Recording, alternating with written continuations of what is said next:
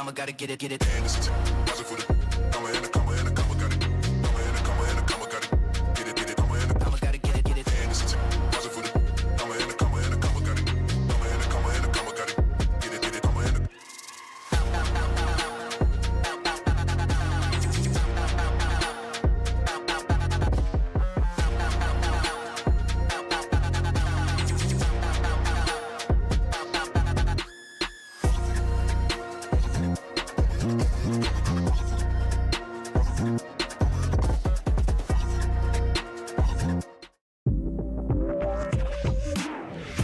Condors Esports is innovating intercollegiate gaming in Ontario and beyond.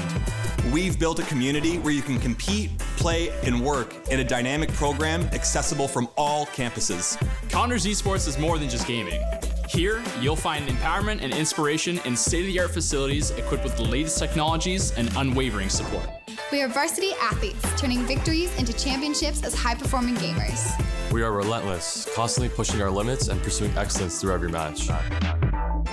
We are Condors. Gaming connects us on campus or online, all through best-in-class equipment. We're building a foundation of experience, powered by our passion, and developing skills that drive personal and professional success. We are eager students, transforming our dreams into careers in dynamic and emerging industries. Condors Esports goes beyond gaming, fostering enduring friendships, unforgettable experiences, and meaningful connections. This is your chance to transform your passion for video games, esports, and technology into something impactful. Learn how Conestoga is introducing Condors Esports to your campus and connect with fellow Condors striving to soar. We are Condors.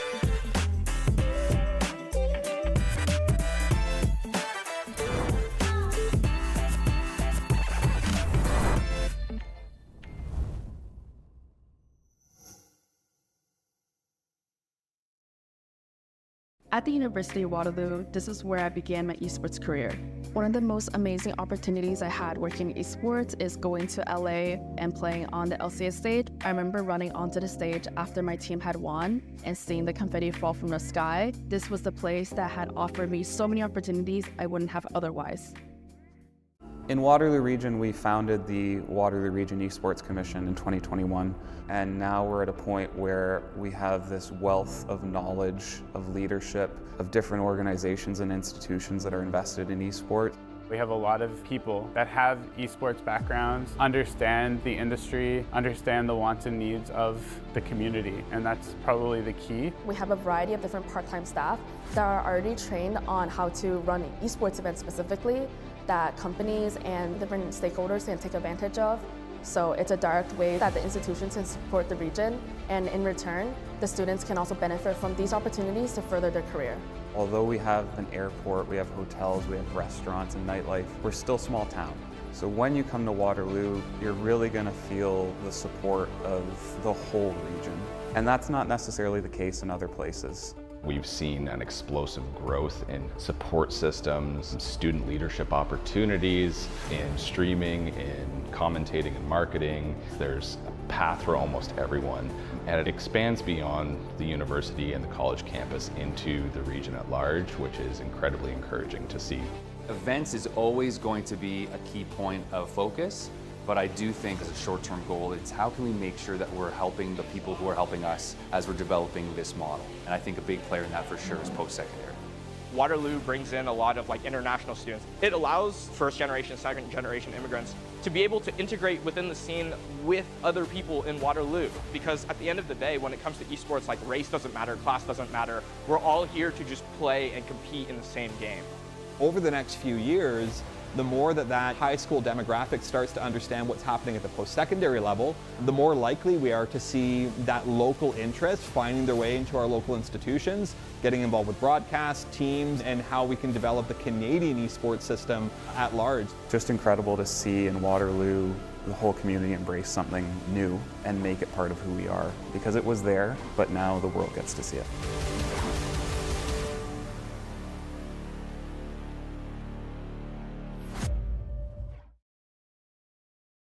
Hello and welcome to the second WaterLAN tournament. I'm Curtis Cove Collings alongside Andrew Ireland, and we're pretty excited. A big day of tournaments coming up. And of course, we had the first WaterLAN last year. That was Valorant and Rocket League action. This year, we've got Valorant and League of Legends. Here at Conestoga, we are hosting 2 Valorant tournaments. That, of course, is the Valorant Open with 8 teams competing and the Valerant GC tournament with 6 teams competing. The University of Waterloo is presenting an 8-team League of Legends tournaments. Of course, some of the teams competing today are Ontario Tech, University of Guelph, University of Western Ontario, the St. Clair College, of course, a school we know well here at Conestoga, as well as the University of Waterloo and our very own Conestoga Condors, who have 3 teams competing throughout the weekend. Of course, none of this would be possible without our partners, the Waterloo Region Esports Commission, Republic of Gamers, ASUS, as well as CyberArt, Gamers Advantage, Odyssey Interactive, and Closed Caption Creator. I'm looking forward to a big day of games. Me, Andrew Ireland, of course, Conestoga College, if you did miss it. Huge day. Oh, yeah, I'm absolutely so excited. I just got to say, you nailed that intro, man. Oh, thank you, thank you. He was practicing a lot, and he nailed it. I mean, drama kid, used to performing on stage. I mean, it's what we do. It's what we do here. Absolutely. But yeah, to bring it to the tournament, it's going to be a big day. I'm very excited for all the Valorant matches we get to commentate today and see what's going on. It's going to be action-packed. It's going to be very fast-paced. And I'm looking so much forward to it. Yeah, we've heard it's best of ones until the finals, and we see some of the teams that are playing. This is the Group A of our Valorant Open. Andrew, who do we see here? We've got Ontario Tech, Utica University, the University of Guelph, and University of Western Ontario. Oh, there we go. Perfect. University of Western Ontario. Yeah, it looks like a pretty good group here, but does not have our Conestoga Condors in it. This, of course, will have our first matchup of the day, which is, of course, going to be Utica University against the University of Guelph. So make sure you stay tuned for the stream for our first Group A action. Of course, for Group B here, Andrew, who do we got? I'll do the reading again. We've got the Condors Esports. That's us. University of Waterloo, the other team that is hosting the tournament. We've got the Condors Esports Academy team and the University of Waterloo's Academy team as well. So there might be some inter-team matches based on how the groups work out. Yeah, I'm pretty sure that might not be today. That might be tomorrow. We'll see how the tournament does shake out. But some exciting group phases. I mean, Group B's got a lot of samey teams in it. Hey, maybe we got some upset alerts here. Yep. Who's to say? But I'm excited for some Valorant action. And as I was saying before, we did hear that this is going to be best of one, so every single map matters. Yeah, exactly. Every single round matters. You really want to come out of the gate flying in any of these where it's a best of one. You really want to set the tone. The groups are fairly seated. They promise it. That's a good quick bit. Yeah, like I said, just in a best of one, especially for Valorant, because sometimes you don't get the map you love, and you're like, okay, that's all right. We get them in our pick, and you don't have to focus and lock in right away off the bat. But for this, it doesn't matter. Maybe your pick didn't work out. That just means you've got to find a way to make it work.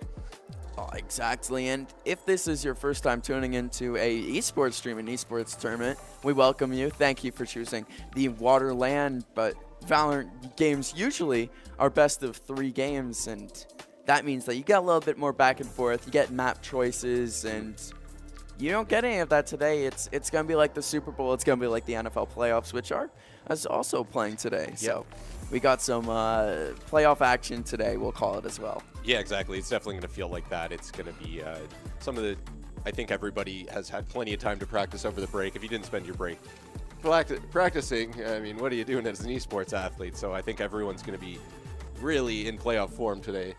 You would hope so. Start the season off strong. Of course, this is before any regular season game, so we don't know how much these teams have been practicing. You would hope lots over the break, as Andrew Ireland just said, but we don't know. Yeah. We're just here to watch some action and commentate it for you guys. Of course, we did mention that's going to be University of Utica versus the University of Guelph as our first matchup, but lots more games will be in store. Yeah, exactly. It's going to be a absolutely action-packed day. There's pretty much for us, we're going to be here the whole time. Pretty much the whole weekend. I'm getting ready for that. Yeah, I'm getting ready for a weekend full of Valorant action, and so should you guys tuning in, whether that is on Twitch, that is on YouTube. Make sure to drop a follow. Make sure to give a like to our streams and all that. And this is one of our first teams facing off here. This is, of course, University of Utica. Yeah, I like the jerseys. I mean, not a whole lot I can say about them, but they look like they're really getting in the zone here. We've got two people hitting the flicks with the whole arm mouse pad, which is, I feel like that's a sign of somebody who's going to be locking in. This guy right here, you can see his face. You always know someone's locked in when the monitor's closer to you than your mouse is. Yeah. That's how you know someone is absolutely locked in. We're going to have to keep our eye on the Utica University team, as that game is set to start up relatively shortly. Some other games that we do have later on is the Condors Esports facing off against the Waterloo Warriors at 11 a.m., as well as the University of Guelph versus Ontario Tech at noon. Yeah, speaking of University of Guelph, this is their gold team on screen who's going to be playing in the first match. They're the fellas from down the road, you know, not too long of a drive from Waterloo to get over to Guelph, and they're looking ready to go. Of course, our Valorant action is going to be fully hosted out of our Waterloo campus here at Conestoga. This is both Valerant and Valerant GC, and if you look at the hub, I've never seen it like this before. Not quite like this. We had the Call of Duty, yes, last semester, which was pretty close, but it's a special feeling in the hub today, and just when you get this many people gathered around, it's a special atmosphere. Yeah, they did a great job of setting up the hub. I want to give them, the whole team, the production team, a shout out there, because you can see like this was quite the production to set up. This is a lot of stuff to do. As you can see as well, we've got our map picks showing up on the screen here. We're going to be able to see quite a few bands. Abyss was banned. It's every map's banned, and there it is. We're playing Sunset for our first map of the tournament. All right. No Abyss, no Ascent, no Bind. Not the maps that you might be used to seeing if you tune into these streams often, although we do get a little bit of Sunset. Yeah. I do wonder how that was decided. I wonder how that works. I wonder if it's a coin flip. I wonder if it's just randomized. Yeah, not totally sure exactly how the map picks work, especially when there's only one per match. But it matters. It might be the thing that matters more than anything else going forward. I think it's alternating bands. If you look really close, it's kind of small on our view here, but each school alternated in their bands until they get the final remaining map there. So that's how we got to where we are here. They played a game of what would I rather not play? Yeah. What do we not want to play? Yeah, and that's how we got to Sunset here for our first matchup, and you could see some laughing, some cheering in the hub there, and I assume that we got some nerves also pulsing around. I mean, being the first matchup of the day. Andrew, is that where you would like to see yourself, first matchup of the tournament? Yeah, I feel like that's, for me, that's a way to like set the tone. But there's also the other side of things where when you're in a tournament, like I know from my own hockey experience, whenever I'm in a tournament, it's like I want to know the team that I'm going up against, how they did in their first game. So there's always like okay, who won? And then that, for whatever reason, settles your mind a little bit, knowing that you're either going up against somebody who already lost or who already won. But then at the end of the day, you still got to get out there and play. And it's going to be, I feel, a very fast-paced tournament. Well, so there's going to be no settled minds here, as we are ever so close to seeing the University of Guelph Gold face off against the the Utica University, the double U, not W. You said it there, friend. I couldn't think what I was going to say. But yeah, a lot of U's in the University of Utica. I wonder how long it's until we make a steamed hams reference. That's a Simpsons viral clip. Yeah, well, I give it till halfway through this first game. It's a Utica expression. Sorry. That's all I can think of when I hear Utica. But they look like they're a very capable esports team. Kudos to them for making the drive up as well. I think they went the longest distance out of the teams, at least in the first two groups. So, I mean, definitely going to be beating out the drive from Conestoga or the University of Waterloo. It seems like that's going to be one of the teams going from the longest distance away, and you gotta give respect to them for that. I mean, it shows they're taking their season seriously. A little bit of alliteration there, taking their season seriously, and they want to get on the road and do the things that make varsity sports fun. Is, you know, joining tournaments, going out, being a team in places. I think is a really special thing that the esports offers these athletes, and can't wait to see how they do. Well, that's another thing that just you get from esports, and nothing quite like it is LAN events. Like, you get tournaments in regular sports, but everyone in one room on their computers, you can hear everyone cheering, you can hear everyone yelling strats, you can hear everything, and it's atmosphere is the key word for it, and there's nothing quite like it. Nothing in regular sports quite matches up to when Esports LAN really has in store. In WaterLAN, we're in our 2nd edition of it, and it's already growing, I want to say. So I hope this one becomes one of those ones that just, you know, is added to some of the LAN events that are known about. Of course, thank you to the Waterloo Region Esports Commission. That's one of the ones that helps the last ad that we heard before we came into the stream here, and that's one of the things that makes this very possible. Yeah, exactly. It's a huge production, and none of the work goes on. We're grateful for all of it that went through to make this thing possible. So it's going to be really excited. Yeah, and 2 days of great games. Of course, long days, and that's exactly what I was looking forward to. I want just the best of the best Valorant, and I mean, tomorrow is when we really do get that. Tomorrow will be the finals day, and I assume most of the playoffs, and that's the day to look forward to. If you don't have all weekend to be watching these streams, I mean, please watch now, and you know, stay tuned, get in that chat, and root for your very own schools. But if you can't, if you do only get to watch one stream, maybe tomorrow will be that day, because the finals action, that's going to be even more exciting, as these are some good teams. At least I know from commentating Conestoga that the barrier to entry for these teams, the skill levels are just that much higher than you could ever expect. Yeah, it's truly mind-boggling some of the ways that these players can play and come up with strategies on the fly. I'm sure we're going to see some upsets, some incredible plays, some clips. We'll definitely have the highlight reel ready at the go, because anything can happen, and it's when it does seem to happen is big moments like these. We are ever so close to jumping into our first little bit of Valorant action, and the first bit that really does matter in that agent pick phase, and who they decide to go with, and do we see different picks? I mean, something that we usually see in Valorant actions when we have a best of 3, you get different picks for each map.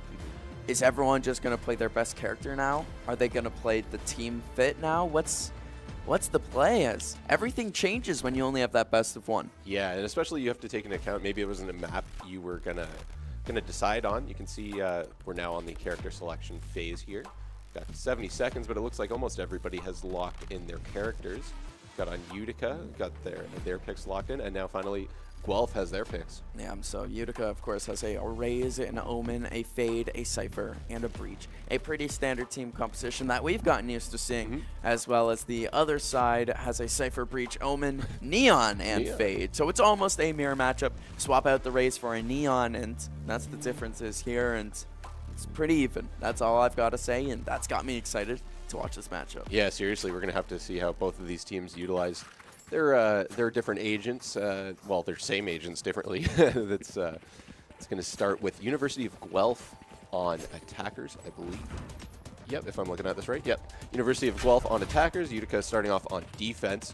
And it looks like Guelph is going to go for a bit of a spread out push. Well, Utica sets up on defense all along that B site. They're really anticipating a B push here.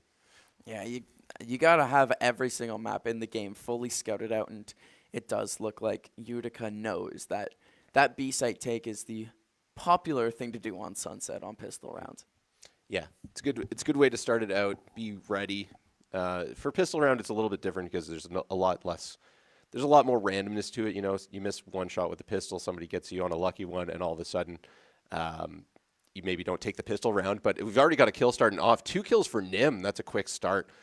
Yeah, double Neon kill coming right up the middle, right up the gut, and spreading out the defense already for the Utica team. You see them rotating off the back of B, and the map's blown wide open for the University of Guelph Gold attackers. Yeah, that was 2 very, very quick and useful kills there for the Guelph team. They're going to be slowly making their way as a team over towards A site. I don't think Utica totally knows. They're making a slow little rotate over through the back there. But Guelph is in a very advantageous position for this pistol round. Yep, they've got a 5v3 currently going, but Pristine decides against that. Gets the big kill on Nim, who has the 2 kills already to start this game off. The spike does go down, and the site is under the attacker's control. It'll be on the Utica side now to get that retake going on here, as you could see the Sheriff coming into sight there. Yeah, good setup for the hold for Guelph. We'll see how they do as a couple smokes go down, make it a little difficult for the Guelph team. And there's a kill for AKs on Pristine. It's now 4v2. Jadel and Wizard getting kills, but it won't matter. The University of Guelph, the attackers, picking up the win on the round. That's Rex. And Bin Nom picking up the final kills on the round. Of course, your athletes playing in this game for the University of Guelph is AKZ or Axe, Nim, Rex, Cheddar, and Binum. And then on the Utica University side, you've got Manx, Jadel, Wizard, Joey FPS, and Pristine. Nice. Yep, it's going to be now the post pistol round. We'll see what Guelph does. It looks like we have a couple stingers coming out. So they're still taking it easy a little bit.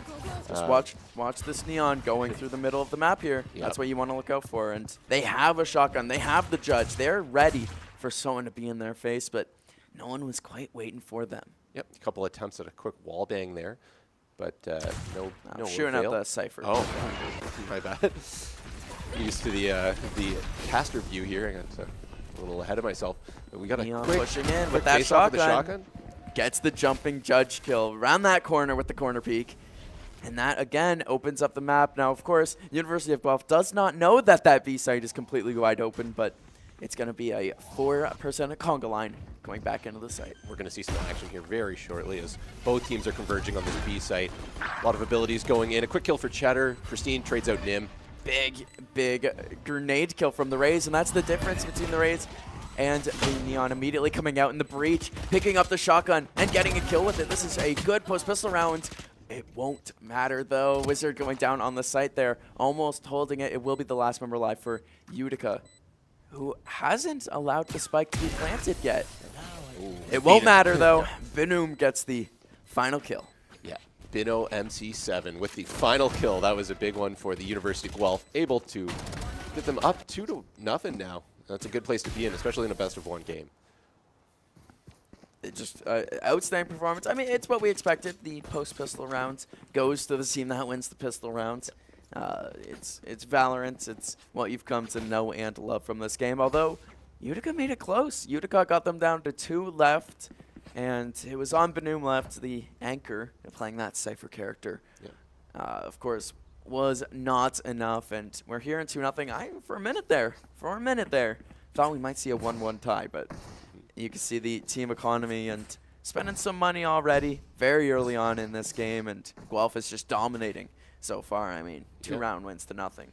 Typically what happens. We're seeing Utica spending a little bit more money than Guelph this round, it looks like. We've got a few pistols on Guelph. Well, Utica has to win this round. There's no point in saving right now, and University of Guelph, doing a little light save, making sure that if they do lose this round, hey, they're ready for the rest of this game. You can't blow, don't put all your eggs in one basket. Yeah, absolutely. Might lean on the abilities a little bit more as well too, if they've got some abilities lined up that they can use to really make some havoc for the Utica University. Pardon. It's going to be.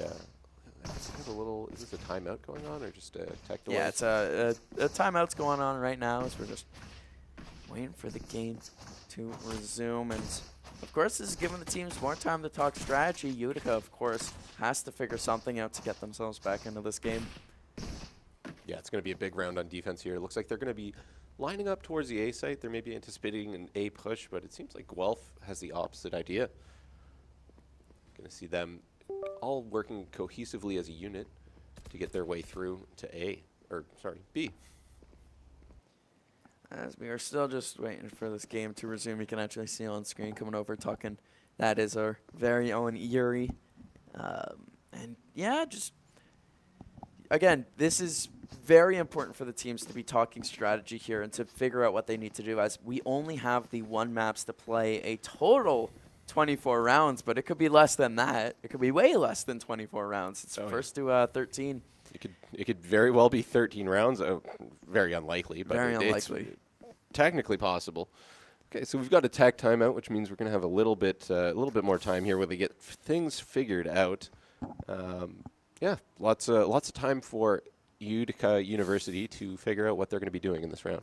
Of course, it did actually give them more time to buy guns and change out their loadouts. We got a full buy here from both teams going max loadouts they can, and if headshots are being hit, then the shields won't make too much of a difference. But we're ready to go here as the round is starting, and immediately Neon charging into the site, getting hit by the breach ability and shrugging it off as they continue to go. It looks like some of the Utica defenders knew about that push and rotating over from the middle here. Yeah, we still got the Rays in the, or sorry, not the Rays, in the middle here though. This is Omen. Omen. Yes. Yeah. Looks to be Rex in the middle. Yeah, just gonna slowly get a few shots. Still no one taken out yet, but things are starting to happen here. We've got, and now we're getting a little bit of a pullout here from both teams. The only one really pushing in is Nims, the Neon from the attacking University of Guelph side.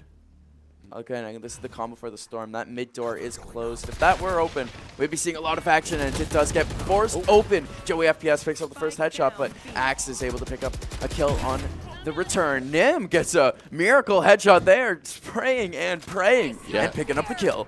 Yeah, a lot of quick action to start that off. It's now 3v3. AKs is going to get the plant going, and they're able to get the spike down. It's now up to Guelph to take it back. Oh, Nim just popping off. 2 quick kills, and the attackers are able to take round 3. Nim and Axe with the full house on that round. 3 kills for Nims, 3 for Axe, or excuse me, 3 for Nims and 2 for Axe. Some of those kills for Nim were just unreal. The spray and the pray and that spray control in particular, showing off a little bit of the skill to go with the luck. Yeah, seriously. And then that 2-piece at the end to really just stop Utica right in their tracks on that retake. It just some great shooting there by Nim.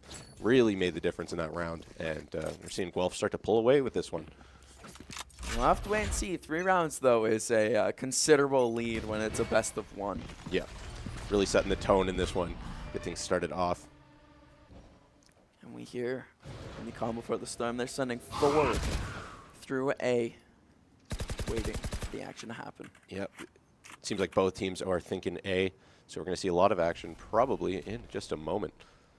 The smoke going down by that Omen, so they're going to have to take the other route, which is just what Utica wants. And there was 2 guns watching it, but the 1 gun that stayed watching it was the only one that mattered. Pristine with a huge kill there, but Axe decides that I want some for my own. Gets 1 and is thirsting for a second.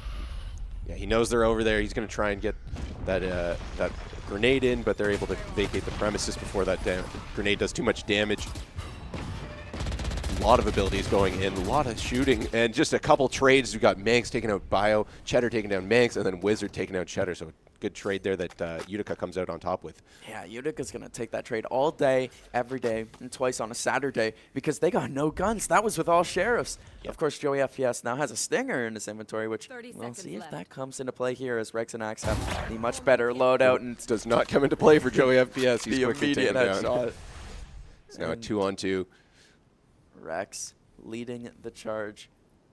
Yep. No spike down yet, so they've got to either take out these players or think about getting the spike planted, which they're going to do right now. Rex with the kill on Jadal. It's now 2v1. Of course, Rex leading the charge again. Peeking around that right corner on Wizard. Peeks out, and Wizard able to get into cover and throw the ability down. Yeah, they got a few warning shots on Wizard there, and able to finish him off right there is Rex. That's another round for University of Guelph. Yeah, Rex carrying them through that round, and then some terrific shots on display when the Utica defense put themselves in an advantageous position.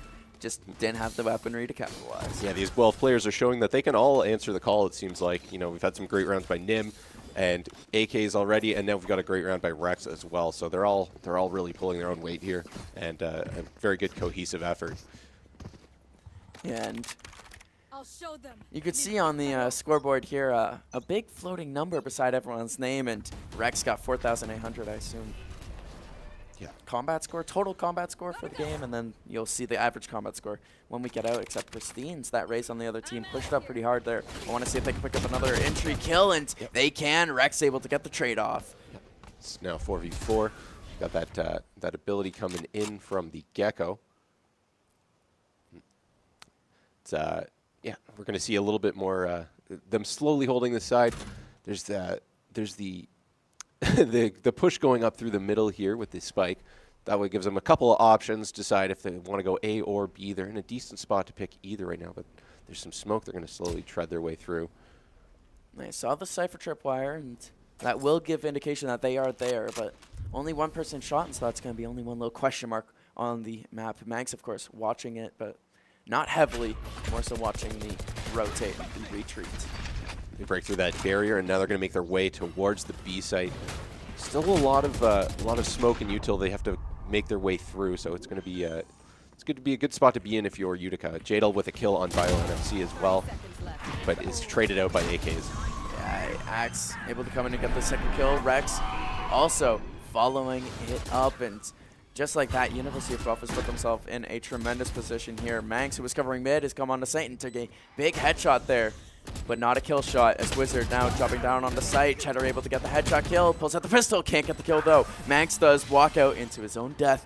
Axe ending the round for Utica, ending the round for University of Guelph, getting the big kill, and 5-0. You were saying it was looking bad at 3-0, and now I'm ready to agree with you. Yeah, no, it's Guelph has really been showing their right out of the gate, really setting the tone here, just showing what they're capable of, and everybody on Guelph is doing pretty well in terms of kill death. You got Axe with 9 kills and 2 deaths, as well as Nim with 6 and Rex with 5. That's all of those 3 players have more kills than the other team, than any of the players on the other team, pardon.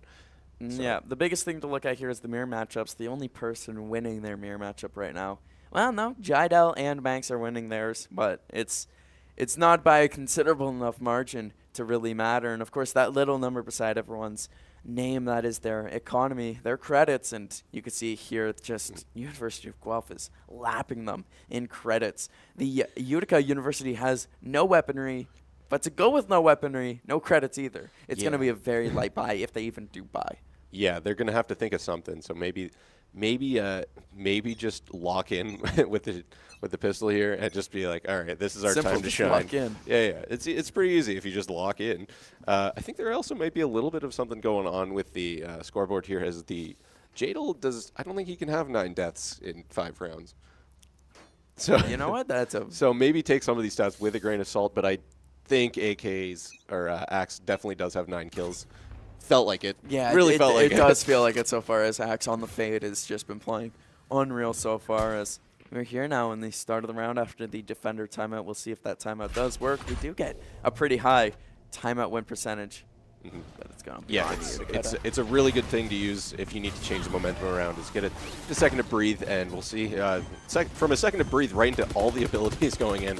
It's been a hectic first round. A quick kill for Manx though with the Sheriff to start things off.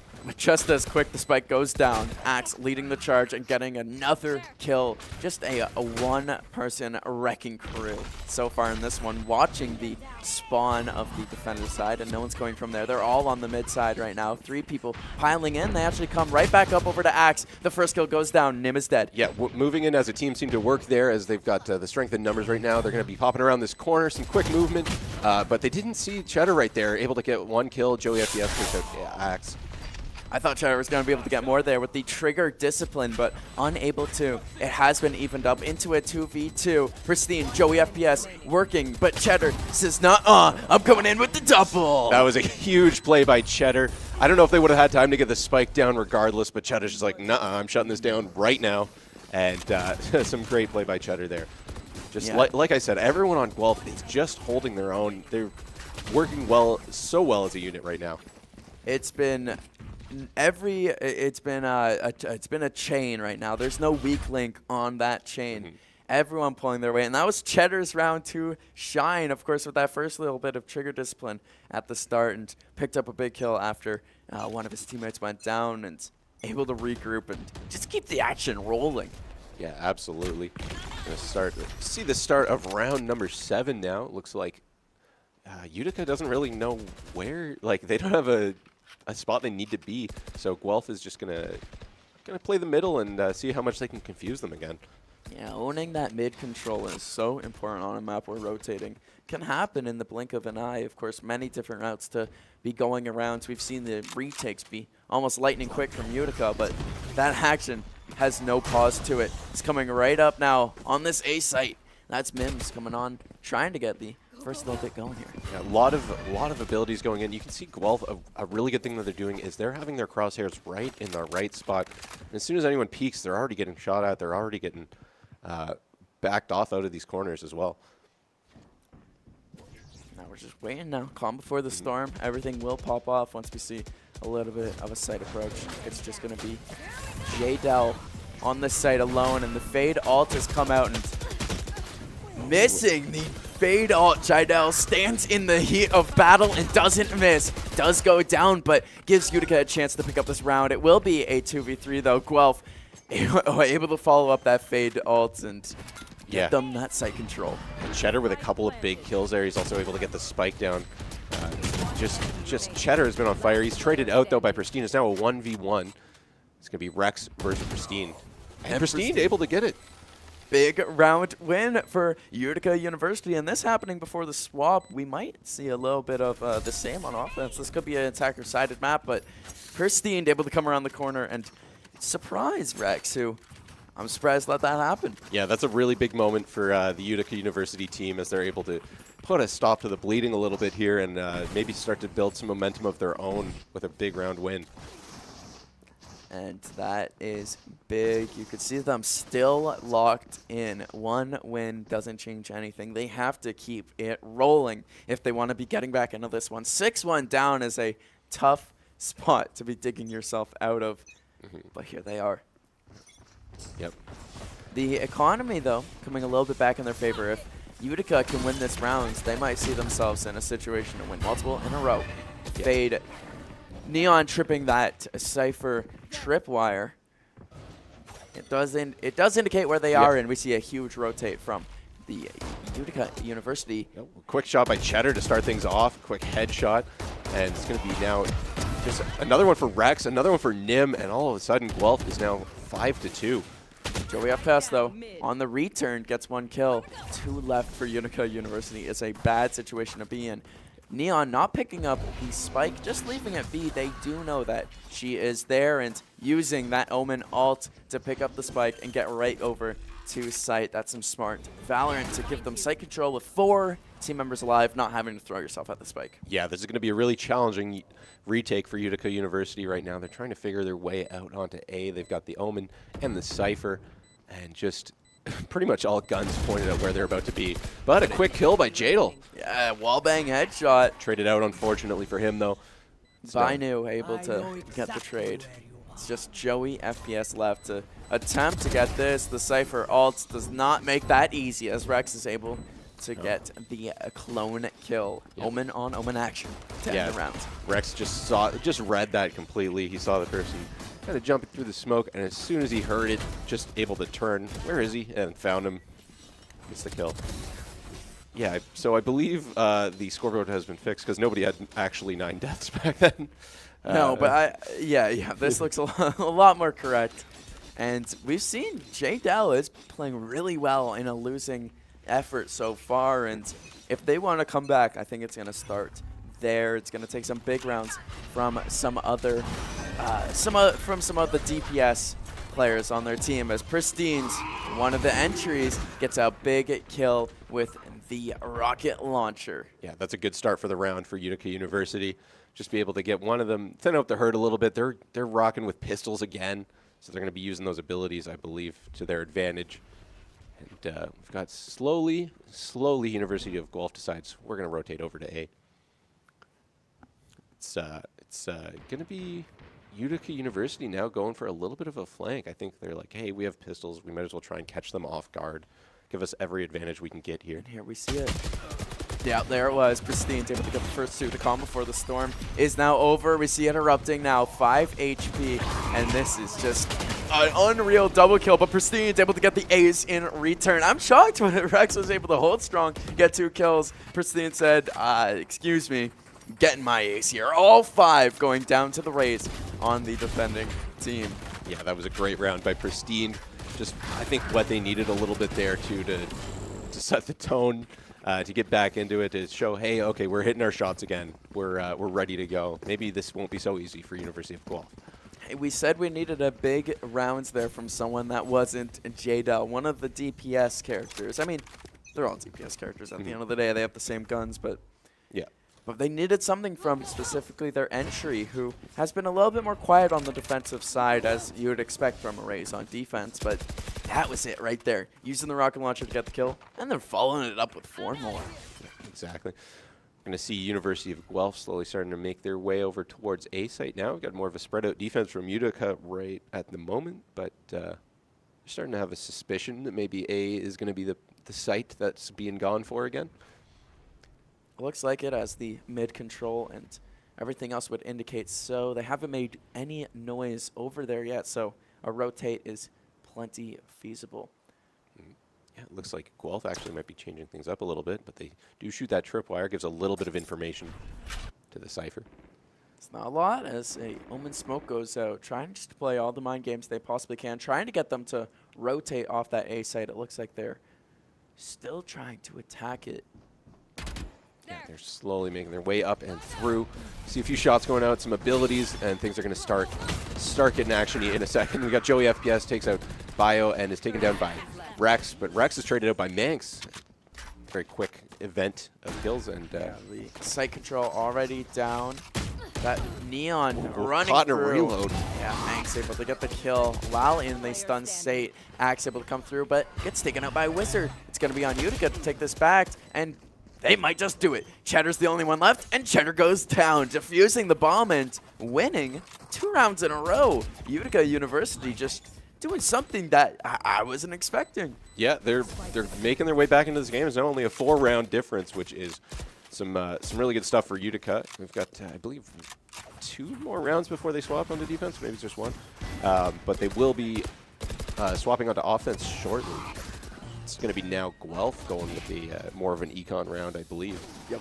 As they have pretty much, they have 3 of their alts over there on the University of Guelph. But the other side has their alts as well, as we got 2 more rounds before the swap. You had nailed it there, and a huge round from Pristine.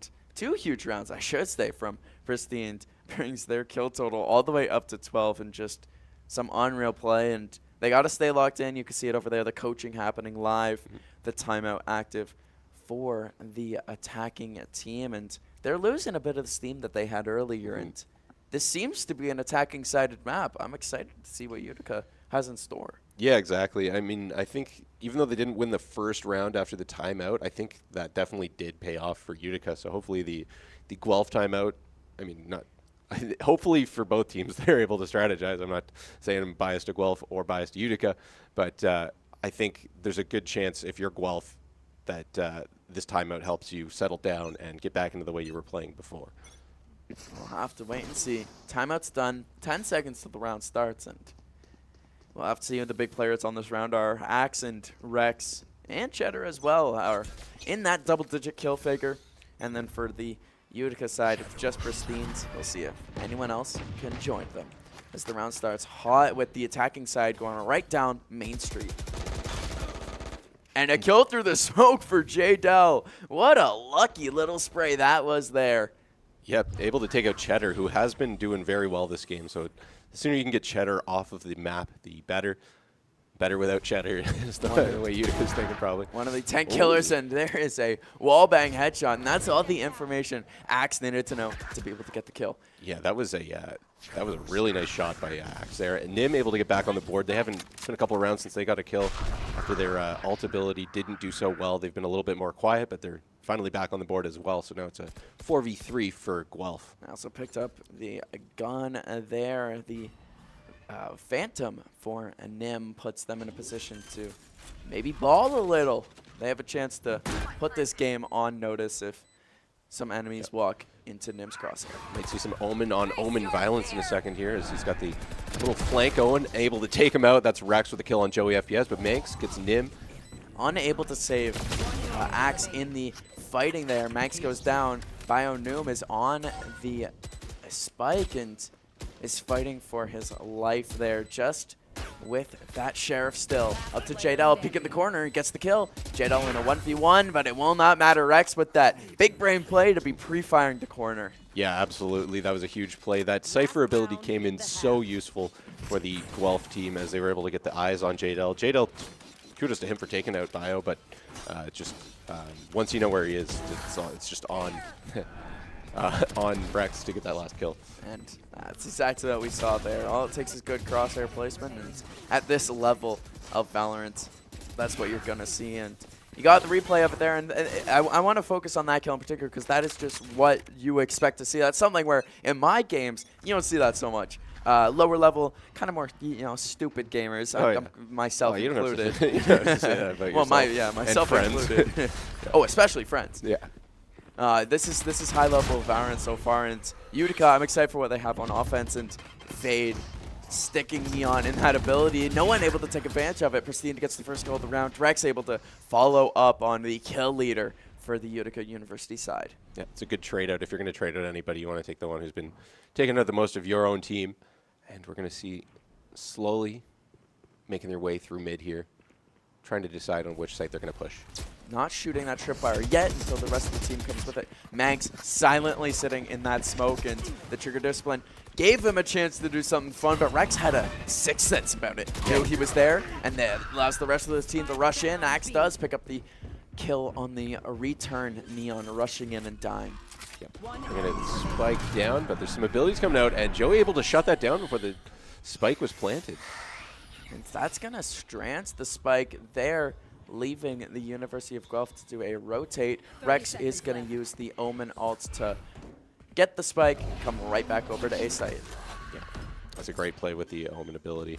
Grab that spike, gives yourself a lot of time at A. And here's the shot for Cheddar, able to hit Joey FPS, and that's another round for Guelph. It's now 9-3. Perfect usage of his breach abilities. Stunts him in place, gets a free headshot. Of course, these side switch here, we'll really get to see if Sunset is an attacker-sided map or if University of Guelph is really like that. Yeah. They've been showing some proficiency with their shooting, so I would say they might be a little bit like that if it's not just the attacker side. Although we've seen some really big brain plays from them coming out this game. We got pistol round again, where everything hits that big reset, and all strategy kind of goes out the window from last round. Of course, you've learned what your players' habits are a little bit. You learned their tendencies, but when you talk grand strats, we're here at ground zero. Yeah, exactly. This is a really big pistol round for Utica University as well, because putting themselves in a position where they are all of a sudden on an econ round, 3 rounds away from 10-3. That's a huge first kill. Oh my goodness, the defense from Axe. Yep, starts things off, putting Guelph at that advantage real early into the round. It's now up to Utica to slowly still make their way onto that site. They're not giving up on A yet. 2 kills on the site from Bynum. That is the anchor play that was needed. A knife kill from Cheddar. University of Guelph. They might just be like that. They just might be him or her. They're definitely built in a certain way. It might be different. It was a pretty crazy round by Binu, who's been a little bit more quiet this match, able to pick up 2 kills with that pistol round and shut down the Utica offense. Yeah, and of course the Cypher there, Bynum, it's the anchor character. You don't get so much of that action that the other characters like Pristine or like Axe are going to get, but you see it there. 2 rush at him, and he's able to take both out at once. That was unreal anchoring, and it's this type of stuff that doesn't get the headlines so much like the entry frag, but you got to give it its credit. Yeah, speaking of the Cypher, able to get some good intel there with the camera ability. They're going to have a good idea of where this Utica offense is coming through. Some shots into the smoke so you can get anyone with the spray. Pristine's going to start things off with a kill on Rex. Another one traded out, and then Bio is also traded out by Joey FPS. It's now 4v3 for the Utica team. Bynum jumping into that smoke, and the action going on here. Nim in an anchoring position, getting a 4K. Just unreal control of that weapon, and the enemies falling like dominoes. That was That was unbelievable. That was some unbelievable shooting by Nim. Yeah, I'm at a loss for words here. Yeah, that anchoring Neon, not the character you expect to pick up kills in that situation. Double headshot, 2 bodies, 4 Ks, all at once, and it makes the game 11-3 in a situation I thought Utica might have had a little chance in. Maybe not a comeback opportunity, but, you know, a round win. Yeah, Nim said you no. get 1, you get 2, you get 7. Yeah, but Nim said, nah, I'm good. Let me get this 4K, and we might be able to see a big play here. You know, Rex hiding in mid, and no one's checked. Oh no, as soon as Rex gets that intel. He shot. Oh, picks up the Cypher, able to kill Jadal there. Because he's shooting through that smoke, they had no idea, and it's just all of them going down. Cheddar getting a kill, Axe getting a kill, Bainu getting a kill. It's just too easy right now for the University of Guelph, up 12-3. Yeah, blink and you miss it with that round, really. Like, that was, Guelph just found one of them, and they're like, oh, you guys are all here? Okay, I guess we're going to wipe you off the face of the map. And just like that, we're at match point, Andrew. Yep. Came quickly. It came real quick, and maybe a little too quick. It seems that the match was just going a little too fast for Utica University as they're just reacting to everything as it came at them and just not able to do quite enough in that time. Yeah.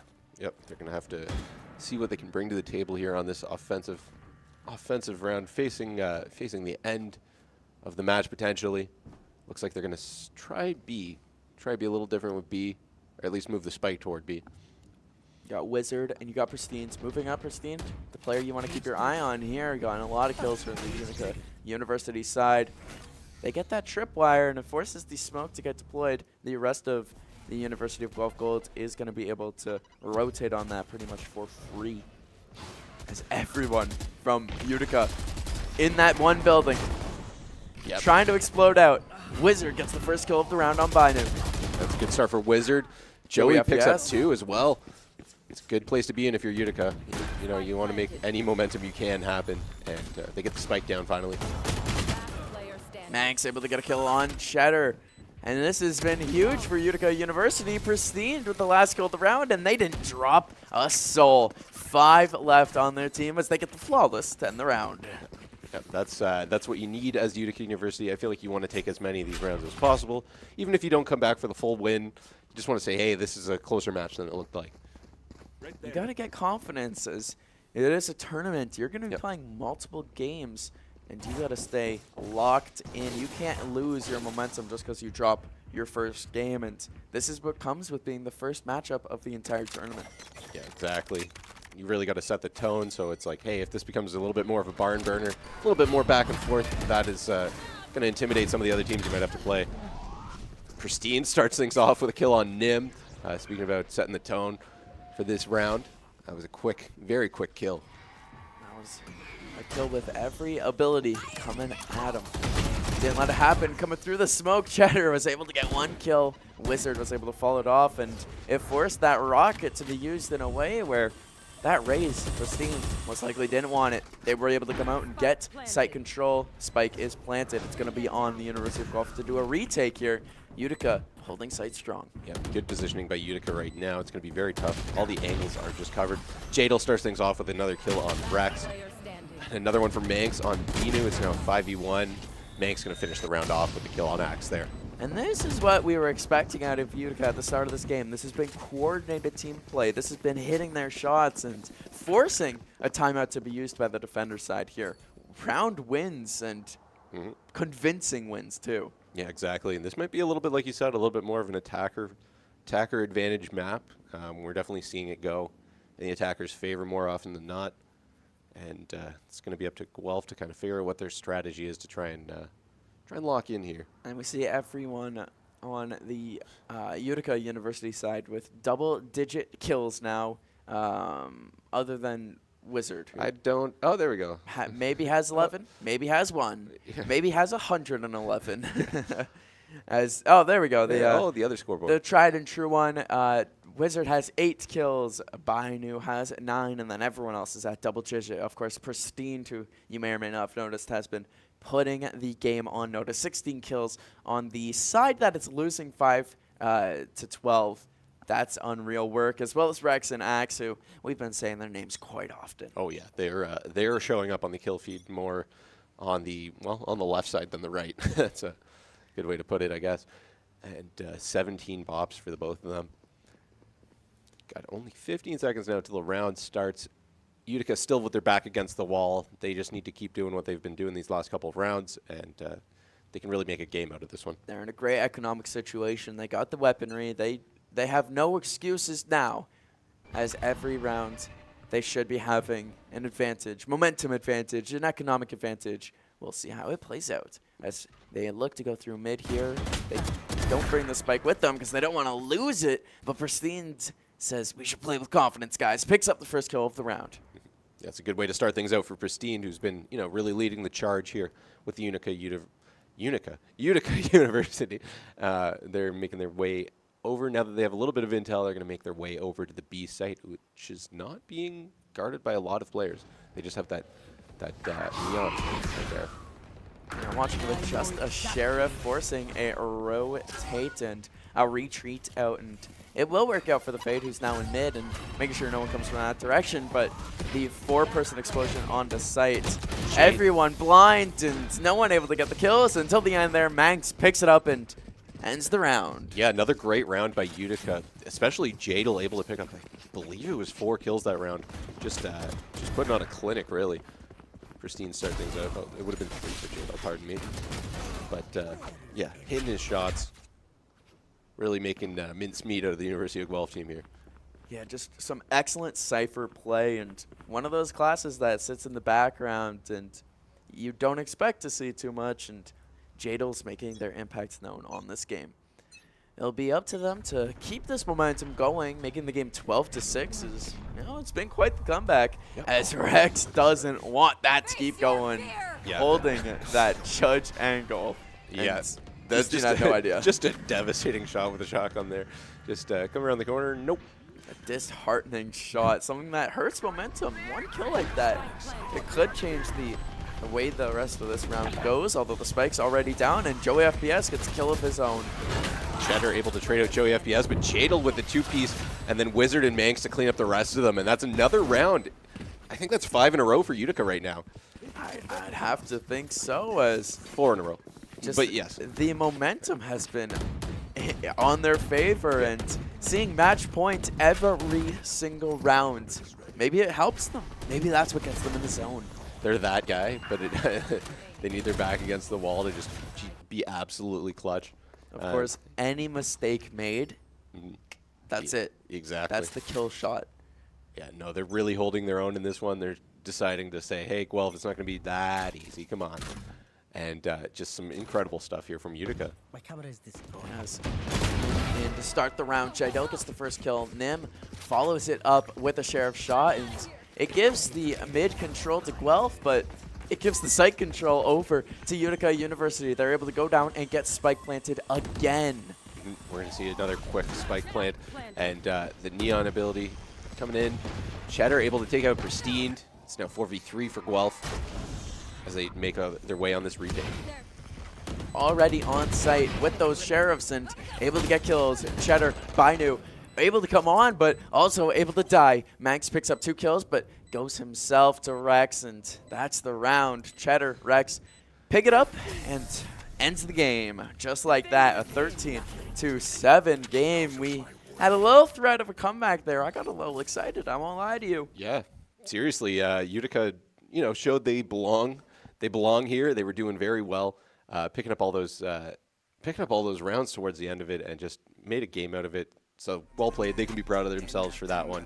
A good way to start the tournament. That's one of those ones where if this wasn't a best of one, who knows? Who's to say they don't come back and pick up a second map, and that's now going to have to be their next matchup entirely. A good matchup, one that wasn't even until it was, really. And for a little bit there, we had a very, very close match. Yeah, seriously, Guelph dominated for a lot of that game, but I think it was a couple of factors. It was definitely that this seems to be an offensive-sided map. Sides. It seems like the attackers had a real good advantage there throughout the whole map, picking up tons of kills on the offensive side. Some real highlights. If we can look at the scoreboard here. Rex with 19 kills. That's a great game by Rex. But Pristine and Jadel made their way up as well on the Utica team, each picking up 17 kills apiece as well. And Pristine especially deserves a little bit of a highlight, maybe a game MVP for being on the losing side, but almost willing them to a victory. A lot of those wins for the Utica side were all on Pristine, picking up huge kills. They got an ace, I'm pretty sure. Yeah. Midway through that game. So pretty good stuff. And we'll have to wait and see what they can do later on in our WaterLAN tournament here. Our next matchup is going to be, of course, our very own Condors Esports versus the University of Waterloo. I'm excited to see that one happen. The hometown matchup. That's going to be the water matchup. Yeah. the Waterloo. Well, it's not quite the water matchup. That'll be Waterloo versus Waterloo, but yeah, like you said, the down the street matchup. Yeah, the neighbors, the neighbors going at it. They're fighting over the fence. It should be a good game. Excited for that one. If we can take it to break before that one, I'd love to send it there, and we'll see you for that game. And make sure you stay tuned to WaterLAN 2.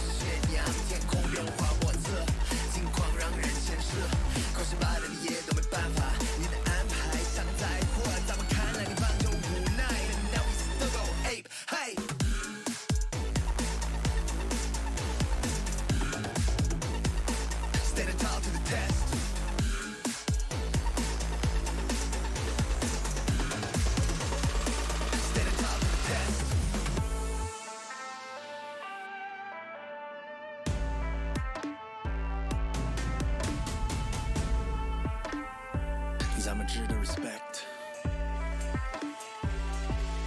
Standing tall through the test.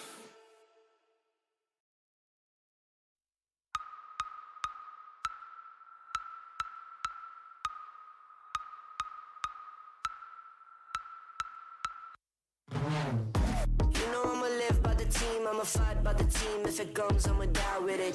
Casualties, casually to any adversaries. If it's necessary, I'ma go and come and ride with it. Let me welcome you to my legion. If you mess with us, we gon' put you on a t-shirt. Never take a day off for some leisure. Squad's always up, this teamwork, stream work. Chalo fir aa jao sare, ek mare fir ek bade gare. Sare mere banter bhave, registan mein bhi hum nadiyan baha de. Chalo sale de mat bahane, walatna mat jab hum aa jaye samne. Aur kare tere baare, mere meri team mere piche kya karega tu jab hai. I said I got your back, back, back, back, back, back, back. I said I got your back, back, back, back, back, back. I said I got your back. In my team we adapt. We a family from around the world. We are back. You can never take us down, and that's a fact. All we do is improvise and adapt. I said I got your back. And I said I got your back. And I said I got your back. And I said I got your back.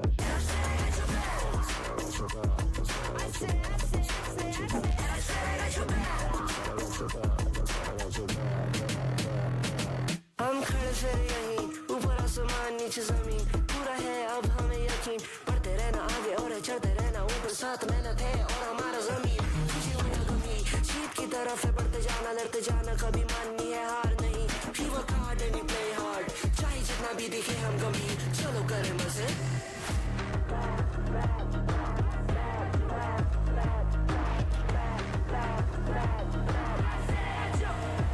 I said I got your back, and my team we adapt. We a family from around the world. We are back, you can never take us down, and that's a fact. All we do is improvise and adapt. I said I got your back. And I said I got your back. And I said I got your back.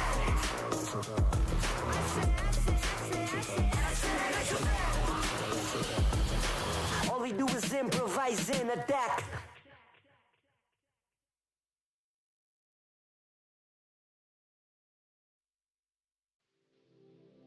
Sunrise, doom and afterlife, daylight, dawn comes as a surprise.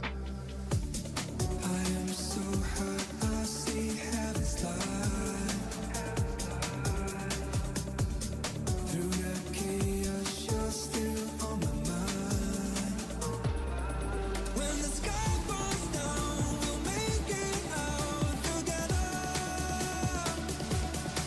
When the world ends here, we'll disappear forever. When the sky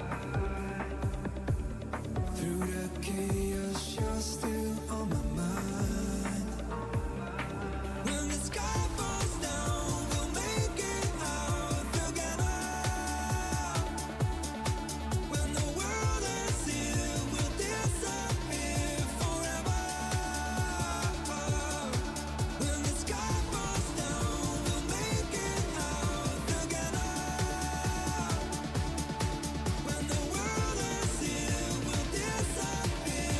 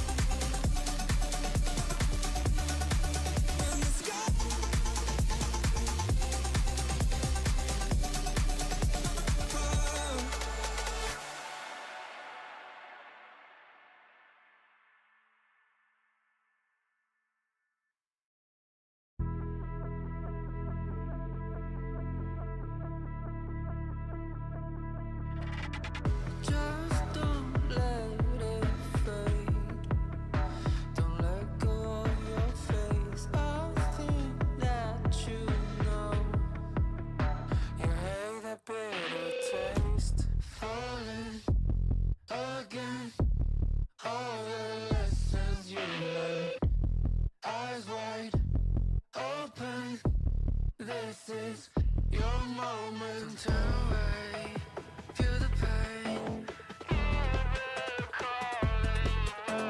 It's a fate to celebrate. Go get your freedom. We gotta stay awake.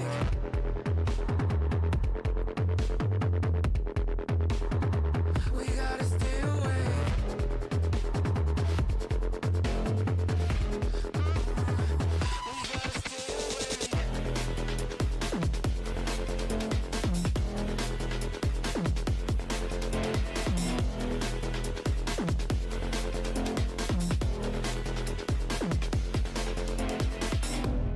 Falling again. Eyes wide open. Go get your freedom. We gotta stay awake.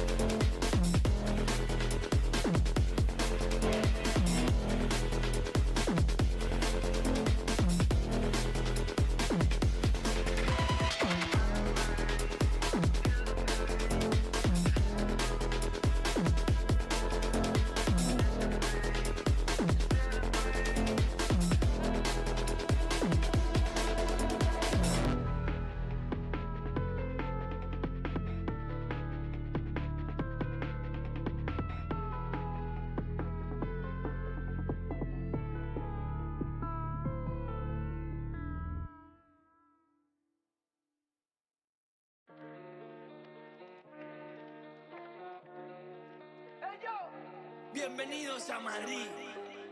Eso no. We are here. Let's go. No confiaron, pero míranos. Llego con los míos y la grada explota. Le di la razón al que me quiso ver bien. Lo soñé en mi habitación y ahora en primera me ven. No te hablo del avión. Vine por mi cinturón. Voy a hacer que recuerde mi nombre. No me importa cuándo ni dónde. Yo por esto. Esports is for everybody. That's what makes this so special, where there's not a lot of barrier to entry. It's, do you have a passion for gaming? That's all it really takes. There's so many different things involved in this. It really does take that full team to make a successful event run. And that's what this program does. You got the lighting going on, you got the video capture going on, you got the whole production crew that are packaging this all together, you have the shoutcasting that's happening. We want to be, that pinnacle for esports. We want students to come here, learn from industry best, and launch their careers in esports. You have that new arena that's being built. To have that investment through the college, it proves a lot we're invested in this. This can lead to something really big and something really neat and something that you're really invested in. It's $1 billion industry, and we really can't wait to see where this goes.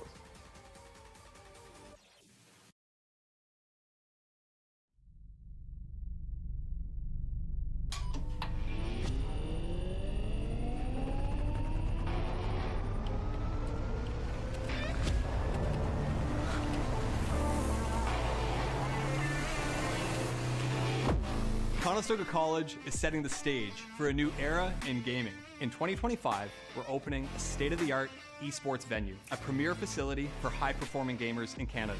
In this 10,000 square foot facility, we're putting you in the center of the action. The facility will have 50 top-tier PC stations, 5 console stations, immersive VR stations, a team operations room, a full production suite, and a premier competition stage.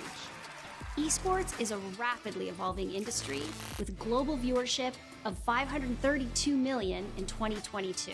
This initiative goes beyond esports. It's also a platform for forging bonds, making memories, and creating connections. Since 2020, Condor's Esports continues to evolve, providing industry-leading facilities and experiences to the esports community. Conestoga's esports venue expresses a sustainable and intentional future to compete, play, and work, all powered by gaming.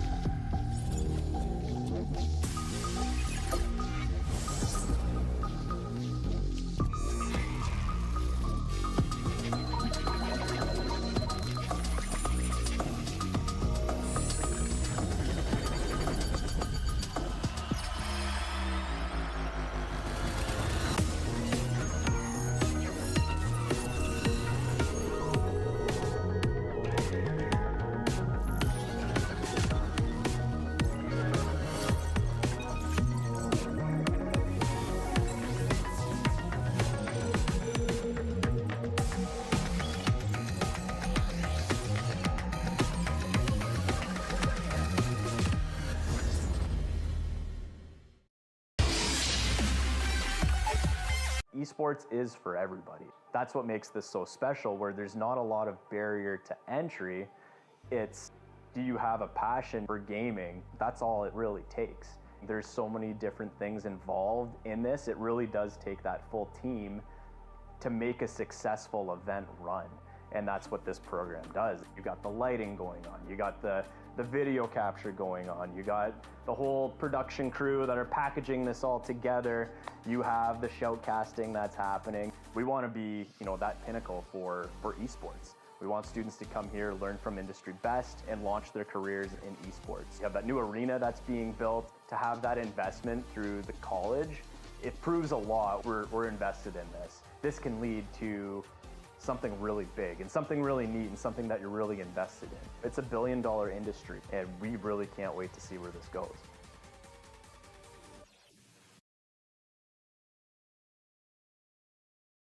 Hello and welcome back to the second WaterLAN. I'm Curtis Cove Collings with Andrew Ireland, and we've already had one exciting day here in our Valorant Open tournament. Of course, we have 8 teams competing here in Valorant Open and 6 teams competing later in Valerant GC, as well as a League of Legends tournament being hosted on the University of Waterloo side of everything. Yep. Of course, none of this would be possible without our partners. That's Waterloo Region Esports Commission, as well as Republic of Gamers ACES, as well as Cybards, and then a few others like Closed Caption Creator, and Gamer Advantage and Odyssey Interactive. Some of the schools that have been competing, you just saw them, the Utica University, University of Guelph. We also have Ontario Tech, and then Conestoga College and the University of Waterloo, who we're about to see. Yeah, this is going to be a big, pardon me. Sorry, I had to swallow there. This is going to be a really big matchup. It's the battle of the hometown. We got University of Waterloo and Conestoga, which is, if you consider Kitchener and Waterloo different places, I don't think you would, especially because we also have a Waterloo campus. But it's a very, very hometown matchup. These guys could have walked to the game today, or at least some of them. Well, I know that our Condors esports players are playing on the main varsity desk where they're used to playing all season. And, of course, all of last season they were pretty good there. We'll have to wait and see how they perform against the Waterloo Warriors. And there they are, the boys. Yeah, there they are. You've probably seen those faces before if you've watched any of our Valorant streams. That's our OG team up of all the Valorant players. We got from end to end. We've got Willie, Non, Silly Shadow, pardon me, Kip, and Kevin on the end. Kevin on the end. I always mix up Silly Shadow and Kevin. Yeah, the team you've grown to know and love, and if this is your first time tuning in for a Condor stream, then you're going to be in for a treat. Hopefully this will be a nice matchup. Of course, University of Waterloo, not one of those teams that we face off against too often. No, they weren't in our bracket at all this year, so we have not totally sure what to look at, or not what to look at, what to look for. But I'm sure Waterloo has got their own strengths and weaknesses, as any team does. Yeah.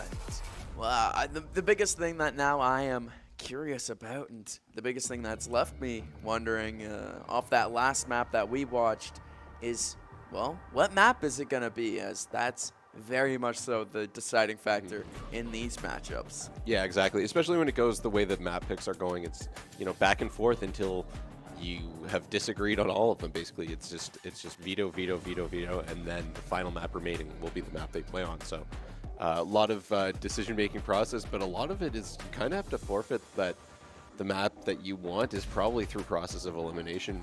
Might not get played on. Well, I assume that most of the map banning is just banning those maps that, well, one, that you don't know that you're comfortable on, and two, you know your opponents are comfortable on. And so you know for a fact you are not going to be getting that map that you are clamoring for, that map that you know you do well on. You're going to be getting that third map, that fourth map that you maybe practice, and that's what keeps these games even. And we saw it on Sunset or Sunrise or Sunset, yeah, whatever the map's called. Utica came out and they lost to the University of Guelph Gold, who had a dominating first half. Yeah, that's exactly the thing too with the map picks. Is like, I don't know if you would know if you're on defender or attacker before before you're picking the maps, and that can make a really big difference. You can see at Sunset, it was such an attacker-focused map. You know, I believe at the halfway point, it was 10-3. 9-3, yes. 9-3 split, and then it immediately became like an 11-3 game after that. And backs were against the wall for a very large part of that first map. We'll have to see how this second one goes, and what I learned from it is you can't go down early because there's no coming back. Yeah. There's no second map. You gotta win this first one, and if you go down early, then the cards are stacked against you. Yeah, seriously, you really gotta lock in for these best of one matches. It's just give them everything you got. You get a little bit of a chance to rest after the game, so you might as well just leave everything out there. Hit as much clutch shooting as you can. Be as much of a unit and a force as you can be, and hopefully come out victorious, because you want all those points you can get in the tournament. That's exactly the thing. It is a tournament. It is going to be lots of playing, and you got to stay locked in for a long time.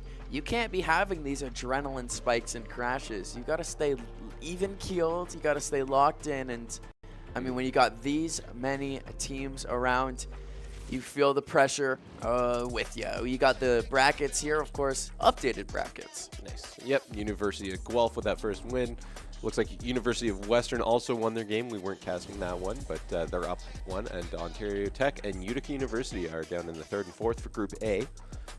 So that's good to know. We've seen Western play before, or at least their Call of Duty team, and they were quite a force. So it seems like their esports program is well developed all over. So we'll have to wait and see what we have in store. I wonder for the second group how that went. And Andrew, take it away. It looks like Condors were able to win their first matchup, as well as University of Waterloo against the two academy teams here. So it's going to be the battle of who's going to maybe end up in first for this group. Yeah, it's going to be decided. Yeah. And the University of Waterloo won 13-7 in their matchup. That one was off stream, as well as the Conestoga Condors, who won 13-1 in their matchup. So they're coming off a very dominating win. This is something that we see from our Conestoga team in their best of threes. They will have a dominating win, but they'll also have a dominating loss. Yeah, so sometimes who knows? Who knows what we'll see here in this kind of unknown matchup. I wonder which academy team they would have played in the... I would assume Conestoga College versus Waterloo Academy, but it would be funny to have some inter-school rivalries going on already. Yeah, exactly. It's going to be interesting to see how it goes. Within those inter-school matchups, just definitely. Yeah, it's a fun part of tournaments. It could have happened already. I'm not too sure, but we'll have to keep our eye out on the matchups, and you will have to keep your eye on the stream for when we return from break. We'll have some Valorant action for you guys, so make sure you stay tuned and stick with the stream. In Waterloo Region, we founded the Waterloo Region Esports Commission in 2021, and now we're at a point where we have this wealth of knowledge, of leadership, of different organizations and institutions that are invested in esports.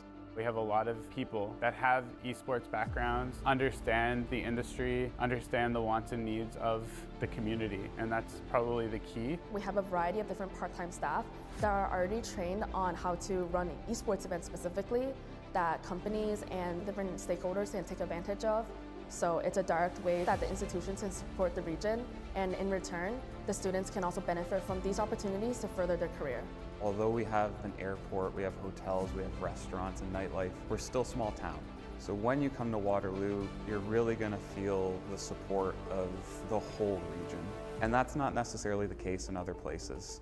We've seen an explosive growth in support systems, student leadership opportunities, in streaming, in commentating and marketing. There's a path for almost everyone, and it expands beyond the university and the college campus into the region at large, which is incredibly encouraging to see.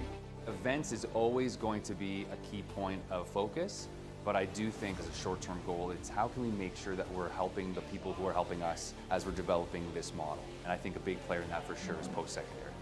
Waterloo brings in a lot of international students. It allows first generation, second generation immigrants to be able to integrate within the scene with other people in Waterloo. Because at the end of the day, when it comes to esports, race doesn't matter, class doesn't matter. We're all here to just play and compete in the same game. Over the next few years, the more that high school demographic starts to understand what's happening at the post-secondary level, the more likely we are to see that local interest finding their way into our local institutions, getting involved with broadcast, teams, and how we can develop the Canadian esports system at large. Just incredible to see in Waterloo the whole community embrace something new and make it part of who we are, because it was there, but now the world gets to see it.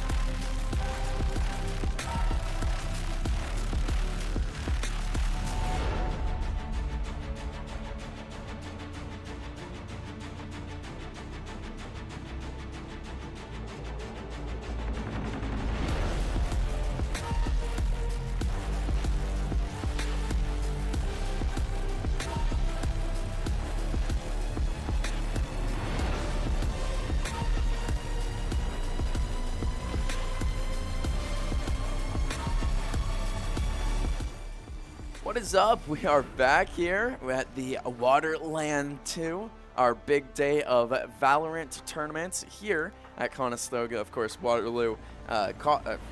Waterloo University is hosting the League of Legends 8-team tournament. Here we have two different Valorant tournaments, an 8-team Open and a 6-team GC that we'll be watching all day today. Andrew Ireland, how has it been so far? Oh, pretty good. A lot of action. That first match we called was between Guelph and the Utica University, and it was action-packed. You know, Guelph pulled away at the beginning. They were up at one point, I believe, 10-3, and Utica made a run in the second half of that match to really make a game out of it. Some really incredible plays by some of the players there. We had an ace, which doesn't happen every game. Yeah, shout out to Pristine in that matchup, who did end up getting the ace. And before we keep going, I do want to thank all those that make this possible. Waterloo Region Esports Commission, Republic of Gamers, Asus, Cybart, Gamer Advantage, Odyssey Interactive, and Closed Caption Creator. Yep. And while you were giving those ads, the map picks has started to show up. We've got a ban on Split by Waterloo, a ban on Haven by Conestoga, a ban on Bind, Yep, you're good. A pick on Bind by Waterloo, a pick on Pearl by Conestoga, and then a ban on Sunset and Abyss, which leaves us with Ascent. As our decider here. I think it would be Ascent that we are playing today. All those were bans. Yeah. As it's a map that, hey, we're all very, very familiar with. And I mean, anyone who has played Valorant, you know Ascent. It's kind of the default map in my mind. And these are two teams who we'll see how they end up playing. Of course, no season games have been played yet, so we might see a lot of default strategies.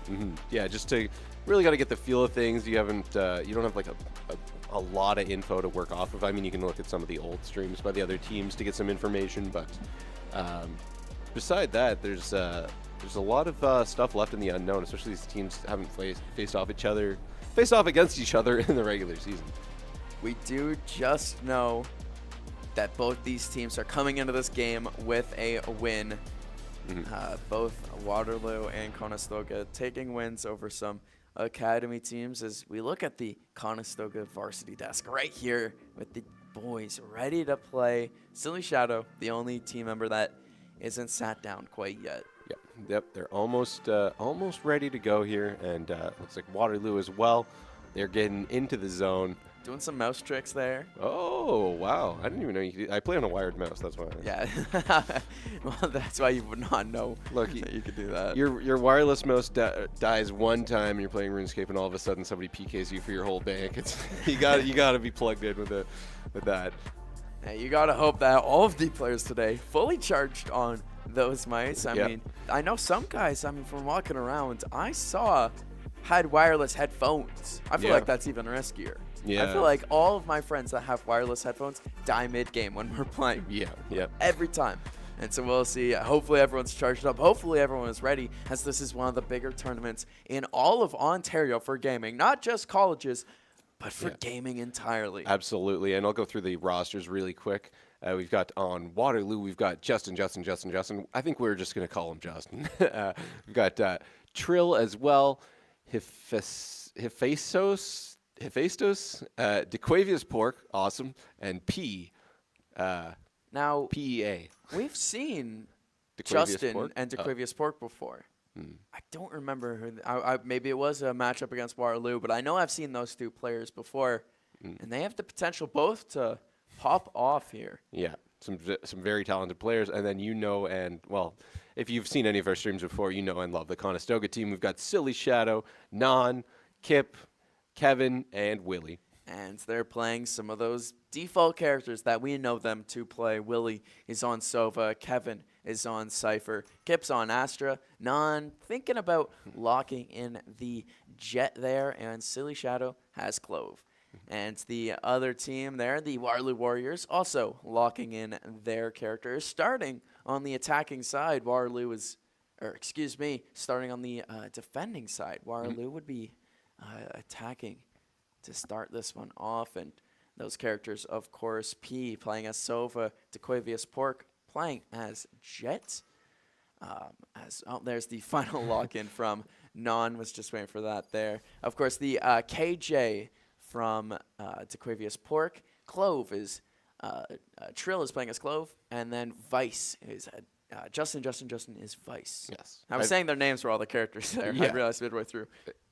I will say 1 to 2 Justins usually. I don't know if I'm going to hit 4 Justins every time. If there's a hype kill from Justin, I will give them the credit of all 4 Justins. Might hit 8 Justins, which would be in effect 2 Justins. Justin, are you kidding me, Justin? Yeah, that's a lot of Justins. Yeah.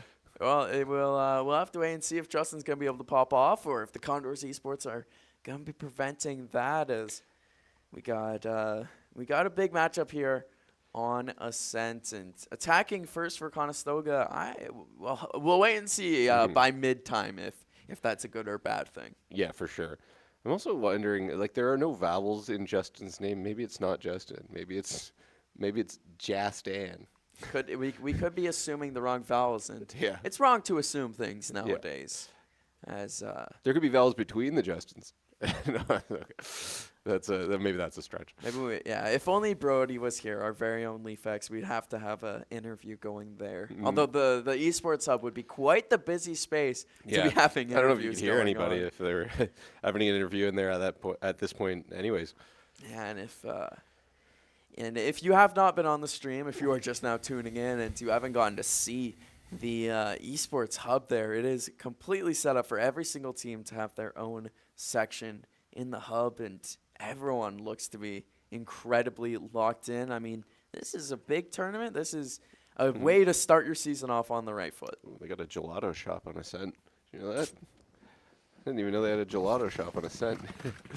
We're just about ready to get this game started here. It's Condors Esports starting on the attacking side, and the Waterloo Warriors are going to be defending. And then, of course, a few mirror matchups here. We got Non and Dequavius Park both as the Jets. We got P and Willie as the Sovas, and then Trill and Silly Shadow as the matching Cloves. But other than that, we got some unique playing. We got the Astra coming out for the first time this tournament. We have not seen one of those yet, as well as a Killjoy and a Eos. Yep, we've got Hephaestus on the screen right here. Really cool little knife skin. Some spray paint going down. Figured out a way to make it weird looking on the corner. It's always good to have a little fun before the match starts up and get your head. You know, you want to be locked in but loose, and I think doing stuff like spamming your knife flip that loosens you up. Yeah, and they're just waiting right now on a technical timeout as the action is so close to being ready to start play, and both these teams absolutely foaming at the mouths to be getting at each other right now. No, they look pretty relaxed. Yeah. Be hopping around. I mean, the entire team for Conestoga is still just sitting in that spawn, and it's the battle of K-dubs. It really is. Everyone here goes to school in the area, I would have to assume, unless we got one of our Conestoga team members out in Milton campus. Yeah, Milton campus maybe. You never know, as Conestoga far and wide has lots of students and lots of good athletes. It's a lot harder to get into University of Waterloo. I will have to say that. So we have a lot more to pick from here, I feel like, at Conestoga. That is true. A lot more at our selection. And you could tell because we got some of the best teams that I've had the pleasure of watching. I mean, I've watched some of these athletes before on University of Waterloo, and we should be in for a good matchup. Yeah, for sure. It's good. Finally, things are getting started. It looks like Conestoga is going to try and go for a side push with a few people in the middle just to get some intel. Immediately, mid has a large amount of Waterloo Warriors, and they're pushed all the way up. They're going to be attempting to combine on a site, which had no one defending it, letting Conestoga come right on. The floating is going down. No one's quite able to see each other yet, as coming all the way through here is the Clove Silly Shadow.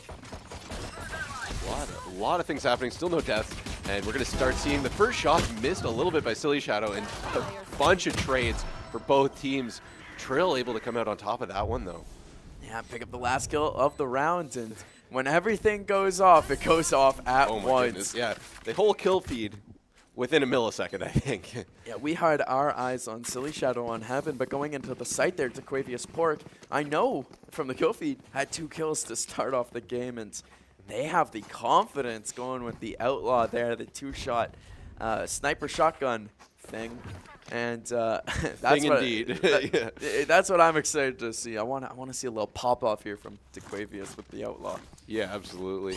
They're having some fun. You can see the Waterloo team excited they won that first round, and ready to hit some flicks with those large mouse pads. You can see trying to ride that confidence after winning the first rounds. We're on our post pistol here. Gonna reload the Sheriff. And they're spread out. They're spread out a little bit more. A 3-2 push. Yeah, Conestoga leaving the spike down just to make sure they are going to be able to retrieve it in case some stuff goes down. A couple warning shots with the Sheriff there. Yeah, trying to bait out a rotate there from the rest of the Waterloo Warriors as they have the spike and 3 team members still over at that B site. It's not working yet as holding ground strong and it's getting some damage off so far as Waterloo Warriors. Non uses that dash ability to get out of the way there. We're now spectating Kevin. See what he is able to do coming up through the middle here. Still no kills on the board for either team. Both teams playing patiently and shots going out, but smokes as well. As the Bucky shots too going through the smoke and not hitting anyone as the full rotate over to the A site is on, going through the tree forest area, and Justin gets the first kill. Trill picks it up with another one. Justin follows it up again. 3 Conestoga Condors are down. Willie does pick up the first kill of the round for Condors, and Justin's ability gets 2 kills in the round, and that was almost a flawless round. Trill the only one going down for the Waterloo Warriors. Yeah, that was some pretty incredible shooting by Justin. Well, 2 kills with the ability there. Yeah. And then, yeah, popped one head. Yeah. Oh, not good for Conestoga. Very good for the University of Waterloo. Yep. Of course, this is the bonus round, so teams will be going all out to see if Conestoga can get back into this one. Yeah, they're going to need something here. You don't want to go down 3-0. I mean, that's what happened to Utica in the last match, and it was a bit of a slog to get back into it. They were able to get a few rounds, but not enough to win. So you want to even it up. Utica lost the bonus last time and then lost the round after, which that's the biggest key. You can't go down 4-0. 4-0 is the death knell, it seems like, in a one-match tournament. Then rushing in through the same area as last. You don't want to go over that and get caught in it. And Jet will not. This is Non pushing all the way up to site. I don't know if Justin knows that Non is there. They're going to know now. Yeah. Whole team comes in. Kip able to get the first kill on Trill right there. Conestoga, I think, is want to start on the spike plant, but they know somebody's around in the smoke. Coming in sight, Justin gets 1 kill, but really will trade it off. Non picks up 1, picks up 2 on Heaven. Knows the last enemy is there, goes for it, leaves it for Kip, who ends the round well for Conestoga, taking the bonus round and going on the scoreboard. 2-1, still on the deficit though. Yeah, that's a big round for Conestoga to get back into things quickly. You don't want to go down too many there, and 2-1 is a good spot to be in after losing the pistol round. You usually expect to lose the round right after that and able to come back with the bonus round there to make their way back into this game, finally get on the board. And so now we see the backs against the wall for the Waterloo Warriors. If they lose this round, then that Econ is going to be struggling. But you see an Odin busted out here from P. We'll see if that's going to define this round at all. Those are always scary to deal with. Definitely some good strategy there. We're going to see the Sova ability coming in from P probably in a second. Just do some recon. Or sorry, that was the shock bolt. Now the recon bolt coming in as well. Doesn't reveal anyone. No information yet for these defenders as they're just holding their spots. The mid control by Conestoga. Trying to push their way back. We're watching Non right now. He's been pretty good with his shooting so far. I think already out 3 kills this round. They're going loud now. And the timing there, P is able to avoid Non on mid, go into the B garage and pick up a big kill. It's just 1 player left for Conestoga. And that's definitely not the situation when they want to find themselves in, but the big first kill for Silly, turning the corner, picking up a big headshot, making it a 2v1. P, Justin. Actually, it might be a 1v1. It might just be Justin. Yeah, wow. That was some nice shooting by Silly Shadow. It is a 1v1. It is a 1v1. We're having just a little bit of screen difficulty. But 30 seconds left. Justin, yep. Silly Shadow gonna go for the plant here. Get that Justin spike had no idea. Planted. My ult. No peeking. Justin's got to work his way through that smoke, which is, if you're Silly, you don't want to. Wow, Silly took the fight because he had his ultimate. Comes back, takes the fight immediately, not even in cover, just took the fight in open ground. Yep. And goes down immediately after losing the round. Conestoga in a round that maybe they didn't need to win, but it's going to be detrimental to this first half. I know that much. For sure. Good on Justin to hold their own there. I think I know what Silly was going for. He's like, I'm going to catch him off guard. He's going to expect me to try and move out of the way and then start shooting at him, but Justin just was like, nope, no. I'm shutting you down again. I don't have to reload. I think Silly was maybe banking on a bit of a reload, a bit of a half second there. get the upper hand. I think they might have reloaded while they were in their timer. Hmm. And then they were able to spray. Because they're still in that smoke. They still had a little bit of protection. A tough situation, and Conestoga finds themselves on the losing end of it. Waterloo up 3-1. P putting in some Sova abilities again, and get a maybe not. Maybe he's just thinking about it. As that shock bolt there. You're gonna see Conestoga. Well, he's using the shock bolt to wait until someone picks up the alt orb, and then as soon as they try to pick it up, he's gonna use it. Nice. I didn't know about the alt orb placement there. So I'd assume he's waiting for theirs, the Sova. He has the recon dart that he could use, and no longer has a Odin. Instead, Willie has an Odin, trying to counter him maybe. Yeah, the Odin Sovas are coming in hot here. Got Conestoga still feeling things out. Still has the spike left where at the beginning. DeQuavius Pork able to start things off, and Silly Shadow trades him out really quickly right there. And immediately Justin using his ability to close off that part of the map. We'll see how they handle this here, as it looks like the full team will start to rush into A as the ability goes down and everything pops off. Conestoga still have their mindset on They don't have their primary weapons though, because of the ability there. That's going to make it tough for them as Justin's able to clean up Kip. And now another one for Trill on Kevin. That one not going in Conestoga's favor. Oh, Conestoga dropping like flies, although Silly Shadow trying to get them back into it. The game speeds up on him, and the killjoy for the Waterloo Warriors able to end the rounds there. Yeah, Silly Shadow's been the standout player for Conestoga so far. As he always seems to be the one that's alive at the end of the round, picking up some kills. Unfortunately, not able to win either of these rounds yet. Seems at best, Silly Shadow with 6 kills so far in the early goings in this one. A 4-1 deficit, though. That's what's really got them bit in the behind. Yes, look at that crosshair placement by Trill. He was just ready. As soon as that smoke or that wall went down, he was like, okay, I have a good feeling where this person's going to be, and able to quickly take him out. It's the rush over to the A site, getting that alt orb, but immediately securing the Blade Swarm here. Non, we'll see if that comes out into effect, and there is a little bit of fighting over here on the B site. Yep, Non's going to rotate over around.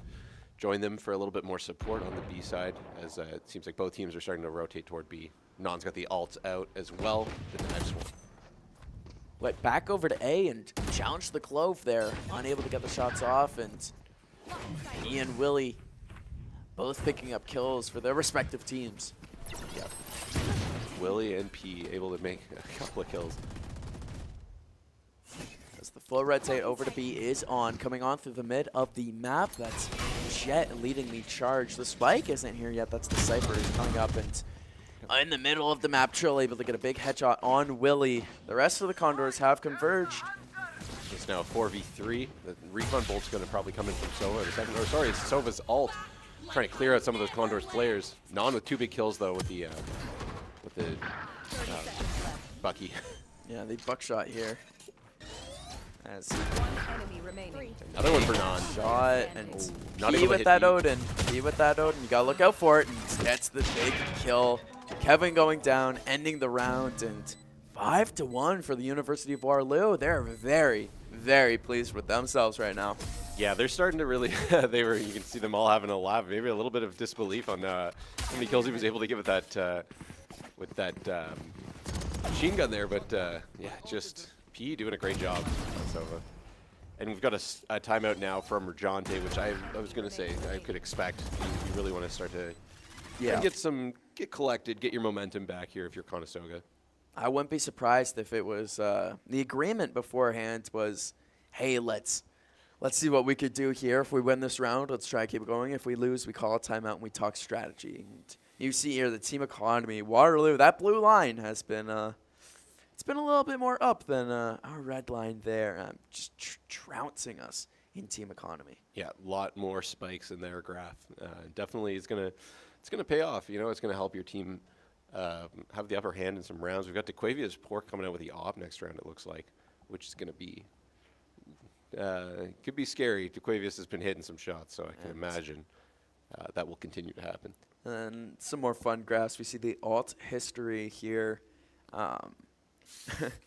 Eve's off to the side there. It's a little too close to each other, but we see the Jet has their ult. It's Aquavius Pork, who has the operator in hand right now, and this is for the Condors, who you can see the ult history. Sova and Cypher both have theirs currently, and Astra's used theirs once, Clove as well. It's the ults you can expect to see. They're very useful at this point in the match, especially that Jet ability. I feel like that's one, when your team's behind, you want to bring out and just wreak havoc. Try and get as many kills as you can.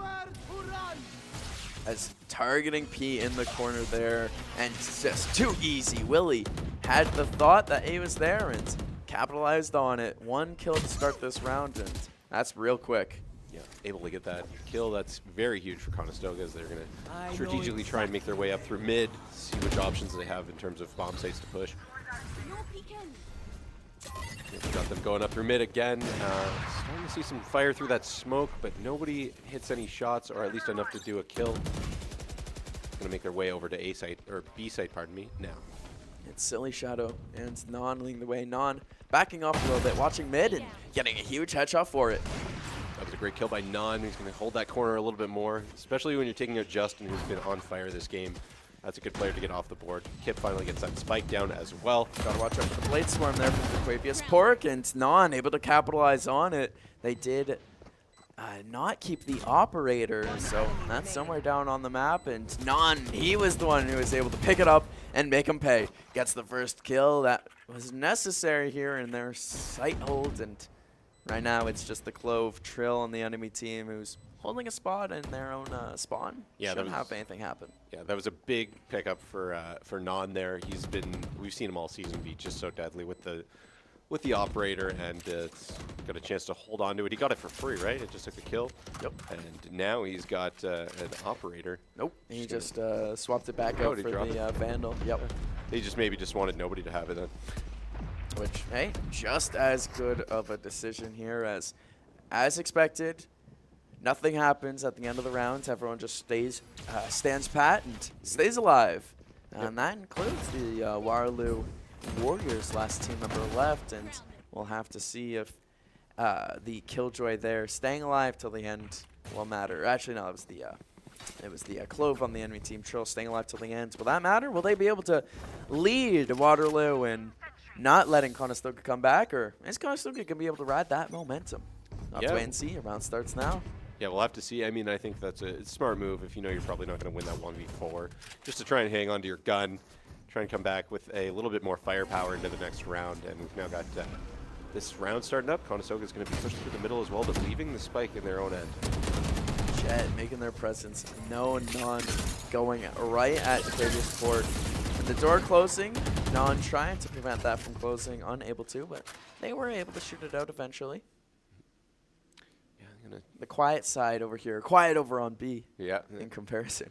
Just a little bit of vacationing going on, a little bit of time. Conestoga finally picks up the spike there. And they're going to slowly rotate around the back toward B. Hopefully they can catch they want to catch the Waterloo team off guard a little bit here, as they have an idea that quite a few of them are at the A site. And there's a kill for Non to start things off on Justin again. Again, a good player on the other team to get off the map as soon as you can. A humongous headshot. Not only is it a player off the map, it's also all of the defending Waterloo Warriors off of B site. Forcing a rotate was that one headshot and giving Conestoga map control. If they're able to come in, get the spike planted, there's no reason why they shouldn't be able to clutch up this round, as it's just Aquavius Pork and Trill left for the Waterloo Warriors. And one left, Chess Pork, who has been very dangerous in this game. Yeah, absolutely. So is Trill, but Willie able to take down Aquavius Pork and finish off the round there. Yeah, there's plenty of players on Waterloo right now who are, they can catch you sleeping. And so a good job by Conestoga to hold it together and do that, prevent that retake from happening. They've won 2 rounds in a row. Won 2 rounds in a row, getting them right back into this one. 5-1 looks a whole lot more disgusting than 5-3 when you're thinking about how close a game is. As 5-3, hey, it's still anyone's game, as it looks like Conestoga didn't get caught up in the doom and gloom of being down 4 rounds. No, that's a big thing, especially in a best of 1. You really want to keep your mental as high as you can be. You know, look on the bright side of life. It's not over till it's over. And they've proven that. They're right back in it. And so we see a little bit of chilling out right now. They're at the mid, taking their time, controlling what they can control, and I've been enjoying that from Conestoga. Since they've been winning these last 2 rounds, they've been winning them by putting themselves in positions of control and not really forcing anything. But right now, with that defense, with an Odin out from P, they might have to force something. Here's some shooting going in. Silly Shadow taken down by P, or able to take down P, pardon me, but traded out by Hephaestios. On with the Knife Storm. Comes in and fixes up a little bit, picks up the pieces. That allows them to get over onto the site. It is just Kip, Willie, and Non left. All 3 of them on the site. Non, the front man, holding the lines. Non can be so deadly with those knives, but he's not. He's taken out by Justin. You gave him credit earlier for being deadly, and we saw it right there. Yep. You knew. Yeah. Justin is a force to be reckoned with. A lot of these rounds has really been popping off. So big kill from Kip. Big kill, and a second one too from Willie. A third one. That one, Kip on the return, getting the rounds win for Conestoga, and I'm glad I didn't cast a curse them because I said there's no reason they shouldn't be able to take this. Yep. And they did. They did not listen to your curses. You're horrible. The hex you placed on them by using words. They decided, nah. We're built different. But yeah, so that was a good round by Conestoga, able to hold off. Again, another holding off a retake. It's once they get the bomb down, they seem to be pretty comfortable, but what they've struggled with is maybe getting onto site as a unit. Yeah, I wonder if they're able to take A site. It's been all B since they've started winning rounds again. 3 in a row, and Silly Shadow starts off the killing. Non drops P, but Zaquavia Spork and Trill picking up kills of their own. Willie will get one trade, but Pork in the mid, last one to go down, as well as Justin. Too easy for Conestoga. They didn't lose. They only lost Non in that round. Yeah, no, that happened really quickly. There's a lot of back and forth, and they were able to get their way back in. And we're going to see a timeout now starting from the Waterloo team. Maybe not as many smiles as earlier when they were. Yeah, but I was looking at them. After that round ended, the camera did pan to them, and they didn't look too down bad. They're still in it. They're still locked in, and we see some more Conestoga smiles, which I feel like we were lacking earlier on. Yeah, we can see why both of these teams are, won their first 2 games, you know. They've both had their own moments of brilliance, and you can just see that both these teams, they're probably going to duke it out to the end. We might see a 12-13. I wouldn't be shocked. Maybe I mean, at this rate, we've seen it's been a game of runs so far. I know the Waterloo Warriors won a couple rounds in a row, and Conestoga is currently on a 4-round win streak, and I think it's just going to be about who gets hot at the right time. If Conestoga is the team that really gets hot, wins a couple rounds in a row, right at the end of the game, well, they're going to win this thing. They can't find themselves in a position like Utica did, where they're down 12 to X, where they're down 12 anything. You can't afford to put yourself in that position. Yeah, exactly. I have a feeling this is going to be a lot more back and forth between these 2 teams.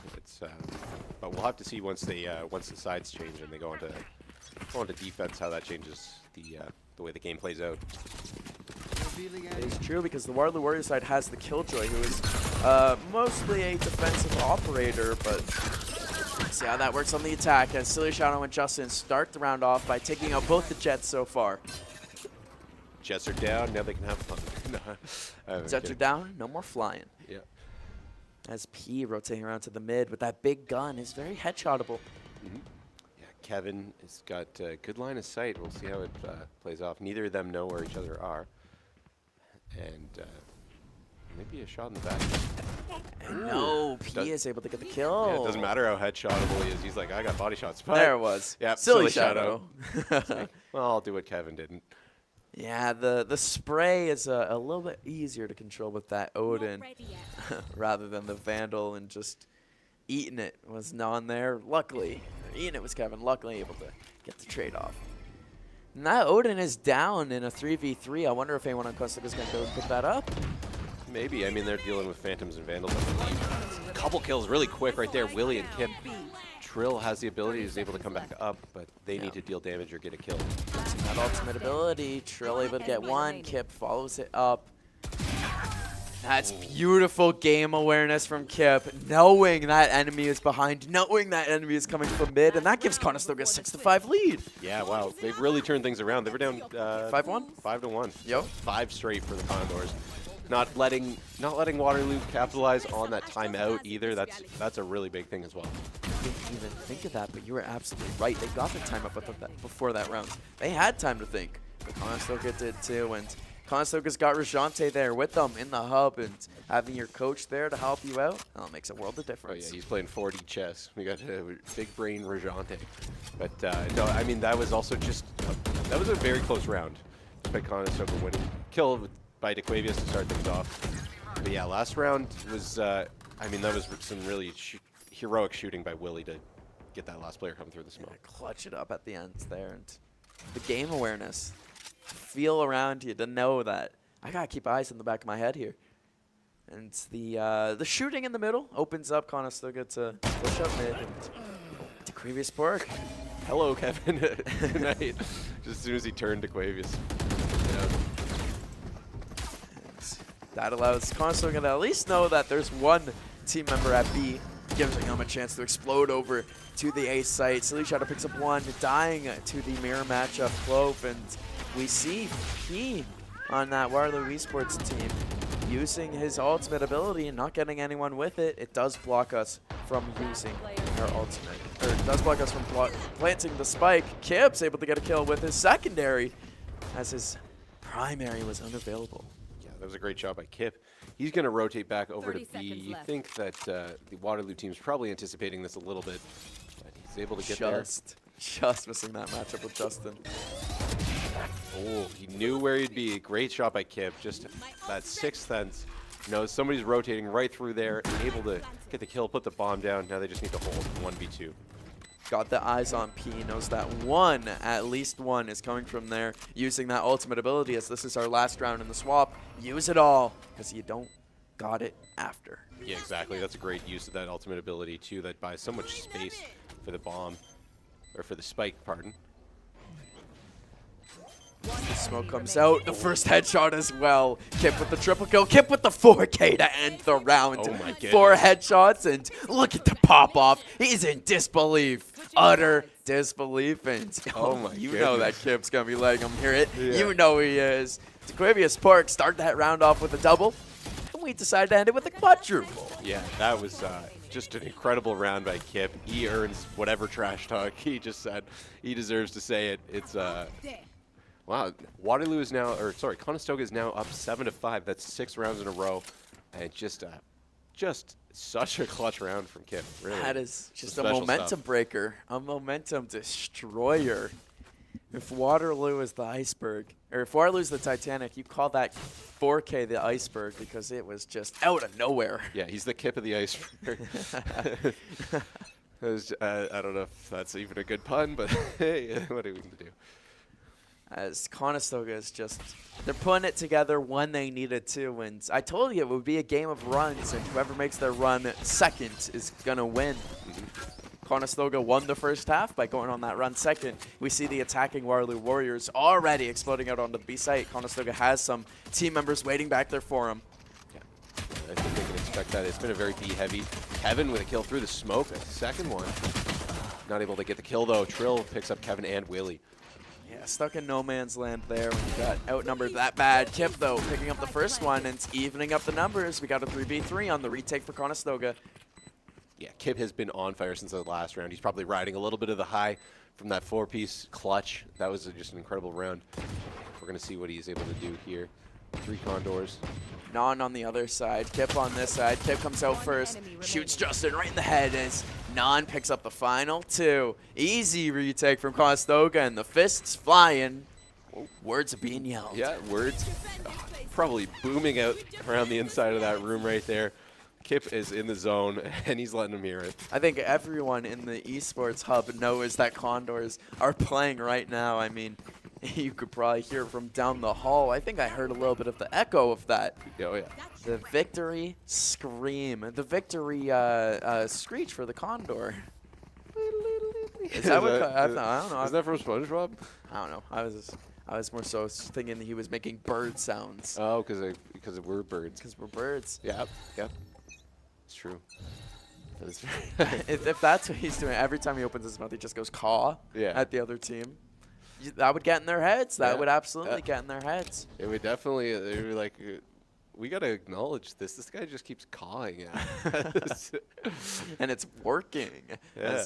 Conestoga's found themselves up 8-5 here, and the second half, first round, Yeah, what a great run they're on right now. 7 rounds in a row. And this is. No one has made a peep, and there it is, the sofa shock arrow, and Kevin picking up the first kill. Pork going down as well. Conestoga's up 5-3 right now. Yep, that's real quick. Good place to be in if you're Conestoga, especially on defense. You kind of have a feeling they're all going to be locked in the middle here, and you just got to wait for them to make a move. Watching behind. Really gets 2 of them, and then Kip finishes it off. A flawless for the Condors. It's really been a slippery slope for Waterloo after that those first 5 rounds. Yeah, those first 5-6 rounds were not. I don't know. I guess it just took them a little bit to learn. I guess they're more of a reactive team. Yeah, and so it took them 6 rounds to really figure out what's going on. And they said, "Hey, yeah, I know what's going on here." Hey, yeah. What's going on? Oh, that one too. Yeah. I was thinking the Andre 3000 one. That had nothing to. Oh yeah, he also. Because you said, "Hey, yeah." Anyways, I said it took them to figure out what's going on. Yeah, I know. And then, hey, yeah. I know. Yours was more clever than mine. You had 2 references in one. I just love Andre 3000. Anyways, speaking of, there's no segue. We've got the shots going in, and finally Justin able to pick up a kill on Non. And another one for DeQuavius Pork. This is what we haven't seen in a little while out of the Waterloo Warriors here. Just some shots to start off the round. And coming out hot too, and wow, Pork able to stay poised and pick up a huge headshot with the bullets flying at him. That is calm. In the heat of battle, Trill going down. Kevin, who has been playing well so far, trying to get Conestoga back onto this one. Willie caught with his abilities out. It's just going to be on Kevin. Unable to get that 1v4 clutch, unfortunately, there. It's now going to be the first round for the Waterloo Warriors in a while. Now 6-9. Nice. We're going to see another round of Waterloo Warriors on offense here. Looks like they're going to be moving their way towards a little bit more of an A push. Yeah, it worked so well last round. I mean, worked so nice. Might as well do it twice. It's Conestoga. You'd have to assume that they know about what's about to come on. I mean, you've got, let's see, Non here with the operator down mid. Yep. No one's going down mid, though. It appears that they're sending 4 over at A and then that 1 Killjoy over on B site. Of course, they know Pork is on site. The smoke coming out here, and the rest of the Waterloo Warriors getting on site pretty easily. Yep, Silly Shadow just kind of firing through the smoke, seeing if he can hit anybody there. Unable to make too much contact. Still 5 players on the board for both teams. Non getting hit through the floor there a little bit. That operator trying to push in first to get a huge headshot, unable to, as Pork and the Killjoy there for the Waterloo Warriors able to get the first 2 kills on this retake. It's going to be on the 3 remaining Condors to get it. And Trill picked up the kill on Clove, who was able to come back. Yeah, it's been a tougher take for the Condors here. The Waterloo team is showing they're not down and out yet. Looks like they're going to try to save. Willie able to take out Hef, so it's just Kip and Willie versus 3 Waterloo Warriors here. Yeah, the Condors got caught on the save attempt as everyone on Waterloo rotated out to the mid part of the map, and none really went through the defender spawn, which you don't see too often, and it worked out in their favor. I also didn't realize the spike was already down, so I thought there was more round to be played there, but I think that was me not hearing the beeps. Yeah, as Waterloo winning the round, Conestoga keeping that operator though, so the save for what it was needed. Yeah, was absolutely. effective. You want to hold on to that operator, maybe try and catch them lacking in mid this time. If you're Non, you want to see where you can find those sight lines and do the damage you need to do with the operator. Yeah, well, we'll see if any more go mid, and nope, again, they knew not to go mid. sending 4 members down A, just like last round. That Killjoy is the last one left. Yeah, they're having a lot. They've been having a lot of success making their way to this A site. It's almost like Condors with B. They were very B heavy. Now Silly Shadow starts things off with a kill on Quavius. Pork not able to pick up any more though as Trill takes him down. That gives them the site as no one else is on with them.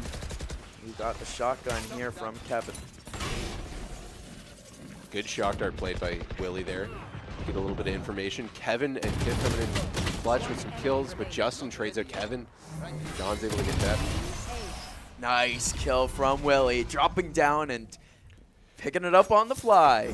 Able to get the crosshair where it needed to go and got the shot. A much needed round win from Conestoga if they didn't want to stop the bleeding. Yeah, exactly. That's a good bandage round right there. Able to get themselves back into the win column. Pardon me. Only a 2-round run for the Waterloo Warriors, but just that change after Conestoga had been dominating for so many rounds in a row felt really stark. You know, you felt, like, oh, is Waterloo gonna do this? They had momentum on their side, and they were pushing. That strategy worked out until Conestoga made the necessary adjustments, and they changed it up this time, going mid from the B side, crossing over, and it looks like it's going to be an A take from mid. Here comes Non into the middle with that operator, just anticipating some pushing by the other team here, by the Waterloo team. Yeah, effective smoke usage was what was able to avoid Non with that operator in mid. Why no one is dead quite yet as they make their way out on a site, and it looks like it might have just been a fake as the jet pulls back out. Everyone is still in mid. The first kill of the round goes down on Kip, and no one's on site. Yeah, they're really just playing it patiently here. I think they want to play some mind games with the Condors, see if they can confuse them. He's able to take out Non, get his op. Or no, he doesn't pick up the op. The Cypher ultimate comes out, and that gives information to everyone on Conestoga on where Waterloo's coming from, and they decide to go loud. If they know where we're coming from, let's go. And Trill ends up going down as P comes in and picks up a big kill in return, a big headshot. Silly Shadow's going to be able to use their ultimate, and it won't matter. Justin gets a kill. Heffa as well, but Kip comes back in, and he is locked in. Picks up the first 2 kills of the retake. Dropping down, Justin gets 1. Kip stays locked, and Kip gets the kill. Another 4K in this game. Yeah, that was a huge round by Kip. You can see him. He's saying some words. He's talking some trash. Well deserved again. 21 kills on the board. Just a great 21 and 7. Are you kidding me, Kip? 7 deaths in 18 rounds of play. Yeah. This is a man that's staying alive even when Conestoga loses. 3-1 KD ratio. And for reference, the next best on Conestoga is 17 and 16 for Silly Shadow. So he is on 1 and then some. Kip is come. I mean, of all of the guys on Conestoga, you would assume to do good in a tournament setting. Yeah. Kip's that guy. Yeah, he's a very clutch player. He lives for these big moments. He loves when he can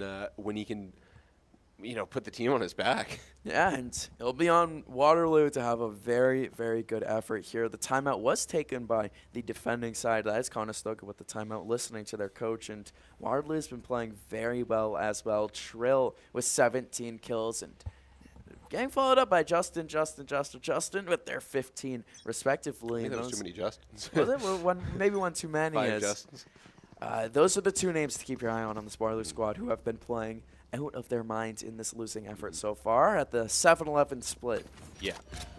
It's, I'm sure the boys are gassed up for this one. Okay, that was awful. Maybe the worst pun I will make today. We'll see. I'll try and top it. We're going to see the Waterloo Esports team go for a bit of a B push, which is a change up from their previous strategies.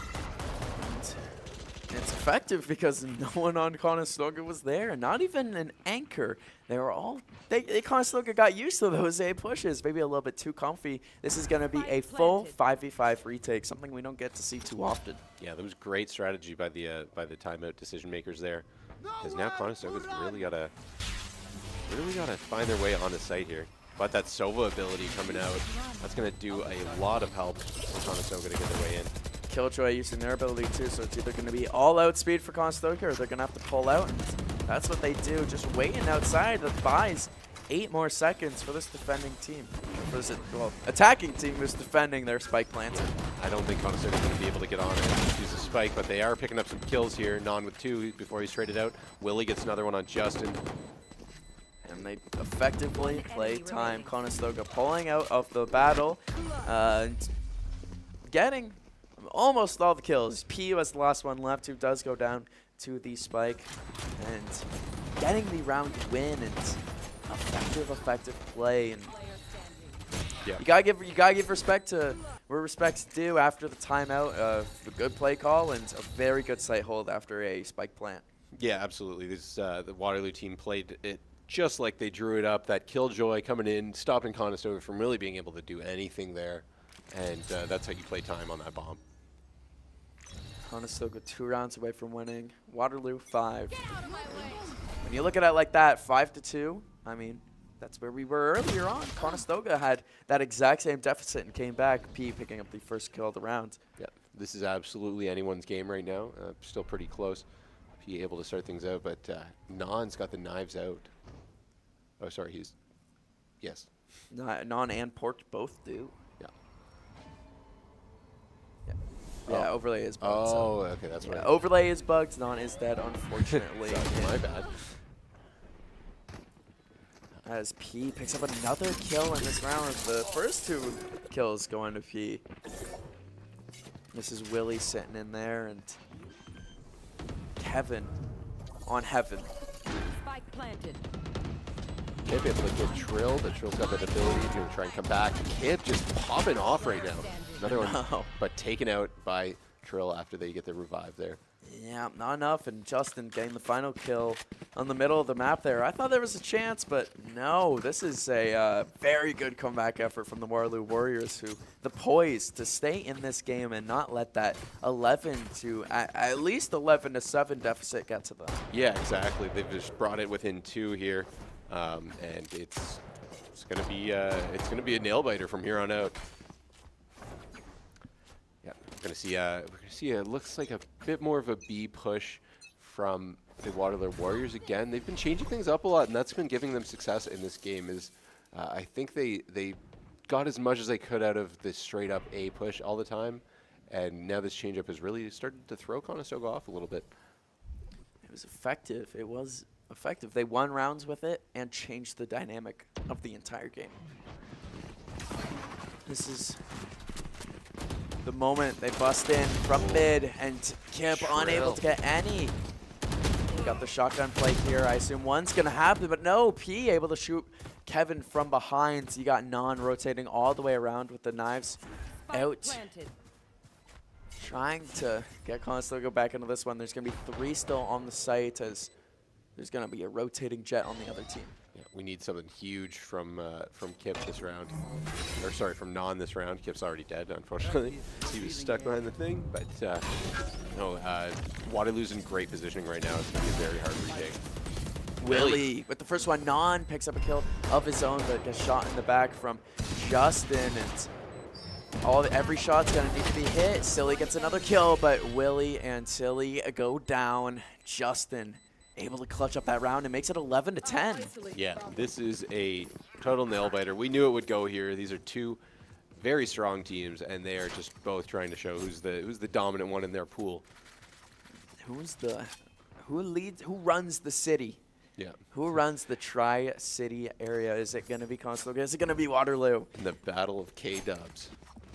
Or just dubs, mostly. Mostly dubs. Yeah. We'll have to see. This is our first little bit. The 2 presenters of the WaterLAN facing off in a game that you said was going to be close, and you were absolutely correct. 2 kills immediately going out. Non with the op, Willie with the ult. Yeah, those are some huge things to get the momentum back in Conestoga's favor. They've got to hit some shots here. I don't know if Non saw that player through the op, but had a potential chance there. And we're seeing more action here on the A site, where we've gotten plenty familiar with. Silly Shadow is the one anchoring the site that we are watching right now, as the rest of Waterloo rotating over. This is one of the biggest rounds in the entire game. Everyone armed to the teeth. Just got Silly puts that ability in, Back off into this corner here. I think they have a feeling that he's going to be there. Here's the footsteps, but unable to get the kill. Silly Shadow does get the trade-off, but Pork as well, getting a kill. They're going to get that bomb down. It's a 2v3. Non leading the charge with that up, gets the first kill. It's a one-shot, one kill, even in the body. You can use it like a shotgun.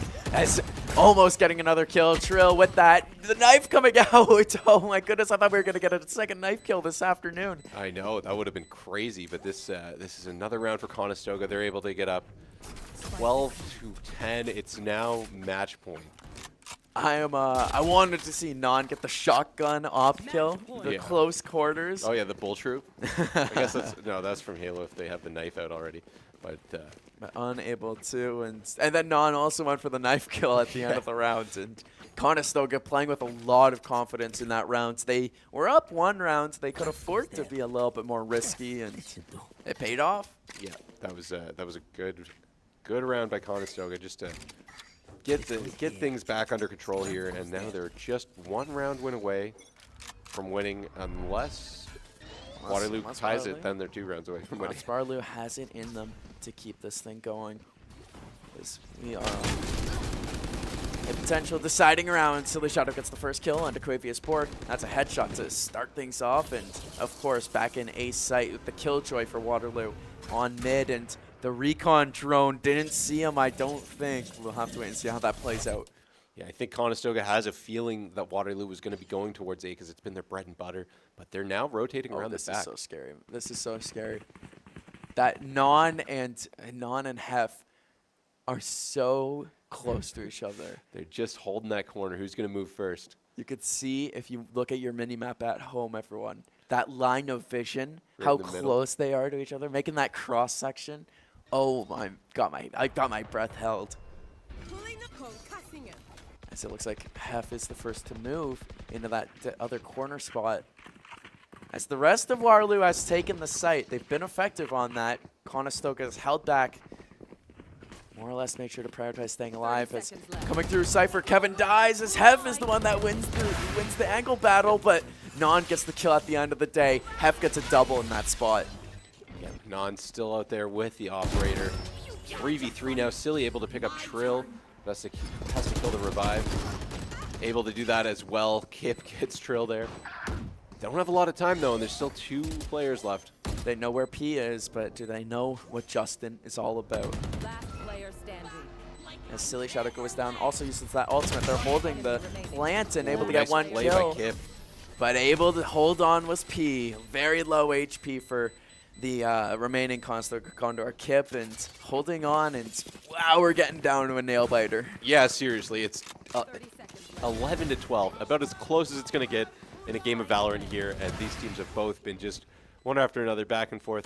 They've been going on smaller and smaller runs, but yeah, these 2 teams are showing that they both deserve to be here and want to host this tournament. This has been the game, probably the game of the tournament so far, as from what I know, the other games were not blowouts, but they weren't the closest games. I think you can call 13-1 a blowout.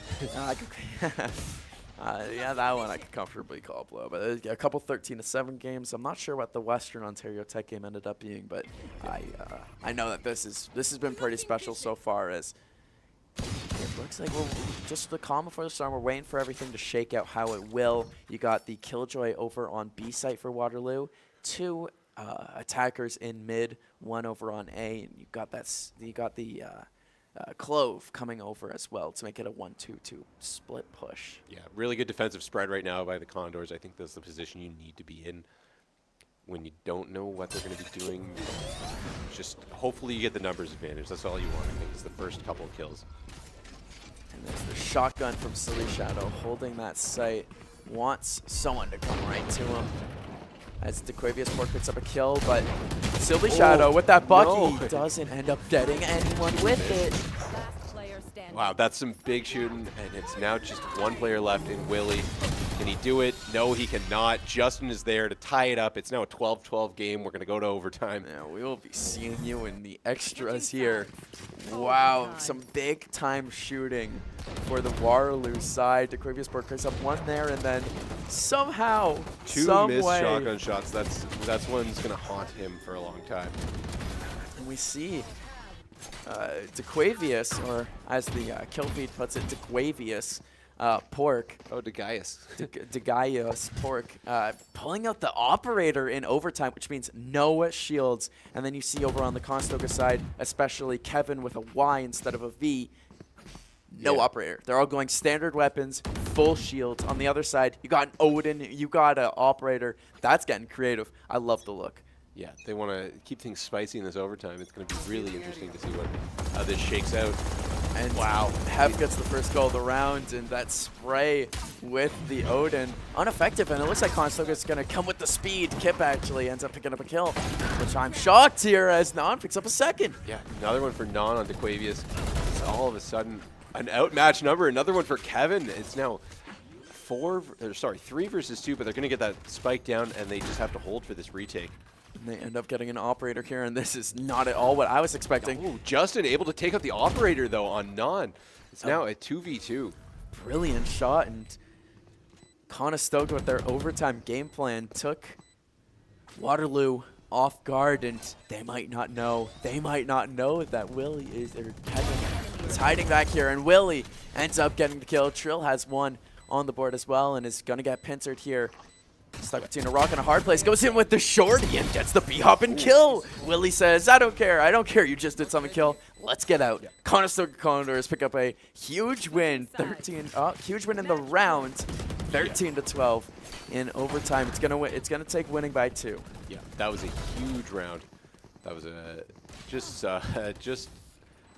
right down to the end, still a 1v1 at the end of that one. So this is still anybody's game. Condors breathe a little bit of a sigh of relief that they're not going to be down to their back against the wall, because going from 11 to 7 all the way to overtime is a scary spot to be in. Yeah, going from 5-1 down to 11-7 up. Now here, they got to win this one. That last strategy worked perfectly for them. They're on defense now, so they're going to have to hold this B site well, and Kevin picks up the first kill of the round. Yeah, it's a good headshot for Kevin to start things off. Non takes one out as Willie is also taken out by Pete. It's now 4-on-3 for Conestoga. They were able to get sight from that. Justin has mid control, and that's a dangerous, dangerous man. Yeah. That spike plant is tough. Blinded in mid, and Non able to pick up the pieces. Comes in, picks up the first kill on the retake. Trying to keep this going. Trill able to get a big kill while his position was revealed. You got Non and Silly trying to end the game for Conestoga. They don't have time on their side as well as the bomb is down. Non able to pick up one. Got the ultimate about. Able to get the next one. That is a great play by Non, but they need to kill this thing before they can get the defuse, and they are able to. That's going to be the game for the Condors. And they are hyped. Non picking up the fake ace there. 4 kills, 5 if you count killing the same person twice. Yeah. An excellent, excellent round on the defensive side to end it for Conestoga, picking up the win 14-12 in overtime, as I couldn't have asked for anything more in the Battle of KW. Yeah, seriously, that was exciting right till the end of it, and we could see just a lot of kills on the board for Kip. Kip and Non able to pull off 27 and 29 apiece. Yeah, close. We were that close to a 30K happening in one of our very own matchups here. Overtime or not, that is an unreal amount of frags to be putting on the board. Seriously. Oh, just what a back and forth game. It was a game of runs, and like I said, the team that went on the run second was going to win the game. Conestoga winning 2 rounds at the end, back to back. Overtime didn't have to get extended any more than just those 2. Yeah. Yeah, the base extension, like, just crazy off the bat to go on like a 7-round win streak, after being down 5-1. Just some crazy stuff from Conestoga and Waterloo. They can both really be proud of themselves for that, but now Conestoga gets to say, hey, we're first in the group. I mean, unless they lose one of their further round robin games, that's always possible. But for now, they are on top.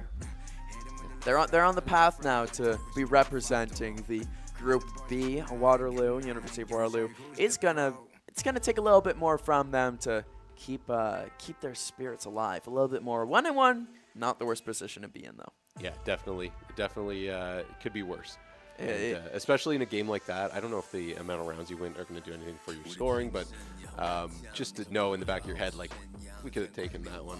We could have almost taken that one. Yeah, and on a day where you're playing a lot of Valorant, keeping momentum as high as it can be is one of the most important things. Whether or not it's a lot of round wins, whether or not it's a victory, everything matters today at WaterLAN 2. Make sure you stick around as we got more Valorant action coming on next.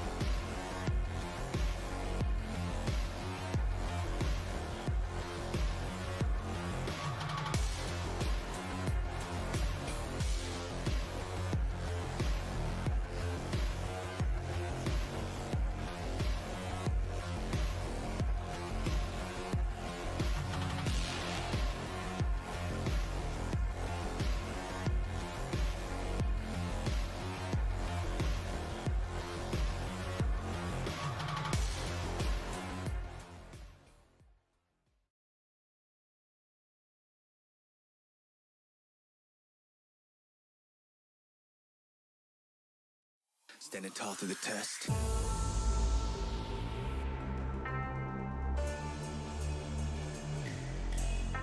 我的精神也很顽强，地球活不了，我是宣扬，天空变化莫测，境况让人牵涉，快失败了也都没办法，你的安排像灾祸，在我看来你帮就无奈，你的胜利要不受崇拜。我的精神也很顽强，地球活不了，我是宣扬，天空变化莫测，境况让人牵涉，快失败了也都没办法，你的安排像灾祸，在我看来你帮就无奈，你的胜利要不受。Standing tall through the test. 咱们值得 respect. Standing tall through the test.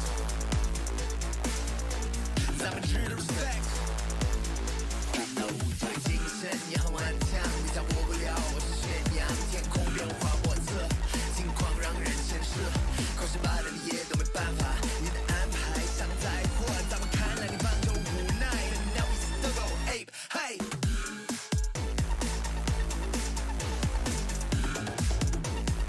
Standing tall to the test.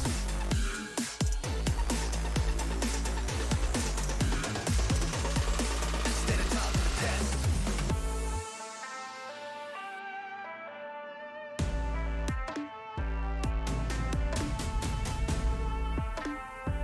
I'm a true to respect. Standing tall through the test.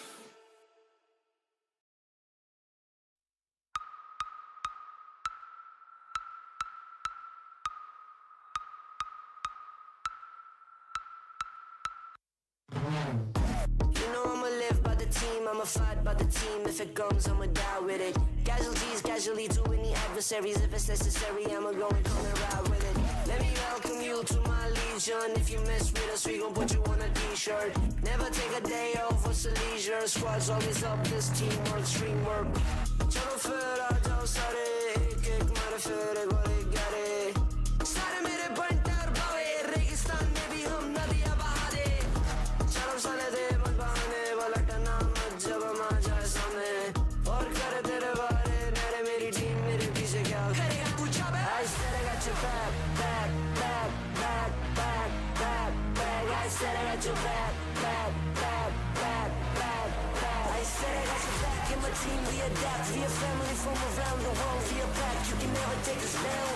And that's a fact. All we do is improvise and adapt. I said I got your back. I said I got your back. I said I got your back. I said I got your back. And I said I got your back. I said I got your back. I said I got your back. I said I got your back. And I said I got your back. I said I got your back. I said I got your back. I said I got your back. And I said I got your back. I said I got your back. I said I got your back.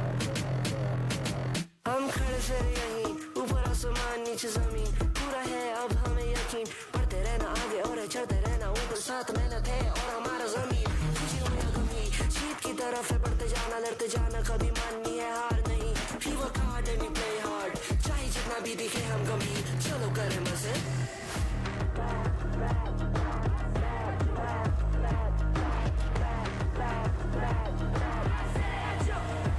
I said I got your back and my team we adapt We a family from around the world We are back, you can never take us down And it's a fact, all we do is improvise and adapt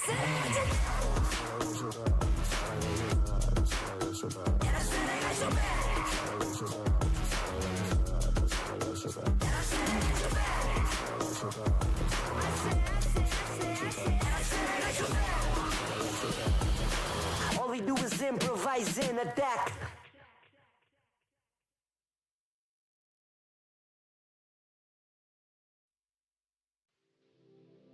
Sunrise, doom and afterlife, daylight, dawn comes as a surprise. I am so hurt, I see heaven's light. Through the chaos, you're still on my mind. When the sky falls down, we'll make it out together. When the world ends here, we'll disappear forever.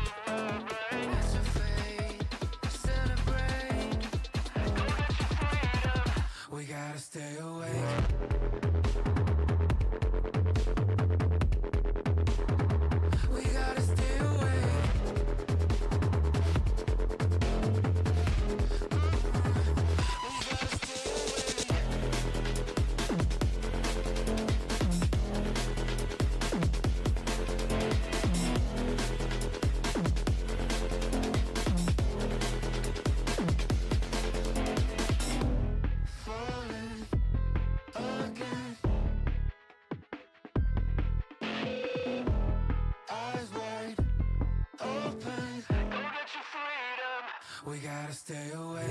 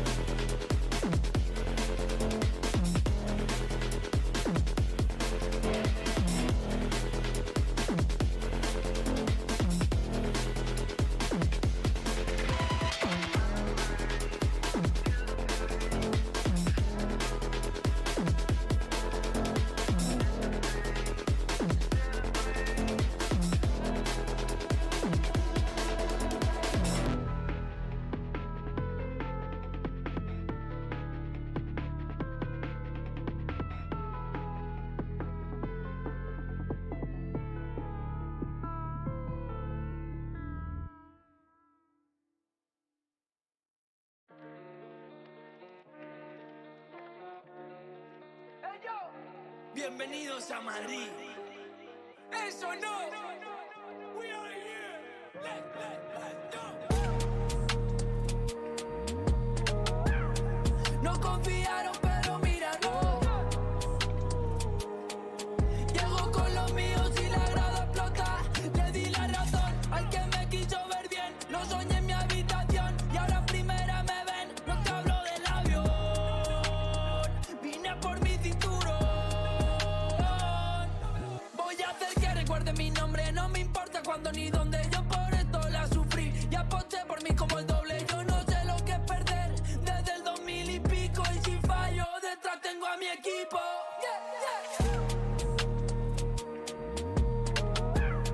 No confiaron, pero míralo. Llego con los míos y la grada explota.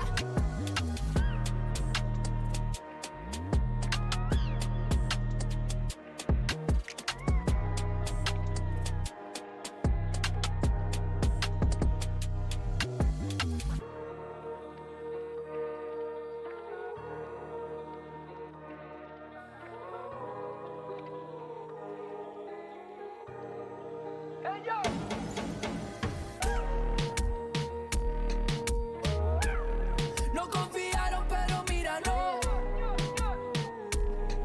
Llego con los míos y la grada explota. No confiaron, pero míralo. Llego con los míos y la grada explota.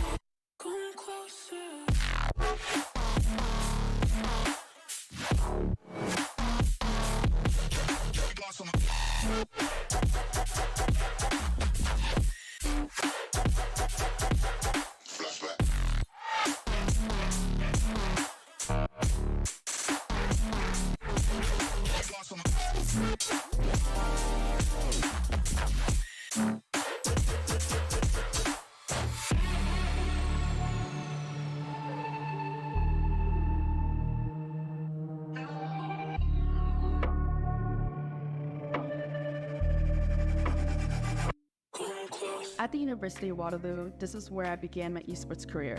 One of the most amazing opportunities I had working in esports is going to LA and playing on the LCS stage. I remember running onto the stage after my team had won and seeing the confetti fall from the sky. This was the place that had offered me so many opportunities I wouldn't have otherwise. Esports is for everybody. That's what makes this so special, where there's not a lot of barrier to entry.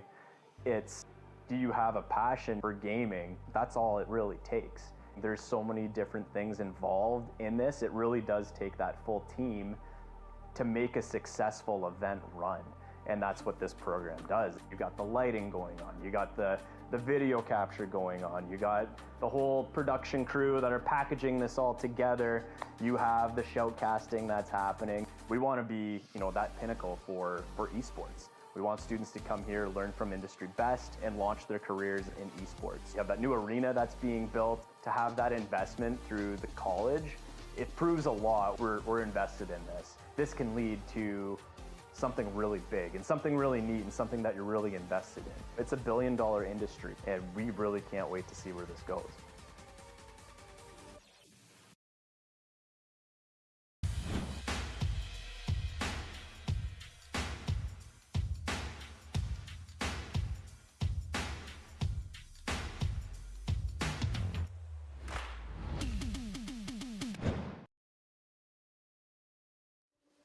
Hello and welcome back to WaterLAN 2. Curtis Cove Collings alongside Andrew Ireland for an exciting day of Valorant action. That's what you'll be seeing here on this stream. We've got one more game of Valorant Open action today. Of course, that's going to be Ontario Tech Student Union, OTSU, facing off against the University of Guelph, who we saw earlier on this stream.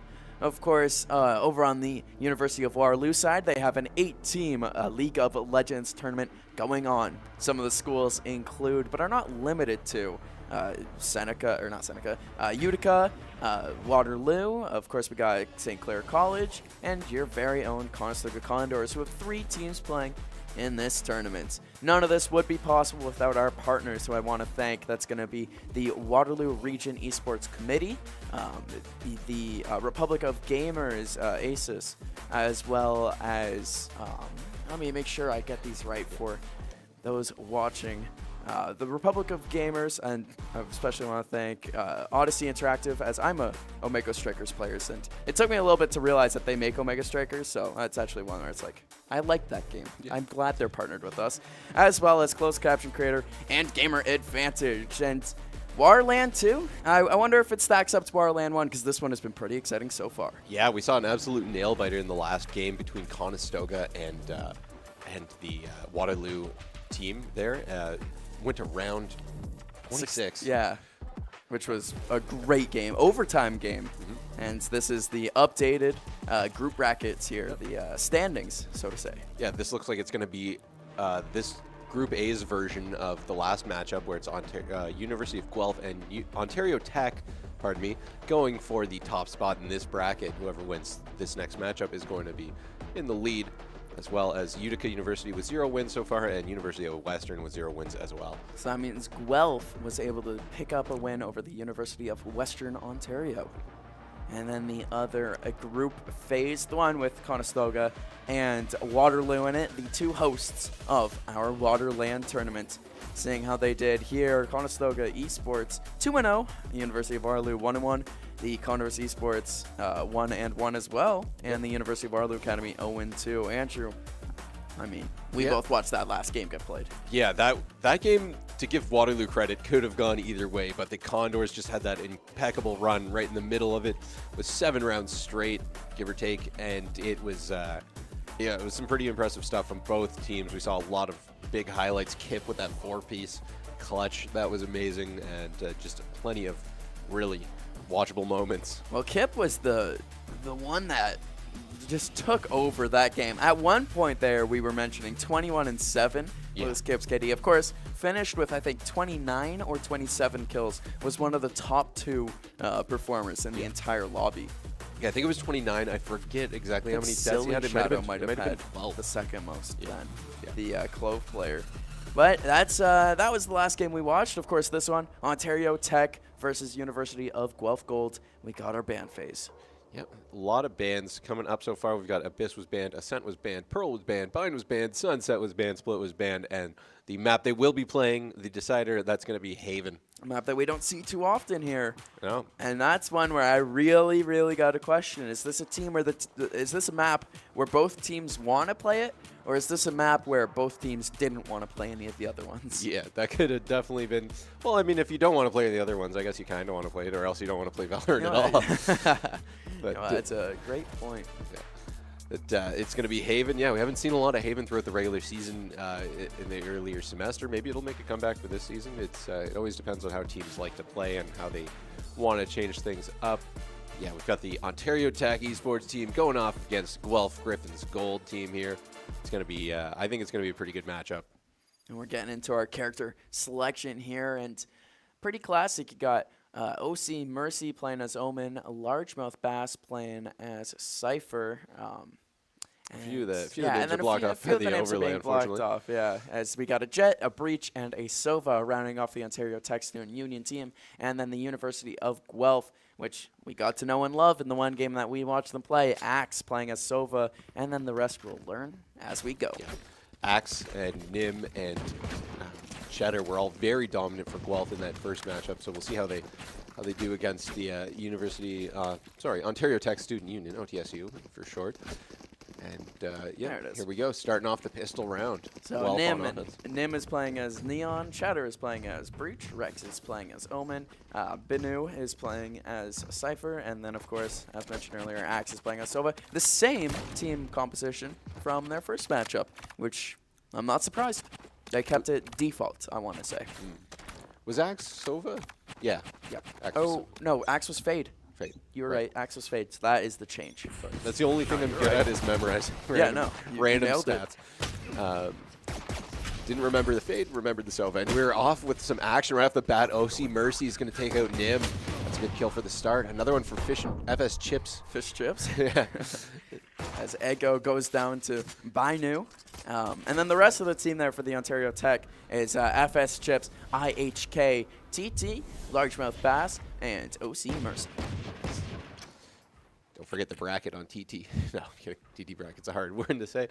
We're going to see, it looks like University of Guelph kind of just hanging out in mid here. This is a map with 3 bomb sites as well, so you got a lot of options here. As pushing up through the middle of the map, camera is on Axe. They've got that Omen smoke down, giving them the sight. Decide to come up through the right side. Yeah, they're going to maybe sneak past this Omen here. Who's waiting that Breach behind them. IHK able to come around to get one shot out. Rex picking it up. Trading out IHK makes things a little more even here. And now we've got 2 Guelph players on 3. Make that 1, and the last 2 are taken down by that Cypher there, and Largemouth Bass hitting 2 headshots in a row with his pistol. Yeah, some good rotations, some good movement there from the Ontario Tech Student Union, and never once got caught out. JHK, it's not I, it's J. Okay. It's like the alphabet, kind of. No, actually, no, H doesn't go there. Picking up some big kills there on the middle of the map, and you saw it. They decided to go up B to the right, and Breach just, luckily, they 50-50 chance, didn't go his way. Was able to get 2 kills completely undetected. It made a big difference in the round there. We're going to see now the post-pistol round how University of Guelph responds. An immediate spike lands, but Breach using his ability to say, cut that out. Definitely a lot of action is going to start. They have a good idea that they've got 2 points to converge on the Guelph team now. If you're OTSU, that's kind of an advantage in a way. So coming in, 3 players on that side. Chips able to get the first kill. JHK able to get 2 of his own with that Bulldog. 3K coming back into the site, and you've just got the 1 team member left. Binu going down to Ego with that Outlaw. Getting big kills. 2-0 now as we head into bonus round. Yeah, they made quick work of the team right there, and that was I think Ego is TT on the map there, or on the overlay. So oh my goodness! So there's no TT. There's no Ego. TT end bracket. It's Ego. Yeah.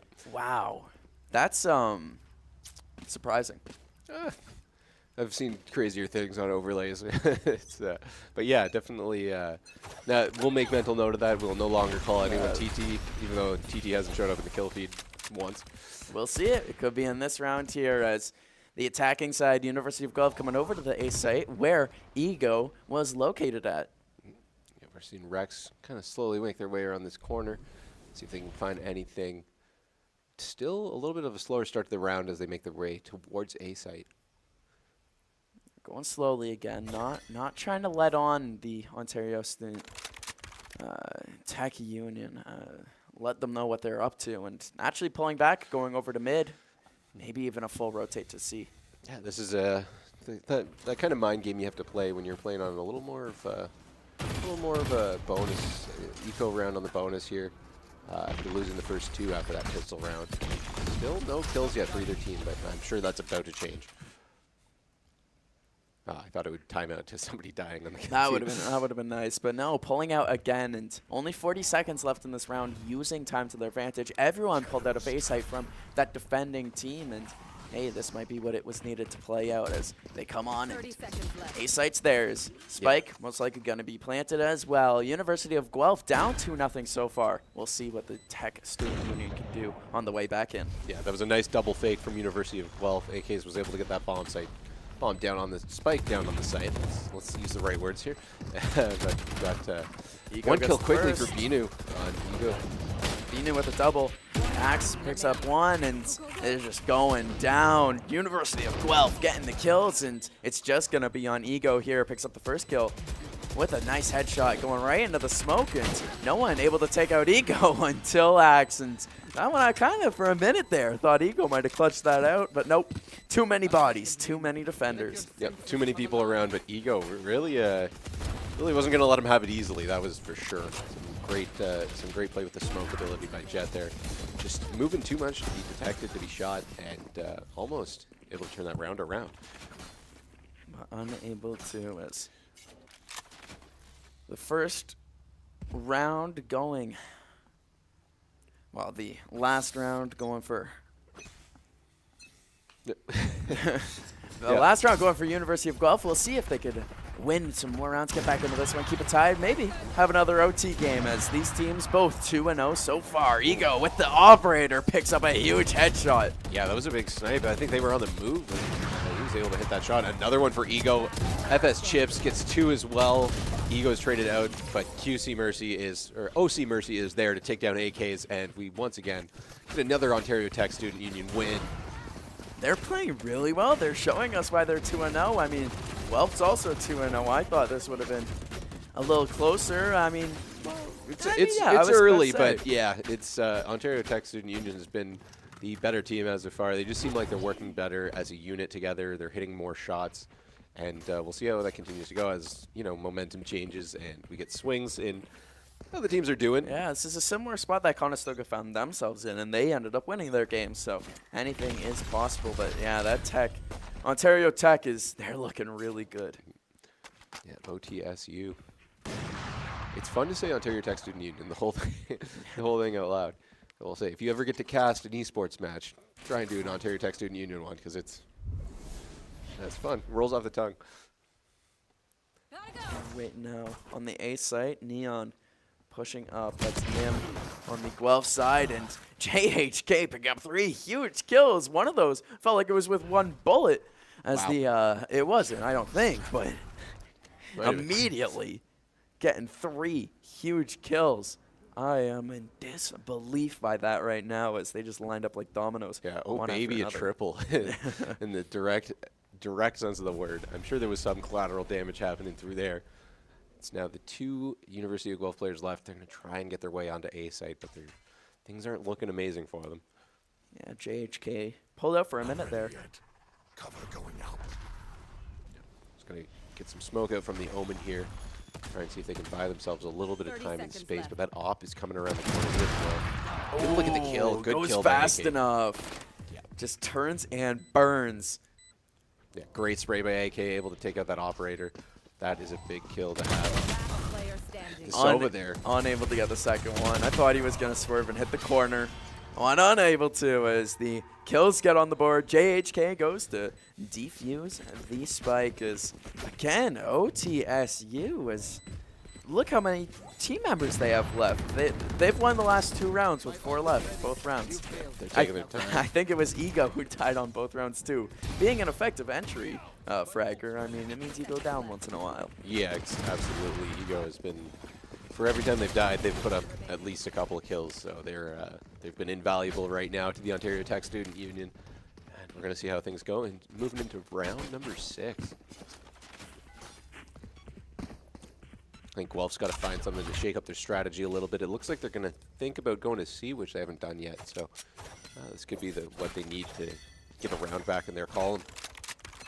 Yeah, the 1 round they did win, I think, was at C site as Chips immediately getting some wallbag damage, almost killing Nim here, the Neon. Yeah, that's a tough position to be in as the entry fragger. You don't want to get too much damage on you already. 2 HP, and then Chip still with that Odin is one bullet away currently from taking out Nim, able to survive though, and yeah, you just got to play hide and go seek there to really get out of the way. Now we've got everyone kind of centered back into mid. You know, they have to move as a unit now that Nim's taking so much damage. This might be Ego, this might be JHK. I'm not sure, as one of them has an up, and it was Ego. Our little overlay there was saying it was JHK. Yeah, just there kidding. It is. There you go. See, it says we're watching JHK. Sorry, we're smarter than the overlay. I'm not. Yeah, me neither. But that's okay. We're now watching AKs, and I believe that is truthful that we are watching AKs, and now we're not anymore. As Still they go, no kills this yeah, round. rotated all the way around to A site when they threatened to go C. Here we are. Yeah, no kills left. Of course, that Neon at 2 HP, and that Neon goes down. Largemouth Bass gets the first kill of the round, and we see the Sova ult going through the wall. They know that that Cheddar is hurting back there. I know, huge headshot. Yeah, that was extremely clutch. Another one for Rex as well on Largemouth Bass, but Fish and Chips coming in, takes out Cheddar. This Odin has been deadly, but is finally taken down by Binu. Yeah, he's been unreal from that edge there, picking up 2 big headshots. Maybe a third here as walking in the last remaining member on that defending team. Is this spike plant hold has just been so effective. Just JHK. We got 3 guns in the laneway. You got to expect that they're going to get JHK there. AK is able to take them out, and that's another win for the Guelph team. So forward it, I believe. Oh. No, if they did, yeah, we'll have to wait and see. As a big rounds there, and a little bit different than what we saw.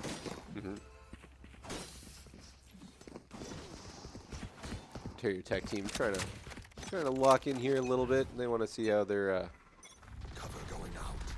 how they're doing. A lot of communication going in. Yeah, you see the team there very locked in on this matchup, and they want to come out of their bracket 3-0, and you know Guelph does too. Yep. I do wonder, a team like Conestoga is very animated. I wonder how much these 2 teams are yelling, getting into it, and watch out for that tripwire. As Neon gets caught, Neon goes down. The largemouth bass doing the fishing.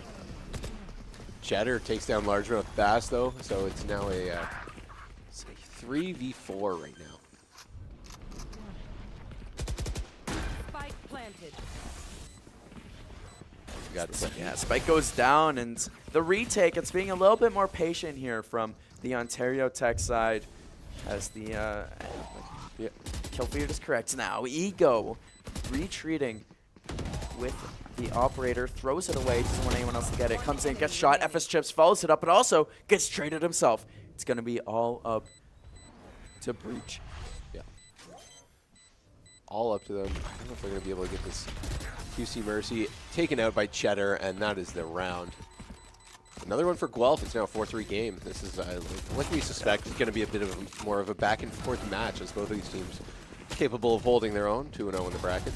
And it's much like what we just saw, where one team goes up and the other team, well, evens it up. We'll see if Guelph is able to keep this going. Of course, when you are playing from behind, you can't afford to make as many mistakes.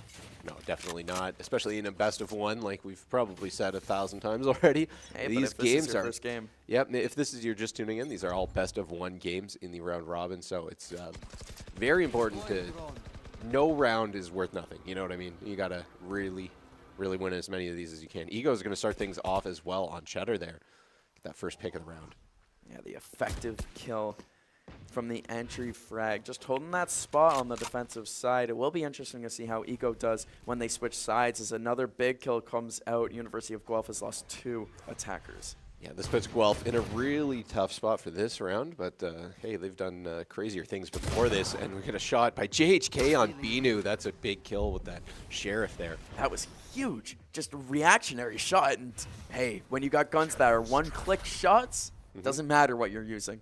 Yeah, exactly. As long as you can lock in on that headshot, that's all he needed to do right there, and it's now 5 Ontario Tech players versus 2 Last Guelph player players. standing. And they get one. Spike Axe down, goes mid. down, left to Rex, who is alone over on A site. You got the Sova there. FS Chips, who might come over and watch, is more so just waiting to see if he hears anything go down. Still unable to see anybody yet, so they're still waiting on 30 that seconds left. info. We've also got Rex with no bomb, so he's going to be trying to go for maybe more of a flank and kill sort of thing here. Oh, he is able to get back for the bomb. Unfortunately, a lot of the team waiting there. And there it was, FS Chips to pick up the kill to end the rounds, like we theorized, to move it to a 5-3. And this one, unless Tech goes on a little run here, I predict a little back and forth first half to set up a. I think the second half is going to be tight. Yeah, I think it's going to really start things going back and forth, lots of bullets flying. It's for the first place in the bracket. You really want to do well here, and both of these teams, it's going to be, I think, a lot like that last match. For if you're just joining us, was 14-12. 14-12, Conestoga won over in the University of Waterloo. The other host here of the second WaterLAN is coming in now on A site. The attacking University of Guelph. They had no idea that Eagle was up there. FS Chips getting a huge kill, as well as the attack has just been stifled by the Ontario Tech School. 1 player left, and just waiting for the smoke to go down, and there it is. They didn't even wait. They just went right through. Another flawless for Ontario Tech Student Union. They were able to just take out all of those players, and JHK with some great shooting there was able to get 2 Guelph players. Really made the difference in that round. It's now 6-3 for Ontario Tech. And they have just been playing such coordinated Valorant so far. Very, very effective defense. Everything could change when we swap sides. It's only a 3-round difference so far, but if things go the way that I'm seeing them going, wow, Ontario Tech could run away with it if they put all the pieces together. Seriously, and you can see the team there, very calm, very cool, very collected. They just want to be, keep playing their game, and you can see that some stoic faces from them. And, we won that round. It's nothing to us. It's just it's what we call Saturday. Waiting here in that C area to see if they will push in. That location bolt does a lot for that Sova there. And Ontario Tech has a lot of information, able to take out Nim, his largemouth bass, and they've got the advantage going into this round now. Largemouth bass is one of those names that you've seen pop up on the kill feed quite a lot. As a Cypher character, they're going rather aggressive, and you like to see that gameplay. That's playing with a lot of confidence. Ontario Tech 2-0 so far, and showing us why. Yeah, for sure. If you've got a Cypher on your team who's also picking up a bunch of kills, that just shows, I think it throws the other team off a little bit is what I meant to say. It doesn't show as it throws, but it throws the other team off a little bit because you're not maybe expecting a Cypher to just pop out and smoke you like that. Smoke in the kill sense, not in the actual smoke grenade sense. As the site taking goes on now, the remaining 2 from the University of Guelph come on, and hey, it's only left to 1. The spike plant he thought was safe, but it was not. Caught shot down long and just in such an awkward position here is Axe. It's going to require some lights out shots and largemouth bass. What a decides turn not. by largemouth bass right there to get the kill on Axe. That was a quick turnaround. I don't even know if he got shot at. Like, just saw a bullet whiz by him. He's like, oh, right behind me. Yeah, I'll kill them. And just such an effective round for the largemouth bass. Catching everyone in his traps and from long there, and you can see here the whip around and just corner peeking to maximum efficiency. This is high-level Valorant, and that's a clear example of it. Yeah. I wonder if he ever goes pro, it'll be and then it's the buy phase. It's Bass Pro shops. All right, told you they'd get worse. Told you they'd get worse. As we're in the timeout here, and I think he might have heard your pun there. The Ontario Tech team member there with the hand warmer, keeping alive. I need one of those. I got cold fingers when I play video games in my room. Oh, they're all warming up. Maybe it's a little cold in the studio there. Well, you know, they got to stay warm, and it's something that gets talked about a lot, and you can't go cold. You can't lose feeling in your hands at all. You can't give up any advantage. Yeah, no margin of error. If your side of the room is colder than the other side, that's a little bit of advantage for some players. That's what we call field tilt in the industry. Home field advantage, depending on where you choose to be. How close to the heater can we sit, please? Part of your setup is bring a space heater. It would avoid the need for the hand warmers. Yeah. A 7-3 lead for Ontario Tech. I'm not saying they got the good side of the esports hub, but they're making use of wherever they are sitting, leading the game so far, a 4-round lead. Yeah. We're gonna see what they are able to bring in here as we go. I think this is their last round on defense. No, 2 more. But they've been having a pretty good time on defense. Here they are, going loud, letting everyone know that they are there as the Cypher. Tripwire goes down in the camera as well. Staying on and staying strong. Largemouth Bass, great positioning to stop the spike from getting planted. Does go down in the fight, but allows his team time to come over. Of course, the spike will go down as, never mind, FS Chips comes on and delays it again. Now it's down, but the defense, maybe that was an ill-advised one-off attack from FS Chips, but he was able to get a kill in his efforts. Yeah, it's now a 2 versus 3 for the retake, but we've seen OTSU do some incredible stuff. So, Nim able to take out Ego. That really helps out the Guelph team in the time when they need it. As JHK with the operator. Might be worth it to save it for one more round after this. He's got to rely on the greed of the Ontario Greed School as they're chasing him down full force. Oh my Collateral! You got the Omen left who is behind him. Will get the kill most likely. Oh, maybe not. Maybe not. We'll see. He doesn't have time to defuse. But he thirsting for that last kill. He got Rex here. The last member alive on University of Guelph. They're right around the corner from each other, and he will get the kill. Operator off the board. That's good stuff by Rex just to finish that off last second. But wow, what a shot by JHK to get 2 players. That was some incredible. That got exciting after the round was won. The round was won because of the spike plant, but you know, when the game becomes team deathmatch, I think that's when it's at its most exciting. Who doesn't love a collateral? I don't think there's any more special moment in gaming than a collateral. That was some fun stuff to see. Lining up and it's making it 7-4, and if University of Guelph is able to make this thing 7-5 going into the half, then it really could be anyone's game again. Much different look than it potentially being 9-3. It's close now. Oh yeah, for sure. It's a good round for Guelph to get right there. Gonna see them do a little bit more of a slow play, get some information before they're gonna decide which site to attack here. So they've got the bomb hanging out way at the back. If you look at the defense there from Ontario Tech, they got Jet over in C. Omen, of course, watching this room here. The Sova on B, angle towards A site with 2 remaining on A. Omen teleporting over to C, gets the vision. They know Ego is there, but they don't know that Mercy was in the room with them. Chips picks up a big kill with his ultimate as they begin to go down. Whoa. Ego picks up the no-scope kill as Axe is able to get the trade-off.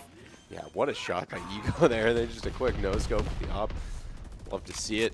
They're turning this game into a little bit of a old school Call of Duty. As it's just Rex and Axe remaining on long with the spike in their possession, but the grounds, the terrain is not using his ultimate. It's the Sova here as Axe unable to get anything with it, but does scare the jeeps out of them. Oh, a shot for the largemouth bass with the op there on Axe. Don't peek it again. Yeah, seriously. Oh, but he does. And he Confidence. I didn't have that high hopes for Rex, but hey, when you're in the heat of battle, you gotta click on heads. And if my life was on the line, I think I could trust Rex there. Doesn't pick up the round win, but hey, I love seeing nice little shots. Yeah, he made that shot look easy. We're gonna finally see the round switch here. Not finally. I'm excited that we're watching this, but they will be switching rounds or switching sides now this round. We've got Ontario Tech on offense and Guelph on defense now.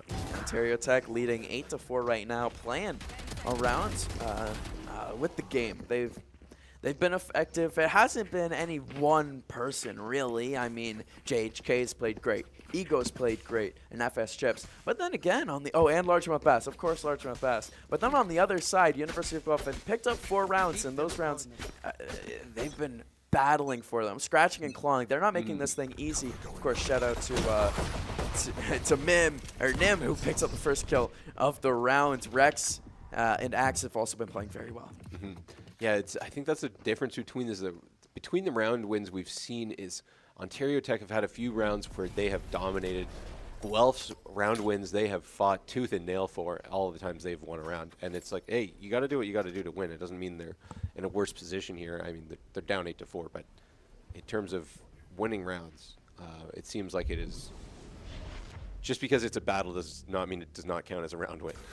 But if you're in a comeback effort, all the more important to have some dominating rounds as Nim picks up another kill as well as Cheddar. And this is more of that dominating fashion you were hoping for. Up 4-2 right now. Yeah, they're on defense and just holding these lines. JHK is going to try and make his, or sorry, this is Largemouth Bass we're looking at right now. JHK right behind him. You see the retreat, actually. There was 2 defenders on site, and they both silently left to not give any extra information. Now, Guelph has no clue. Although Largemouth Bass picks up the first kill, an easy headshot with the Ghost, and the retake is now on. Yeah, he's dropped the base on that one. And another kill for Chatter, and Bio are able to take out Largemouth Bass and JHK. And it is now a 8-5 game. University of Guelph wins that first round on defense.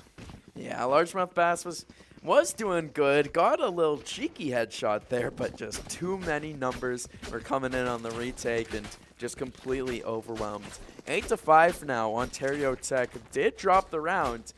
Maybe it's an attacker sided. We did say that last time, so. Yeah, it could be more of a defender map.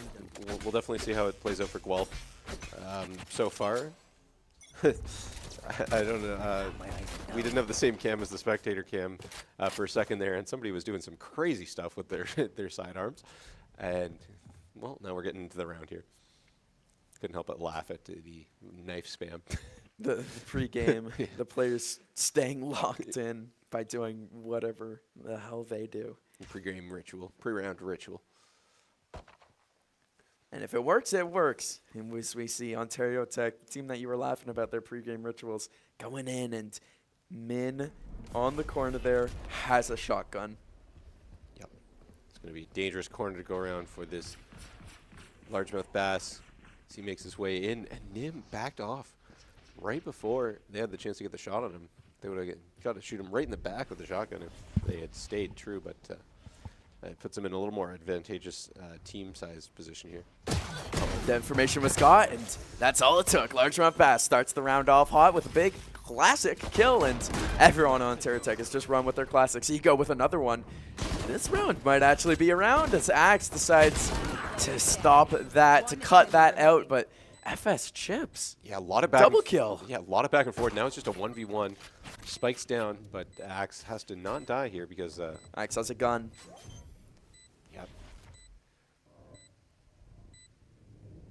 Axe has a gun, but Axe does not have time. The spike is down. It's going to require some aggressive play, and the aggressive play comes out. The 4K for Axe wins them the round. Yeah, that is a great round by Axe, especially when your team is down like this, to get yourselves continuing that momentum, get another one in the win column, and now it is an 8-6 game, so real close.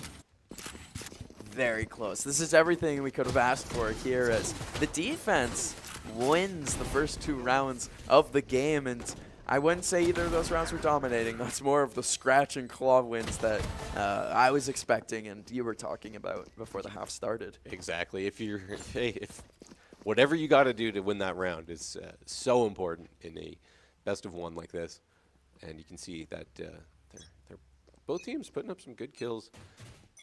And University of Guelph staying pretty cheap here in the second half, not going for much here, even in the bonus round, as Axe picks up the first kill on Ego. Yeah, he's got the one of the better guns for his team right now, and he's able to use it effectively right there. With that first shot. Looks like Ontario Tech's gonna do a little bit more of an A push, but they're spread out right now. FS Chips picking up a kill on Shatter. Wow, Largemouth Bass with a reactionary headshot there. As close quarters as it gets. Mercy as well with a kill. Nim going down. Leaves 4 left for Ontario Tech and only 2 for Guelph. Yeah, Largemouth Bass has been on fire with some of these flicks. As I said his name, just another one on AK. He has been unstoppable. It doesn't matter where you are in relation to his positioning. He's just able to turn on you so quickly. As they go in, get the spike down. Almost everyone is now fully armed. It's going to be pretty tough here for the last remaining member of University of Guelph. Of course, that's Binu. With a tall order ahead of him. Yeah, the classic. What can you do with it? You've also got to defuse and kill 4 people. Simple, really, when you put it like that. Yeah, it's whatever. You kill 4 people, you get a defuse. It's what we call Saturday here at University of Conestoga. Yeah, well, going in from heaven. I think you want to try and take 1. That's what you want to do if you're in this position. Get a little bit of a kill bonus. As he almost got wallbanged a little bit. I saw the health bar going down a little bit as everyone starts to retreat, saves their weapons, saves their lives, and of course, Binum going down for that little kill bonus where everyone goes down and get a little extra money to play with here as the University of Guelph does drop around. They can't win them all when it comes to the second half, but they are keeping it close. It is 9-6. Yep. Yeah, it's the first offensive round we've seen for Ontario Tech since the swap. Very close game here. Again, 4 players left for Ontario Tech. It's like I said, just when they win by a good margin. It's almost like when things get a little spicy, that's when Guelph's able to clutch it out a little bit more. But hey, if you're strategic enough, you might never get spicy. So you just gotta keep playing your game if you're Ontario Tech. Pushing in here is Jet, and Sova using his ultimate ability. It doesn't get anyone. Nim also getting a kill here. The push, it didn't really work out for Ontario Tech. You like to see that from the team that's behind Ontario or University of Guelph, holding strong. Yeah, we've got Guelph still kind of all over the place here. Gonna just keep holding on defense until they get some of the info on where everyone else is gonna be. But nothing going down yet. And there it is, right as you say it, something goes down, and Nim picks up a big kill in the little C room there. Yeah, good spot for Nim to be, just watching that corner. Nobody's gonna come up from behind you. And things have slowed down again. They send a little split here. Sova all alone on the right side on A site, and then the last 2. If he makes a little bit of noise, he might force a full rotate over. 30 seconds left. Yeah, maybe that's what he's trying to drag them all over there. Oh, he's taken down. Largemouth Bass is taken down by Bio, and then FS Chips gets traded out by Rex. JHK trades out Rex. This has been just back and forth with both teams.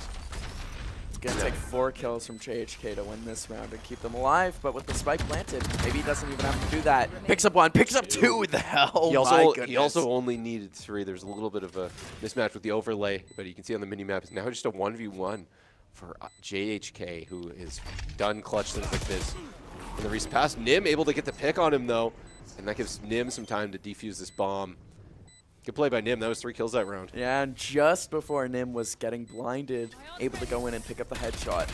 Amazing work there to stay calm and cool and keep your composure. 9-7's the score, and you cannot let the situation get to you. No, seriously, it's they're able to bring their way back into this one. becoming quite the game. I wonder if we'll see some overtime again.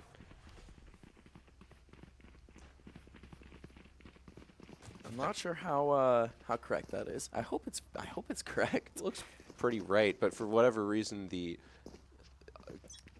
okay, no, yes, the Guelph one is upside down in terms of kill leaders, unless it goes by points. That's why I was just looking. I thought it would be kills were the leader. Some good performances so far. It's gonna be on Ontario Tech to stop this run now. University of Guelph has found themselves on in the second half of this game. Of course, we came into this one 8-4. Yeah, it's been gotten a lot closer since they've swapped sides here, so definitely a little bit of advantage for the defenders here. So maybe there's too many sites to attack, you know? Running over to B site, going up top is the Jet. Didn't see any of the opponents as they're able to pull out, and no one dead yet here in this early going of the round. Yeah. No one dead, but everyone close proximity, and there finally JHK starts things off with a kill on AKs. BioMC is able to kill out QC Mercy, and Ego trades him out. As we have the Neon ultimate ability is in effect. Cheddar coming from the other direction, and Cheddar going down. That Neon ult, though, from Nim, who has been rather clutch in this game. One left here in the fight. It's just going to be Nim. And comes around with the slide. Has a chance to get a defuse off because the last one, remember, is deep in mid. Running up now. Stun out.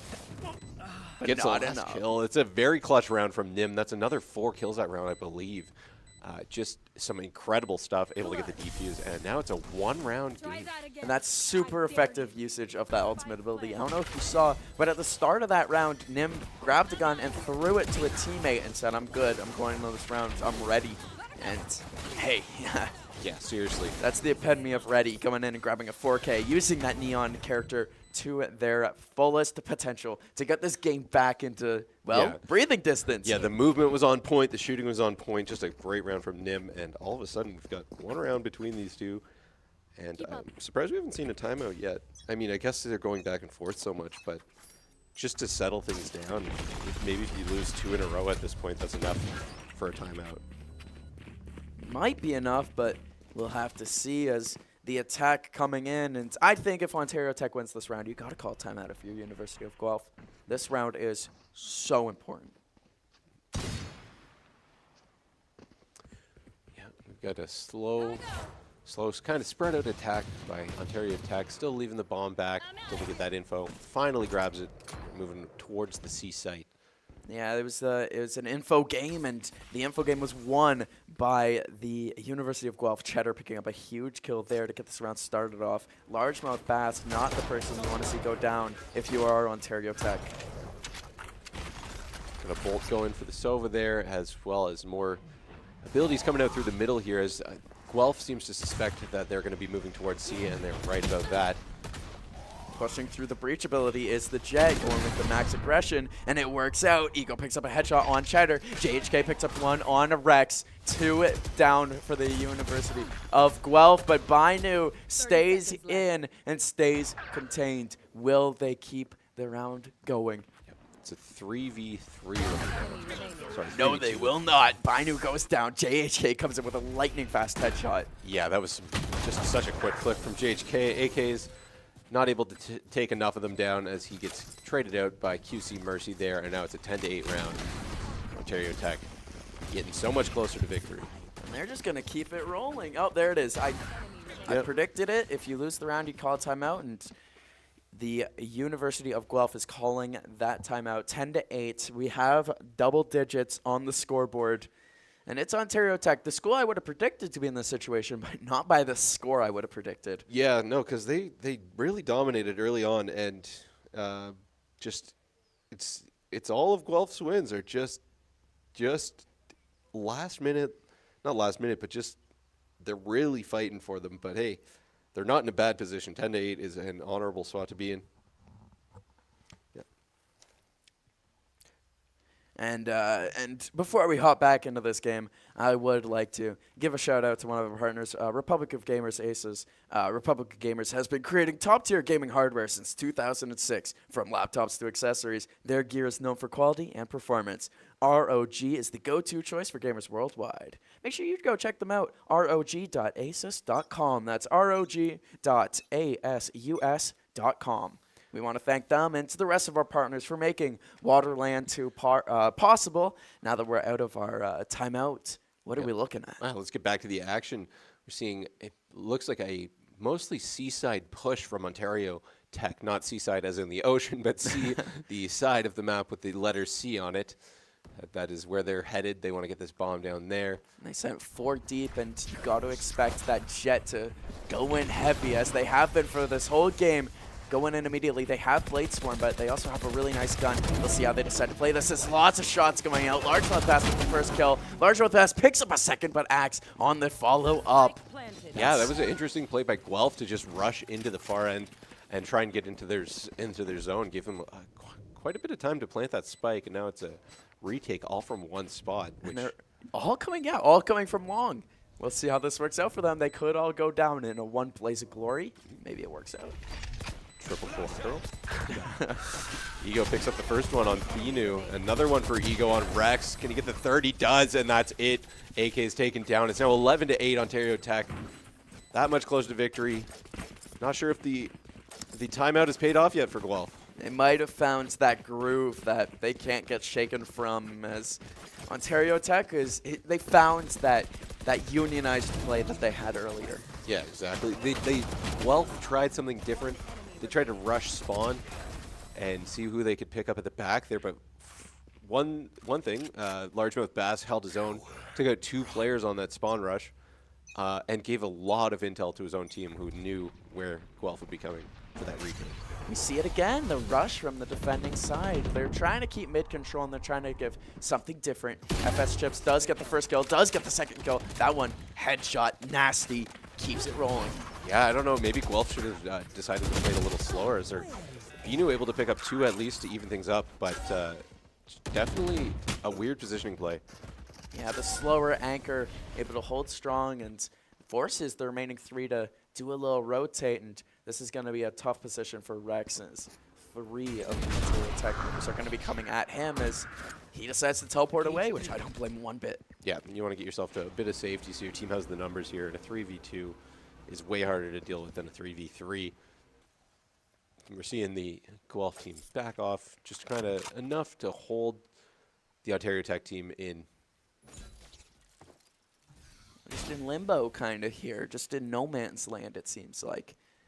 As they're kind of, I assume a lot of what they're doing now is coming up with strategies, how they're going to decide. It looks like they're deciding A, and they just got that Omen holding it strong, and the rest of the defenders are going to be rotating over as they are on site. Yeah, now that all of the players on the other team here, or sorry, 2 of the 3.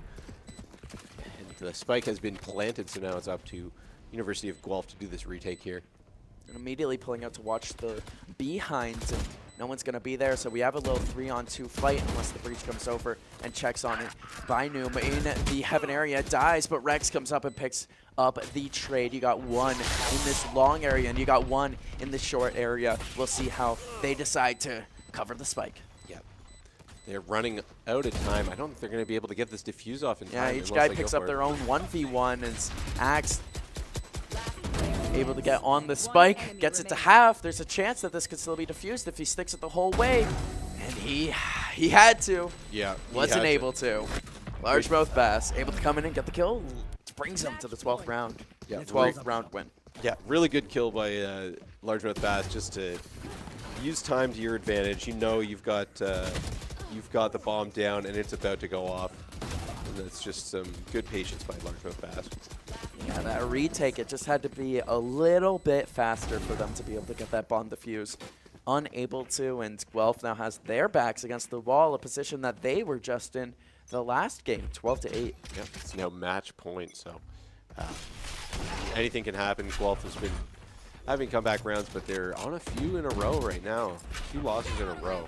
They're going to avoid doing that aggressive strategy now that they're at the match point.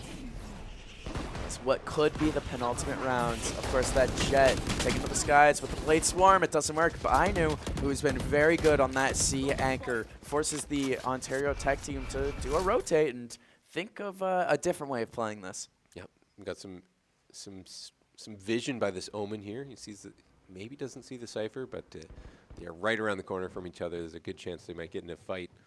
Oh, the Omen's going to back off, which leaves a little bit more room for B, for Ontario Tech to start making their way in that way.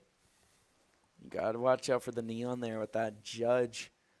That could spell disaster if either one of these guys decides to swerve and hit that corner. Recon ability going in there. Yeah, it looks like they might. Ooh, as JHK came over to look, we went back over to mid. I'm holding my breath here. I got a drum roll in my head right now. And there it was. There's Nim, just ready for him. Another one for Nim. 3 for Nim, just popping off. That's the Judge you got to be scared of. He's laying down the law with that bad boy. And Rex able to clear out the round. Flawless for Guelph. What they needed to stay alive right now.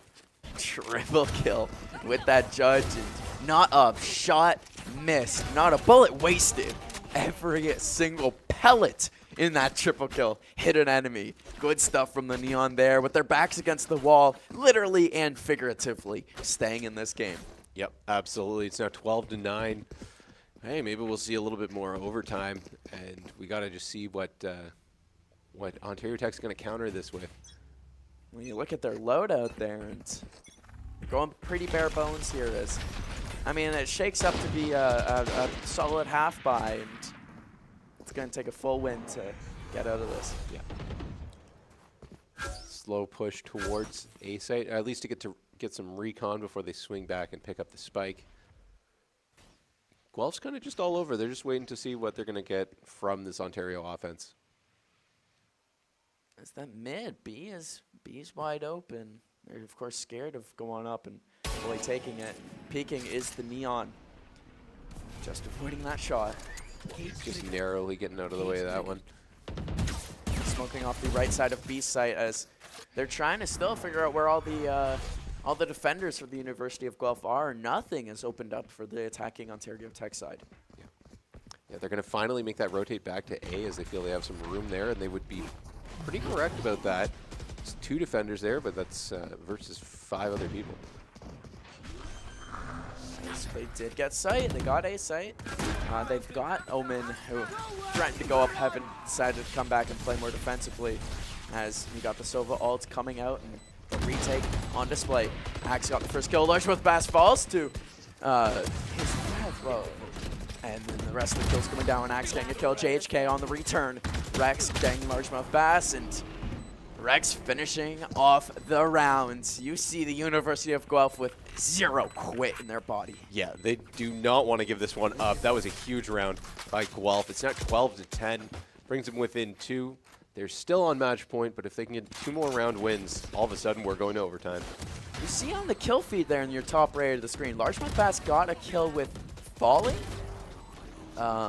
which I've never seen that kill feed icon before. Huh.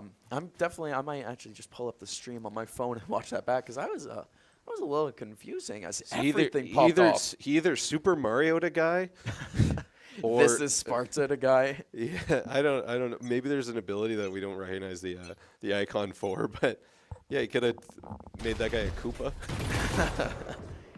As here we are in 12-10. Nim picks up the first kill of the round, and everything is going University of Guelph's way so far in this comeback. They're up 5-4 in this round, and it's going to take a very solid hold here to keep this game rolling. Yeah, seriously. Guelph just needs to do what they were doing the last couple of rounds. They were winning their gunfights. They were just in the right spots. But Ontario Tech, they're a smart team. They know they've got to change things up a little bit, maybe confuse Guelph just to seal the deal. Yeah, no one come and see long. That operator is, it's got it locked down. I'll give it that. No one is coming, as it looks like B site is going to be what they decide on. Waiting for everything to kick off, and it will. Cheddar picks up the first kill of the rounds. The Blind's not affecting him, as they do get the site and plant the spike. JJ's going to try and get the spike down here.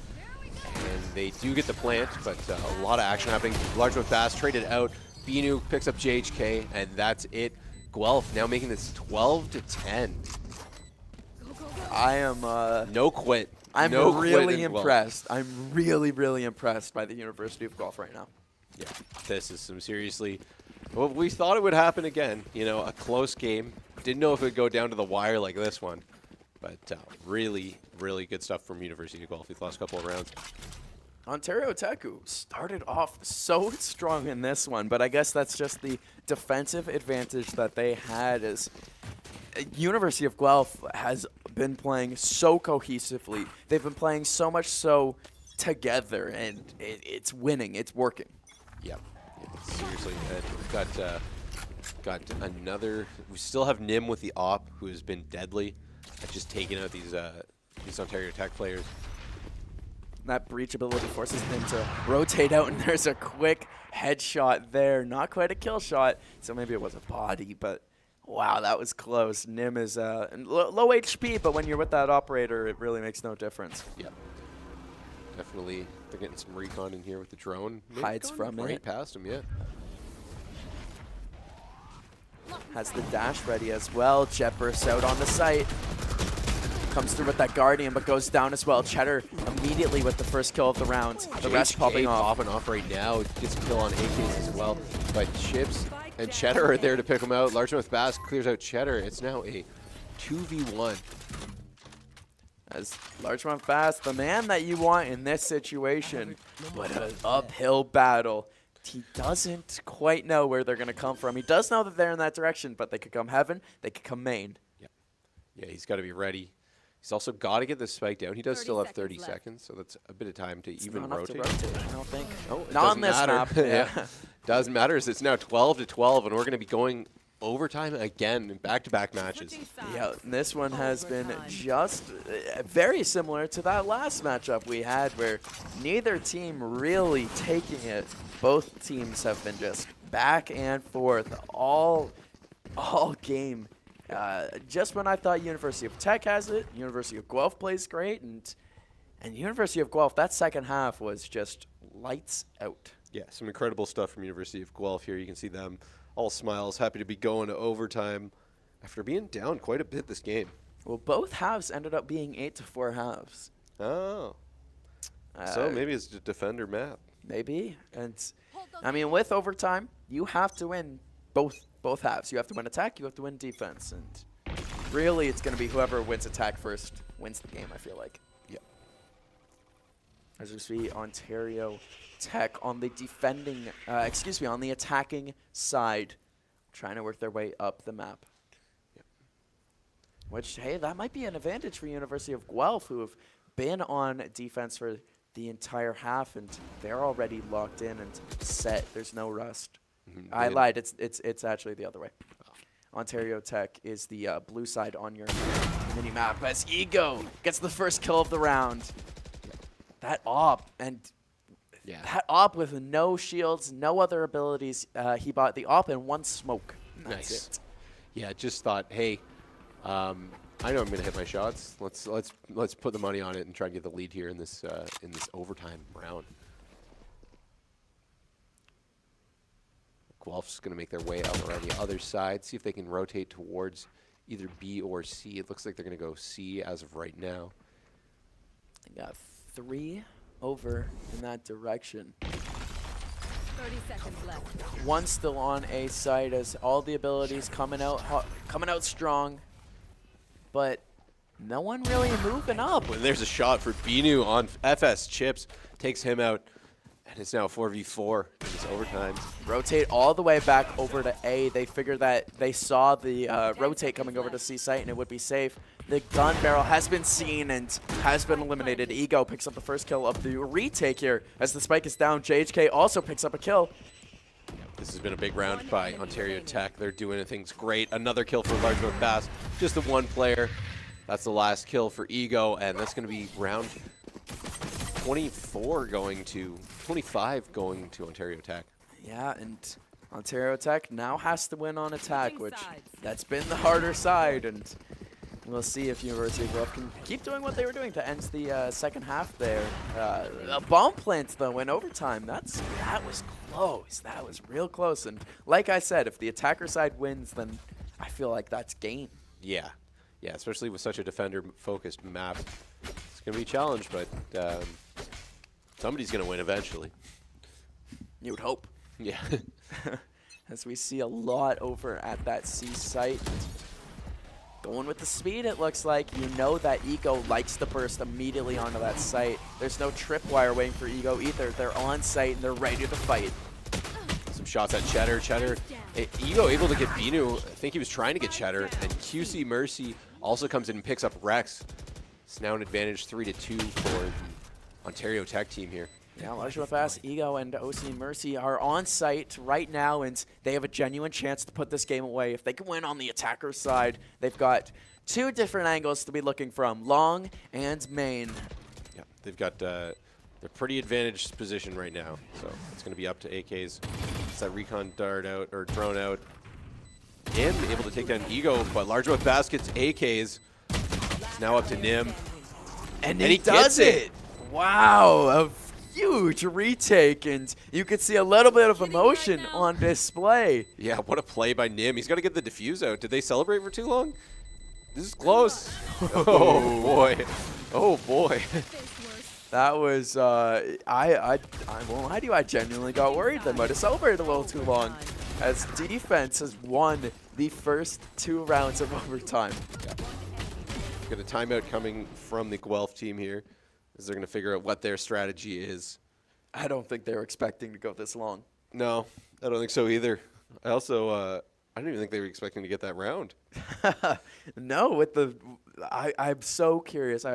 It's too bad we don't have the Valorant overlay, because the Valorant overlay tells you exactly how long you had left. Right. On that bomb, yeah. Yeah. That's probably why he's probably new. I'm chilling. Yeah. But well, it doesn't tell you until after the round ends, and then it tells you how close you were. Right. And then it gives you, like, my best ever, I think, is a 0.2 seconds until that bomb exploded. I defused it. That is very clutch. I think that one was pretty. I think that one might have been within a second. That one was pretty close. Yeah, there was some fast beeping, and that is a scary noise to me. Looking at some of the kill leaders, I mean, you're looking on your screen at the, I'm pretty sure that's what, the University, yeah, that's the University of Guelph side, and some of their better players, Nim with 20 kills, Rex with 18, and Binu with 16. Of course, I missed Axe, 21 of their own. Yeah, a lot of kills going on for Guelph, as well as Ontario Tech. Everybody except for OC Mercy has over 20 kills. That is unreal. So many frags on the board. A triple-double for Ego and for JHK. And for OC Mercy for that. Yeah. Lots of, that's what I mean, where a lot of these players have been getting in on every single kill. They're playing like a team, both these teams. That's why so many assists. We've got at least 2 rounds left here. We'll see what shakes up in this one. We've got Ego with the op. Has been very dangerous so far this match with that op. Push up now. We're watching Rex here on the University of Guelph side. Yeah, slowly making their way towards A. It looks like that's what they're going to do for their plant. And they've fully decided on it. Abilities going out, fully footsteps, and they've given them the site. They've decided to do a full retake instead, which I don't blame them one bit, as that was effective. Yeah. It also wastes a little bit of all that util it took to get them on site. They never actually had to use it. Exactly, yeah. They're able to save some of their util and now prevent the other team from getting onto the site. Good play by Guelph, I think. Largemouth Bass able to come in and get that first kill on Binu. Cheddar trades out Largemouth. Nim gets another one for Nim, and AKs and Rex. What a round by Guelph.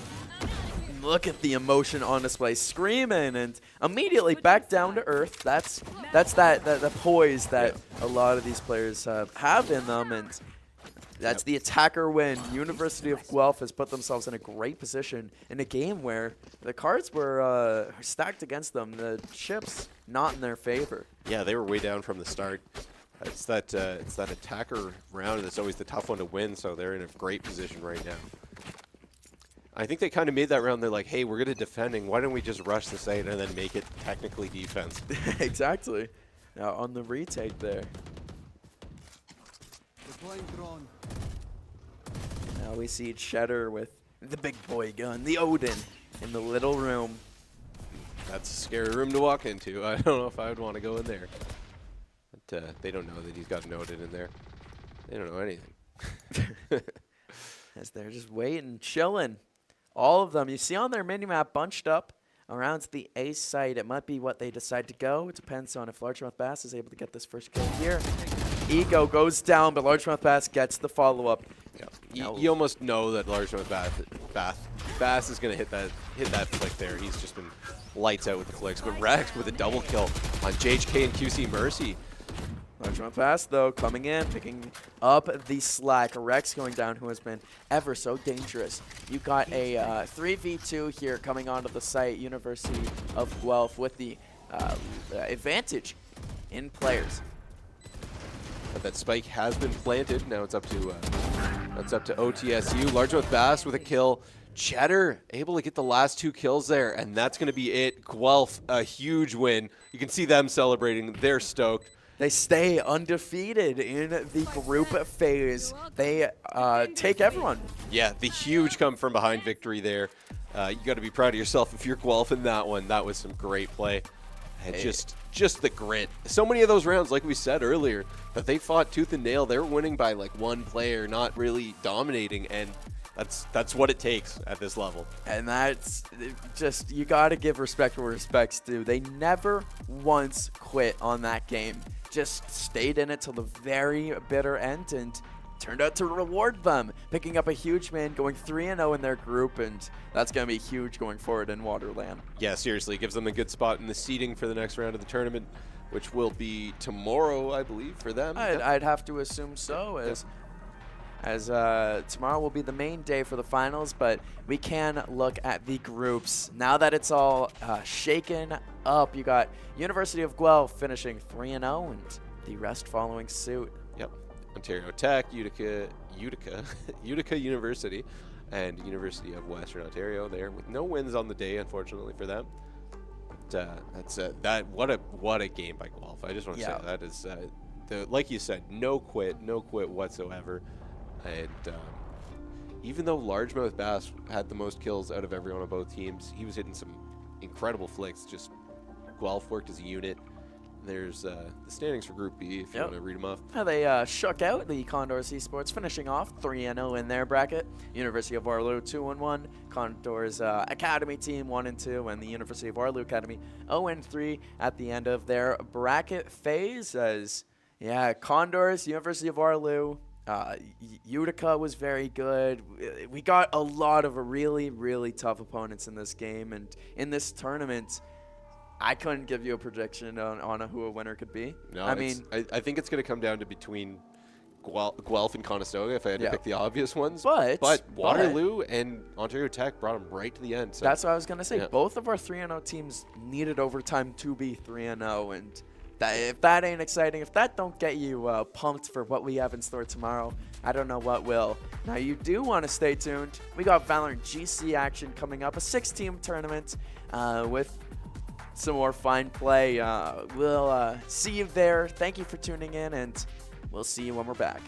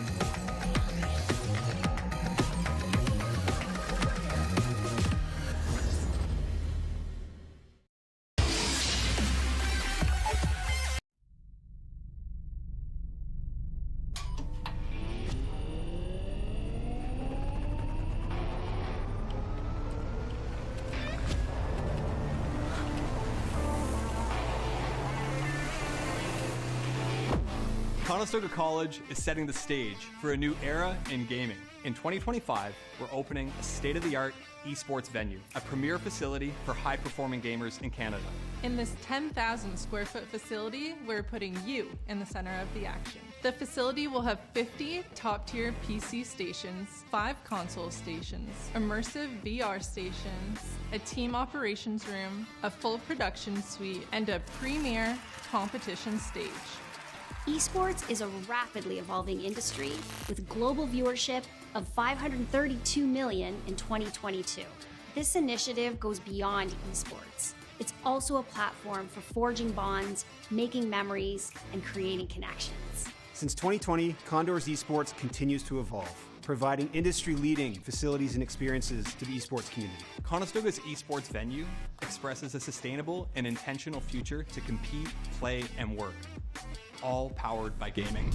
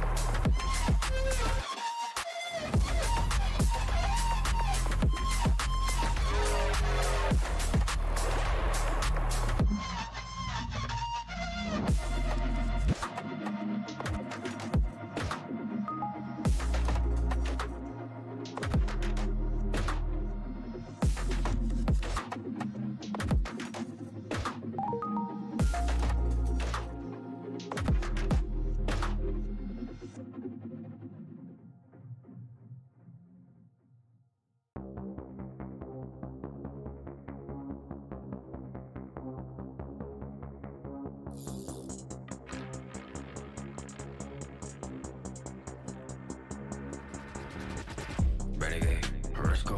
Let him move blood with a kick home. Pedal on a pedal with an O3 kit. Room, boom, up 400 dash roll. Cut through C, 100 the end move. Get lifted, body look big cool. Let's do flat over your head. Body go better on me. Oh, double nine. Telephone cut that right. Shout out my son for the rain though. And I won't cut my leg. Running fist fires, get no rest. Go pop one ring, go break one bench. I pop missile if I wish I put one pistol on my head. Was popping and popping, love in the morning. Blue come over to come in the morning. Vogue in the flick, poster forming. Confident boy run a halo on me. Jealous in the NBO, fill up in the air. I be hitting minimal when I'm on the air. Yeah, boy so pitiful, wanna be my pet. Oh well, good boy, catch a bone on the stair. Renegade, let's go. Let him move blood with a kick home. Pedal on a pedal with an O3 kit. Room, boom, up 400 dash roll. Cut through C, 100 the end move. Get lifted, body look big cool. Let's do flat over your head. Body go better on me. Skittle my life. Green pet flavor. Take all the vibes. Right side center. Pesky side. I need to spin it. Blind with a face spin relay on this light. We don't see where to take off. I am the chosen one, that's how I feel. I ain't tripping on rewind. The blessing I got from the angels around me are really some A1. I am the chosen one, that's how I feel. I ain't tripping on rewind. The blessing I got from the angels around me are really some A1. Renegade, 为心将我包围。Renegade， 弄我自我击坠。雨落下，扣紧我外套，一辆车穿梭在轨道。你不想成为我目标 Renegade, go on the more. Renegade, let's go. Let him move blood with a kick home. Pedal on a pedal with an O3 kit. Room, boom, up 400 dash roll. Cut through C, 100 the end move. Get lifted, body look big cool. Let's do flat over your head. Body go better on me. Oh, double nine. Renegade, let's go. Let him move blood with a kick home. Pedal on a pedal with an O3 kit. Room, boom, up 400 dash roll. Cut through C, 100 the end move. Get lifted, body look big cool. Let's do flat over your head. Body go better on me. Oh, double nine.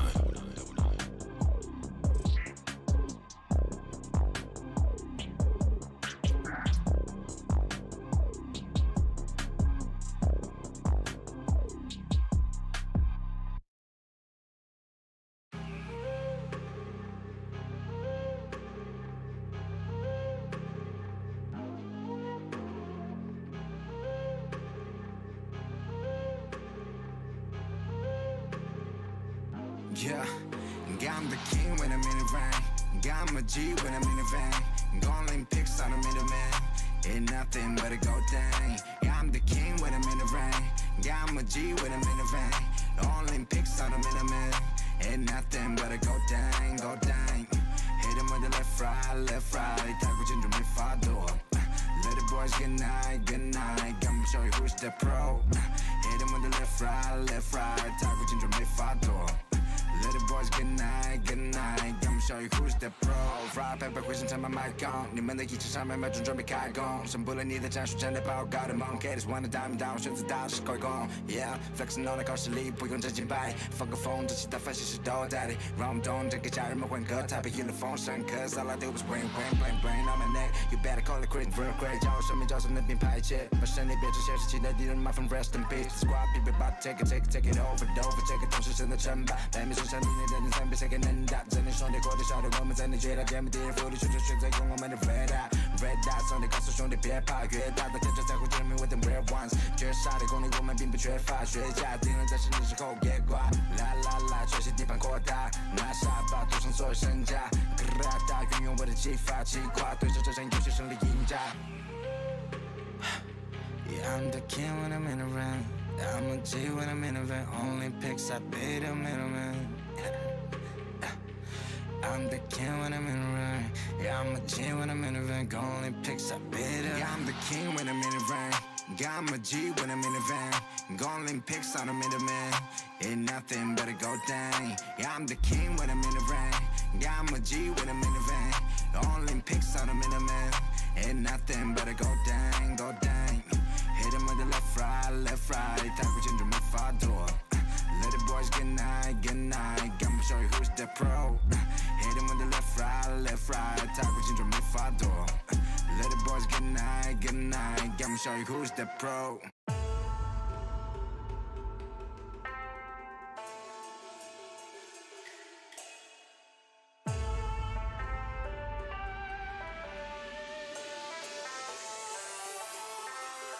我的精神也很顽强，你掌握不了，我是宣扬天空变化莫测，境况让人前世，快失败了你也都没办法，你的安排像灾祸，在我看来你帮着无奈，你没胜利也不受崇拜。I'm a great, I go way pop and paving my way through the smoke and the flame and the cold and the rain. Yeah, you wanna be me, but I stand out. You on flat earth looking at my cloud. Standing tall through the test. Standing tall through the test. 我的精神也很顽强，你掌握不了，我是宣扬天空变化莫测，境况让人前世，快失败了你也都没办法，你的安排像灾祸，在我看来你帮着无奈，你胜利也不受崇拜。Standing tall through the test. Standing tall through the test. 你看我的 set 就知道我的团队在团结。Team is the best， 他们值得 respect， 我们之间有巨大的差别。连我妈妈也叫我永远的神。Go go， 我一回家，她说大儿子你很 tough。一人不带不能被取代，比我更努力的人也不存在。到时我起来和演算难直接出了那战斗舞台。I'm great, I go way pop and paving my way through the smoke and the flame and the cold and the rain. Yes, you wanna be me, but I stand out. You're on flat earth looking at my cloud. Standing tall through the test.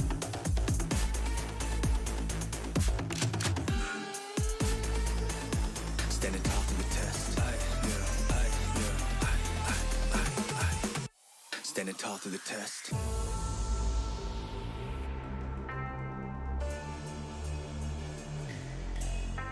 我的精神也很顽强，你掌握不了，我是宣扬天空变化莫测，境况让人前世，快失败了你也都没办法，你的安排像灾祸，在我看来你帮着无奈，你的胜利也不受崇拜。我的精神也很顽强，你掌握不了，我是宣扬天空变化莫测，境况让人前世，快失败了你也都没办法，你的安排像灾祸，在我看来你帮着无奈，你的胜利也不受。Standing tall through the test. I'm a true to respect. Standing tall through the test. I'm a true to respect. 精神也很顽强，你掌握不了，我是宣扬天空变化莫测，境况让人前世，快失败了你也都没办法，你的安排像灾祸，在我看来你帮着无奈。And now we still go ape, hey.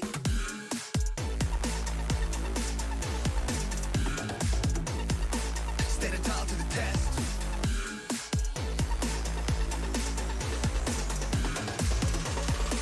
Standing tall to the test.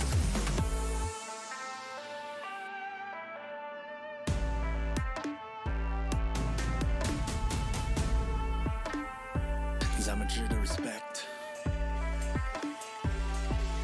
Standing tall through the test.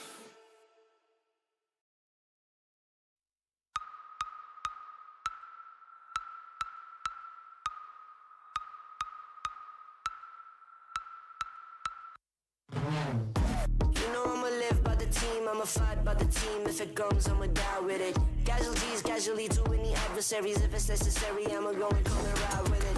Let me welcome you to my legion. If you mess with us, we gon' put you on a t-shirt. Never take a day off, what's a leisure? Squad's always up, this teamwork, stream work. Chalo fera, jao sare. Ek ek mare fere, gore gare. Sare mere bantar bhave. Registan mein bhi hum nadiyan baha de. Chalo sale de man bahane wala tana. जब हम आ जाए सामने और करे तेरे बारे मेरे मेरी टीम मेरे पीछे क्या करेगा कुछ अब I said I got your back back back back back back back I said I got your back back back back back back I said I got your back and my team we adapt we a family from around the world we are back you can never take us down and that's a fact all we do is improvise and adapt I said I got your back I said I got your back I got your back I got your back and I said I got your back I got your back I got your back I got your back and I said I got your back I got your back I said I got your back and I said I got your back I got your back I got your back हम खड़े फिर यहीं ऊपर आसमान नीचे जमीन पूरा है अब हमें यकीन बढ़ते रहना आगे और चढ़ते रहना ऊपर साथ मेहनत है और हमारा जमीन खुशी हो या गमी जीत की तरफ है बढ़ते जाना लड़ते जाना कभी माननी है हार नहीं We work hard and we play ना भी दिखे हम कभी चलो करें मजे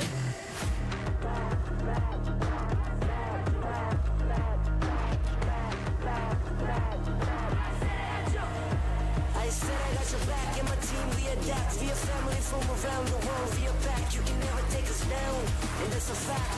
All we do is improvise and adapt. I said I got your back. And I said I got your back. And I said I got your back. All we do is improvise and adapt.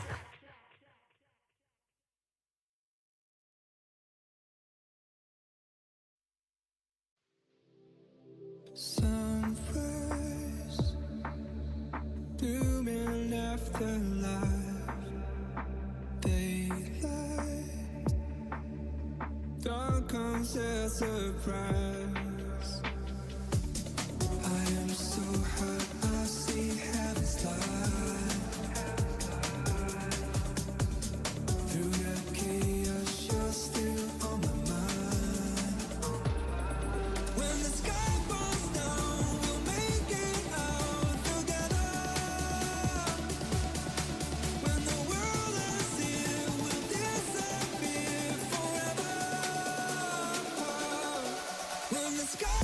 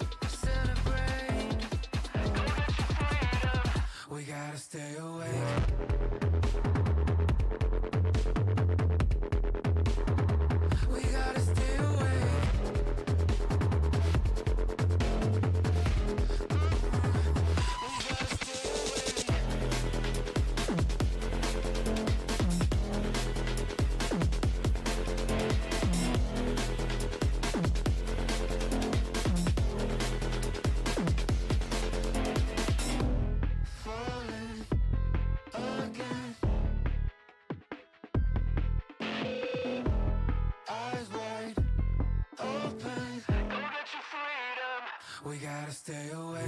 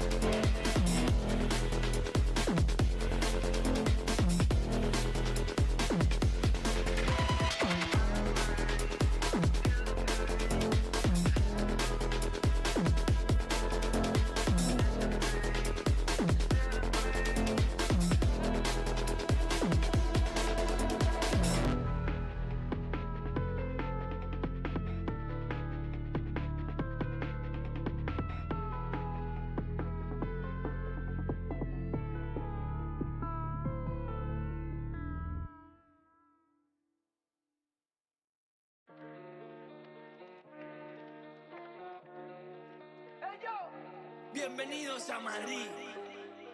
Eso no. We are here. Let's go.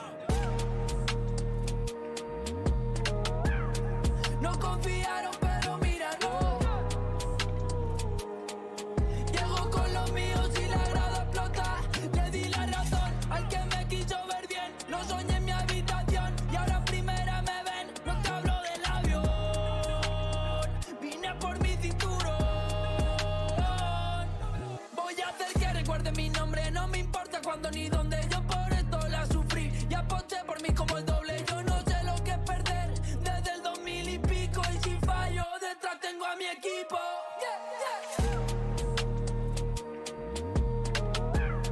No confiaron, pero míralo. Llego con los míos y la grada explota.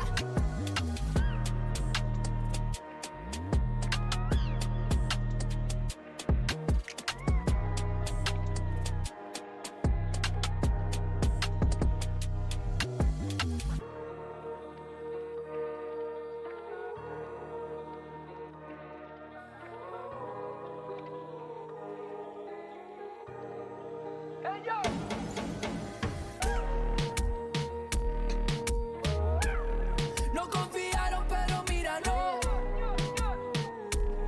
Llego con los míos y la grada explota. No confiaron, pero míralo. Llego con los míos y la grada explota.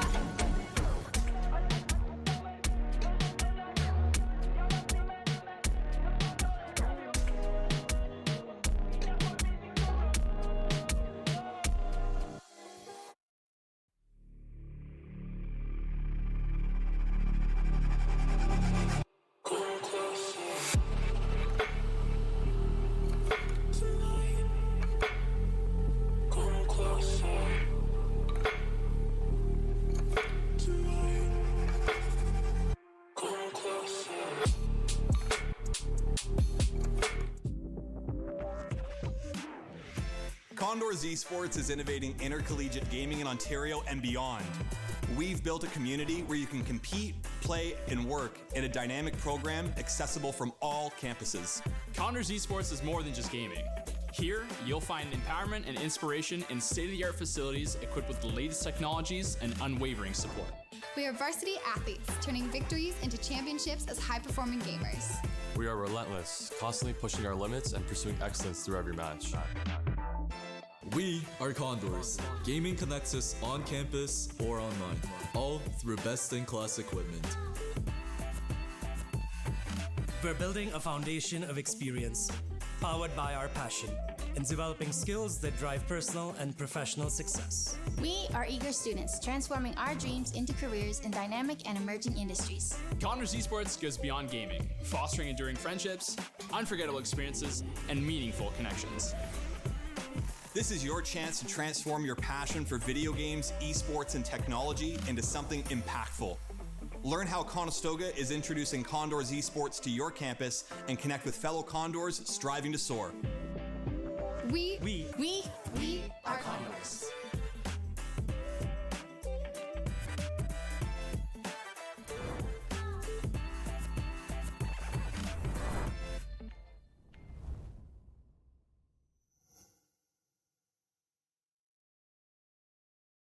At the University of Waterloo, this is where I began my esports career. One of the most amazing opportunities I had working in esports is going to LA and playing on the LCS stage. I remember running onto the stage after my team had won and seeing the confetti fall from the sky. This was the place that had offered me so many opportunities I wouldn't have otherwise. In Waterloo Region, we founded the Waterloo Region Esports Commission in 2021, and now we're at a point where we have this wealth of knowledge, of leadership, of different organizations and institutions that are invested in esports. We have a lot of people that have esports backgrounds, understand the industry, understand the wants and needs of the community, and that's probably the key. We have a variety of different part-time staff that are already trained on how to run esports events specifically that companies and different stakeholders can take advantage of. So it's a direct way that the institutions can support the region, and in return, the students can also benefit from these opportunities to further their career. Although we have an airport, we have hotels, we have restaurants and nightlife, we're still a small town. So when you come to Waterloo, you're really going to feel the support of the whole region. And that's not necessarily the case in other places. We've seen an explosive growth in support systems, student leadership opportunities, in streaming, in commentating and marketing. There's a path for almost everyone, and it expands beyond the university and the college campus into the region at large, which is incredibly encouraging to see. Events is always going to be a key point of focus, but I do think as a short-term goal, it's how can we make sure that we're helping the people who are helping us as we're developing this model. And I think a big player in that for sure is post-secondary. Waterloo brings in a lot of international students. It allows first generation, second generation immigrants to be able to integrate within the scene with other people in Waterloo. Because at the end of the day, when it comes to esports, race doesn't matter, class doesn't matter. We're all here to just play and compete in the same game. Over the next few years, the more that high school demographic starts to understand what's happening at the post-secondary level, the more likely we are to see that local interest finding their way into our local institutions, getting involved with broadcast, teams, and how we can develop the Canadian esports system at large. Just incredible to see in Waterloo the whole community embrace something new and make it part of who we are, because it was there, but now the world gets to see it.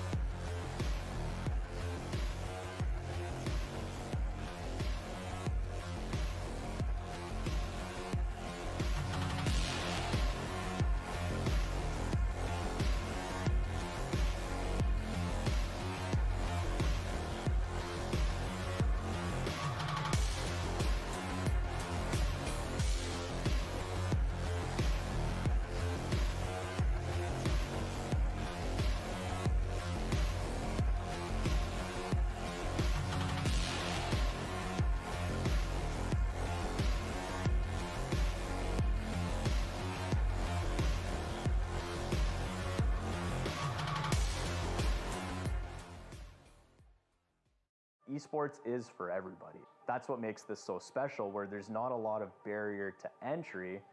It's, do you have a passion for gaming? That's all it really takes. There's so many different things involved in this. It really does take that full team to make a successful event run.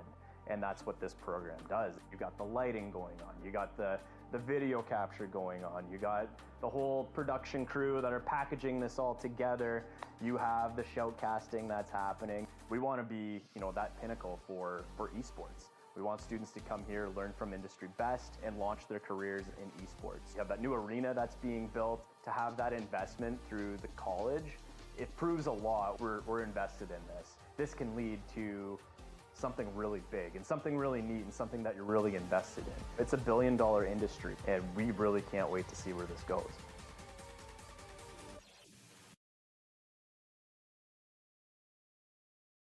Hello and welcome back to our WaterLAN, the second official one. I'm Curtis Cove Collins alongside Andrew Ireland, and we've had an exciting day of Valorant action so far. Of course, last year's WaterLAN was a tournament of both Valorant and Rocket League. This year's is a tournament of Valorant and League of Legends. Of course, we just had the Valorant Open, which we saw some of the 8 teams competing off, and right now we got Valerant GC. 6 different teams competing now in Valorant action.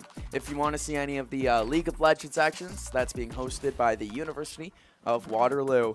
Of course, some of the schools competing, but are not limited to, our very own Conestoga College. We have 3 teams competing, but we also have St. Clair, University of Western, Utica University, and many more. Lots of Ontario schools and some American schools as well. Of course, none of this would be possible without our sponsors. Waterloo Region Esports Committee, Republic of Gamers, ASUS, as well as Game Initiative, I'm sorry, I'm going to make sure I get these right for you guys. It's Gamer Advantage, as well as Odyssey Interactive, and Closed Captions Creator. Of course, none of this would be possible without you, so thank you very much. And we've got some big games coming up here in Valerant GC. Oh, absolutely. And if it's anything like this morning was, it's going to be absolutely action-packed. We saw some 2 back-to-back overtime games this morning, which was incredible stuff. Got a little look at the bracket here as well. Yeah, got 6 teams, and take it away. Yeah, sure. We've got the Condors Esports, that's us up there, arbitrarily in one, no actual points on the board yet. The Waterloo Warriors as well, their GC squad. The St. Clair College GC squad, University of Guelph GC squad, Ontario Tech's GC, and Western Wings GC squad as well. And so already today in the Open Series, we saw the Ontario Tech Open team compete. We'll see what their GC squad is capable of doing. We also watched 2 matchups of University of Guelph, and now we get the GC squad. So it will be something different, a completely different roster of players that, hey, we'll get to know and love throughout our afternoon of games. Yeah, it'll be good to see how the GC squads stack up to the different universities and colleges, other teams. Really cool stuff that, so many of these schools are fielding 2 teams out here today. And we get to see how their different coaching strategies shake up and everything like that. Well, exactly, and play styles. I mean, just because you're from the same school doesn't mean you play the same way. Our first game will be St. Clair versus Western Ontario. So, yeah, 2 schools we haven't seen yet today, but we have seen previously in the year. Both pretty formidable opponents as we saw them throughout the year. Yeah, all of last season, our first semester season. Of course, teams can change in between semesters. I don't expect much change here, as I know that both St. Clair and Western have pretty formidable teams. Yeah, for sure. They, as well as Conestoga. The Conestoga GC team is no one to be trifled with as well. But yeah, St. Clair held their own very much. I remember them going quite far in the playoffs. If I'm pretty sure they won it at the end of the day. And Conestoga had played Western a few times too, and they were a strong opponent. Although the Conestoga team did go 6-0 in the regular season. So. Yeah, so it will be a battle of some of the best teams, not only in Ontario, but some of the best teams just overall in Valorant action. I mean, some of the best schools. A lot of these players that you're watching today could be going pro one day. There's a chance that you'll be watching some higher up streams and recognize a few names, and that's exactly what I'm expecting. Again, we talked about the high-level play of the first matchups. We're going to get more of the same, and I'm excited for Valorant action here. If you look on the screen right now, we've also got the map choice finally up here. It looks like Western had banned Abyss, St. Clair banned Sunset, Western banned Bind, St. Clair banned Pearl, Western banned Abyss, St. Clair banned Split, which leaves us on Haven, which is what we played on the last match before we came in. Yeah, back-to-back Haven games. And of course, if you are just joining us, we spelled it out a little bit there with the teams that we've already seen today. Conestoga had a big 14-12 win I want to say. And then we just watched the University of Guelph on this map, like you were saying, pick up another overtime win. Again, same map, but different outcome, different teams. Yeah, it's gonna be really interesting to see how this this tournament gets kicked off. Again, it's like the first match, not jitters per se, but you get the there's pressure. You get to set the tone for the tournament a little bit, yeah. And there is a good amount of anxiety always about being that first team. Of course, you said it. You like to know about the wins and the losses before you get to go ahead yourself. Yeah, exactly. I feel as though both of these teams though are excited to start to get the ball rolling, to get things kicked off, and it's gonna be a well, we'll see. Could be a good match. We'll see. Could be a good match. One of these teams could run away with it. Yep. You never know. I mean, that's why we play the games. Of course, we're just waiting for these matches to start. We're getting so close there, looking at some of our various rosters that we got in about. Yeah, make sure your headphones don't get caught in your keyboard. That's important.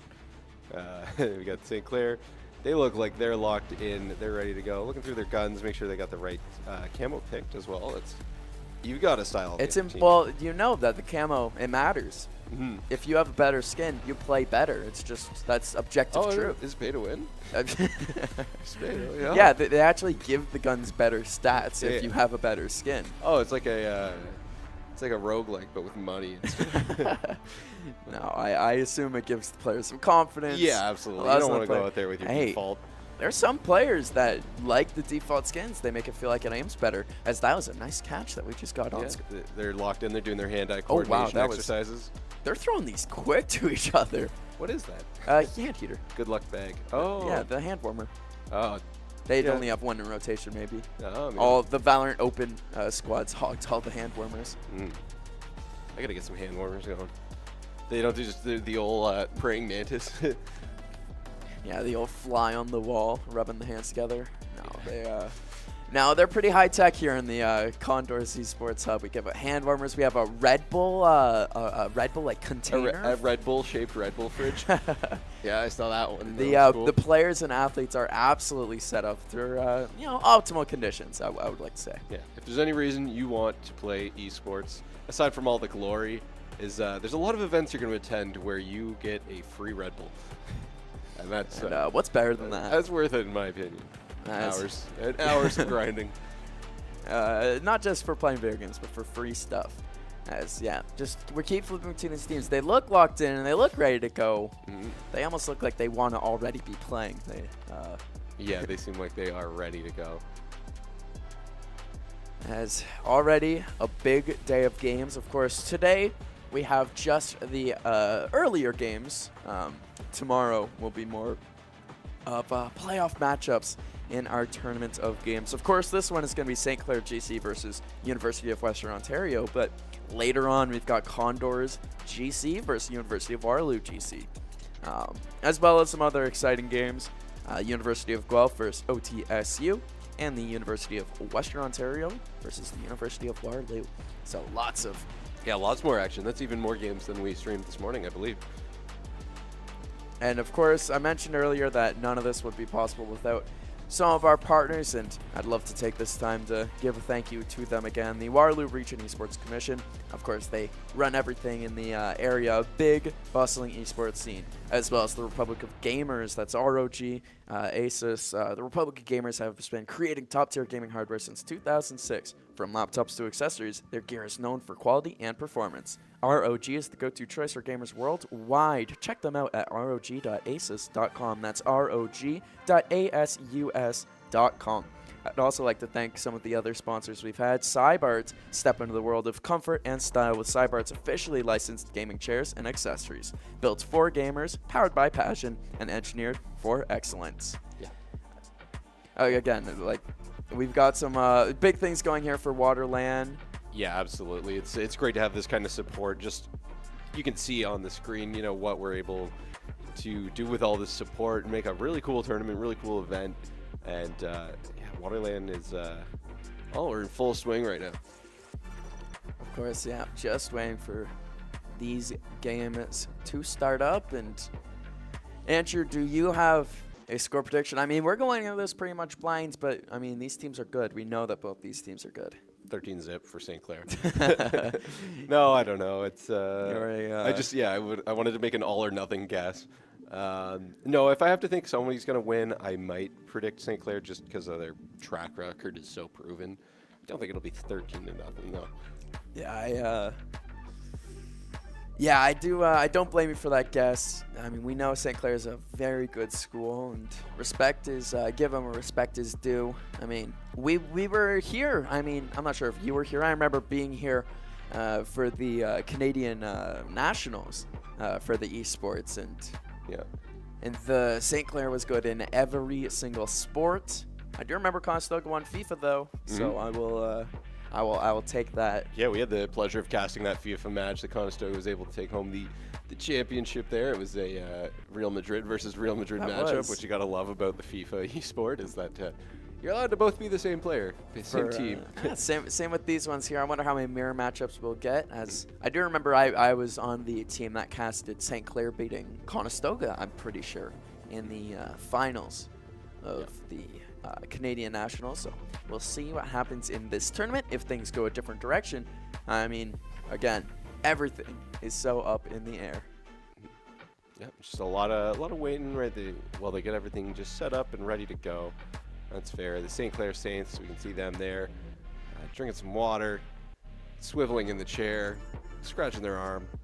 I think I'm in commentator mode. I just want to describe things that are happening here. Definitely looking at these teams, it looks like they just want to be playing the game. I mean, this is what they came for. This is what they're ready for. St. Clair, one of those teams that 3-hour drive, I want to say. Full wireless mouse squad. I don't know if that'll make any difference, but it's just a thing I've noticed.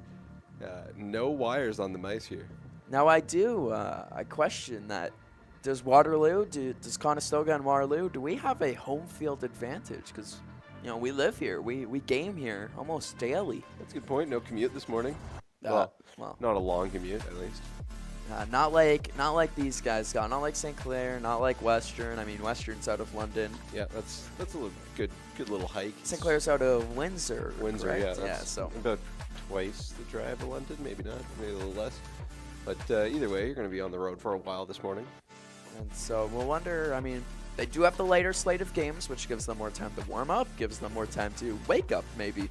I mean, we did have a game today right at 10 a.m. and in gamer time, 10 a.m. is very early. That's the crack of dawn. That's the crack of dawn to be playing video games at 10 a.m.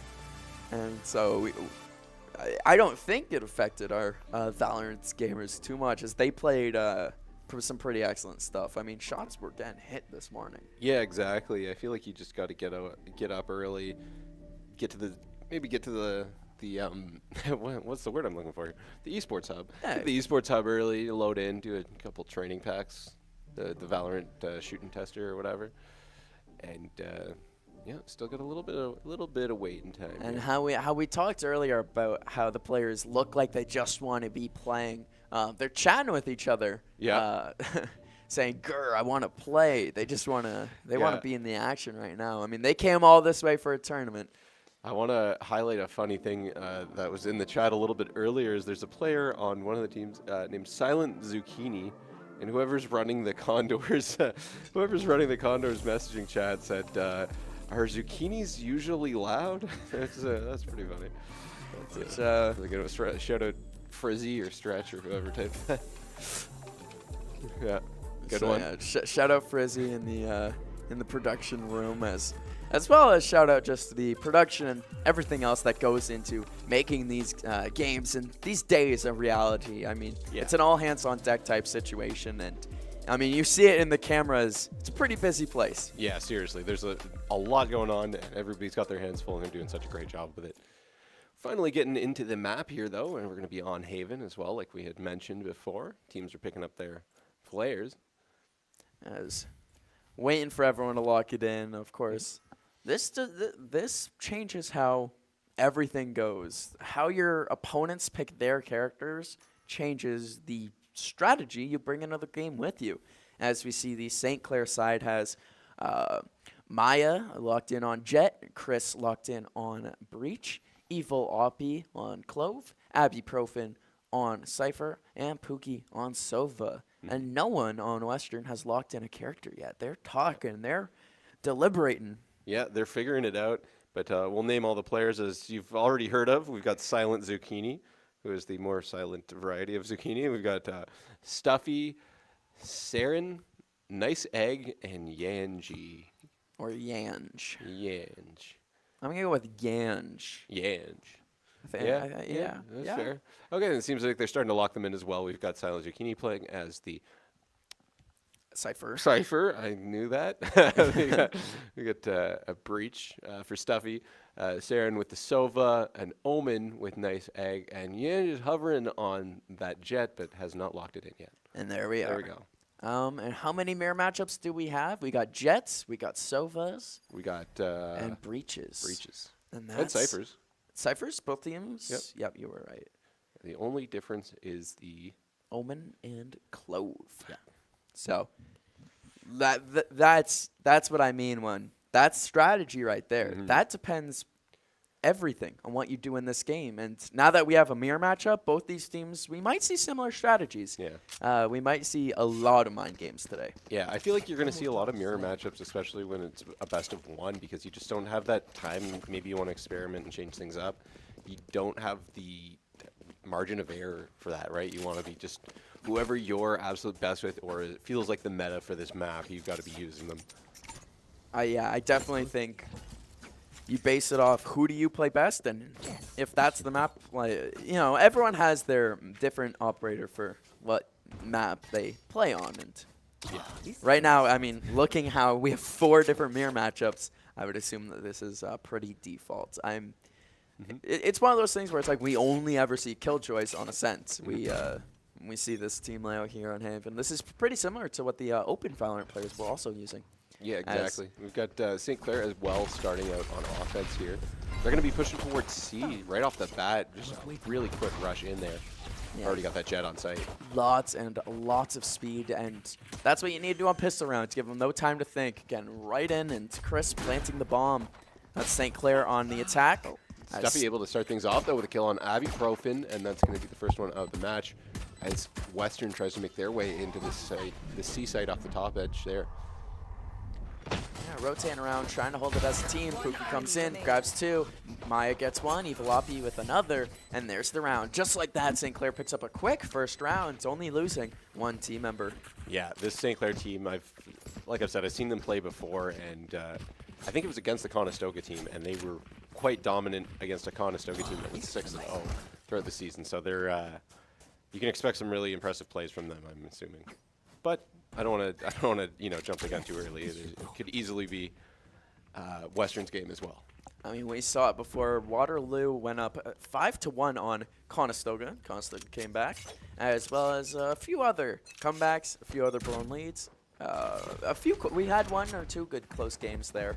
We'll see how this one pans out. Another C rush here. And if it's not broken, don't fix it. Well, look at the defenders. All 5 of them going down main and looping around. We'll see the fight going on as Evalopi and Abby Profin getting the kills going. Abby Profin ends the round with a 4K. Wow, what they expected that flank a little bit, or maybe they didn't, but they heard them coming, and then they were just able to turn on them right there, and then really make quick work of that round.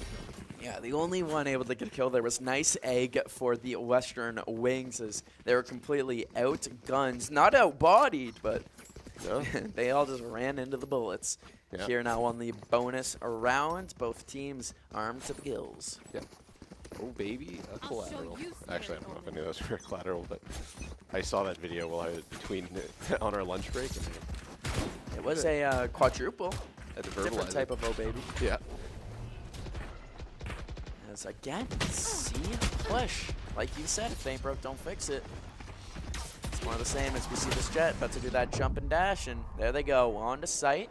Zucchini has no idea, but is able to get a huge headshot anyways. Pookie comes in, gets killed, and Nice Egg follows it up. Yeah, great pick by Evil Zucchini there, unfortunately traded out, and then Evalopi, who has just been on fire. Another 2 kills already. Is going to be using their ability, trying to get 1 more kill. Unable to. And now it's a 1v1.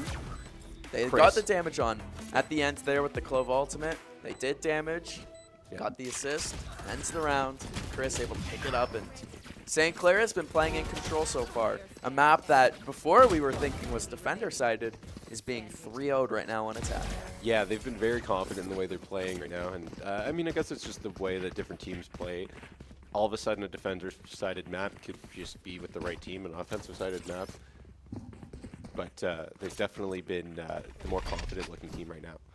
Right there. And so we'll see what this round 4 has in store, as a changing of the strategy is underway. Going through mid, it looks like they still want to go through C. They're just splitting it up because they know the character's utility is blocking the main entrance. Going in, trying to take out the Silent Zucchini, silently sneaks away. Living up to their name, able to sneak away. Ibuprofen is going to start things off with a kill on Nice A. Good headshot through the window there. And we're going to see her trying to strike around a little bit more as well. Ibuprofen and Chris picking up kills. Evil Oppie and a flawless another round for St. Clair. And they make it look easy. That one was just constant pressure on the defenders. I mean, they put the attacker in attacker. They were really sending it at them. A lot of the times on this map in particular, we've seen the attackers be a little bit more hesitant, maybe a little bit more thoughtful. I'm not saying that they're not thoughtful, but they're being very deliberate in every single one of their actions, and it's quick. Yeah, they're making very quick work out of this. You can see on the scoreboard here, Ibuprofen has already got 7 kills and only 2 deaths. Pretty darn good for round 4. We'll see now Maya, entry frag on Jet, come on right in, and we have an operator on the board. Yanji has that for the Western Wing side, and Yanji is now gone. Where's the Yanji one? Able to take one out and pick up that operator for herself. That is Maya right there. They've got full control over the C site again. Hand delivering the op, but the Zucchini survives, but Ibuprofen decides against it. Getting huge kills on the rotating defenders. Evil Oppie able to end the round. Yeah, Evil Oppie has been so consistent with their shots right now. It's just, I feel like every time there's a kill feed, there's one Evil Oppie and then there's another one. Like, they're just finding themselves outnumbered in situations and still getting all the kills. I don't think they've gotten a single kill. I think Evil Oppie's only gotten doubles, like you were saying. Yeah. Same thing with Ibuprofen. Ibuprofen's been going crazy so far in the early goings of this one. 5-0 the start. That 13-0 projection, I mean, like... No, don't jinx it. Don't say the S word. for goalies, that would be shutout. Oh. I'll say it. Goes and says it. Yeah, whatever. I'm not biased for either of these teams. I don't We'll care. see what stuff he's able to do here. Shutout. Stuffy's got the shotgun. There's no tripwire this time, so... No, there's just a human-made tripwire. Ding-ling-ling. But you still have to hit your shot. You have to time that shot. I think he times the recon perfectly. Yeah. But they're moving out anyways. They're moving back. Yeah, we're seeing a different side push from St. Clair this time instead of just rushing A like usual. Saren able to start things off. Take out a couple players. A triple kill now for Saren. And Silent Zucchini, pardon, takes to Chris. He's now at 5v1. So I did jinx the shutout by saying shutout probably, unless Pookie goes off. That would be... Go off, Pookie. Go off, Pookie. I would take all 5. There's 1, there's 2, and I thought I was going to keep counting. I really did. But instead, it's Saren who picks up a big 4K. Grabs around for Western Wings. Who backs were against the wall on the early goings of this one. Yeah, that's a big round to pick up, especially when a few of those rounds have been really tough rounds to get yourself a little bit of momentum back in this one. Take a breath and realize, hey, we can take some rounds off these guys. We can win this game, bring it back in. They're staying locked in. You see them there, the Western Wings.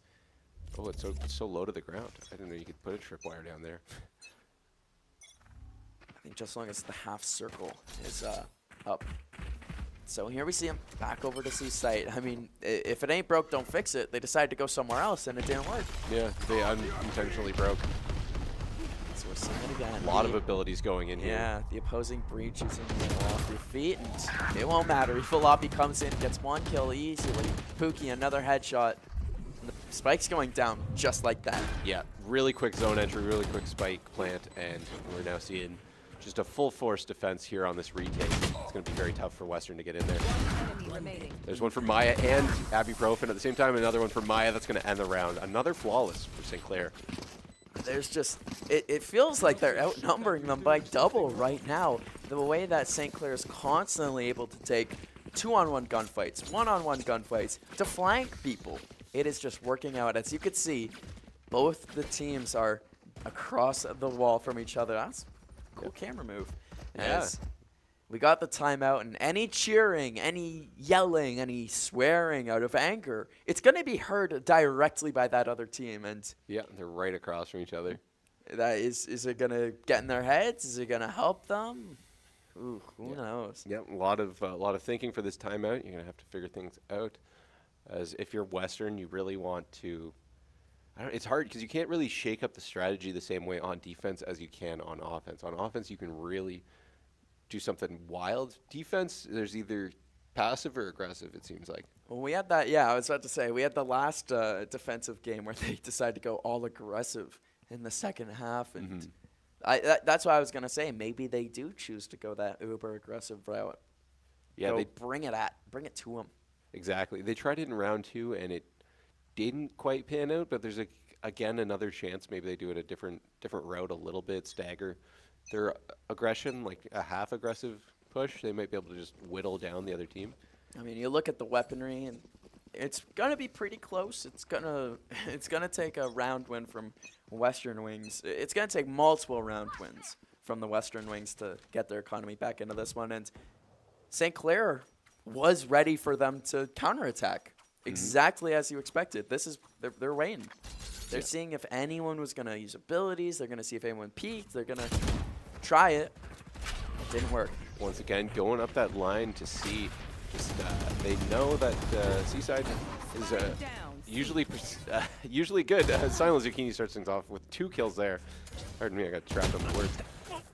3 for Silent Zucchini. Make it 4. Silent Zucchini, a 1-person army on C-Site. It's just going to take one more kill, and we might see a second ace of the day. Yeah, what a round from Silent Zucchini. And there it is. Oh, there it is. The ace for Silent Zucchini. Yeah, really great round by Silent Zucchini. Something you could be smiling about there. It's just really locking in, really clicking on heads like you wouldn't believe. Yeah, perfect crosshair placement on all of the skills. Just ready to go. And now it's 6-2 for the St. Clair College GC squad here. As, yeah, we got our second ace of the day. That's not something you see every game. I think we saw 1 real ace in the early goings and then 1 fake ace because of a double kill on Clove. So that's number 3, and that one might be the best one yet. Silent Zucchini making light work of the attacking St. Clair College, who are winning 6-2 right now, and they go right back over to that C-site strategy. Silent Zucchini trying to spray through the smokes, pick up any amount of damage, maybe even a cheeky low kill. Yeah, that was pretty good stuff. Pookie able to start things off with a kill on. Nice egg right there. Silent Zucchini finally gets an end to their kill streak by Maya.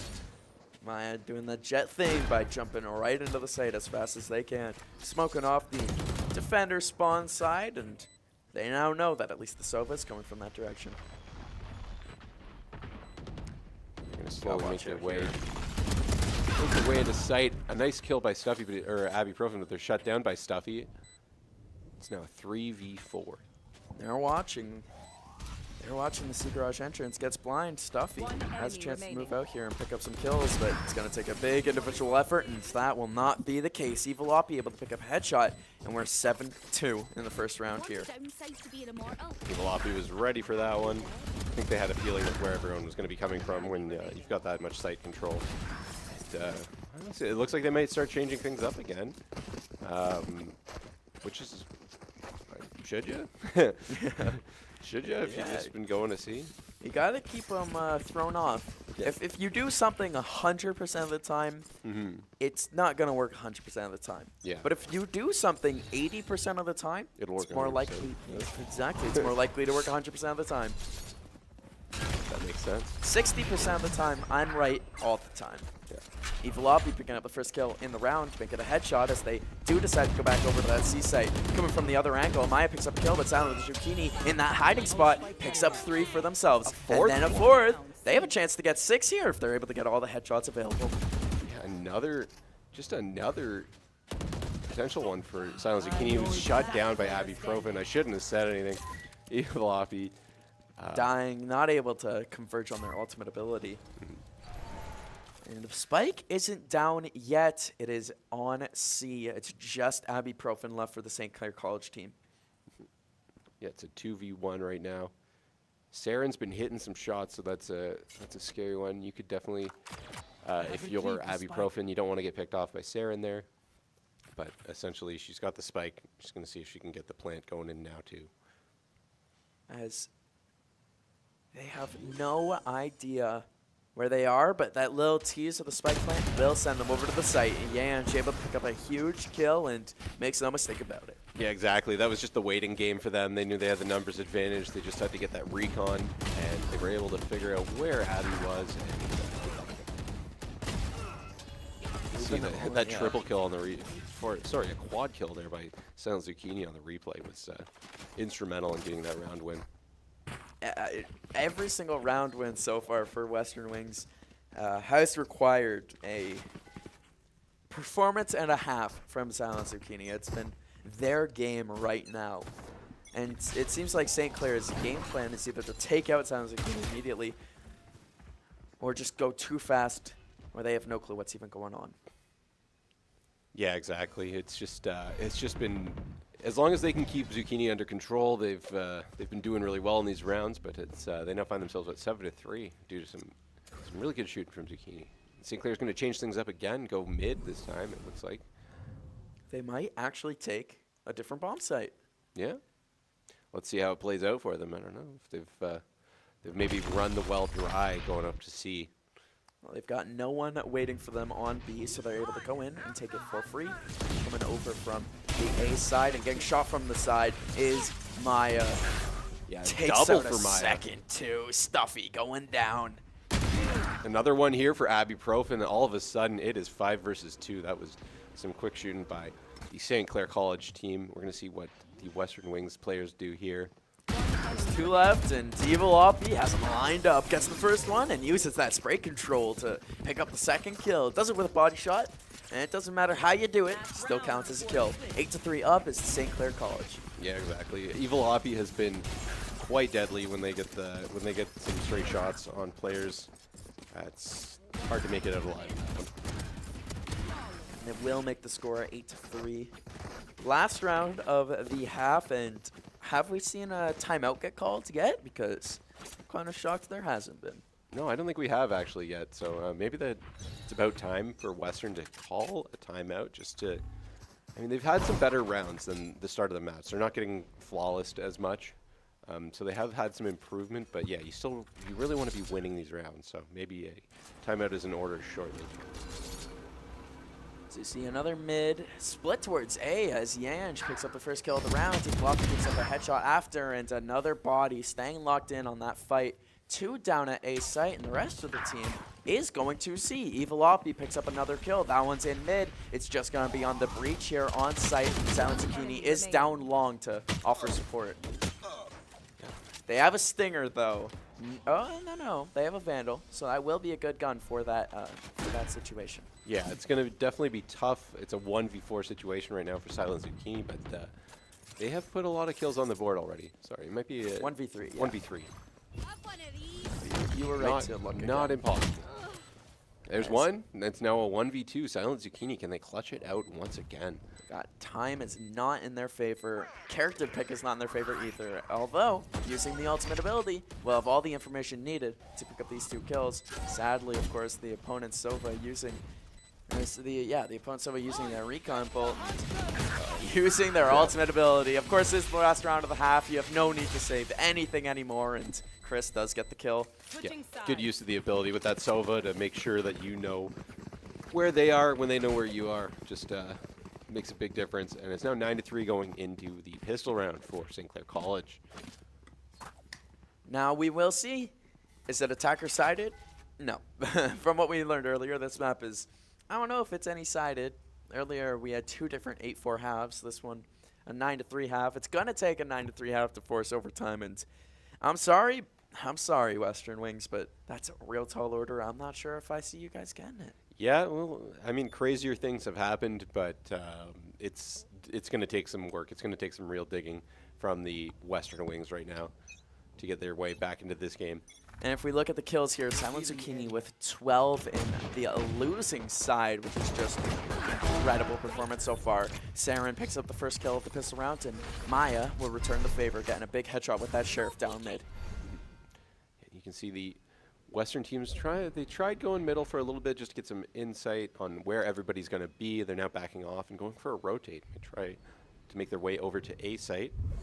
St. Clair's just going to keep holding strong, they don't need to move until they get any information, and then they can adjust based on that, because they're spread out very evenly, got good coverage. Sending 3 over to that A site. The Cypher is still at mid for the Western Wings. Of course, this is a 4v4.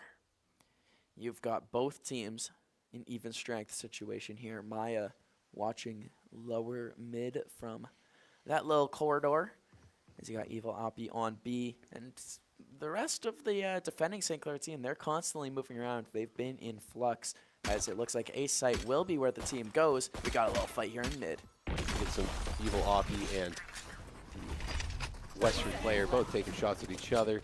No one able to get the kill until Maya picks up a kill on Silent Zucchini right there. And the spike's going to go down. Yeah, that was the mid player for the attacking Western side, and it doesn't work out as Pookie, Evil Oppie hopping in, getting some kills. Saren. Yeah, it's a big headshot and staying alive. A second one too, but not enough. Just a little too late in that altercation. Getting the spike defused is St. Clair College. Yeah, some really nice turns by Saren right there, but unfortunately, there's just too many St. Clair players in that vicinity, and it's now down 10-3. St. Clair hitting double digits now.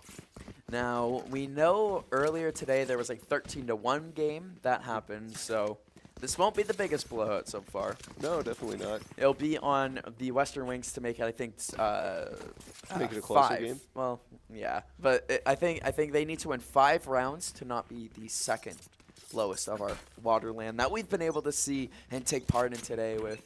I mean, we say there's some good action, and right now St. Clair is bringing it at WaterLAN. The attacking stage is on now, of course, at the C window. On defense here with Evil Oppie. They know that some people are going to be coming through that laneway there. Evil Oppie with a Sheriff shot doesn't connect with anybody, but definitely warns them. Hey, watch out! I'm right here. As they ought to know that there's that. Notice how that smoke comes through and just gets lit up. You can see on the kill feed, 4 people ended up shooting Evil Oppie there. Yeah, but that's some good information for Evil Oppie, and Maya was able to capitalize off of that information with a triple kill. I know, a 4th one. Can they get the ace? Can we see another ace here? I know Maya wants it, but Maya's being a good teammate and not rushing in. Coming all the way up is Nice Egg, taking out ibuprofen, and look who's on the chase. Yeah, Maya wants this ace now, chasing for the ace.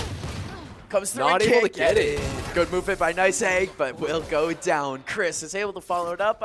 For a minute there, thought Nice Egg might be able to luck their way into another, into a kill or two. Unable to, as St. Clair will take that, going up 11-3 in the round. Yeah, what a play by Maya to really solidify that round for them. It could have gone either way until Maya just popped off with the op. Well, can I say that? I sound like a boomer. I think. I don't think it popping off with the op. Wasn't the op. They had a stinger to start for the triple kill. Right. And Picked then up an op. Picked up a Marshall. Oh, The $1,000 sniper rifle. And got a headshot with it, went back to the stinger. Ended up dying, but it was a fantastic life, one of those ones that I know Maya will be thinking about still. You got to hope, though, that adrenaline, you can't get too amped up in a long day of playing video games like this, a long tournament like this. No, definitely not. You want to just keep on managing your adrenaline. I let my adrenaline get to me, and I called the Marshal the op. As we see all of the attackers still in mid around their spawn, chasing off Maya, who's got that Blade Swarm active. Yeah, that's Maya. Yeah, you want to buy yourself some space, get yourself a few free shots with the blades, ideally. So you don't have too much of a chance of getting taken out before you get to actually use them. We see the attackers going silently through mid here, the lower side towards C Garage. No one's holding the window. It is smoked off, effectively so, by Nice Egg. Yeah, they're going to They're really clumped up right in that middle zone here. A lot of abilities starting to go out. They're going to make their push on to C. To win now, one death immediately, ibuprofen, but Yanj and Saranen are able to trade it out. Yanj picking up a 3K.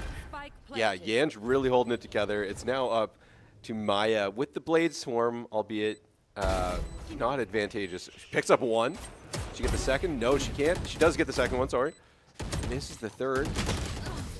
And not able to get the third, and they're able to hold her off. And that's another round for the Western Wings.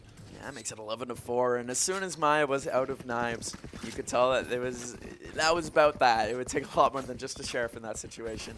There was a little moment there where they were both kind of whiffing on each other, which is like, hey, I'm not going to blame anyone. If I was in that situation, I would have missed all my shots. But, I think if I was in these lobbies, I'd have a grand total of maybe 1 kill. Yeah.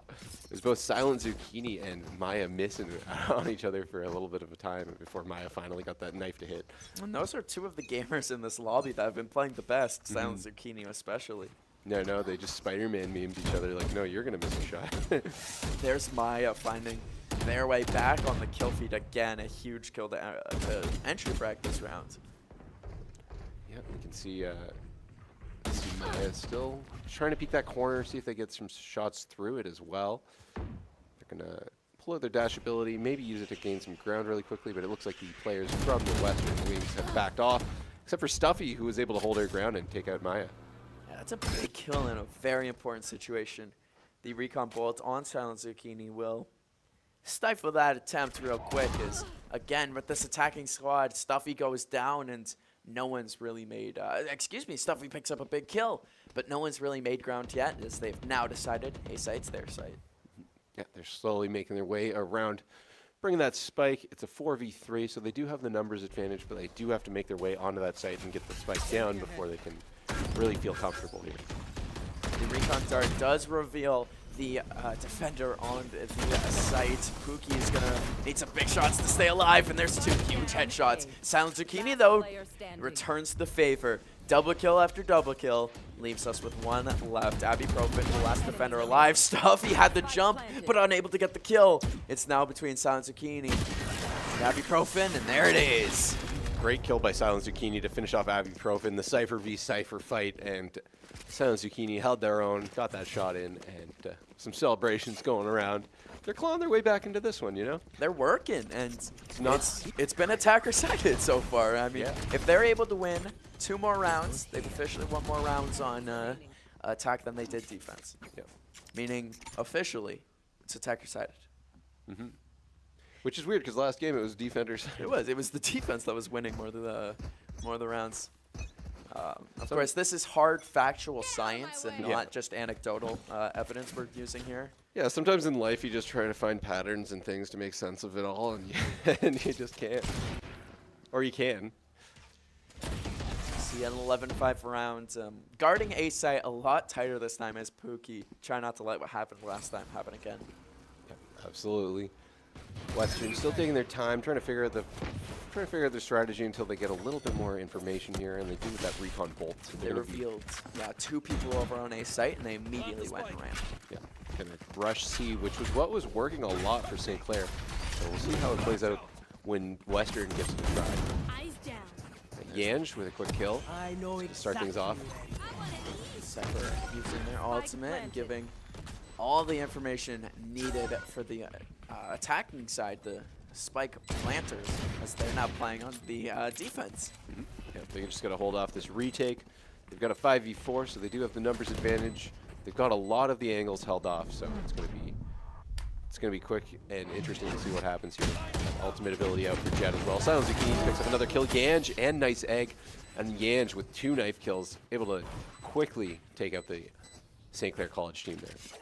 It's 11-6. This has been excellent work from the Western Wings side. Just really just showing grit, showing determination. If you look at the kill leaders, Silent Zucchini with 16, Yanj and Saren joining Silent Zucchini in the double-digit kill figures. If you look at the other side, Maya, who we've been saying Maya quite a bit here, 18 kills. Yeah, Maya's been having quite the game. But, yeah, Western's been holding their own. They're coming back into this one, so see how things start to unfold You see them on the attack, Yanch. In that middle, big push here from St. Clair. Doesn't have reachability, and Yanch is going to be able to get Maya, but Evil Oppie picks up a double kill as well. Missing Silent Zucchini now. This attack is going to be a little bit hampered. Yeah, they're definitely going to have to take their time and really come up with the strategies. The three of them are just kind of bunched up here, and they know that there's quite a few St. Clair players in mid, so they're going to have to think of which way might have less St. Clair players on defense. St. Clair is just holding mid here. Like you were saying, Evil Oppie making their way up to the window and gets one shot. And then the second, you got to keep your eye on this player because they are absolutely lighting it up, going for the ace, and you know she wants it. Chasing down Stuffy into spawn. Ooh, going for the flank on Stuffy. There it is. Whoa, they celebrated early. Wow. There it is. Another ace, and that was a... Even with the early Selly, which is like, I feel like that's a little showboaty. It should have been a kill of the first Selly, That's in all true. fairness. You see it here on the replay. Selly, oh, nope, got to actually finish the job, and they do, just with 12 health. Evil Oppie with 22 kills now on the game. That's 18 rounds, 22 kills, for a reference. Yeah, just having quite the game. But Maya with only one death. No, I'm kidding. That is a little bit of scoreboard bugginess. That's okay.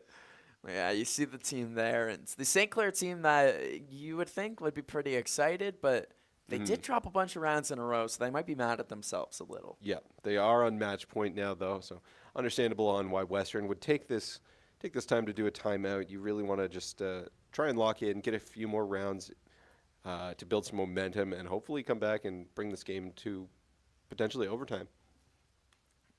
We say a lot of things are tall orders. That is a big plate to clear for the Western Wings. Overtime, I wouldn't be going that far yet, but making it a little closer than it is, I'd like to see that. Always possible, yeah. But yeah, they do have their backs against the wall. Any rounds they now drop will mean the end of the game. We can see as this this timeout is starting to end. We're going to be back in the action soon for what could be the final round. As they are starting to make their way, Western is starting to make their way up to C, get a little bit of recon before swinging back into that middle zone and just taking their time. Yeah, try not to get seen by anything here. They know that Sova is coming to C site, but do they know that the Sova was alone and possibly as going over to mid as this attacking team again? And you got to be careful, as that's been a battlefield so far. Yeah, it's gonna take a little while. We've got the Western team just working as a unit right now, really sticking close together, which can be good, especially if you're facing a more spread out St. Clair team. You want to whittle down the numbers here, but it can be bad if they come in guns blazing. You see them creeping up to B side. You got the Sova watching it, and the Sova gets the first kill. Pookie starts the round off right for the defending side, sending off that recon dart, and they know that 4 people are there. Kolos are being sent out, and the rest of the team is coming to help out. Of course, that breach ultimate ability will clear out sight. Not enough. Evil Oppie comes in, gets 2 kills, gets help from Chris on the 3rd one, and now it's just up to Stuffy to keep this game going. If they go down, we see you in the next one. That was a lot of useful information with that Sova dart. Stuffy able to pick up 2 there. Now 2 on 3. Giving themselves a chance. Might get the plant, not able to get the plant yet.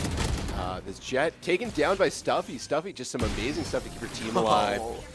Thought she had full coverage from that smoke there, and Evil Oppie finishes it off. That's a win for St. Clair College.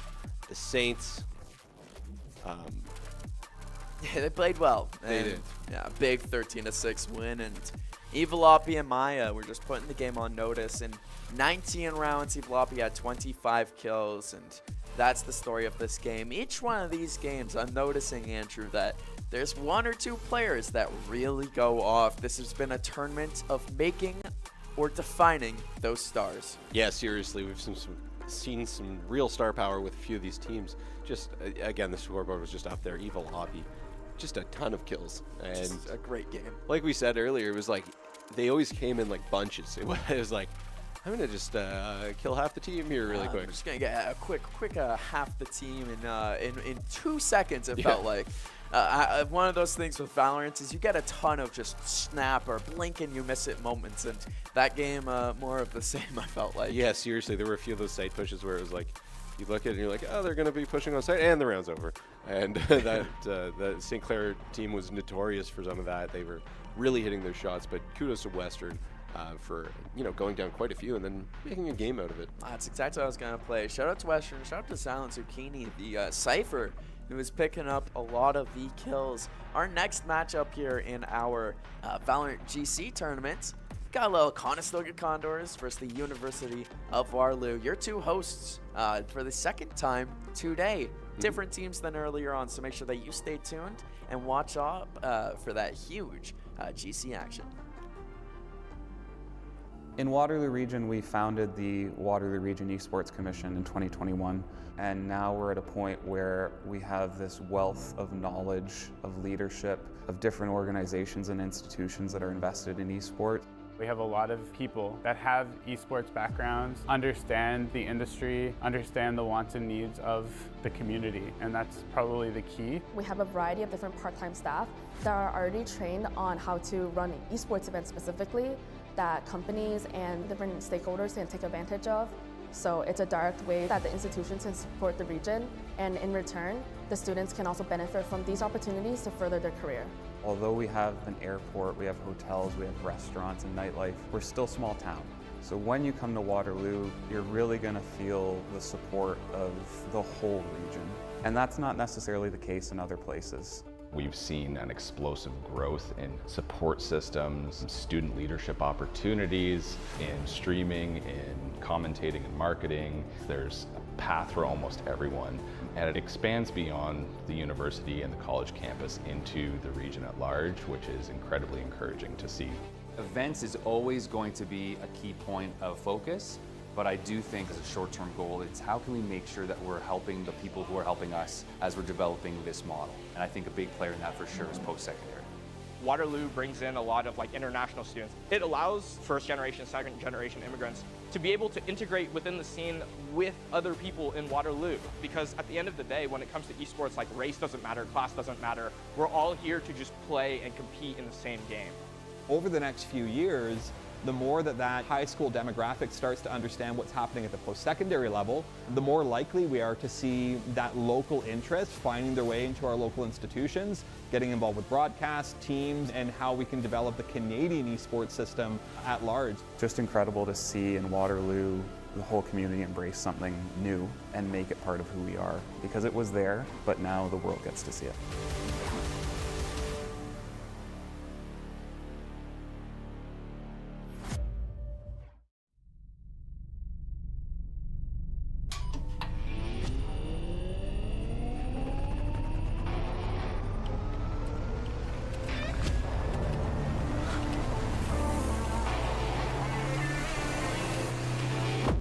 Conestoga College is setting the stage for a new era in gaming. In 2025, we're opening a state-of-the-art esports venue, a premier facility for high-performing gamers in Canada. In this 10,000 square foot facility, we're putting you in the center of the action. The facility will have 50 top-tier PC stations, 5 console stations, immersive VR stations, a team operations room, a full production suite, and a premier competition stage. Esports is a rapidly evolving industry with global viewership of 532 million in 2022. This initiative goes beyond esports. It's also a platform for forging bonds, making memories, and creating connections. Since 2020, Condors Esports continues to evolve, providing industry-leading facilities and experiences to the esports community. Conestoga's esports venue expresses a sustainable and intentional future to compete, play, and work, all powered by gaming.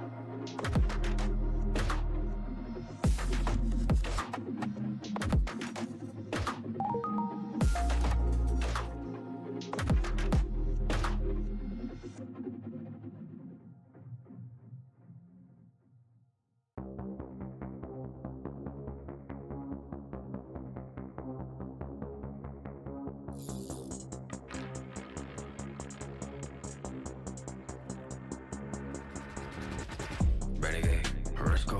Got them all blood, but I can't come. Pedal on a pedal with an O3 kit, room, boom, 400, that's whoa. Cut through, see 100 deep and move. Get lifted, body to be cool. Let's do flat over your head. Body get better on me, oh, double nine. Telephone cut that right. Shout out my son for the rain, though. I don't want cut my leg. Running fist fires, get no rest.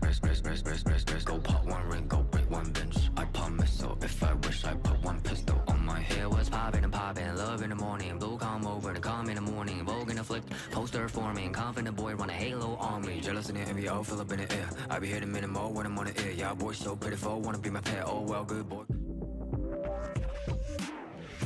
Condors Esports is innovating intercollegiate gaming in Ontario and beyond. We've built a community where you can compete, play, and work in a dynamic program accessible from all campuses. Condors Esports is more than just gaming. Here, you'll find empowerment and inspiration in state-of-the-art facilities equipped with the latest technologies and unwavering support. We are varsity athletes, turning victories into championships as high-performing gamers. We are relentless, constantly pushing our limits and pursuing excellence through every match. We are Condors. Gaming connects us on campus or online, all through best-in-class equipment. We're building a foundation of experience, powered by our passion, and developing skills that drive personal and professional success. We are eager students, transforming our dreams into careers in dynamic and emerging industries. Condors Esports goes beyond gaming, fostering enduring friendships, unforgettable experiences, and meaningful connections. This is your chance to transform your passion for video games, esports, and technology into something impactful. Learn how Conestoga is introducing Condors Esports to your campus and connect with fellow Condors striving to soar. We are Condors.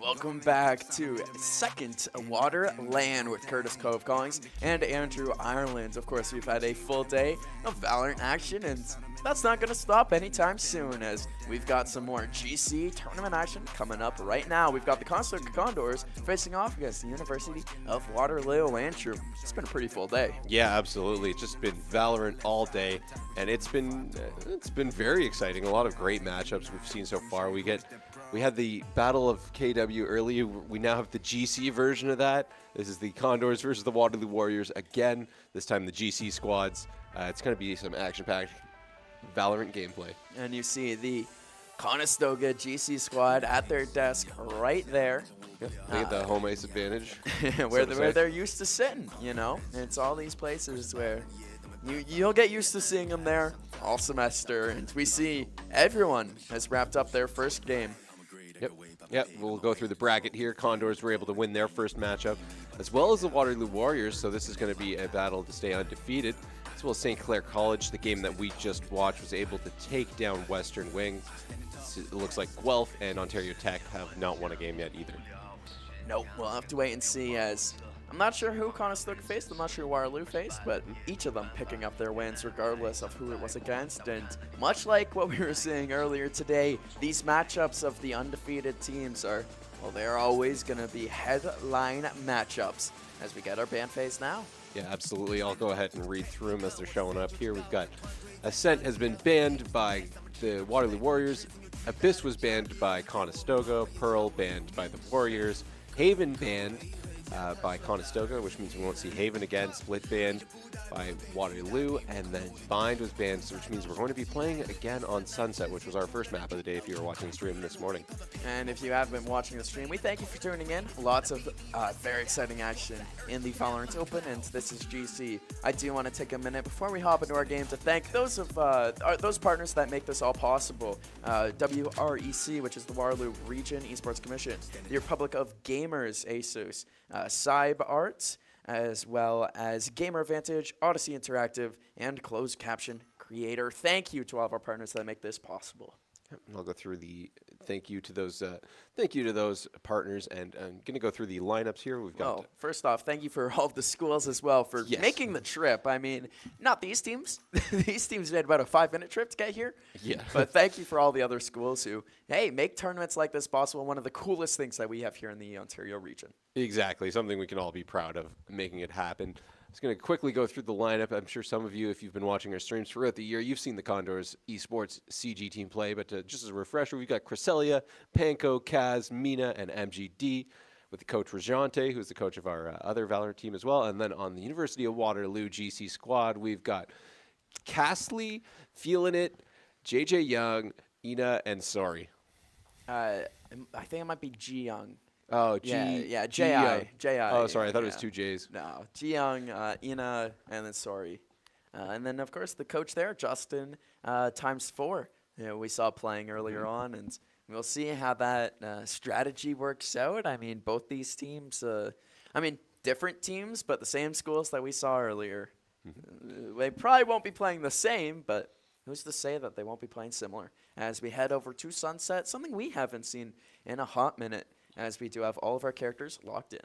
Yep. We've got a little bit of a different matchup compared to what we've been seeing coming in on the Condors. We've got Cresselia, Panko. Cresselia is going to be the Gecko.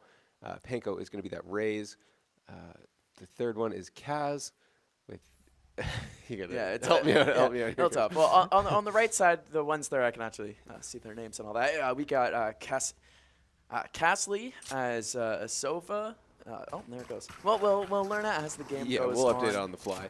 Waiting for everything to update here, as this is what matters. The agent picks, that decides how these teams play out these rounds. Who's really going to have the advantage? As there we go. On the University of Waterloo side, you got Sorry playing as Raze, Ina playing as Cypher.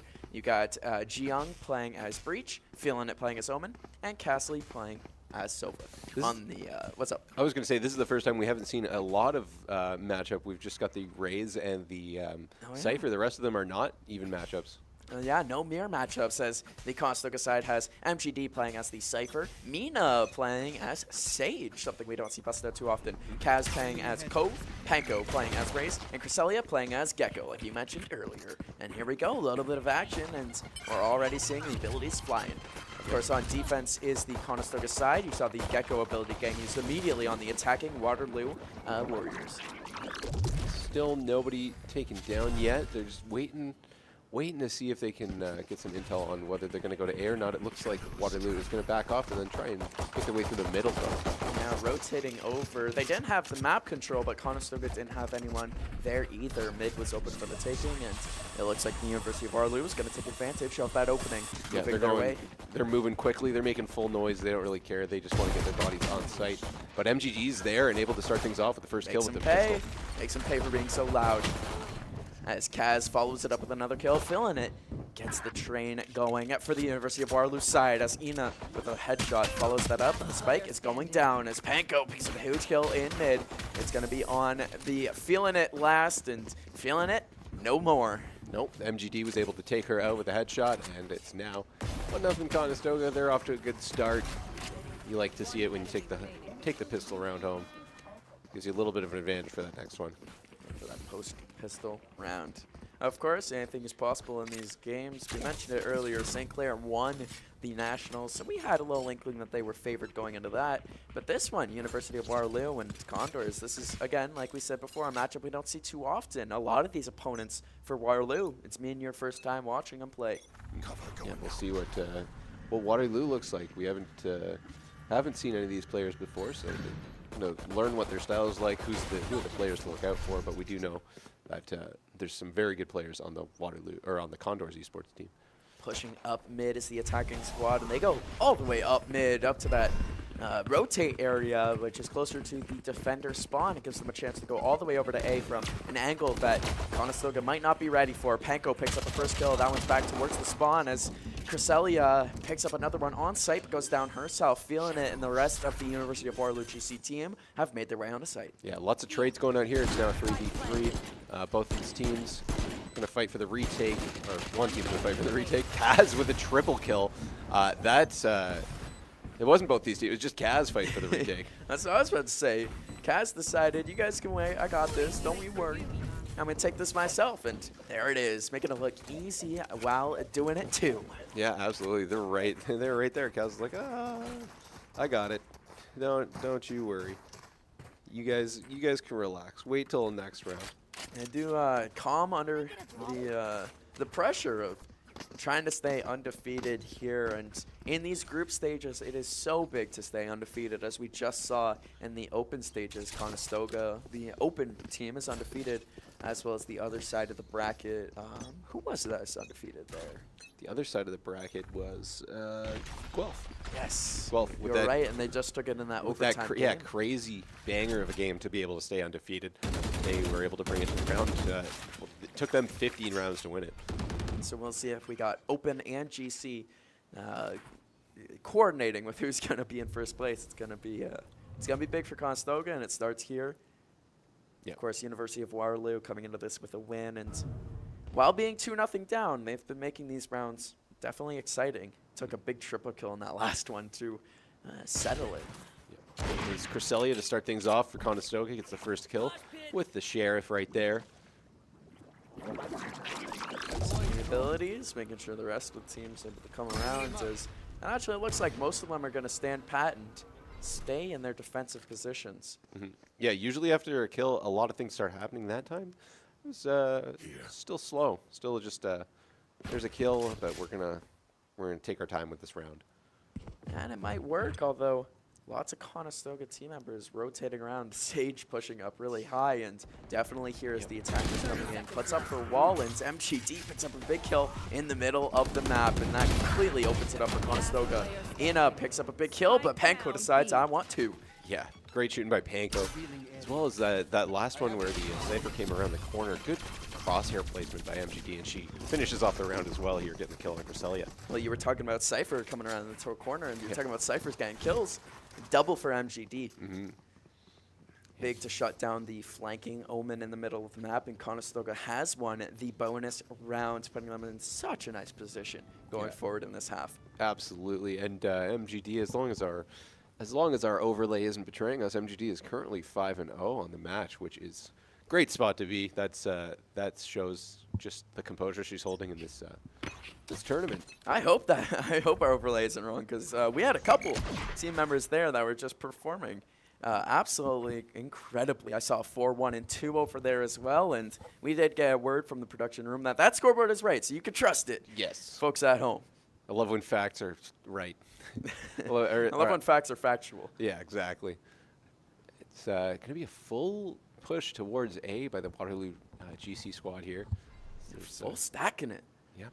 And going slow. They don't want anyone to know where they are. It's going to be on Cresselia and Mina to hold that. Of course, Mina is looking at the other angle, although it just puts up a wall. So now it's really going to be this one entrance way. Sorry, able to get the first kill on Cresselia, as well as Ina takes down Mina. That's fun. That's fun to say. But they're, yeah, Conestoga's now going to rotate and see what they can do for this retake. And they're all bunched up themselves. You got all 4 here coming around the corner. Kaz able to pick up one. Ina gets one on the return, but Panko picks up a double using that grenade to pick up a big kill. And you know me, I'm a big fan of those utility kills. Their grenade coming around the corner, as well as the rocket launcher picks up 1. Panko's got 3. Now coming around the corner. That is MGD ending the rounds there. Feeling it no longer. Yeah, absolutely. That was some great play by Panko to make use of the abilities. They're going to give it a diffuse to MGD here so she can get another ult point. But yeah, just one around by Panko there. Just perfect execution. The grenade killed, the shot, and then the rocket launcher to finish things off. Can't draw it up any cleaner. Just watching that replay, and that's a star play. That's what you expect out of your Rays, your front woman there, who is 7-1. Of course, you look at the other side, Ina, who we've mentioned a few times. They've been doing the best so far on that University of Waterloo side. It's going to take a little bit more from the rest of the team, but Ina has been the name to look out for. Yeah, absolutely. Fun to say when they took down Mina, and still MGD with no deaths. It's been a really impressive outing so far by her. We'll see if they can keep going. As in the start of this round, you've got 2 over at that B site, 2 over at A site, and of course Omen at mid. The bomb is, the spikes just spawn. Mina going down to Sori. It's going to get some recon uploaded by the Cypher there. Revealed their locations there, so now the Condors have a little bit of intel to work with. They might see that everyone's going towards A as the spike is going down. Yeah, effective use of that Omen ultimate ability puts him on site in the blink of an eye. It forces a full retake from the Conestoga Condors when they got 1 less remaining agent. Yeah. Also some good use of the smokes by that Omen too to buy some more time for the team to get around there, as they planted that bomb before the rest of the Waterloo team was in the zone. And it worked effectively, as it gave them an extra maybe 10 seconds to play with. As Sori able to get Panko, but the rest of the Conestoga Condors coming in, dying while trying it. It's now up to MGD and Kaz on the 2nd try. That bomb ticking so fast, it's going to take a hold here from MGD. Yeah. MGD finally goes down. That's the first round for the University of Waterloo. Able to get that kill on the diffusing MGD. They're happy about it. You see them reacting, of course. Minecraft plushie. The Minecraft plushie. The Creeper, he's probably happy about it too, even though he's frowning. The Creeper's locked in, man, not blinking, watching that game. Look, it's been a high-paced game so far. He wants to see every second of it, and Creeper just making sure the mouse pad is okay. And Waterloo picks up their first round win of the game, and Ina was a big part of that, as well as Sori, that entry fragging raise. I'm picking it up. We mentioned pregame that with these teams that we haven't really seen the joys of the WaterLAN, we get to learn about who all the stars, who might be some of the best players, and coming out to play right now. Looks like Waterloo is going to try and change things up a little bit as they're pushing towards the B site this time. We haven't seen that too much so far this round, or this map. But we've got Conestoga almost anticipating it. They've got most of their bodies over toward B as well. You'd have to think they talked about that as, well, I was going to say B site's been used, but it hasn't. It's been mostly A site right now for the University of Waterloo. I mean, that's what just worked in that last round, but Conestoga is staying strong here on that B site. Yeah, the calm before the storm, as we like to say. First kill goes to Feeling It. Another one for Cassie, and that's 2 kills for the Waterloo team, getting them on the board. But The third one, MGD taken down by Cassie as well. Yeah, I did not see that one coming at all. Yeah, I thought she had her locked in on the crosshair, but a quick jump by Cassie gets her out of the way and able to hit her own shot. Feeling it up on the box and getting the kill. She's feeling it. And a flawless round from Waterloo, something very different from those first 4 rounds. Yep. Definitely some momentum going back in the University of Waterloo's favor here. Maybe a few little adjustments they were making in their play style, and it's having that high ground has helped them in these past 2 rounds. Having that Omen up on top of the box in both rounds has been able to land a couple kills and just kind of jitter the Condors where they have to look to make their shots. All of a sudden you're looking up at the box to shoot somebody on the ground picks you off and vice versa. This has been a game of very creative positioning. Yeah. And that's been the decider right now. Is it's not really about who's been hitting their shots. Both these teams are not really missing. Yeah. It's just about who's in a better spot first. And like you're saying, using that box, and the Waterloo team back-to-back rounds now have had effective positioning for their team. Mm-hmm. Yeah, who needs to make more movements to shoot the other players? When both teams are shooting like that, you just got to spread out because otherwise you get triple killed. Which we saw already once in this game. And in a 4-2 game, you got to keep it close. Panko comes around the corner, picks up 1. It is easier for the defense to be playing those unique positions as Castley picks up a double kill. Yeah, some great shooting by Castley. Now it's up to the Condors to make their way towards A site if they got any intel. Sori picks up a kill on Mina, and now a 4-on-2. Gonna be tough for the Condors here. Yeah, and it's especially plays like that might get in your head, as Mina, I thought, had that kill locked up, and it just evaporated right through her fingertips as he got the fire in the hole there from Sori. Just waiting. Ji Young, the rocket going in, or sorry, Ji Young was the one who was planting. The Mina on the pardon, I'm mixing up players' names and their operators, their agents here. A shot by Cassie kills MGD, another one for Cassie, and that's the one. Yeah, and just like that, 3 rounds in a row, and a game that I thought wouldn't be close is almost tied. Yeah, these teams are battling for the undefeated spot, so you expect it might closen up, but yeah, the Condors came out guns a-blazing at first. They were kind of handily winning some of those rounds, and now University of Waterloo not making it so easy for them. Yeah, 4-3 on the board. 10 seconds until we're back into this game, but something changed in these last 3 rounds. Something changed for the University of Waterloo, and again, I'm thinking it's all positioning. They're putting themselves in spots to win these gunfights when neither team really has that edge skill-wise. Definitely. Definitely when it comes down to 2 closely matched teams like this, you just got to be kind of outthinking them, knowing where they're going to be, and hopefully they won't know where you are. We see it now, Conestoga just trying to block them, trying to prevent. You got 3 Condors on that B site. Recon Bolt coming in. It's a little bit of information. Spray into the smoke. No hits there by the Waterloo player, pardon me.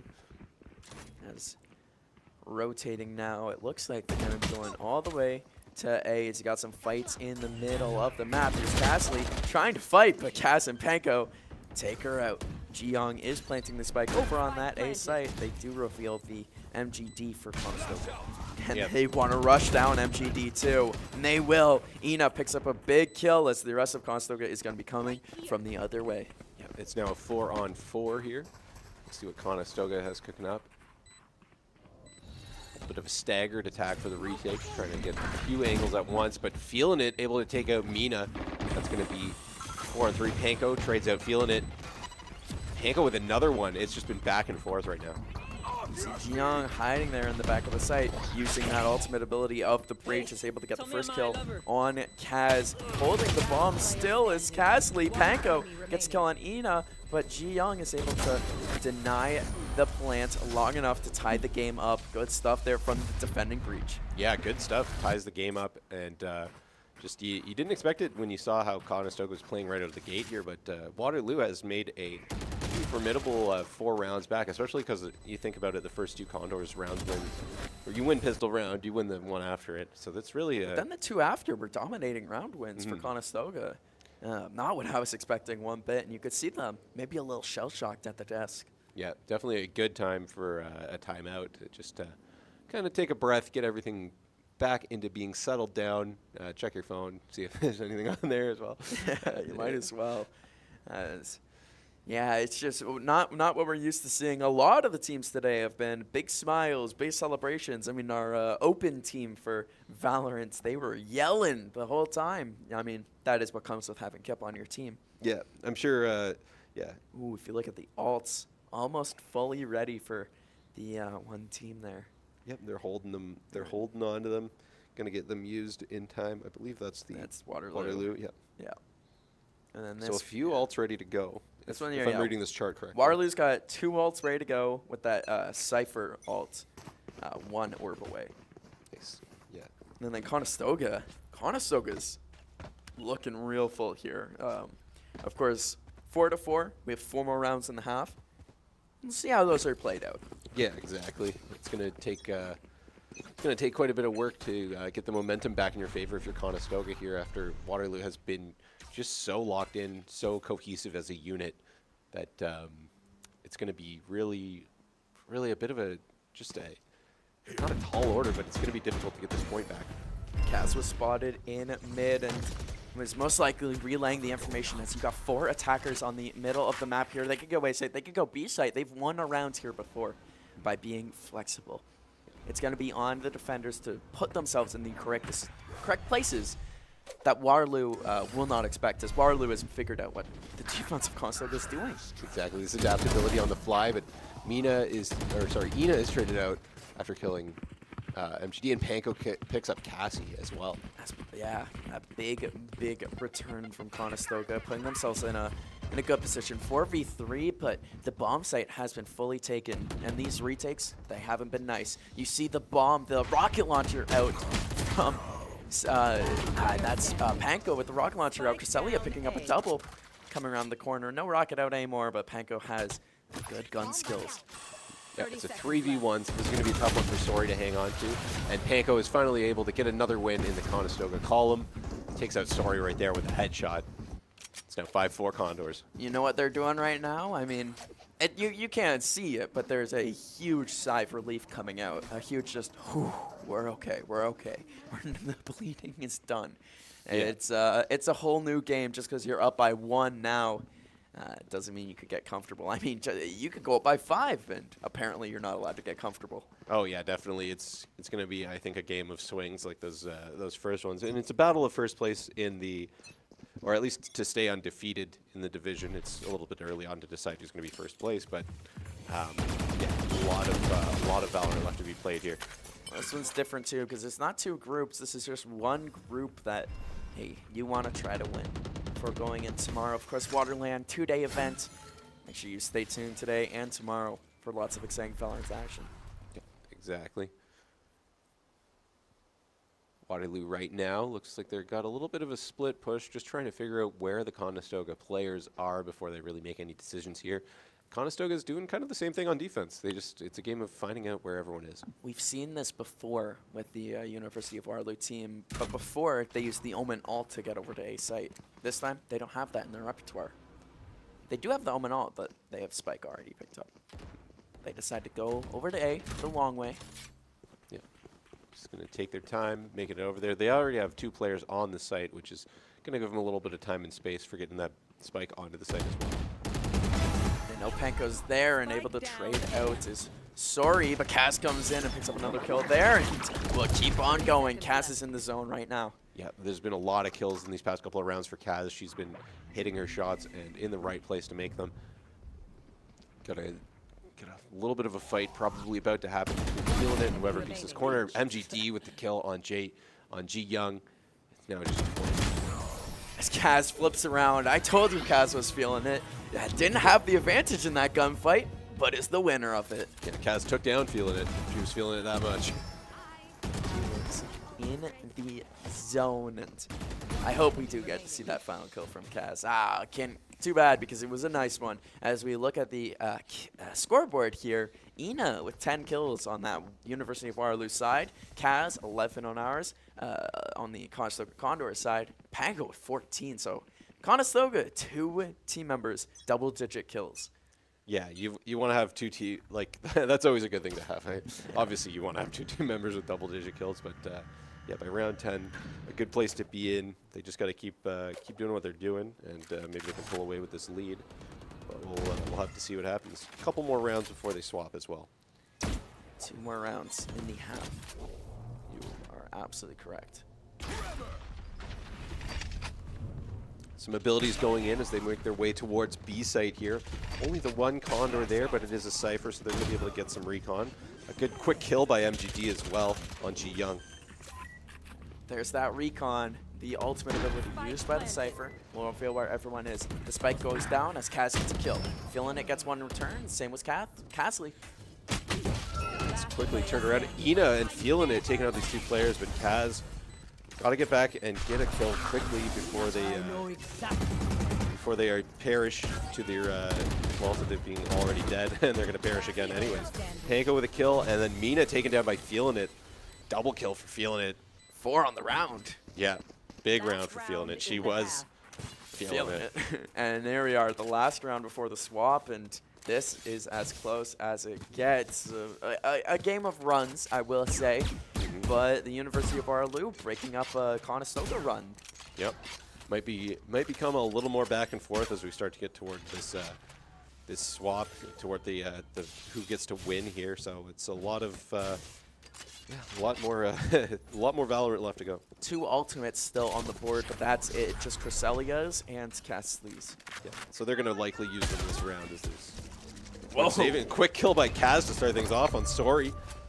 I know, Sori wasn't expecting that, and Panko coming in, and this is the aggression that Conestoga has not played with so far, and completely catching the University of Waterloo off guard and quickly going up 5-3 in the numbers advantage. Yeah, exactly. She shot Feeling it in the back there, so Feeling it was definitely not seeing that one coming at all. And the spike is down too. Panko's dangerously close to getting their ultimate ability here. It's the rocket launcher, so it would be just a stylish way to end the round. But it quite would be. Yep, definitely would be useful. You know, a little bit of splash damage here and there could definitely come in handy. We got an ability going out right there. And Ina able to get the kill on Cresselia there. She kind of had an idea where they would be. Coordinated effort with the breach ability opens up the map completely for him. It will be on Panko, Kaz, Mina, and MGD to end this round for Conestoga. Ina, Jiyoung, and Casley for Waterloo as Casley takes out Panko, who thought she had a free kill there. Yeah, great shot by Casley to pick up that kill. And, Kaz picks one up on Casley as well. There's going to be 2 on Kaz. She's taken down by Jiyoung. 1 enemy remaining. And MGD comes in from behind, plays the savior, and gets the final 2 kills of the rounds. Yeah, that's a nice double kill there for MGD, who has been a little bit quieter in these past few rounds. She started off the game with 7 kills and no deaths, and then has not been doing quite as much, but right now that's a very clutch thing to get the last 2 kills before we swap rounds.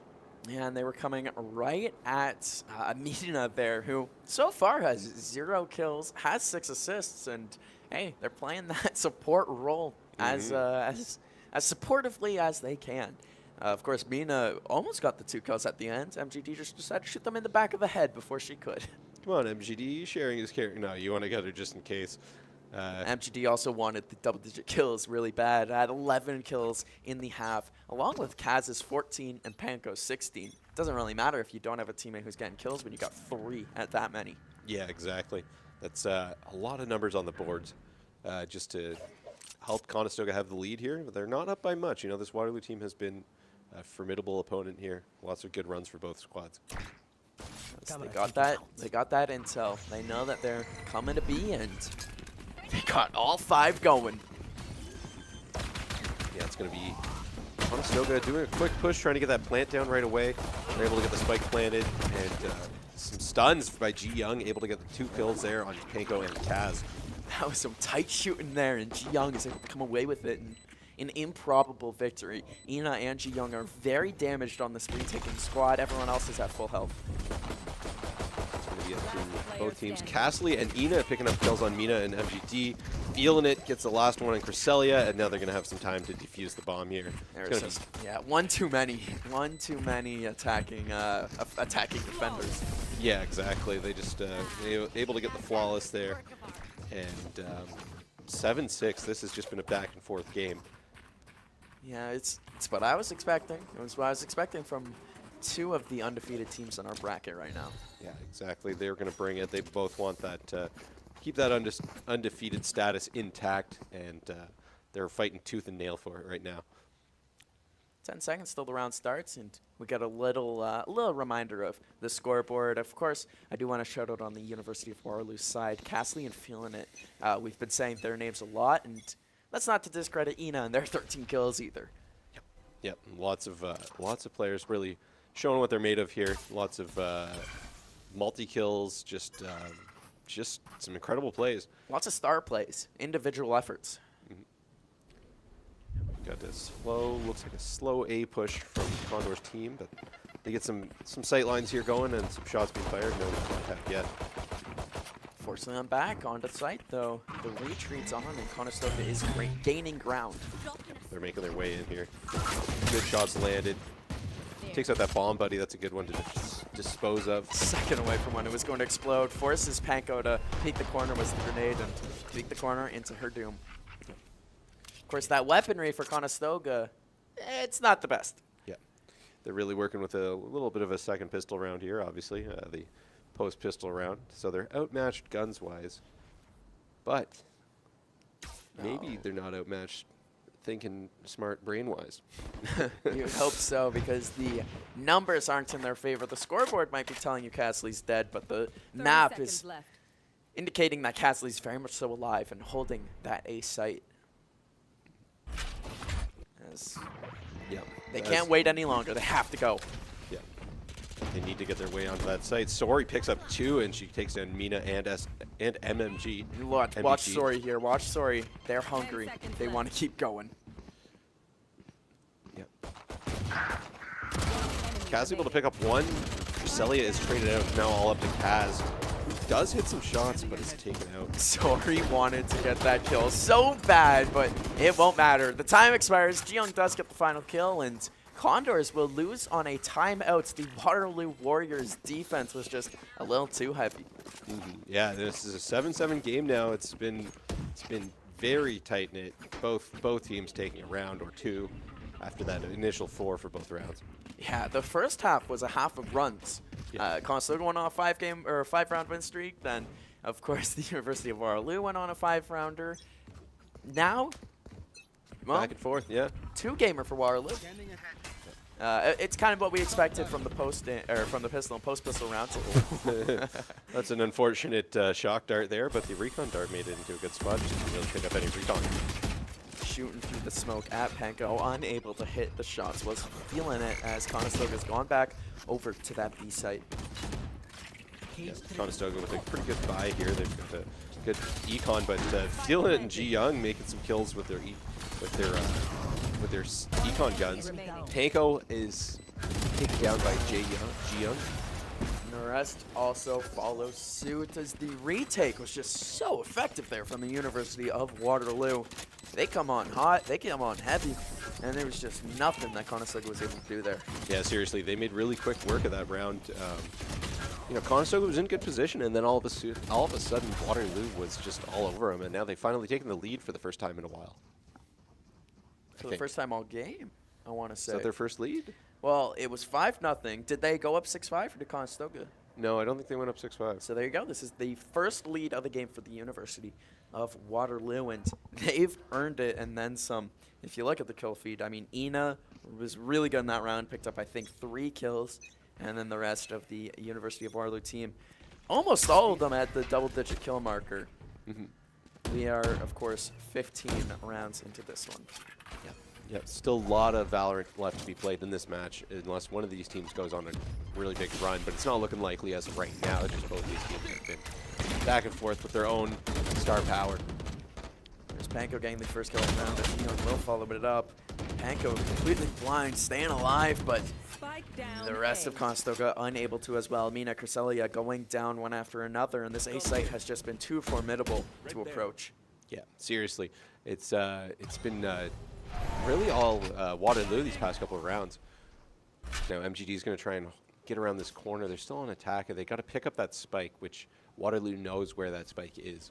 So it's going to be a difficult task. You know, it is MGD and feeling it. We'll be getting both of them. Yeah, she was absolutely ready for that. The spike out in no man's land will lead to some tough kills and some even tougher deaths. As Rajante taking a timeout here for the attacking team, who's lost, I think, 4 rounds, 3 rounds in a row there. I think that one might have been the bonus round. Yeah, I think it's a good time to take a timeout. You really want to settle things down and get them kind of collected again, get everybody back into the zone after, I think they're maybe 3 or 4 rounds in a row that they've lost now. Yeah, you see the Waterloo team on your screen right now, and they're looking pretty chill. Mostly just listening to their coach and taking in everything they need to. The Conestoga team doing more of the same. On that varsity desk, do you think the pressure's on? Do you think sitting at varsity, you know? Maybe a little bit of like, hey, we got to defend our hometown win streak here.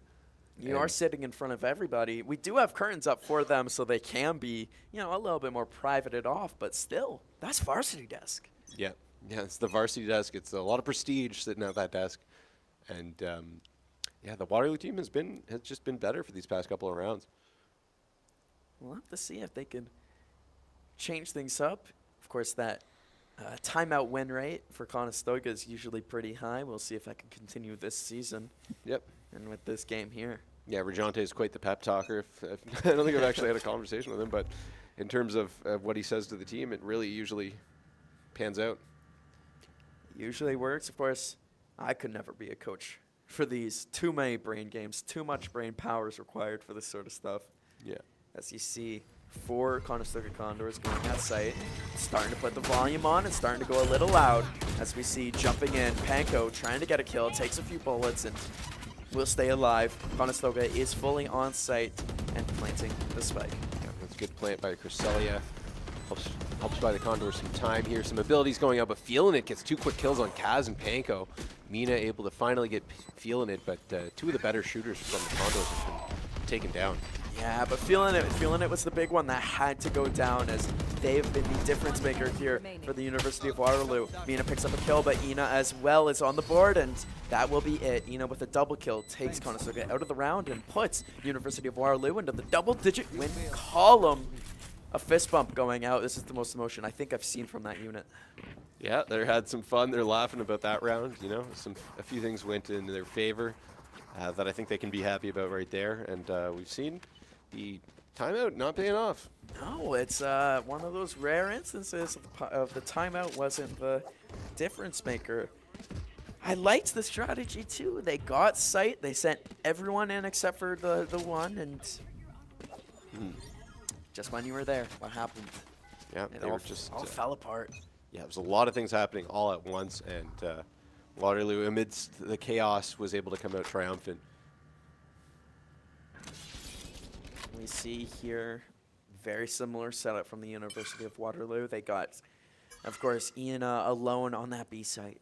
With that camera on, the tripwire's out, camera shot, and here we go. Bursting in, and the tripwire worked. It got Panko and stopping all of the momentum from the rushing Rays. It's a different look for Conestoga. Yeah, they get that spike down as well. Still no kills on the board for Ina this round, and now Ina able to take out Kaz, but Panko trades out Ji Young, sorry.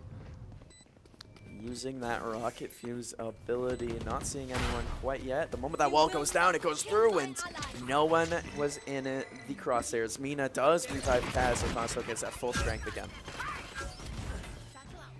That's good for Conestoga. They really want the numbers advantage to try and hold off this retake. Sorry, able to get 1 kill with her own rockets. Sorry with 2 more with her gun. Yeah, I think they're going to get the defuse. They do. That's now 11-7 for the University of Waterloo team here. Just Ina there to kill the final player in MGD with the shotgun there. And they stuck the defuse. That's not something you see too often. They just got the smoke down, got on the spike, held it, and fist bumps were thrown out. And Conestoga, something has to break. Something has to change. Yep. They've really got to change up their strategy here. Try and figure out something to get through this Waterloo defense, which has just been impeccable. You can't keep bending. You got to break at a certain point, and this Conestoga offense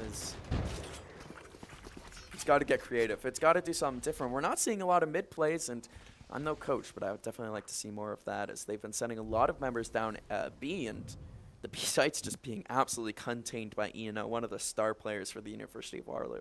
Yeah, some good stuff coming out of Waterloo.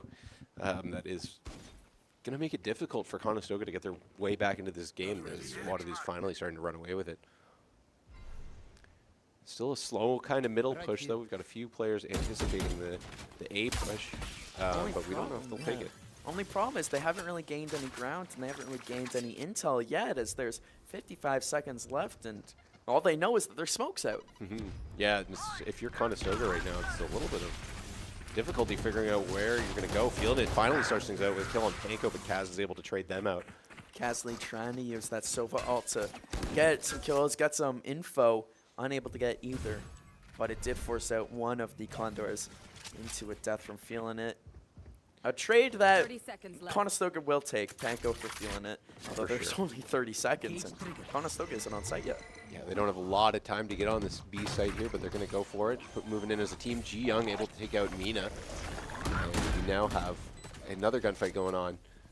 Let's see if Ji Young is able to get the other kills.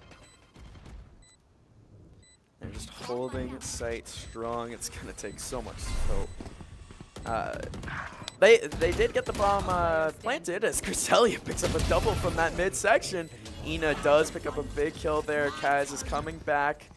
And put herself in a good position. Silly Shadow actually used their ult good today. Or Clove actually used their ult good today. Yeah, that's it's a little bit of a rare one. That doesn't always happen. Yeah, shout out to you, Kaz. Thank you for popping your ult and actually going into cover for it. Yeah. That's the first time that's happened today. Get a nice little reset, some time and space. Finally, a Condors round win. It's been quite a while. Yeah, if you look at the... I think that's our first win of the half. We went into this one up 7-5, and it's now... We were at the 7-11 split. Thank goodness it's now 11-8. As this thing, like, I'm a fan of close games. We had 2 really nice overtime games. I want more. Yeah, absolutely. I'm going to try and dig deep to get hype. So we've had a long day of casting, but I'm going to find it within me because it's like there's so much crazy stuff going on, and it's just been some Valorant for the ages by all of these teams so far. Yeah, it's been a streaky game. A lot of these games have been streaky games, to be fair, but this one in particular, 3 separate 5-round win streaks. Kaz gets the first kill on this one. Mina picks it up with a big kill that we have not seen too often in this one. Feeling It does pick up the kill on Panko, and it's going to take another one of those streaks. Conestoga has to take this round. Dropping this, putting her back against the wall at a 12-8 position.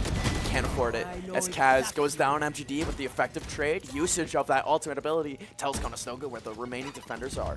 Yeah, they're going to make their way onto site here, see if they can get the spike planted.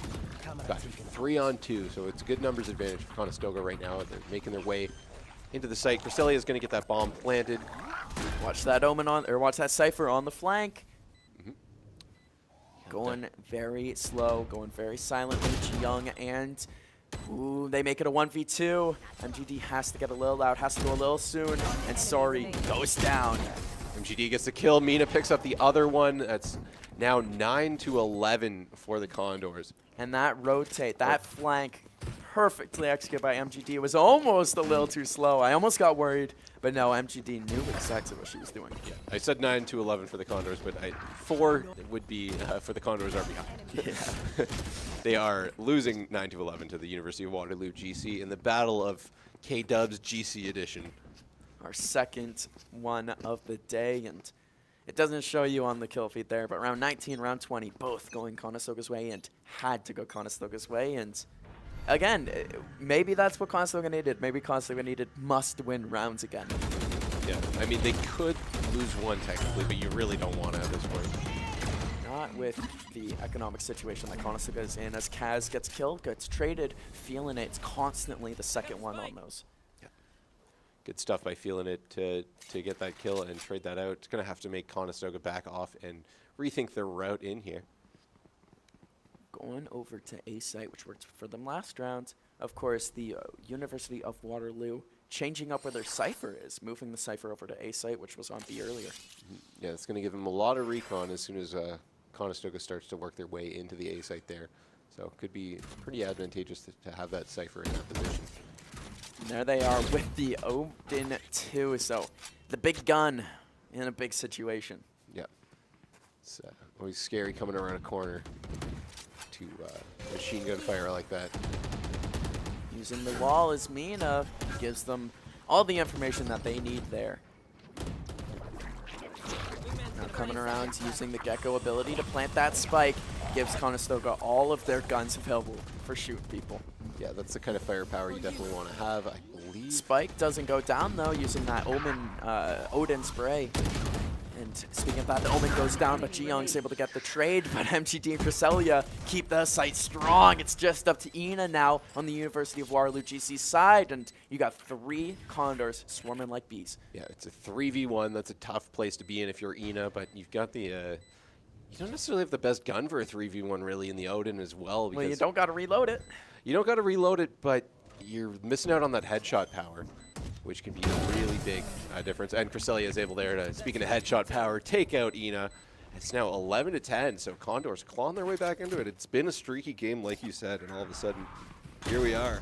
3-round win streak for Conestoga, and that will force a timeout from the defending side. And you saw it on Conestoga there, the camera panned to them, and they looked calm. They looked cool. They looked okay, and it doesn't look like the situation is getting to them, which is all you can ask. Yeah, no sweating going on whatsoever. Waterloo looking a little more serious themselves as they've got to decide if they want to lock in or not. They look more serious than they did earlier, I can tell you that much. The fist bumps have completely gone away. They're not showing any emotions. Yeah, definitely. Get some Red Bull going. Pet the creeper on the head for good luck. And I'm not sure who that is, but if it's feeling it, or Ina, the creeper has led them to 20-plus kills. Yeah, absolutely. They don't have the jersey, the last names on the or the not the last names, but the gamer tags on the front of the jersey. They don't really do that in any sport, actually. As the timeout coming to a close, Conestoga as well, not really showing emotions either, and you got to stay cool in these situations. It's going to be up to MGD, Mina, Kaz, Panko, Cresselia for Conestoga, Sori, Ina, Ji-Young, feeling it, and Castley for the other side. Yeah, we'll see if this timeout paid off, because Conestoga has now been the team that is on the streak here. Going to go for potentially another A push, or at least making their way into the middle here. Yeah, more mid. I don't blame them one bit. It opens up the map for them. They just have to use this to their advantage. Use this control. You can't allow yourself to go down early. And we see 2 defenders coming in to the middle of the map. 3, actually, it looks like.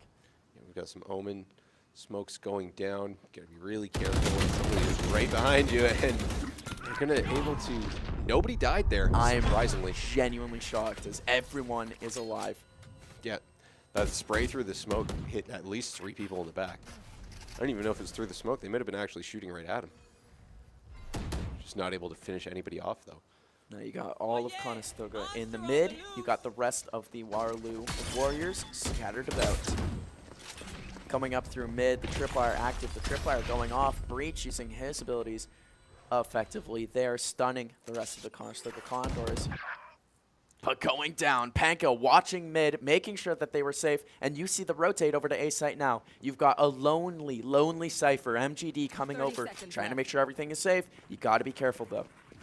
Well, no one's there, but you got to be careful not to give yourself away. This Raze turned around right at the last moment, as that gives Mina a second to come in and set up shop.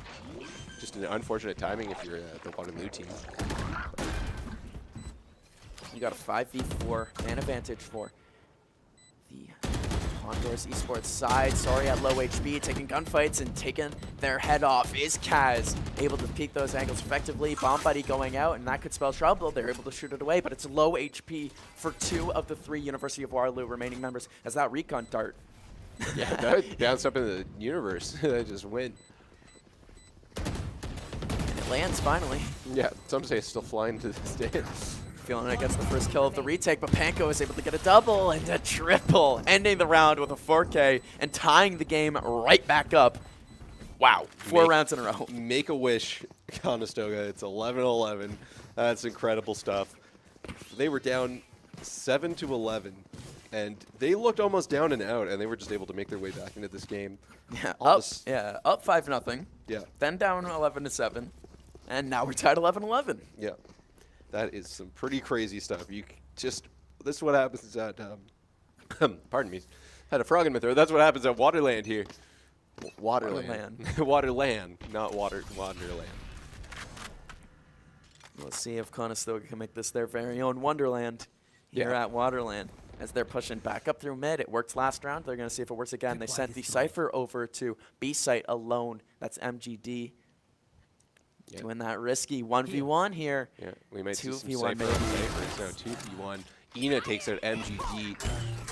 They're going to lose their Cypher, which is such an instrumental player in these types of rounds. You want to know where they are. Using that rocket fire effectively to empty out the site completely, but the rest of Conestoga decides we're not going site. We're going to go for 2 players that we know are there. Instead now, going back to site, clearing out. This is a weird strategy here from Conestoga and from Waterloo. Yeah, they got some space at B, though. I wonder if they're going to get that spike, trying to get that spike plant going. But they've been revealed by the location dart here, so it's got to be a little stealthy. Well, you see Waterloo is still all in mid. They don't really know if it's going to be B site for Conestoga, as now the spike finally being planted. The retake will now be going on. 3v5, so a lot of defending for Conestoga here if they want to win this round. Kaz able to pick up 1, 2, and a third one for Panko. But Casley on the return gets a double. Kaz picks up another kill in the round. Wow, what a play by Kaz, and able to take out Ji Young as the last player alive. Just so clutch to not die there with the classic, with the sidearm. You know, pulling out your pistol is faster than reloading. Yep. Shout out to Shepard. Yep. Modern Warfare 2. As we are in match point, but not for University of Waterloo. Not the team I was expecting to be saying was in match point. Conestoga. And maybe you see the pressure getting to University of Waterloo as they've been dropping round after round. Another 5-round win streak in this one game. Yeah, just pretty incredible stuff. Conestoga now on match point. If they can get this round win, they close it out. If not, we're going to overtime. And Conestoga with a familiar strategy, 4 up mid, sending 2 over now to A, instead keeping 3 at the mid. You've got Kaz, you've got Mina. And those are the 2 people you want. You want your support, you want one of your best shooters. Yeah, some pretty incredible stuff by the shooters there. I cut you off, but I didn't really have a point. All I'm saying now is smart plays from Conestoga. They saw something they didn't like there, and it worked because there was an effective rotate over onto A site from the University of Waterloo. If you look at your map now, there's only the 1 over, but when Conestoga was going to attack, there was 3. Yeah, effective movement here from the defending University of Waterloo. Yeah, still yet to lose a player as we're now only 45 seconds left in the round, so Conestoga does have to make something happen soon. They have lost on time once this game already. As that breach ability down mid works out for Ji Young. This is some great defense from Waterloo. They're just holding off all the angles. It's like they have a good idea of where Conestoga is probably heading, and they're not giving them a lot of options to work with. Now only 20 seconds to get that bomb down. Conestoga's going to have to pick a site here ASAP. And it looks like they have, it looks like they're ranging over to the A site, and Panko picks up a big kill on B, and A site is all alone. Sorry about that rocket as Kaz goes down, and the defenders win on another timer win. Conestoga just took too long, and we'll see you in overtime. Yeah, that was just a little bit too long, deliberating, decision-making. And I feel like if you're a team that's on a five rounds lost in a row, you want to get the win by any means necessary. That doesn't mean wiping out the other team if the kills have not been going your way. So why not just use time to your advantage? And you said it during the rounds that the defense from University of Waterloo was just unreal there. Every single angle wasn't safe. Yeah, there was just nowhere that was clear, and they had enough recon on where Conestoga was to just keep holding those and just be patient, and they were able to do that. Now we see the side swap. Conestoga back on defense. University of Waterloo on the attack, and our round 25 here. Another overtime at WaterLAN. Wow, my eyes are... Yeah, some pretty impressive stuff. We've got now Conestoga on defense, I believe. Yeah, Conestoga's going to be holding it down on defense. We'll see what Waterloo does. They left a spike, and just they're going to get some recon before they make any decisions here. Yeah, another attacking team playing it a little slower, playing it very, very deliberately. Finally circle back, pick up that spike, and start making their way toward... Oh, they're faking us out even. They're going to go towards mid, it looks like, with the spike. Yeah, maybe even range over to B, as Conestoga has switched over to that A side. We still have Kaz there at mid, positioning that I like seeing, but who knows if it's going to pan out. Kaz was seen by the enemy Omen up mid. Yeah, still not a lot of, still no kills have gone down, and Conestoga is almost taking a page out of the playbook of Waterloo and not letting them really onto any sites here, but they're finally making their way towards B. They do get the site for free, as no one on Conestoga was here. Gives them a chance to do a full retake. It is just Kaz there playing in a very dangerous position. This is, yeah, really behind enemy lines. Kaz trying to work around. Yeah, I don't know how Kaz has survived this long. Hanko able to pick up the first kill of the round finally on Feeling It. Another one for Kaz on Ji Young. It worked out. He's playing that stealthy, solid snake roll. Now the rest of Conestoga coming in on this retake. Ina picking up 2 huge headshots, but Kaz as well staying alive and staying in it. Can't keep going. Story picks up a big grenade kill, and Castley headshotting the last remaining Condor. That's 2 big rounds in a row. If it's going to be as streaky as the rest of them, this could be the game for University of Waterloo. But if there's anything that Conestoga is not going to do, it's quit right now. Yes, Ina's pack was against the wall in sight there and was able to pick up some huge kills, and it was a really good post-plant positioning. I thought Kaz was going to be able to be a difference maker sneaking around the site, and almost was. Yeah, some really smart play from Waterloo. They've been really just been put their thinking caps on these last couple of rounds and really just kind of locked the Condors out of what they were having the advantage of, which is quick rush type plays. And Condors back on attack, allowing for more of those quick rush type plays. They got the bomb, the spike, chilling at the top of mid with Mina ranging around B. Take out a tripwire at B site, which will give information to the Waterloo team that Conestoga is coming from this direction. Feeling It goes down to Kaz. That's a huge pickup for Conestoga. 2 of the best shooters in this entire lobby facing off early. Ina taking out Mina, and that's going to leave the spike on the ground. It's now up to Condors to try and get that bomb back, that spike back, but it's being heavily guarded. Ji Young picks up a kill on Kaz, which is not good for the Condors, as Kaz has been very instrumental in all their round victories this match. Ji Young was running, and it didn't work out. Giselia, Panko picking up 2 kills on the site. Another one for Panko right there, I believe. It's now 3v2. 30 seconds left. Sending the Gecko ability out, not seeing anyone, and Giselia able to combine with Mina and Kaz to get the big kill there. The spike is in Conestoga's possession, and it's just up to Sori on the defending side. Yep, Sori has been pretty deadly, so the Condors can't really breathe a sigh of relief yet just because they have the spike down. They do have quite the numbers advantage, but Sori's not somebody to take lightly. She's got a cactus for reload.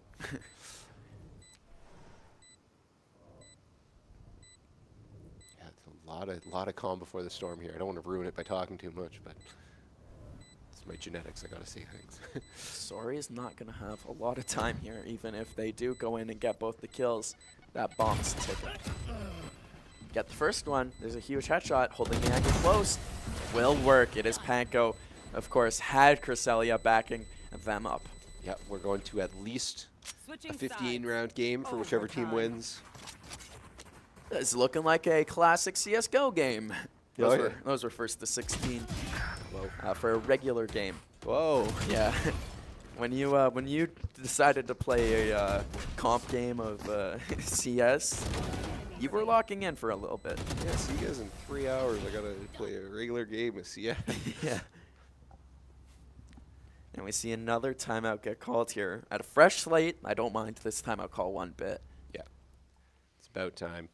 Or it's timeout time. But I think, yeah, one of these teams needs to kind of settle it down a little bit. Rajante, good call on taking this timeout.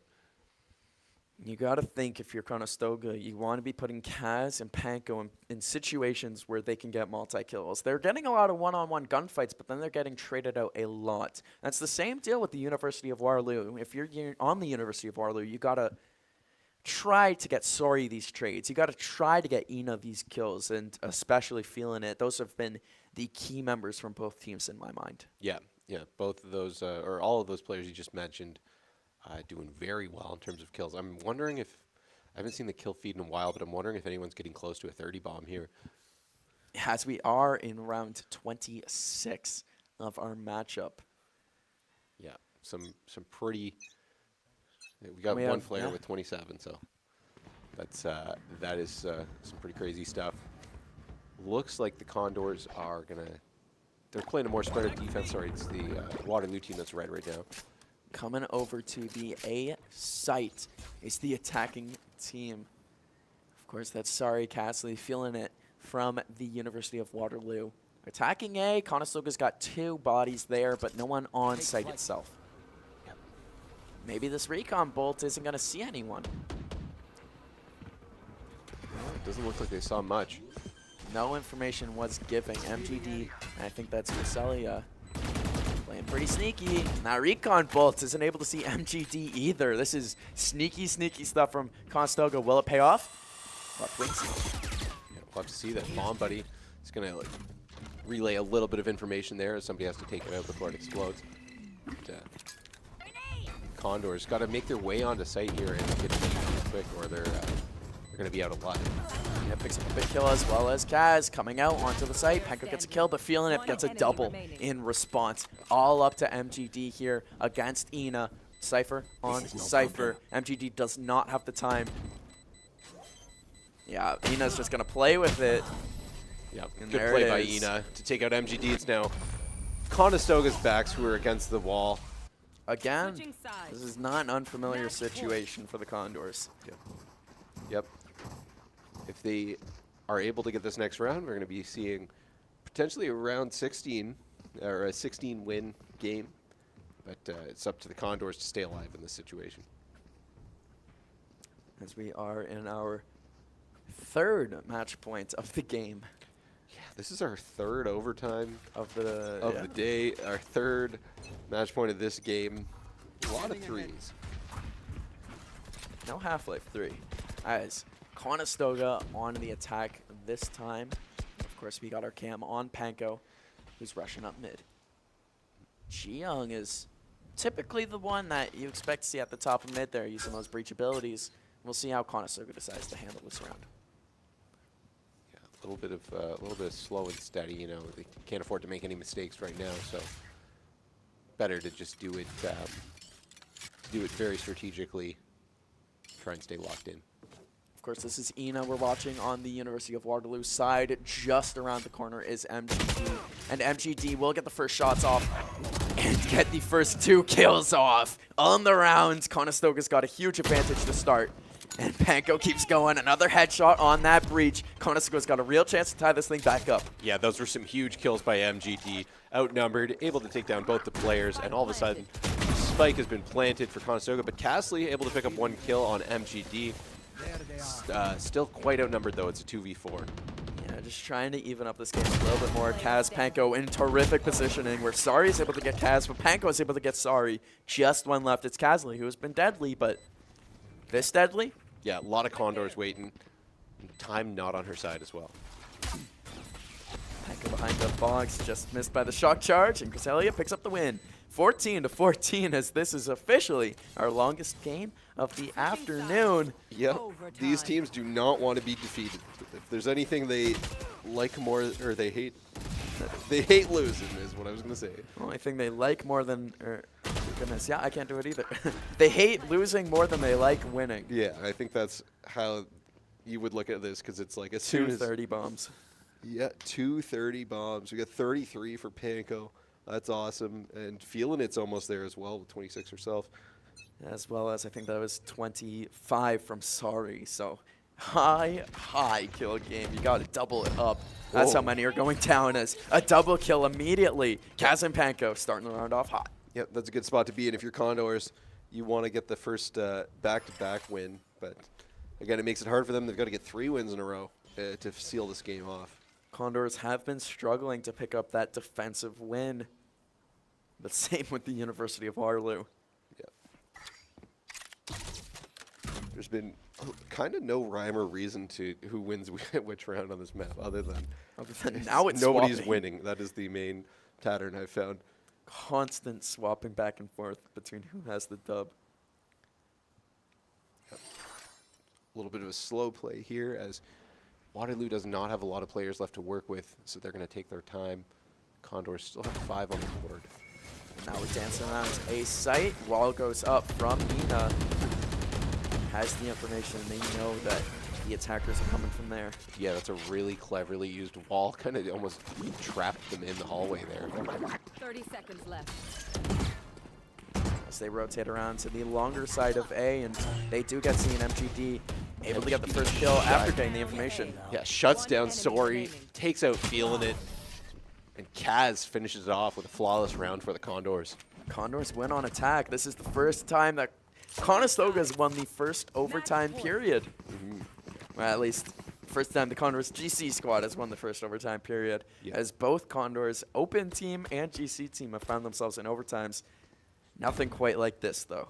Yeah, this is a very long matchup for Valorant standards. They're like, hey, we want to get as many we only play best of 1. We might as well get our game in. Our money's worth facing off against each other, as no real updates in the scoreboard, as its kills have been pretty spread out here. Yeah, Conestoga making their way in on the attacking side. Looks like 2 are at B, 3 are at mid. Yep. Gonna try and make their way around this corner on B. The defenders are watching this angle. I know the Conestoga team doesn't know that, but we're facing off a potential gunfight if either of the teams decides to bite on going around this corner. Ooh, they're now quite outnumbered. Yeah.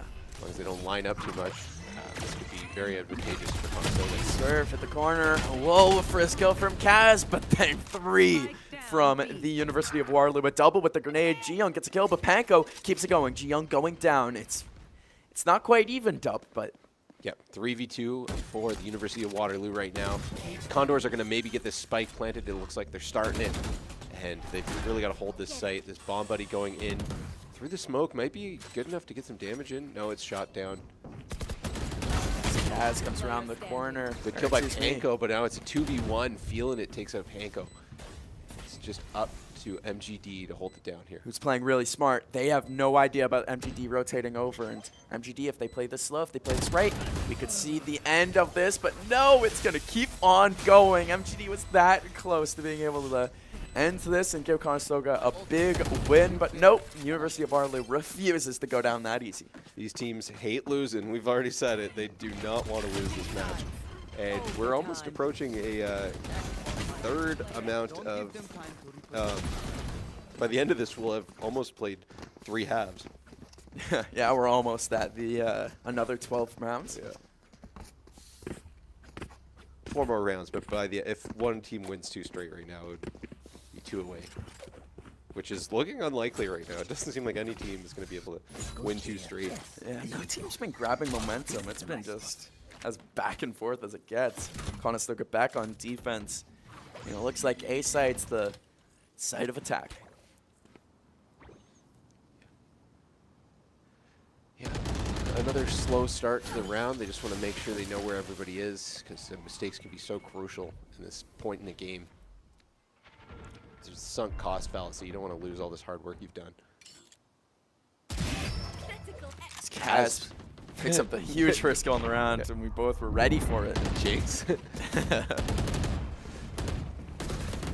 They come on to site. MPD picks up a big kill. McCasley's also able to get one in return. It's going to take a big retake here, and Mina and Kaz are able to do so. Spike carrier down, and it's not even going to take a defuse. Ji Young stuck back here behind the site, and the defending Condors win again. Yeah, that's the Condors. It really doesn't matter if you're defending, you're attacking, if you're doing one first, you're doing one second. It makes no difference right now. No team is giving each other any lick of an advantage. No, they've just been back and forth, but we're going to see a timeout now from Cassie to try and say, hey, our back's against the wall. Let's not lose. We already played 30 rounds of Valorant. We already played 31 rounds of Valorant. Like, I don't want to lose. Well, yeah, we might as well take another timeout at this point. In for a penny, in for a pound. I don't know what that means. Well, you're in for a little bit, you're in for all of it. And if you're in overtime, if you're in a game that's going to be taking this long, yeah, you might as well call a timeout and really make sure that you try to win it. Yeah, absolutely. If you're going to spend an hour in a game, you might as well spend an hour and 15 in it. Yeah, exactly. It's we've already gotten here. Nobody wants to lose this game. Like I said, both these teams absolutely despise losing, and they're not going to let it happen easily. Yeah. No, both teams hate losing more than they like winning, which is a problem when you got them facing off against each other. Yeah. As you see, the Creeper getting gripped right now. Oh yeah, things are serious. Yeah, you gotta give them a nuggie for good luck. We got 10 seconds till the round starts. Conestoga on the attacking side. Oh, we got a scythe coming out. Yeah, I'm going to mid. Shooting that door. These are things that I've gotten very used to here in the overtime. Yep. Definitely happens. A shock dart going out for Sova here. Able to pick up that alt point as well. This is Conestoga moving up through the middle here. An interesting attack strategy, trying to go for the full back flank here. I like it. I like it a lot, as they've now put themselves in such an advantageous position for these gunfights, but Ina stands true, Casley as well. Both on A site, able to pick up big kills. Conestoga does have the man advantage. Still, Casley retreats right into MGD's loving arms. Yep, MGD with some good shooting there to get that player that comes around the corner right there. And it's now the spike going down for Conestoga. If they can hold this off, the match is theirs. Easier said than done. It's a 3v3 right now, and the positioning out from Conestoga is going to be paramount. Yeah, that wall is huge from Mina's ability. It definitely gives them a lot of an advantage in terms of holding the angles. And information for where the enemies are going to be coming from. They have to shoot the wall down, and they have to come into sight. Feeling it, comes in, gets the first kill. But there's a big smoke here that gives Conestoga a huge advantage. MGD is the last person left again in overtime and can't do it. 16-16 is the score. Unless her finger slips and she stops defusing. No. It's close. No. They're 16-16, 32 rounds. Back-to-back overtime match points where MGD is left alone with the bomb. They just can't do it. You gotta love it. It's tournament Valorant. Refuse to lose, because you want to get that good seed in the bracket rounds of the tournament.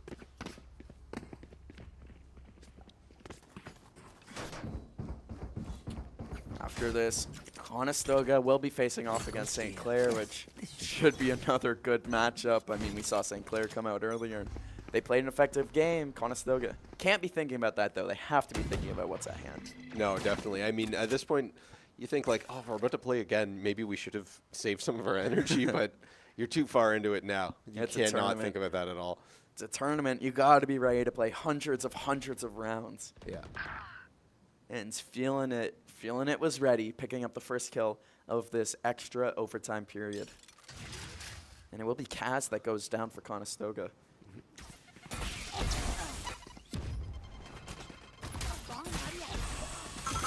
Bomb everybody going in. Dylan is able to take down Panko, but MGD with a triple kill clears out the hallway. MGD's probably saying, where was that last round? I know. But huge triple, a needed triple, gives Conestoga a 3v2 advantage when I didn't see that coming at all for them. No, not at all. The Waterloo team going to pick up the bomb now and see what they do in terms of their strategy. Looks like they grabbed the bomb, they're rotating over. They have time to go for the B site, and I'm not shocked they're taking this option. Yeah. 30 seconds left. Conestoga knows. Trying to have a fresh fight. I don't think they do know. They thought they did, but they haven't figured it out yet. Nope, but not one member on Conestoga rotated over. And they got a full retake, and they have a full man advantage on the retake. It's just a double kill. A double kill would be killer. Yeah. In more ways than one. Ina with the kill on Cresselia makes it a 2v2, and they still have good position on this retake. So tall order for Conestoga to win this round. Players left on each side is 2 apiece. Mina MGD on the retake, and the time is ticking. Mina using the slow warp, MGD going down. Mina's around the corner, and it looks like both the defenders know that this is the case. Ina comes around, and with the help of Ji Young, able to get the kill. Yep, Ji Young able to get that kill, and now Conestoga has their backs against the wall. Which was the same as the first overtime period. Yep, yes it was. We've now, after this round, we'll have played 3 halves. 3 halves of a Valorant here, so this is some pretty groundbreaking stuff. I wonder what the longest Valorant match has been. Where to set up shop? Well, for WaterLAN, this one. Well, man, we don't actually know that. It could have been one of the off-stream games went even longer. That's a good point. But I don't think that was the case. I don't believe so. We now see the attacking team is Conestoga and spraying that mid wall. It just has a feeling that somebody might be there. It's a pretty good feeling as Ji Young has been camping. She's playing it very, very safe right now. Conestoga doesn't mind that their information, a little bit of their position is being revealed. They just want to be as safe as they possibly can here. Yeah, still holding that mid. Wait until they get some more information before they make a decision on what bomb site they're going to be going towards. And as of right now, I can't really tell you. I couldn't really tell you which one they're feeling like doing.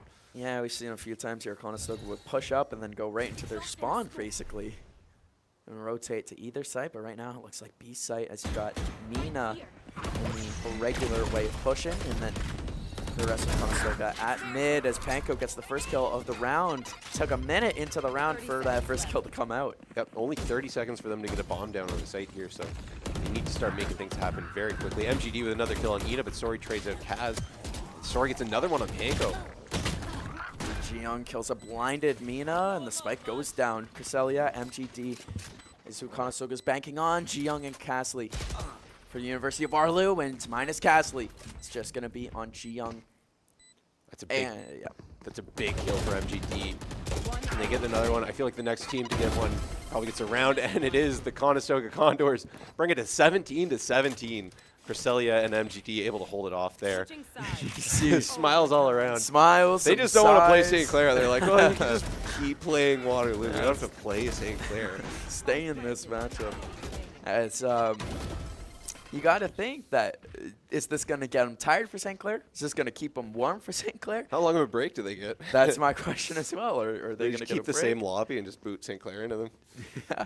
As I mean, on our schedule that we have, the next game was meant to start 4 hours 3 ago? minutes. No, the game against St. Clair was meant to start at 4 p.m. It was meant to start an hour ago. As these games, all of the overtime games, as excellent as they have been, very long games. Lots of fatigue on the players' backs here. Yeah, and the casters too, as our tongues are no longer working, and our brains that are connecting to the tongues are not doing a great job neither. It's a long overtime game here. No peeking. No peeking. Back on the attack is the University of Waterloo, and again, very, very slow here. Yeah, just taking their time. Nobody wants to go down because then once you're in the down position, you could lose. Thanks, Captain Obvious. This is what I Rotating over to A site now is the University of Waterloo. They decided that is where they were going with the spike in their possession. And all 5 team members there splitting up once they've gotten to the site. Left. Yep, just some pretty intense stuff going on here. Conestoga, the calm before the storm, but a lot of abilities going in. MGD gets the first kill of the round this late into it. It's a headshot. They do give up site control. 10 seconds left. It's going to take a retake, but it's not going to take a big one, as it will be 5v4. Yep. They have no idea about this flanking Ina, who is unable to get any kills. Panko is able to pick up the slack for Conestoga. 3 left. And the kills going out. 1 player left, and that's going to be that. Yeah, good shooting by MGD to finish off this round. It gives them enough time to get the defuse through, I think. Yes. Oh, plenty of time. Plenty of time for Kaz. I heard the beeps speed up, and I'm like, I don't know the rhythm of the about to detonate. Oh, I would assume maybe 10, 15 more seconds. They were effective in that retake. Conestoga looked very confident, and they're going to have to ride that confidence into this attacking round. Yeah, absolutely. And at this round, now we're seeing a full 3 halves of Valorant officially. Got MGD, Kaz, and Panko all with 30-plus kills. On the other side, you just got feeling it with the 30K. But on the other side, you got Jiyoung, Ina, and Sori with 20 kills. Yeah, some pretty impressive stuff. I wonder, we have potential to see a 40 bop here if Kaz decides to pop off this round. I would like to see that. I'd like to see a pop-off. I'd like to see a 40 bomb for anyone in this WaterLAN tournament. Yeah, exactly. This is the stuff of legend right now. That's a tough position for Mina to be in. Yep, taken down by Sori. It's going to start things off for the Waterloo squad here. But does call out that there were 3 people all pushing up B. Gives Conestoga, the 4 remaining survivors, a chance to really push up with no real hesitancy at all. No, not at all. There's a lot of space for them to get onto this site and try and get that spike planted. Although Castley able to come in and take down Kaz. So if they win this round, she's not going to get that 40 bomb. There's 2 big kills for Cresselia with the double headshot there on Sori and Castley. MGD, Panko, and Cresselia holding sight against the remaining University of Waterloo. Feeling it, Jiyoung and Ina as they come in to try to get this spike defused. Ina's the first to go down. Panko with a headshot. Jiyoung and Feeling it are both coming from the same side, and they both go down at the same time. Cresselia picks up a quad kill to end the game, 19-17 for Conestoga. Some big celebrations all around. Some for the big Condors. sighs of relief, as that is the longest game of our WaterLAN so far. And I'm going to go on a hunch and say will be the longest game of WaterLAN, as every single player on the University of Waterloo had over 20 kills in a losing effort. That's pretty incredible. Yeah, got to give them all of the respect because they played so good as a team, but Conestoga came out on top. Yeah, some really good stuff. Conestoga able to finally run away with it. There were times for both teams there where it was looking bleak. There were times for both teams there that they looked untouchable, and just that's the back and forth of varsity Valorant at WaterLAN for you. Yeah, they're gonna need to pull it together and really come together, because they got a big game coming up in a little bit, facing off against St. Clair. I'm sure the players are gonna get a break. We are as well, so we will see you again with our next matchup, Condors versus St. Clair. Please stay tuned. At the University of Waterloo, this is where I began my esports career. One of the most amazing opportunities I had working in esports is going to LA and playing on the LCS stage. I remember running onto the stage after my team had won and seeing the confetti fall from the sky. This was the place that had offered me so many opportunities I wouldn't have otherwise.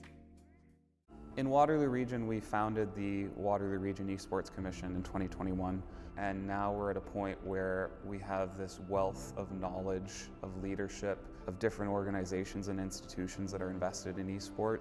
We have a lot of people that have esports backgrounds, understand the industry, understand the wants and needs of the community, and that's probably the key. We have a variety of different part-time staff that are already trained on how to run esports events specifically that companies and different stakeholders can take advantage of. So it's a direct way that the institutions can support the region, and in return, the students can also benefit from these opportunities to further their career. Although we have an airport, we have hotels, we have restaurants and nightlife, we're still a small town. So when you come to Waterloo, you're really going to feel the support of the whole region. And that's not necessarily the case in other places. We've seen an explosive growth in support systems, student leadership opportunities, in streaming, in commentating and marketing. There's a path for almost everyone, and it expands beyond the university and the college campus into the region at large, which is incredibly encouraging to see. Events is always going to be a key point of focus, but I do think as a short-term goal, it's how can we make sure that we're helping the people who are helping us as we're developing this model. And I think a big player in that for sure is post-secondary.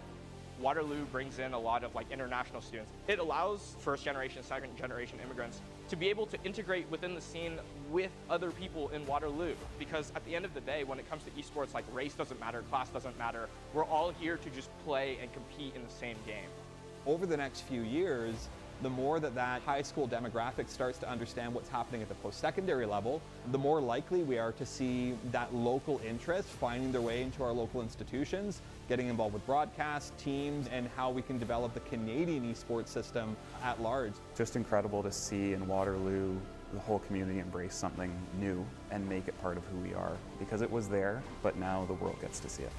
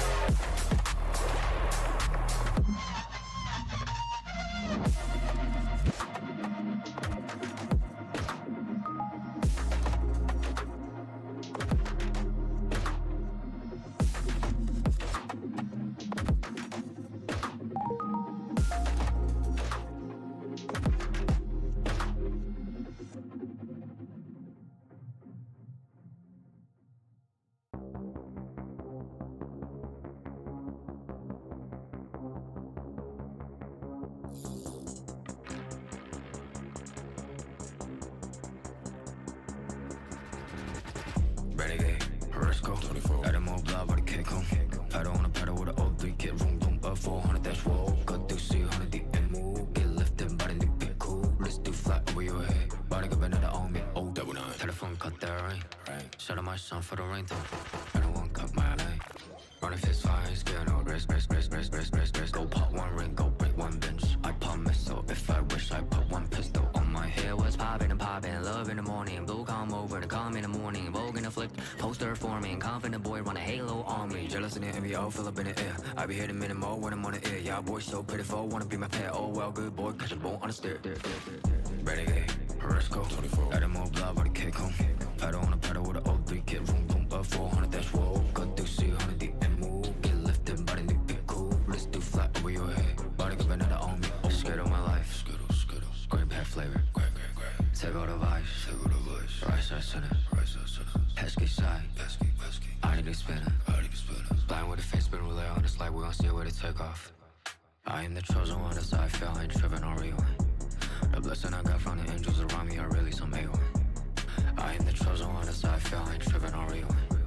The blessing I got from the angels around me are really some A1. Renegade, 为心将我包围。Renegade， 弄污自我击坠。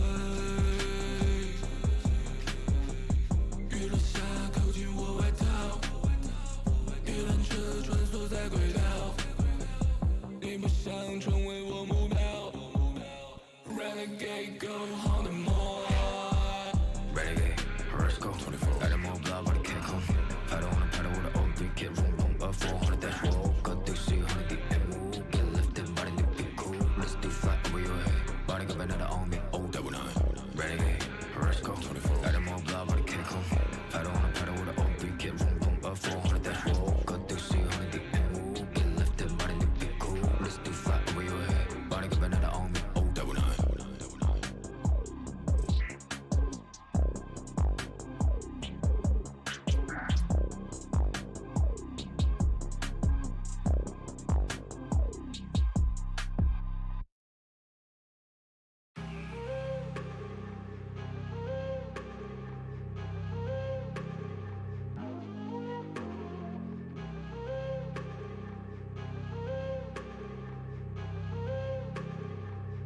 Yeah, I'm the king when I'm in the rain. I'm a G when I'm in the vein. Going pics on a middleman. Ain't nothing but a gold thing. I'm the king when I'm in the rain. I'm a G when I'm in the vein. Only pics on a middleman. Ain't nothing but a gold thing, gold thing. Hit him with the left, right. Tag with you to me, far door. Let the boys good night, good night. I'ma show you who's the pro. Hit him with the left, right. Tag with you to me, far door. Let the boys good night, good night. I'ma show you who's the pro. Fry paper question time my mic on. 你们的一起上面没准准备开工。宣布了你的战术战略报告的梦。Get this one diamond down，选择大是高一攻。Yeah， flexing on 的高实力，不用真金白。放个风，这期的分析师都在理。让我们懂这个家人们混合，太平洋的风声，'cause all I do is win。Esports is for everybody. That's what makes this so special, where there's not a lot of barrier to entry. It's, do you have a passion for gaming? That's all it really takes. There's so many different things involved in this. It really does take that full team to make a successful event run. And that's what this program does. You got the lighting going on, you got the video capture going on, you got the whole production crew that are packaging this all together, you have the shoutcasting that's happening. We want to be, that pinnacle for esports. We want students to come here, learn from industry best, and launch their careers in esports. You have that new arena that's being built. To have that investment through the college, it proves a lot. We're invested in this. This can lead to something really big and something really neat and something that you're really invested in. It's $1 billion industry, and we really can't wait to see where this goes.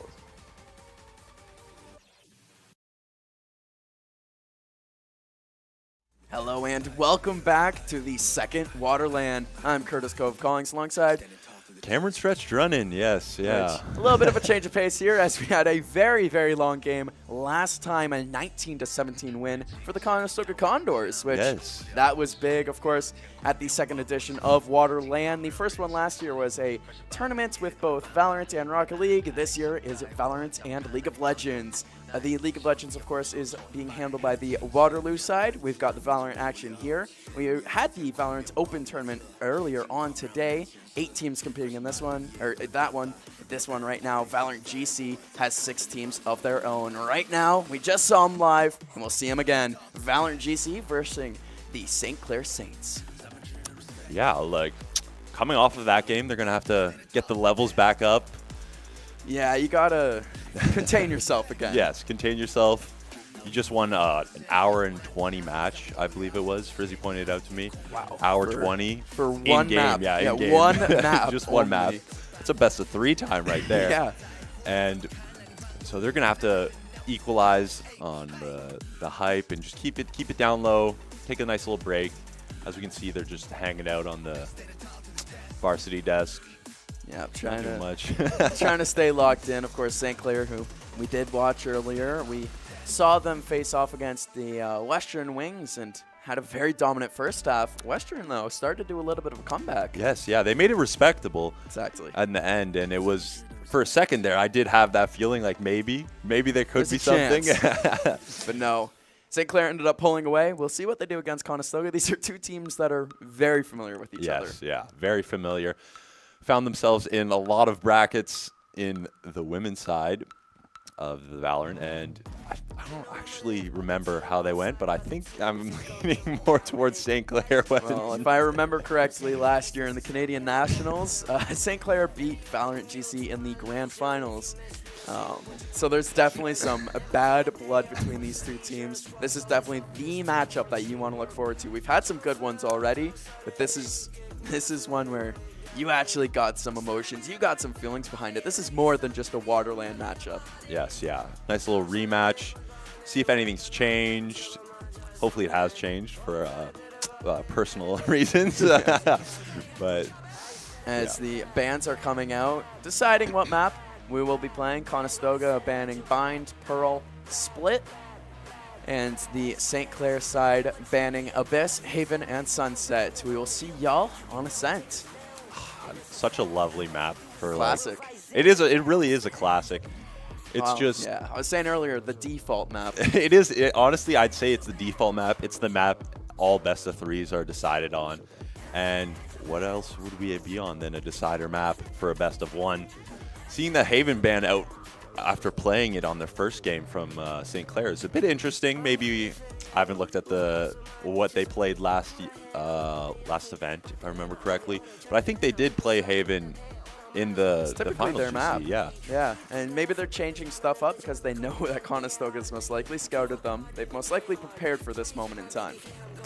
Yes, yeah. A bit of preparation probably coming through, and they know each other. They've played each other a lot, so you're going to see, honestly, both of the picks is easily a comfort pick for both of them. I don't see any of Conestoga or St. Clair being sad finding Ascent Yeah, here. it seems like both teams are playing at home field. It's going to come down to the agents that are picked and how they're used, really. Yes, yeah. How they are used will be definitely how they win the game here, and I'm not looking forward to it. I'm not gonna lie, I love Ascent, and I'm rubbing my hands together. I'm liking this. Yeah, get excited for a very big game. I think this might be our second last game. No, this will be our third last game of the evening. And it will be maybe the biggest one, as we just had a 19-17 overtime game. And here we go. St. Clair winning, I'm pretty sure it was 13-6 in their win already. Yes, you are correct on 13-6, and it was a, 18-16, I think it was? No, 19-17 game that we just 19-17, watched. I was close. And so we got this one here. Now, Stretch, do you think that coming off of such a long game, is that going to be an advantage or disadvantage for Conestoga? I mean, for the ones who were shooting, it's going to be an advantage. And then for those who weren't shooting, you're going to still feel that, slow down. You're not going to, carry over. Obviously, you want to have that reset when you had a tough time on the map. But, if it's, MGD and I think it was Panko fragging out, you want to just jump straight into the map. Oh, they and each just had 30 bombs. Yeah, get running down it. As we look to the agent select, we see St. Clair all locked in with a pretty default, for these days, default pick. Although we haven't seen a KO yet today, so that will be the first KO getting busted out here. We've only seen one game with fades. I'm shocked, actually, we haven't seen any other fade action here. Yeah, I'm a big fade lover. I love the eye, especially with the dogs. It's just a free space-taking usage, and not quite locked in on the Condor side, but I think they're just hovering and what will be their lock-in, yeah. Yeah, taking every last second they can to discuss strategy to get locked into this game here. Yeah, double smokes coming out, so this is going to be interesting. But yeah, Characters are decided. Cresselia playing as that Sova, Panko playing as Jet, and the rest are covered. And then you got the other side there, the ones that we do know. Chris is playing as KO, Pookie is playing as Sova, and Abby Profin is playing as KJ, that's Killjoy. Evil Oppie playing as Clove, and Mayath as Jet. We got most of the way through. We got most of the way. We'll see the rest for Conestoga as the match picks up here. Conestoga's got a Viper, which as well. Yes, haven't seen too many Vipers today.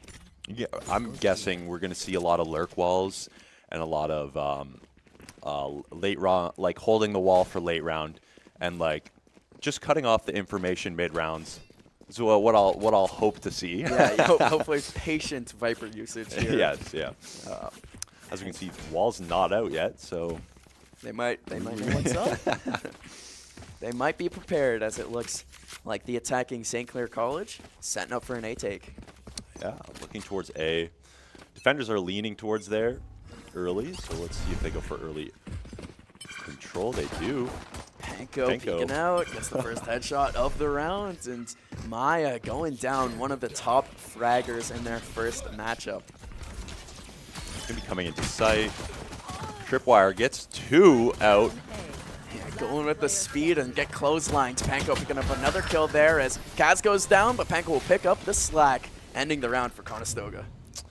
Beautiful, clean round there. Not too much doubt in who was winning that. Yeah? No, I mean, you said it. The defenders were shaded over to the A site, and they made them pay fully by going for that ill-advised take. Shot through the smoke from Kaz. Looking good, looking good. Coming out full save for St. Clair. We're going to see 1 rifle, 2 rifles there on the Condor side. Yeah, not surprised. Going for the absolute win there. Going, splitting it up a little bit. Going over to the B site. Saying that Killjoy low and over to A. Looking for some information. Nice little B lean and an A short lean for the CTs here. And they pull out from the B site. Yeah. Ready to play retake, but no space was taken off of it. And looks like we're going to have a rotate come through towards A here, as the KJ has taken some early space in the main. Saw nothing. Saw nothing. Knew it was okay to walk on over. I'm surprised no mid control from either side so far. Just leaving it be. Yeah, playing passive here. Might just play the retake for both sites after taking the info on B that they're not here. And now we'll just wait out for the hit. That is not going to come. Second rotate is in effect. All the way back to their spawn. The double full rotate as, of course, the Clove for the enemy team still sitting, waiting. And this, the B site is where we have players inside of the site, so they're obviously going to fight. 30 seconds and it's left. How many, I believe, yeah, Mina will be able to get on this hit. Hiding in boat here. Dart's going to come out. She's going to get spotted. Information's down, and Oppie gets the first kill coming in with that Sheriff. Of course, playing off the aggressive jet play, and they get their way into sight. Bomb's going to go down, and we're going to be into a retake. It's going to be a CT mainly. Retake.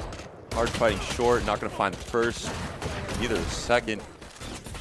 Panko gets Conestoga back into this one as lots of kills going on the board. It's actually just Panko left. 4 down for the Conestoga Condors. Good weaponry, but it's going to take a lot more than that. Yeah, I'm going to try to save this rifle. She's getting scaled on by CT. Here's this. Going to hold it. It's the first. Trying to get as many kills as she can before this round wraps up here. No real chance for the retake. Now, effective post-pistol round for the St. Clair College. It's an important win for the state of this game. Beautiful take, and going to find one more at the end of the time and keep the rifle into the next round. Just barely, too. You can hear the gunshots coming out on her, but able to survive. Make this 1-1, but not make it all for naught at the end of the day. The weaponry is not going to be in Conestoga's favor here as St. Clair, we just saw it earlier. They play some good Valorant. Yeah. Let's see what the Condors are going to bring out for this next round. not going to be much, just a couple upgraded pistols, some armor, and that rifle carried over from the last round thrown onto Kaz. Going to be looking into this first mate. Evil's going to get a nice shot on the jiggling player, and I believe that they're just going to play slow, let the mid rotate in, get some more info. No reason to rush at this point. You're up 5v4. All you have to be scared of is where that rifle is, whether it's on the B site. But if you're going to 5-man take, you're looking good. Maya getting the first kill on boat, and they're just going to pause here. Take the fight to CT. Oh, a little knife pull out. As ill-advised timing on that one. Kaz picking up some big kills from the CT side, but unable to keep it going as Ibuprofen will shut that down. Just MGD left with that Sheriff. Click on head time. Let's see if she can get any. Evil going down after not finding any damage. And we're just going to be hanging out, waiting for the round to end. See if she gets the rifle to save.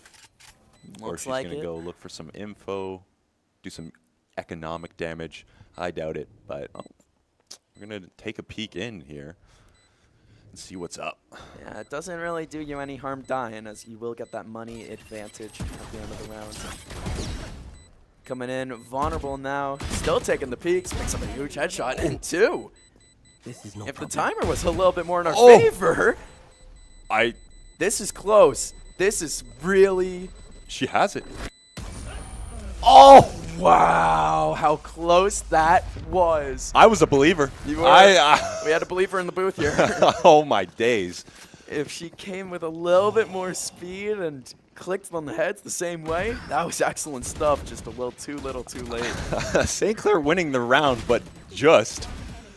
I mean, coming into this round, you got to feel good as Condors taking all that money away. They're not going to get a lead here. All those alt points coming through.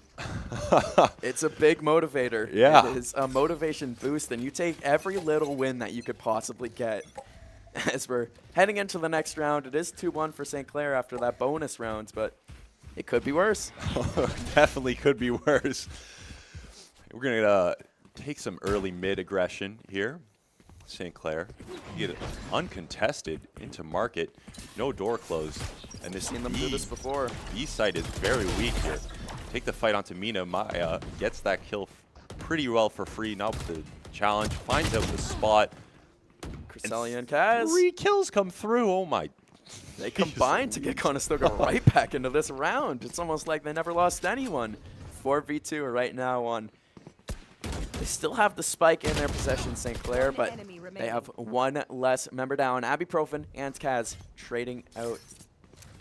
Rotate's going to come through mid. A site's undefended, but doesn't know this at the moment. Going to go for the challenge and look for a 1v1 here. Has it right now. It's up to MGD there on mid to make it not, but the footsteps, they allowed it. Evil Oppie got distracted. It's like throwing a decoy nade in Counter-Strike. They got completely fooled by that, and good positioning from the Conestoga Condors ties this game up. Yeah, ties it up. And we look at the economy from St. Clair, and from that last round that they lost all 3 in that 1v3, but still won the round, and you look at the money and just how bad it is going into this round. And just such an important thing to put, you know, as we take a look. Yeah, the team economy, and you see that red spike for St. Clair, and then it completely evens back out. Yeah, couldn't build that lead in the economy, and gonna go straight into this round up short. See a quick kill in the round from Maya, immediately pulling out the Blade Swarm. Ooh, get some info. Just gonna be running away, giving up the site here. And they're gonna take it for free. As this is going on, Ibuprofen gets a pick on the rotator, and we're into a 3v4 as I say that. Yeah, Panko taking out Pookie, making you eat your words there. Swaps out a classic for another classic. Gets another headshot. That's huge. Gotta be hitting your shots if you're using that jet ult. Another one goes for the fight. Now we're into a 1v3, 1v2. Stays alive, using that ultimate ability on Clove. Of course, you do have to look out for Maya, he's got that blades. Doesn't matter. Kaz in a 1v1. That bomb is ticking down again, though. Half stuck. Runs in, gets the kill. Are we in another situation? It's, oh. Yeah, that one was a little less close. Conestoga twice in a row. That's got to hurt the morale. Yeah, hurts the morale and hurts the bank. Especially when you're going up against a force buy and the team is able to get the site for free just off of playing the map correctly and feeling out wherever the defenses is. And as we can see, a bit of a lighter buy coming through from Condors with the armor. Both teams suffering on money here. Yeah. So definitely up for grabs on who can string around together and build that money up and kind of take that lead away. No team being comfortable so far. It's been kills on kills on kills. As Andrew Ireland was calling it earlier, dominant wins. There's been none so far. Spotting a 2 bottom mid. Maya, Pookie, and Chris moving up that side. As they get the info, you'll see them taking space on A. But guess what? The St. Clair team is going to take space on short. And will this rotate come in early enough to catch the bomb in mid? Will they take the fight? They're going to take the fight slowly here. And finds one for free. St. Clair now knows what's up. Should take space towards A, but they're going to sit still and rotate towards B here. This is not something that surprises me from the St. Clair team. Prone to rotate. Look at the jet. Look at the jet. Going to get cleared. Going to find MGD on the right side of the map, on the mini-map there, and they're just waiting to do this B hit on Mina alone. Yeah, it's a great kill from the jet as Conestoga in a little bit more of a unique defensive position here. Just waiting for a rotate that never happens coming into B site now. A smart usage of that acid pit. Kept her alive a few more seconds than she should have been. Beautiful timing on this push. And just waiting for the rotates to come in through the B main. Spike planted. And the CT. And now giving up sight, but you keep your life. And you let your teammates come in to help you. This is good stuff here from the Viper for Conestoga. KJ Alt's going to come out. Penko's going to find the first. Going to scale on this short fight. Sova finds one. Last in boat. Going to find 2. Breaks the ult. And finds the kill, Penko. And a nice little retake there. Kept it simple. Yeah. Kept it real simple. Hit their shots. Never once did they not be in a one-on-one fight. Yeah. And that's exactly what you look for in the retake. Perfect scaling together, and with the Sova coming out on a timing after they started the fight, just to catch that guy unaware. And the enemy KJ using their ultimate, it almost forced Conestoga to hit the green Yeah, light and accelerate, go as a unit, and it worked perfectly for them. I wonder if that's something that they will carry with them into this game. Yes, another. Oh, look at the money here. Yeah. There's some interesting buys coming out. Yeah, on your screen here, these loadouts. St. Clair definitely wants to set themselves up for some future rounds. 3-3 is the score here as, again, St. Clair, they love using this mid control, and I don't blame them one bit. Oh, huge wall bang. Huge wall bang. Didn't even have the information on that one. Finds the extra player that didn't hit the trap wire, and we're into a 4v5 already. They got to be cursing right now, sitting at their chair. How does this happen? As, of course, Mina holding that B site like we've come to know. You got the KJ, and you've got the Sova in B main. Just a nice little pause in this mid round. No one's really looking for info. Just sitting around, waiting it out, seeing who's going to move first. There's a reason they didn't bring Spike with them, so that they could take their time, not pencil themselves into a bad situation here, as they do rotate around, and Spike's going all the way back to spawn. 40 seconds left in the round. Looking like they're going to be locked into this A hit eventually when they get there. Yeah, in about 15 seconds. A split with the double up on tree. 30 seconds Let's see left. if the short guys, oh, it's going to get smoked off. They were ready. They had the positioning. Maya at very low HP, unable to spray through the smoke. They do have a chance still. Sova ult going out, and not going to find anything. I get the attempt. Kaz is going to find one, though, and starts the retake early before the players aren't here yet. starting to scale in. Sees one on Jen. Everyone coming from heaven. There they come, flooding into the site. Panko with the first, and they keep it going. Kaz able to get Pookie, and Mina will end the round. And plenty of time this time to defuse the bomb. Plenty of time. A nice cleanup. I believe 5 alive if our HUD isn't lying to us. It looks correct if you ask me. And Conestoga has found themselves in the lead in this one, and you are absolutely correct. Flawless round. And back-to-back excellent retakes from Yes. Conestoga. You can't ask them to do any more than that, and Conestoga taking the timeout. Taking the timeout. I'm going to see what Rajante will change about the defense. Maybe a bit more proactive, but it's been working. Yeah, the retakes are working, but it's not, you know, Yeah. not necessarily what you want to be doing every single time. Yeah, you could just see the players there at their desk trying to stay locked in. I mean, just played a long game before this one.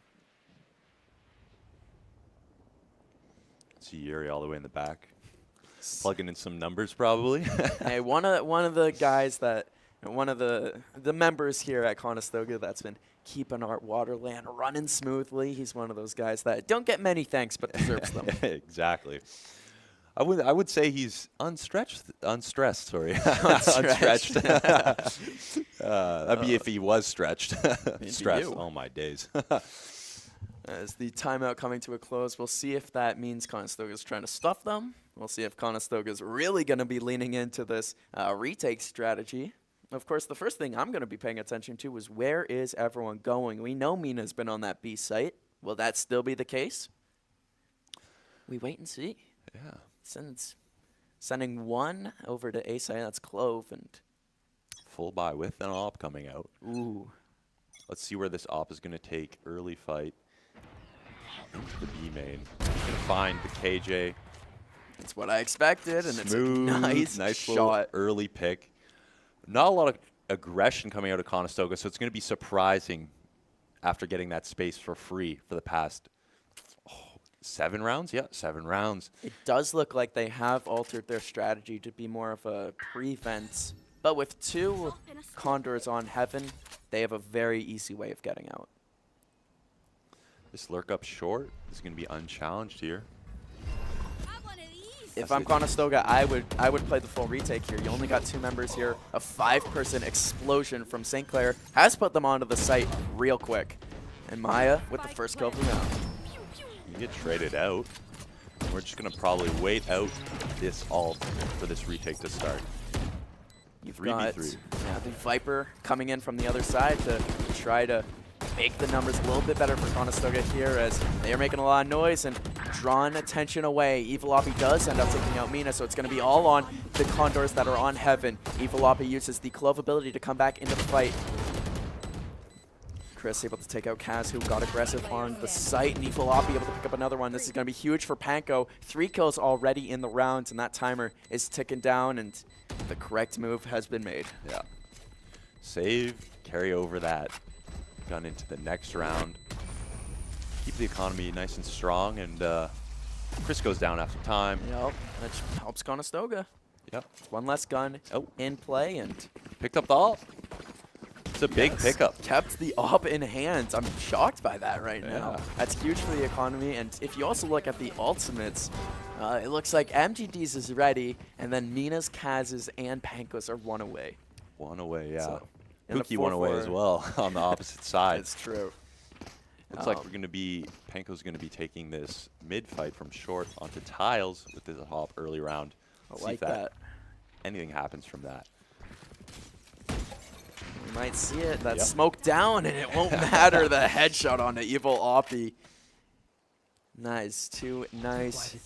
Panko does know that it's a one-shot buy shot too, right? You don't have to click it in their head. St. Clair with this classic mid aggression we've been seeing straight into market. Going to be exploding onto this B site. Mina not going to be able to find one. Chris finds her, and the site is given up. And we're into a retake again. Not surprised. I'm not surprised one bit. They left Mina alone to fend for herself, and she was able to stall the last time they got a retake, but not so much on this one. It's a good thing they got that headshot to start off the round on Evil Oppie. This will be a lot tighter of a retake if not. slowly working in. Bladestorm's out. Not going to find any info on the backside players, but it's slowly going to work in. Sees the short one. Cresselia gets the first. Cresselia second. Pookie with a double back. And we're into a 2v2. Chris gets one on the 1v1. short. Yeah, 1v1. Chris, MGD, this is Chris in the advantageous position, and it does work out for them. Really well played on the corner and able to end the round. Great hold from the back of sight there by Chris. Gets 2 in a row to close out the round, and St. Clair in the lead here. Yeah, back-to-back round wins when it looked like Conestoga might have been getting a little bit of momentum there. They snatch it right back, although keeping it close. Another 1v1 to end a round. Yeah. Again, no dominating rounds. It's been scratching and clawing for every last little bit, every last little advantage in this game. And as we take a look, 2 rounds in a row means the money is not good on the Conestoga Condors. So we're going to be a little B backside stack while they take info towards A. Walk into the fight. Oh, I just want to pull out the smoke. Pull out the ult and go for some damage here. Goes right up into the fight. The rest of the St. Clair team does siphon over to that B site.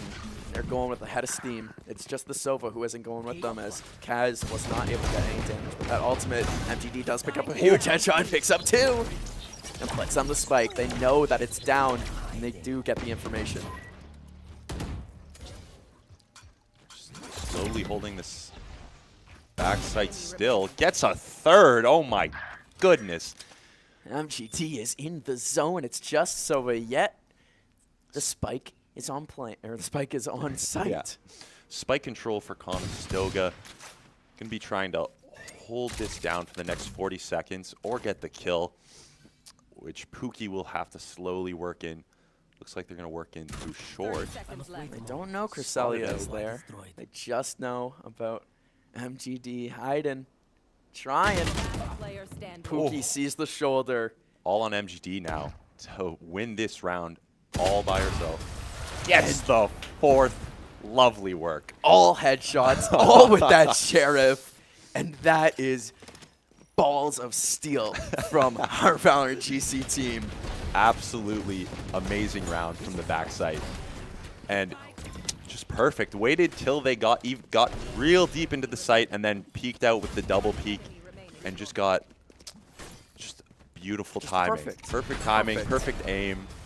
And again, down to a 1v1. And changes the complexity of this game already. Look at the money on the St. Clair side. Well, that's exactly what you were saying before the round started, is that we lost 2 in a row, and that almost killed our economy. It would have taken a huge round win, and, well, that's exactly what we got. As we see the lesser weaponry from St. Clair coming out to the B site, leaving the spike. They're ready to rotate. And knowing how this game is going, there most likely will be. Yeah, picking up that ult on Chris with that orb pickup early round, and as we can see, Evil, I think this is Evil Oppie, yeah, in the mid where St. Clair likes to hang out. Yep. And they're just going to sit here and wait, see if anyone peeks into them from CT. They're watching the site, and the spike or the smokes go down, and so does the rest of the team. You've got the Viper ult coming out. You still got to hit your shots, even though you have the ult, and Maya able to come in and catch Mina by surprise. Evil Oppie as well, like you mentioned, in mid. On that rotate, picking up the rotator, and now it's going to take more space to hurt Panko in this rotate. As this is happening, Kaz going to find one on site, get traded out by Pookie. And this should just be a free kill, and it is. Yeah, it's just started running a little bit too early. Oh. Evil Oppie, a quick headshot around that corner, and both teams now back-to-back thrifties. Yeah. Unpredictable as it has been. I've been talking about the money, and it has not mattered at all. No, it's fully just a who can click on a head better. It doesn't matter what gun I got in my hands, and wow, this is close. Yeah, St. Clair carrying over 2 ults into this last round, which we're going to see thrown out here probably on a site take. You have to use them. Yeah, leaning more towards A in the buy round. And then on the other side there, you got 4 ultimates ready. Yeah, that's going to be tougher. Still going to mitigate this. It's going to be hectic with the shotgun coming out from Panko as well. She can find the right spot, which I believe she I will. think so. It looks like it. We just got to wait and see the shotgun coming out. Second. You nailed it with the call, and Panko made him pay. Coming around the corner with the Bucky play. They do get the spike down. They do have that ultimate ready for Killjoy. Ibuprofen gonna find the fight. Panko with another Bucky kill as well. And the Killjoy does use her ultimate ability. It will force Conestoga to retreat and take their time. It's not the worst. 3v2 coming into this. Gonna have to move a bit more quick than you used to after giving up that space. Drone coming in. Gonna find one on Heaven. Evil's gonna get one, get traded out, gonna ult here. And they gotta go fast. You can hear it in your ears that that bomb is in its fast ticking. Mina's just gonna hold it. Pros don't fake. Oh! Wow, how close that was again. 3 rounds. 3 different rounds were maybe 0.10, 0.15 seconds from being a different reaction, being a different action. And so tight this whole game. There's zero chance you can pick who's going to win the round from the money, from where the round is sitting, 3v4, 5v5. You can't pick the round even now. With you can't say, oh, I think Kaz is going to go off this round and really win. No, everyone's been going off. Like, no one player has taken this game. Yeah. At least not that I've noticed. Neither have I. Like, this has been as tight as it gets. We will find ourselves into the second pistol of this game. Very important. As we can see, the scores are still super tight on 5-7. I'm just going to wait out the knife here and then take some early info here with a 4-man push. As this is happening, St. Clair taking a ton of space in this mid, and the retake will be there in time on short. Yep, funneling over to short and already getting back on site. Everyone's now out. Chrysler's at that blind, but it won't work. Kaz able to get a kill in the meantime. The rest of the St. Clair team over in that short area. Jumping through his Kaz. Getting a little creative with it. Some crazy aggression coming out. Throws us into a 5v3. 1 Heaven, 2 short here. He's going to wait out this smoke. Panko finds the Heaven player, and now it's just the Doors players left. And they seem to know this. Exactly. And first kill goes down, but as well with that, Kaz. So it will be up to Pookie to get a couple kills here, and won't be able to do it as Conestoga takes the pistol round, and that's going to be a very, very important round. Very important round going into an even more important round, as we saw last half where they lost against the 4-spy, well, Deco, one could say. Yeah. Going down 8-5 there would have been a hole to climb out of. Instead, seeing yourself in a 7-6 situation where you have the advantage, Conestoga is playing with the game in their hands. And of course, they are on the attacking side now too. And on a map like Ascent, you get to decide how the game is played. Yeah, pace of play, and when there's aggression on the map, you get to decide when that happens, pretty much. Yeah, we saw from St. Clair that they were rather patient with their attacks. A few times exploded out onto B site, but a lot of like what we saw from Conestoga here, except Conestoga sending all 5. Yeah, into the B main. And there's a little stack going on B with 3 on site, 1 market here holding the push. They've been silent so far. Smokes come out, Dark comes out, and they now know it's a hit. Yup. Panko finds 1. Gets 2. the first. Amaya gets a return. Oh, just 1 left for the St. Clair College, and it's just Killjoy who was on A, all by herself. Everything just went down in the blink of an eye. Conestoga played so cohesively there, and it's given them this chance here to even this game up. 7s apiece. I'm saying this now. We don't know what could happen. Yeah. Could be another quad overtime. Ibuprofen with just the classic half HP goes down to Mina on that smoke spray. Conestoga even to back up, and it's a whole new game. Yeah. Going into round 15 here. Taking a look at the money. And we're going to see some interesting armor and like buys around here. So I think they brought out a couple decos.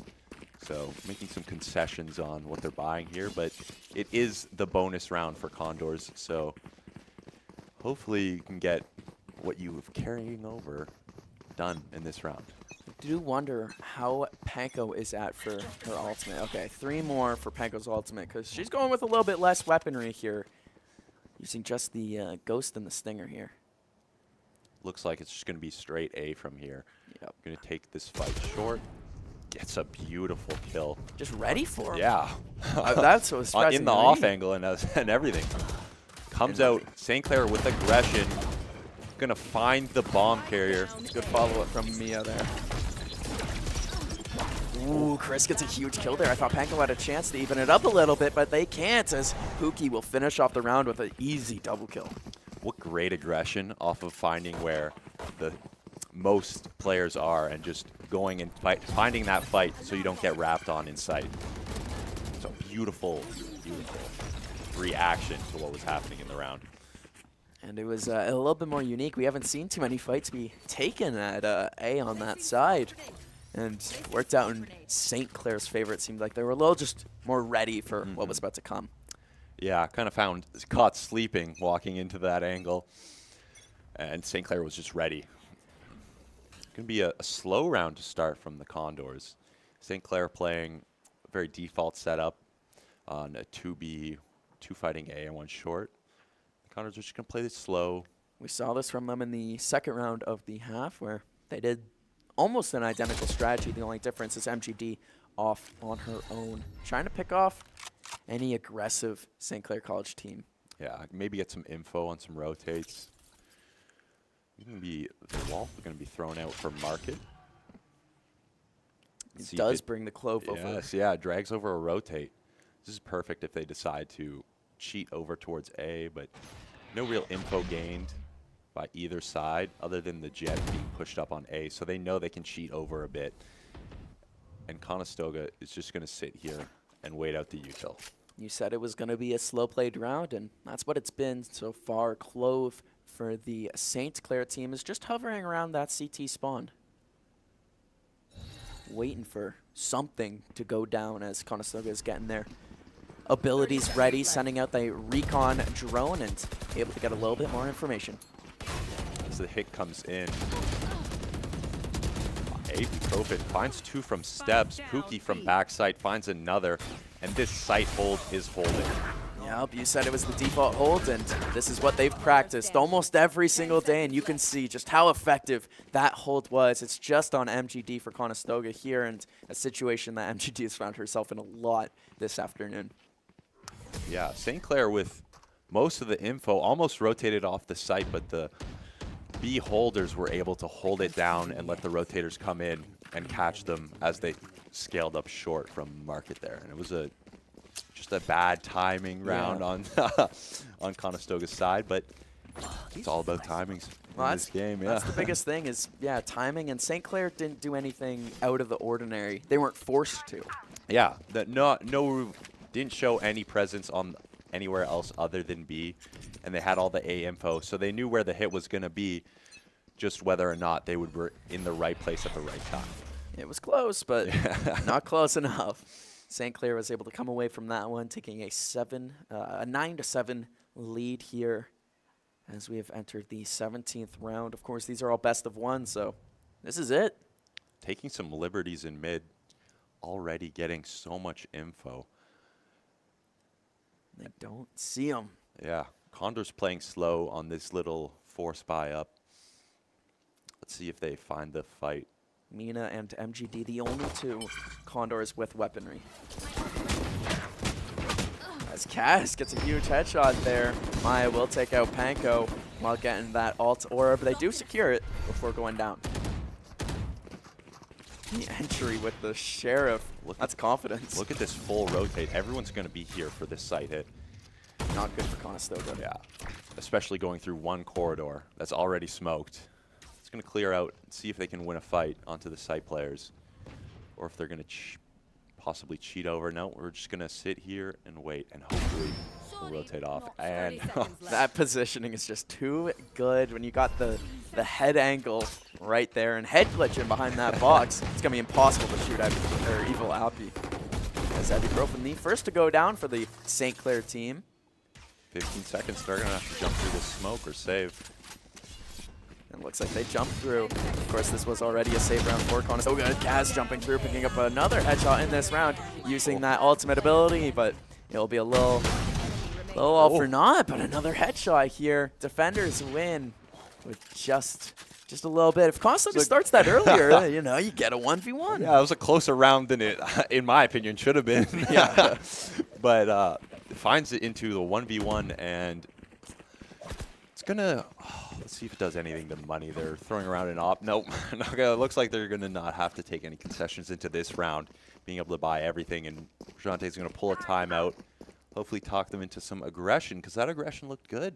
That's why they won. A lot of the rounds that they've won is because they've been aggressive. And then it's those rounds when they go slow and they let St. Clair fully set up. And yeah. They give the... Not the round, but they give the initiative to St. Clair in their like super passive defaults there, and I'd like to see some faster picks, especially on CT side when we had Panko peeking down into mid and short and A main everything, and and yeah, and it was working well, and we haven't seen that ever since we've gone onto the attacker side, and I think we will see some of that coming in.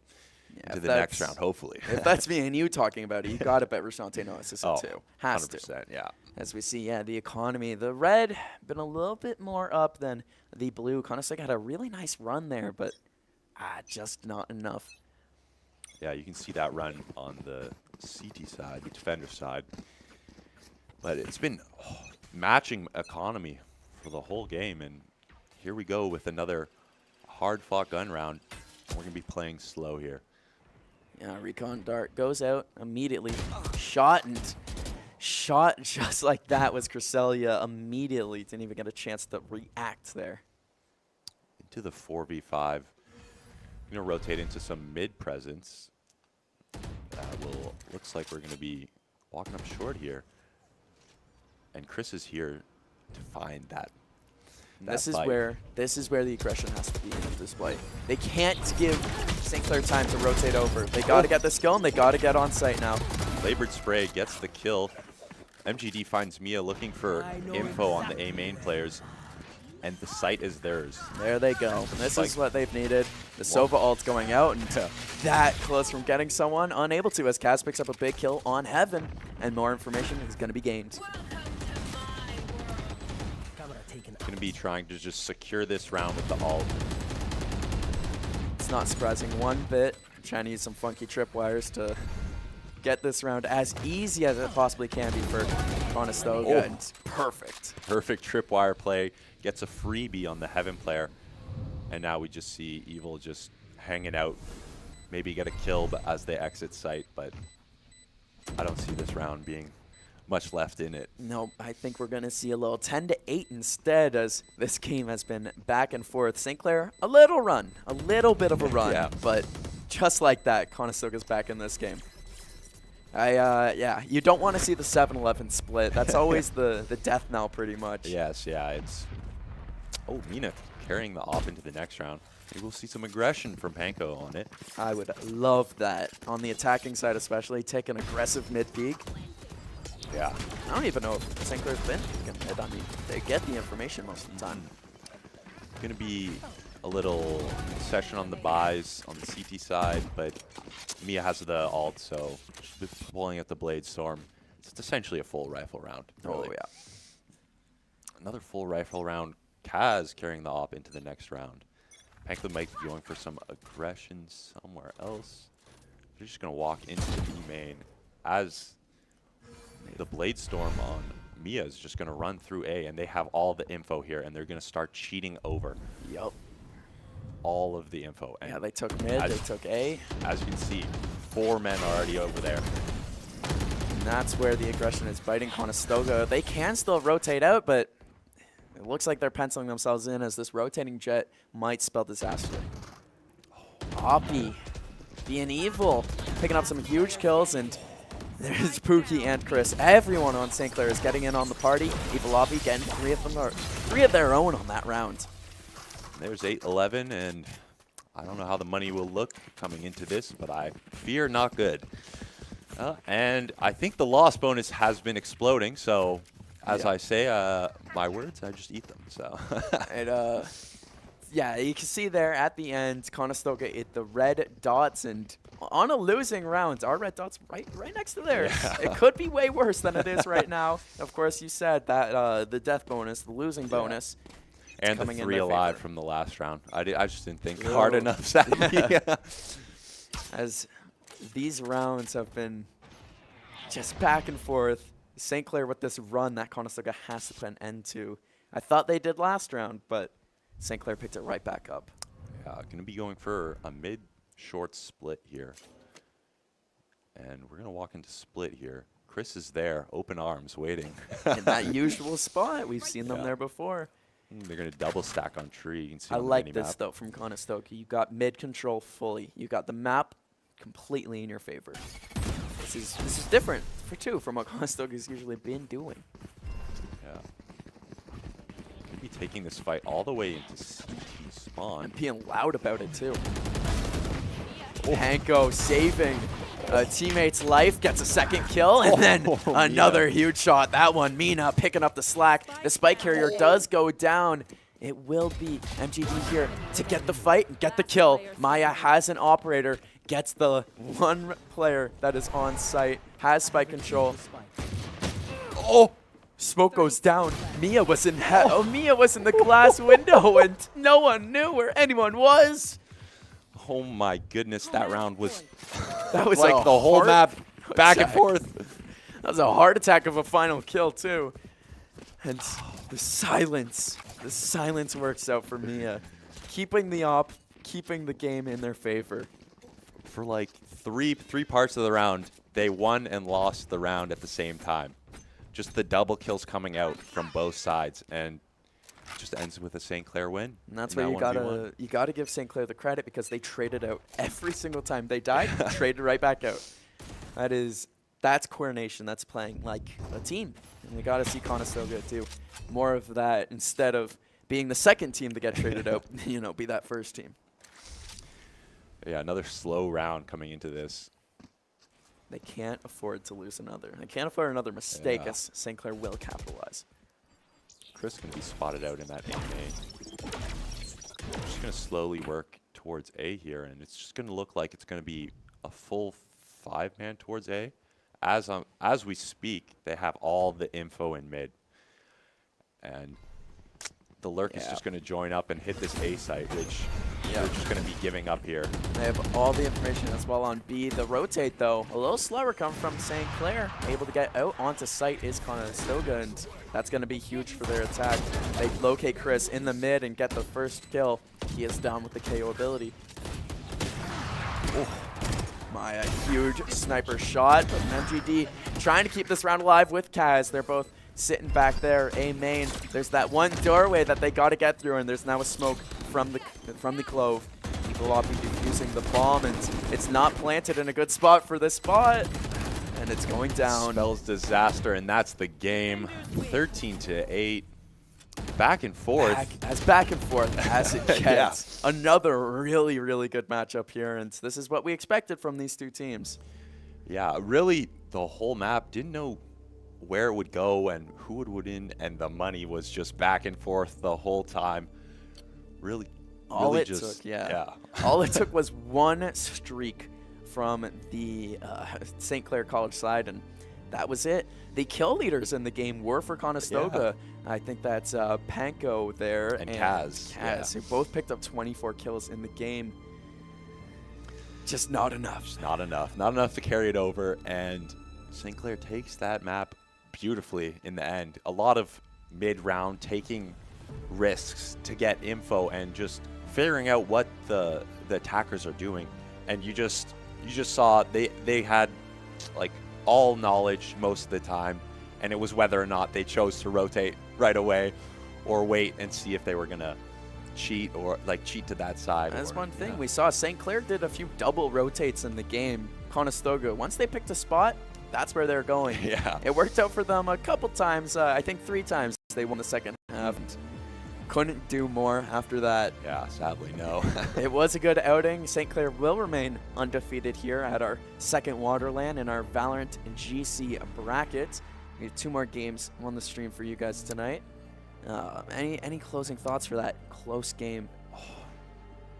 Money didn't matter. Money did That's not. my closing A thought. lot of save Yeah. rounds were won A by lot of the saving team. A lot of crazy plays that won rounds for either team, and it was just the crazier plays went St. Clair's way that wrap, and it was a beautiful watch, I will say. That was a good matchup. Make sure that you stay tuned. If you have been enjoying the second WaterLAN, stay watching as we got some more good matchups coming your way. We thank you for staying tuned, and we'll be back.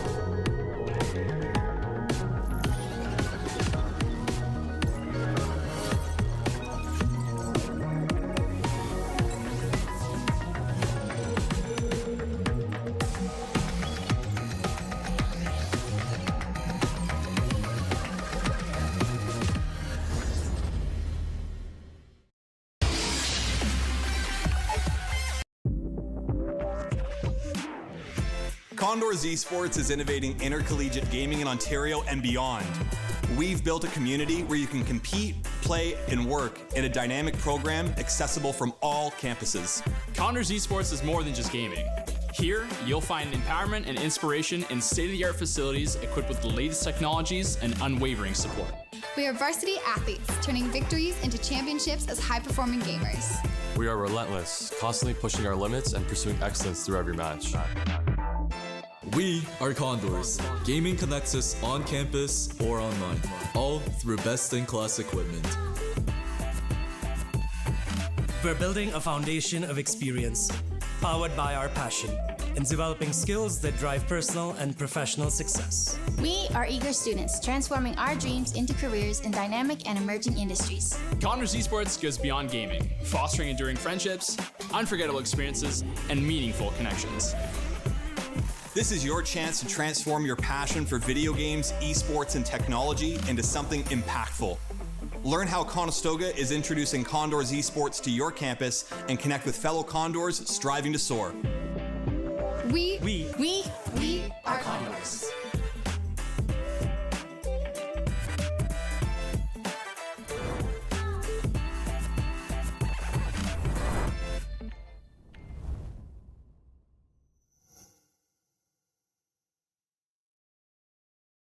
At the University of Waterloo, this is where I began my esports career.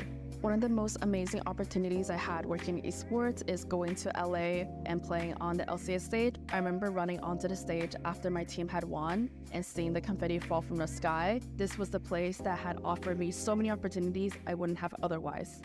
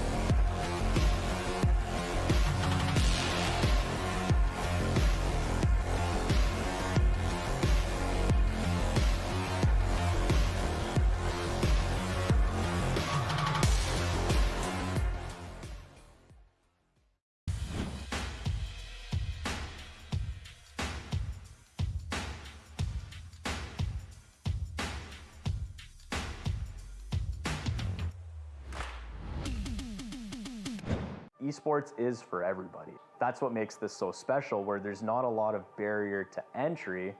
It's, do you have a passion for gaming? That's all it really takes. There's so many different things involved in this. It really does take that full team to make a successful event run.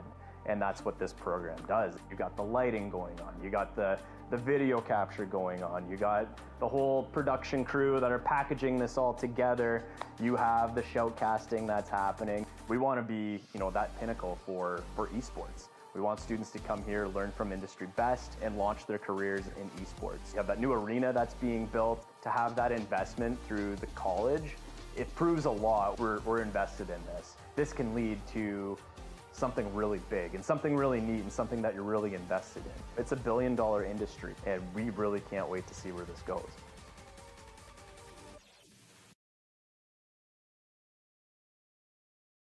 Hello and welcome back to the second WaterLAN. I'm Curtis Cove Collings, joined again by Andrew Ireland, and we have some more exciting Valorant action, of course. Last year was Valorant and Rocket League. This year, Valorant and League of Legends. For Valorant, we had Open earlier today. That was 8 teams competing in this one, Valerant GC. It's a 6-team tournament, and we just saw Conestoga lose to St. Clair, and St. Clair's won 2 games so far.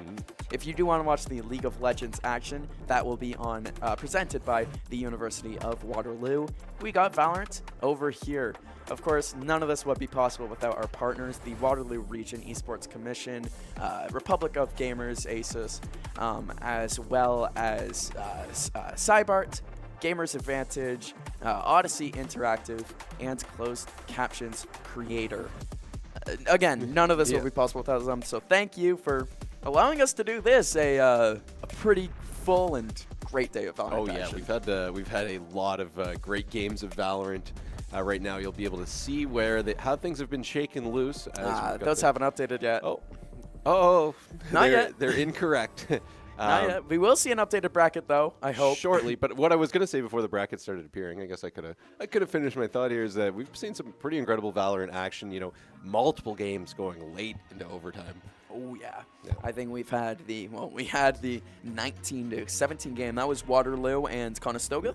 Who played in that one, and then we've had a few more in the open tournaments. And what really matters every single game is what map we've been on. We've seen Sunset, we've seen Haven, and we've seen Ascent. Now we're seeing Bind. Finally, I think this is the first match of the whole day that we've at least gotten to watch at Bind, so that'll be good. Guelph is starting on defense for that one. Of course, they banned Ascent, Pearl, and Sunset. The Tech University of Ontario banned Abyss, Split, and Haven. And here we are, Bind, another one of those classic maps. Not quite as classic in my mind as Ascent is, but it's one of those tried and true maps that have been there from the start. Yep. Yeah, Ascent is definitely that, it's got that vintage vibe. It's got that classic feel. It's definitely, we've seen a lot of games being played on all that too. Yeah, I don't know if there's really a vintage vibe to it. I was just being goofy. I do, I will brag for the audience at home. I got my best game ever on Bind. All right. I think it was 43 kills. Holy moly. In a non-overtime game. Ravioli. I've never locked in like that, ever or since. Like before or since that event. I've been chasing that high, I think, ever since I did that. That's your Valorant Dragon, just going into bot lobbies. Maybe they'll let you do it. Oh, look, we got the warm-up here from the we have a warm-up. This is summoning something. I'm worried that a monster is going to appear in the Esports Hub. No, it's just their hat. Oh, okay. Okay, they're praying to the hat. Yeah, it was a Spider-Man hat, I think. That's, of course, our matchup here on the left. University of Guelph, a GC squad, facing off against the Ontario Tech Student Union Esports GC team of their own. We're getting into our character picks, and we got the Dogs versus the Griffins. Call it Brian. That doesn't make any sense. Brian Griffin. The Brian Griffin, as we see. Again, the athletes on each team. That's Crimson, Toru, Caitlin, Kinth, and Sleepy Barra. On the other side, you got Gingle, you got Gucci Waffles, you got Eileen, you got... I'm going to go with Young. I'm sorry. Young? I'm sorry about the first half of your name, but you're going by Young. Young. Tae Young? I think it looks like A to me. And then we got Mayo. And then Mayo. I believe also the first one is not Gingle, but Gingy. Oh, yeah, that would be Gingy. That would be Gingy. That's not an L, that's an I. Yeah. It's okay. The text is small, and we have increasingly bad eyesight as the day progresses. I don't know how the athletes do it, but I couldn't. Yeah. Shout out to those the glasses sponsor. Clearview. Oh yeah, shout out to. Sorry, that would be Gamer Advantage. Gamer Advantage, yeah. Of course. We need Caster Advantage as well. Level up your game experience with Gamer Advantage's clinically proven blue light blocking glasses. Play harder, sleep better, and dominate the game, like the players we're seeing today. Yeah, another little thing you could add to the ad is you'll also be able to read names. Read. Well, it doesn't help you with reading, but it helps with the eyesight. Yeah. As we have behind, it's nice to see. It's nice to see a little change of pace from what we've had today. We've had the same 3 maps in rotation. Yeah, nice to see Bind. I missed it. We got some sand. We got this vintage vibe I was talking about. we got Hookah Lounge here, and we've got 3 defenders over on that B site. 2 on A. So we're 20 seconds away from hopping in to some Valorant action. What did that spray say? It doesn't matter. You know what? Like leave it or love it, something like that. That's not what it is. That's not a good phrase. They have the heart. The new way of doing the heart instead of. It's this. Yeah. Middle fingers. Yeah. I'm a boomer. I didn't realize that. The If classic cat. Yeah. The cat, which we've been hearing. Here all we go, night. kicking things off. Ontario Tech Student Union going to start their way up toward B site with a full team push down the two laneways here. And these are athletes that we have not seen play yet, so everything's gonna be fresh. Yeah, we're gonna have to see how they decide to approach this. Go with a teleport on round 1. I love it. Busting out some fun plays to start this thing off. Yeah. If you're not gonna play the mind games, what's the point of playing any of the game? You know what I mean? And here they are on just A site. confused and get the plant going in. A quick kill for Tae Young, who's traded out by Sleepy Barra. A little bit of calm here, fighting in lamps. That's just Eileen holding this tight angle, peeks around and gets taken out. Crimson on the double, both of them headshots. Yep, taking down Eileen and Mayo. It's now up to the Guelph team to take this retake with only 2 players left. Could be a bit of a tall order. That bomb keeps on ticking. And they got to go fast. Something that we saw a lot in that last game that was on stream is Conestoga took a little bit too long to do a lot, and we'll see if that can affect the University of Guelph or the Ontario Tech Union as they rush through and end up going down. Toru gets the first, Sleepy Barrow picks it up. Yep.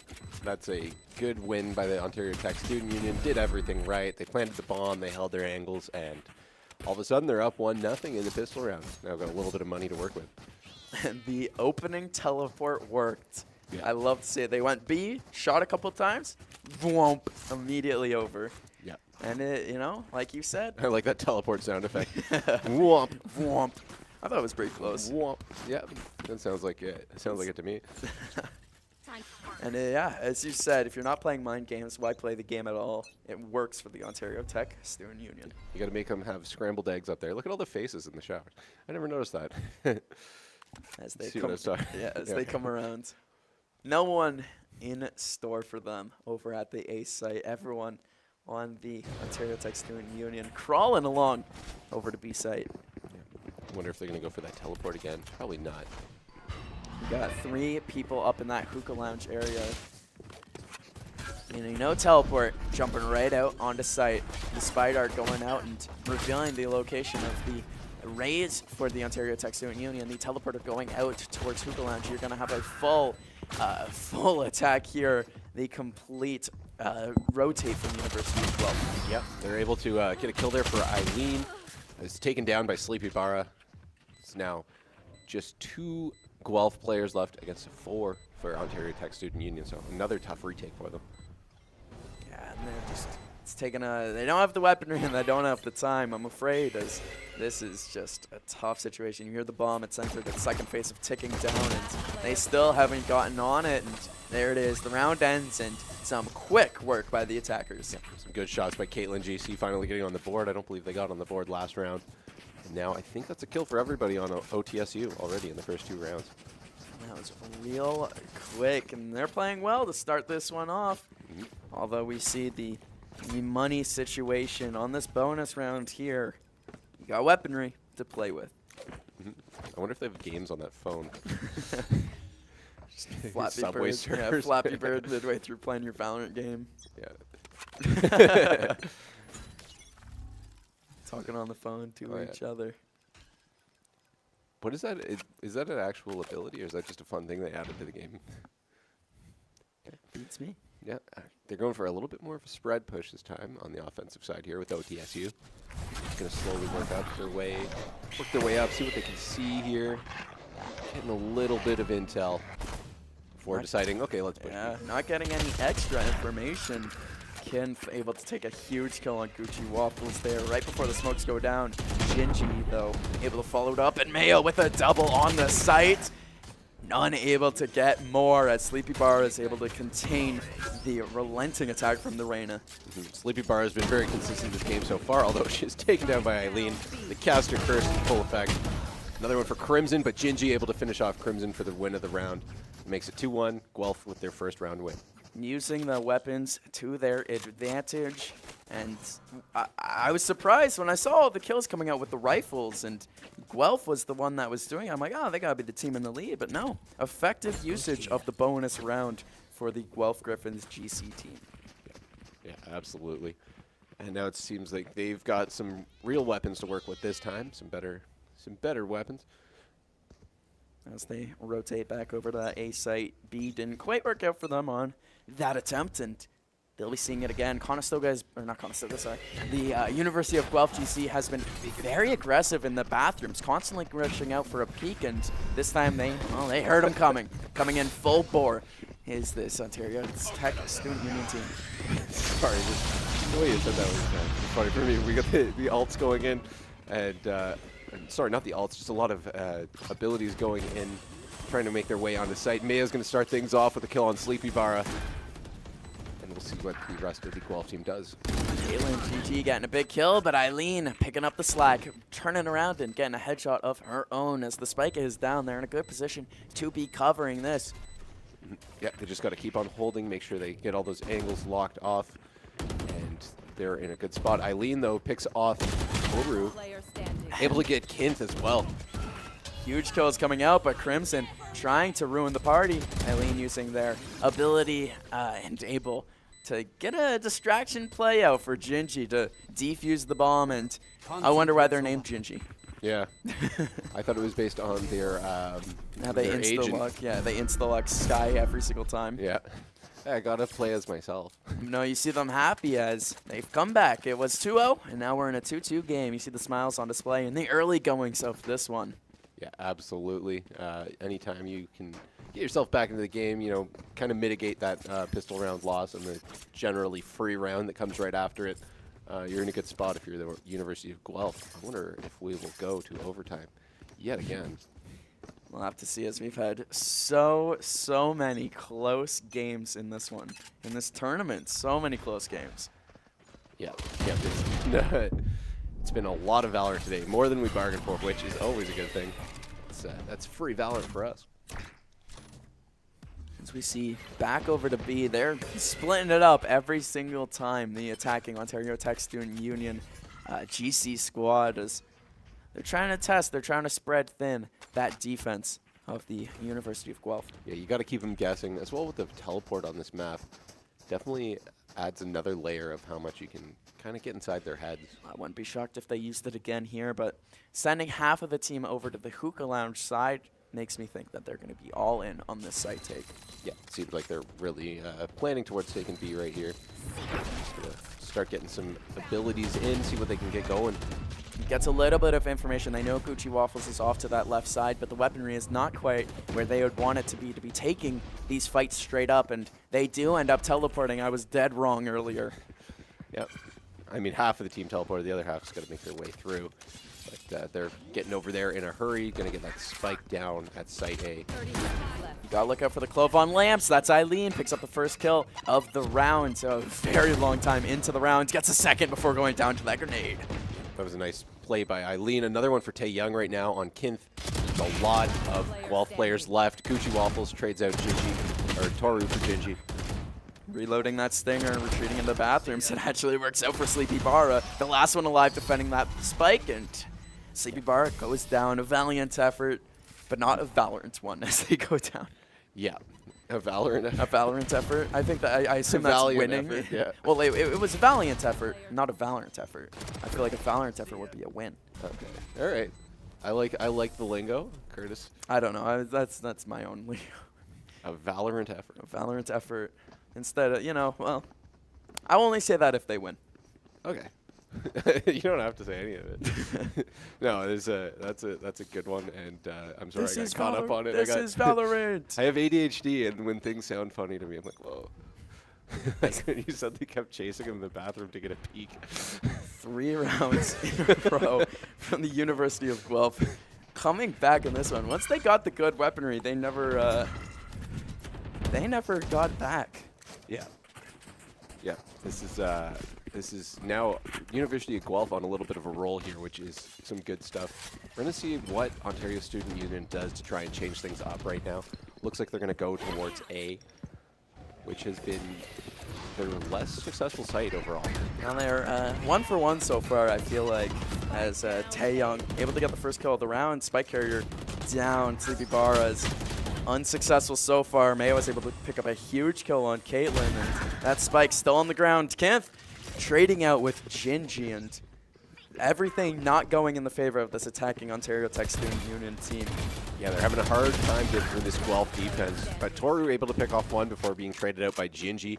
Gingy with another trade. Yeah, Gingy doing very well. It's just up to Crimson right now, as they've got to find their way through 3 Guelph defenders, and not going to be able to do it. Gingy picks up that kill, and it's another round for the Guelph GC team. Gingy absolutely in the zone, that one, picking up huge. 3 huge kills, 2 of them off of trades, which that's being a good teammate. Just getting in, finding that picked up kill, using your communication, and then being able to get out of there. Really good stuff by Gingy so far. Able to be a difference maker in these last few rounds. And keeping the game in the favor of the University of Guelph, winning their last 4 rounds. We saw in that last game, Conestoga and St. Clair, no team went on a run until St. Clair got up 10-7. Yeah. This one, 4 wins in a row already after what I thought would have been a game that Ontario Tech Student Union controlled. Yeah, I thought it was going to keep going back and forth, but it really seems like they just had the pistol round and then the post-pistol advantage there. We're going to see more of a spread-out push than we've seen from Ontario Tech Student Union so far. Maybe this is what they need to kind of shake things up and get a little bit of momentum back in this game. Yeah, playing it really slowly. Taeyong and Toru both seeing each other. Yeah, that's why you saw the shock arrow come out, trying to hit Toru with it. Yeah, get a little distraction, a little damage going. But it's going to be a slow push here while everybody's trying to figure out where the other team is. Spikes over on a site. Looks like that's what Ontario Tech Student Union is going to be committing to, but they have that teleporter still at their disposal. Yep, they're still making their way through the water here. Couple shots on, but able to get out of the way for that Ontario Tech player, and they're going to start putting the spike down here on A site. The full rotate over from the Guelph defense as they're going to start trying for this retake.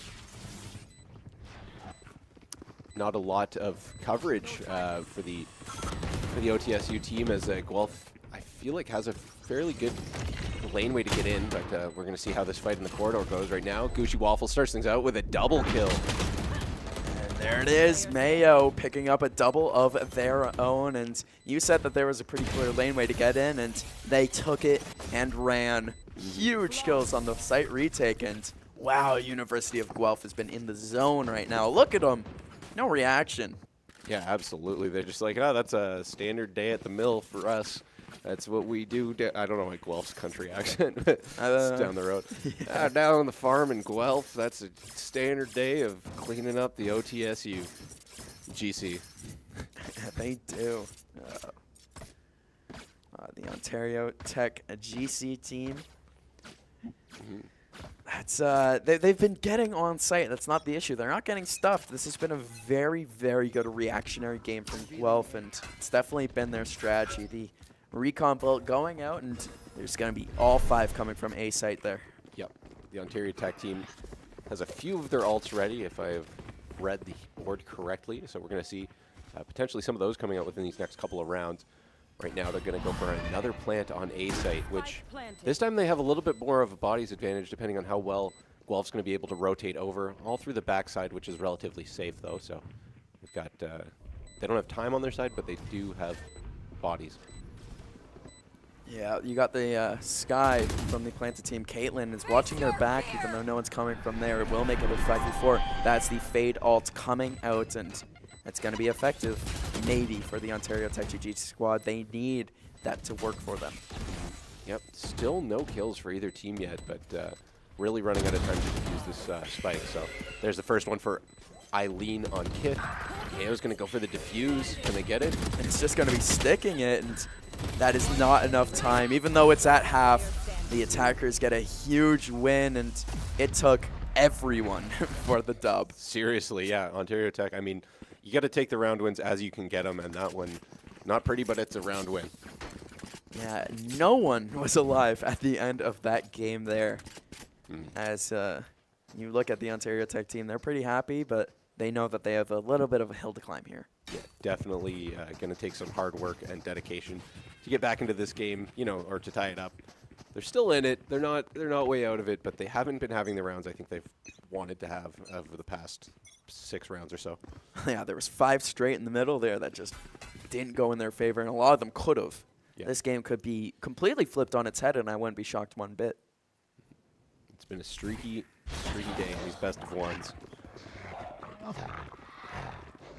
And that's what happens in the best of ones. You go down and you don't quit because you know that's all you got. Exactly, yeah. You really do not want to lose any of these matches. Just get the best seed you can for tomorrow.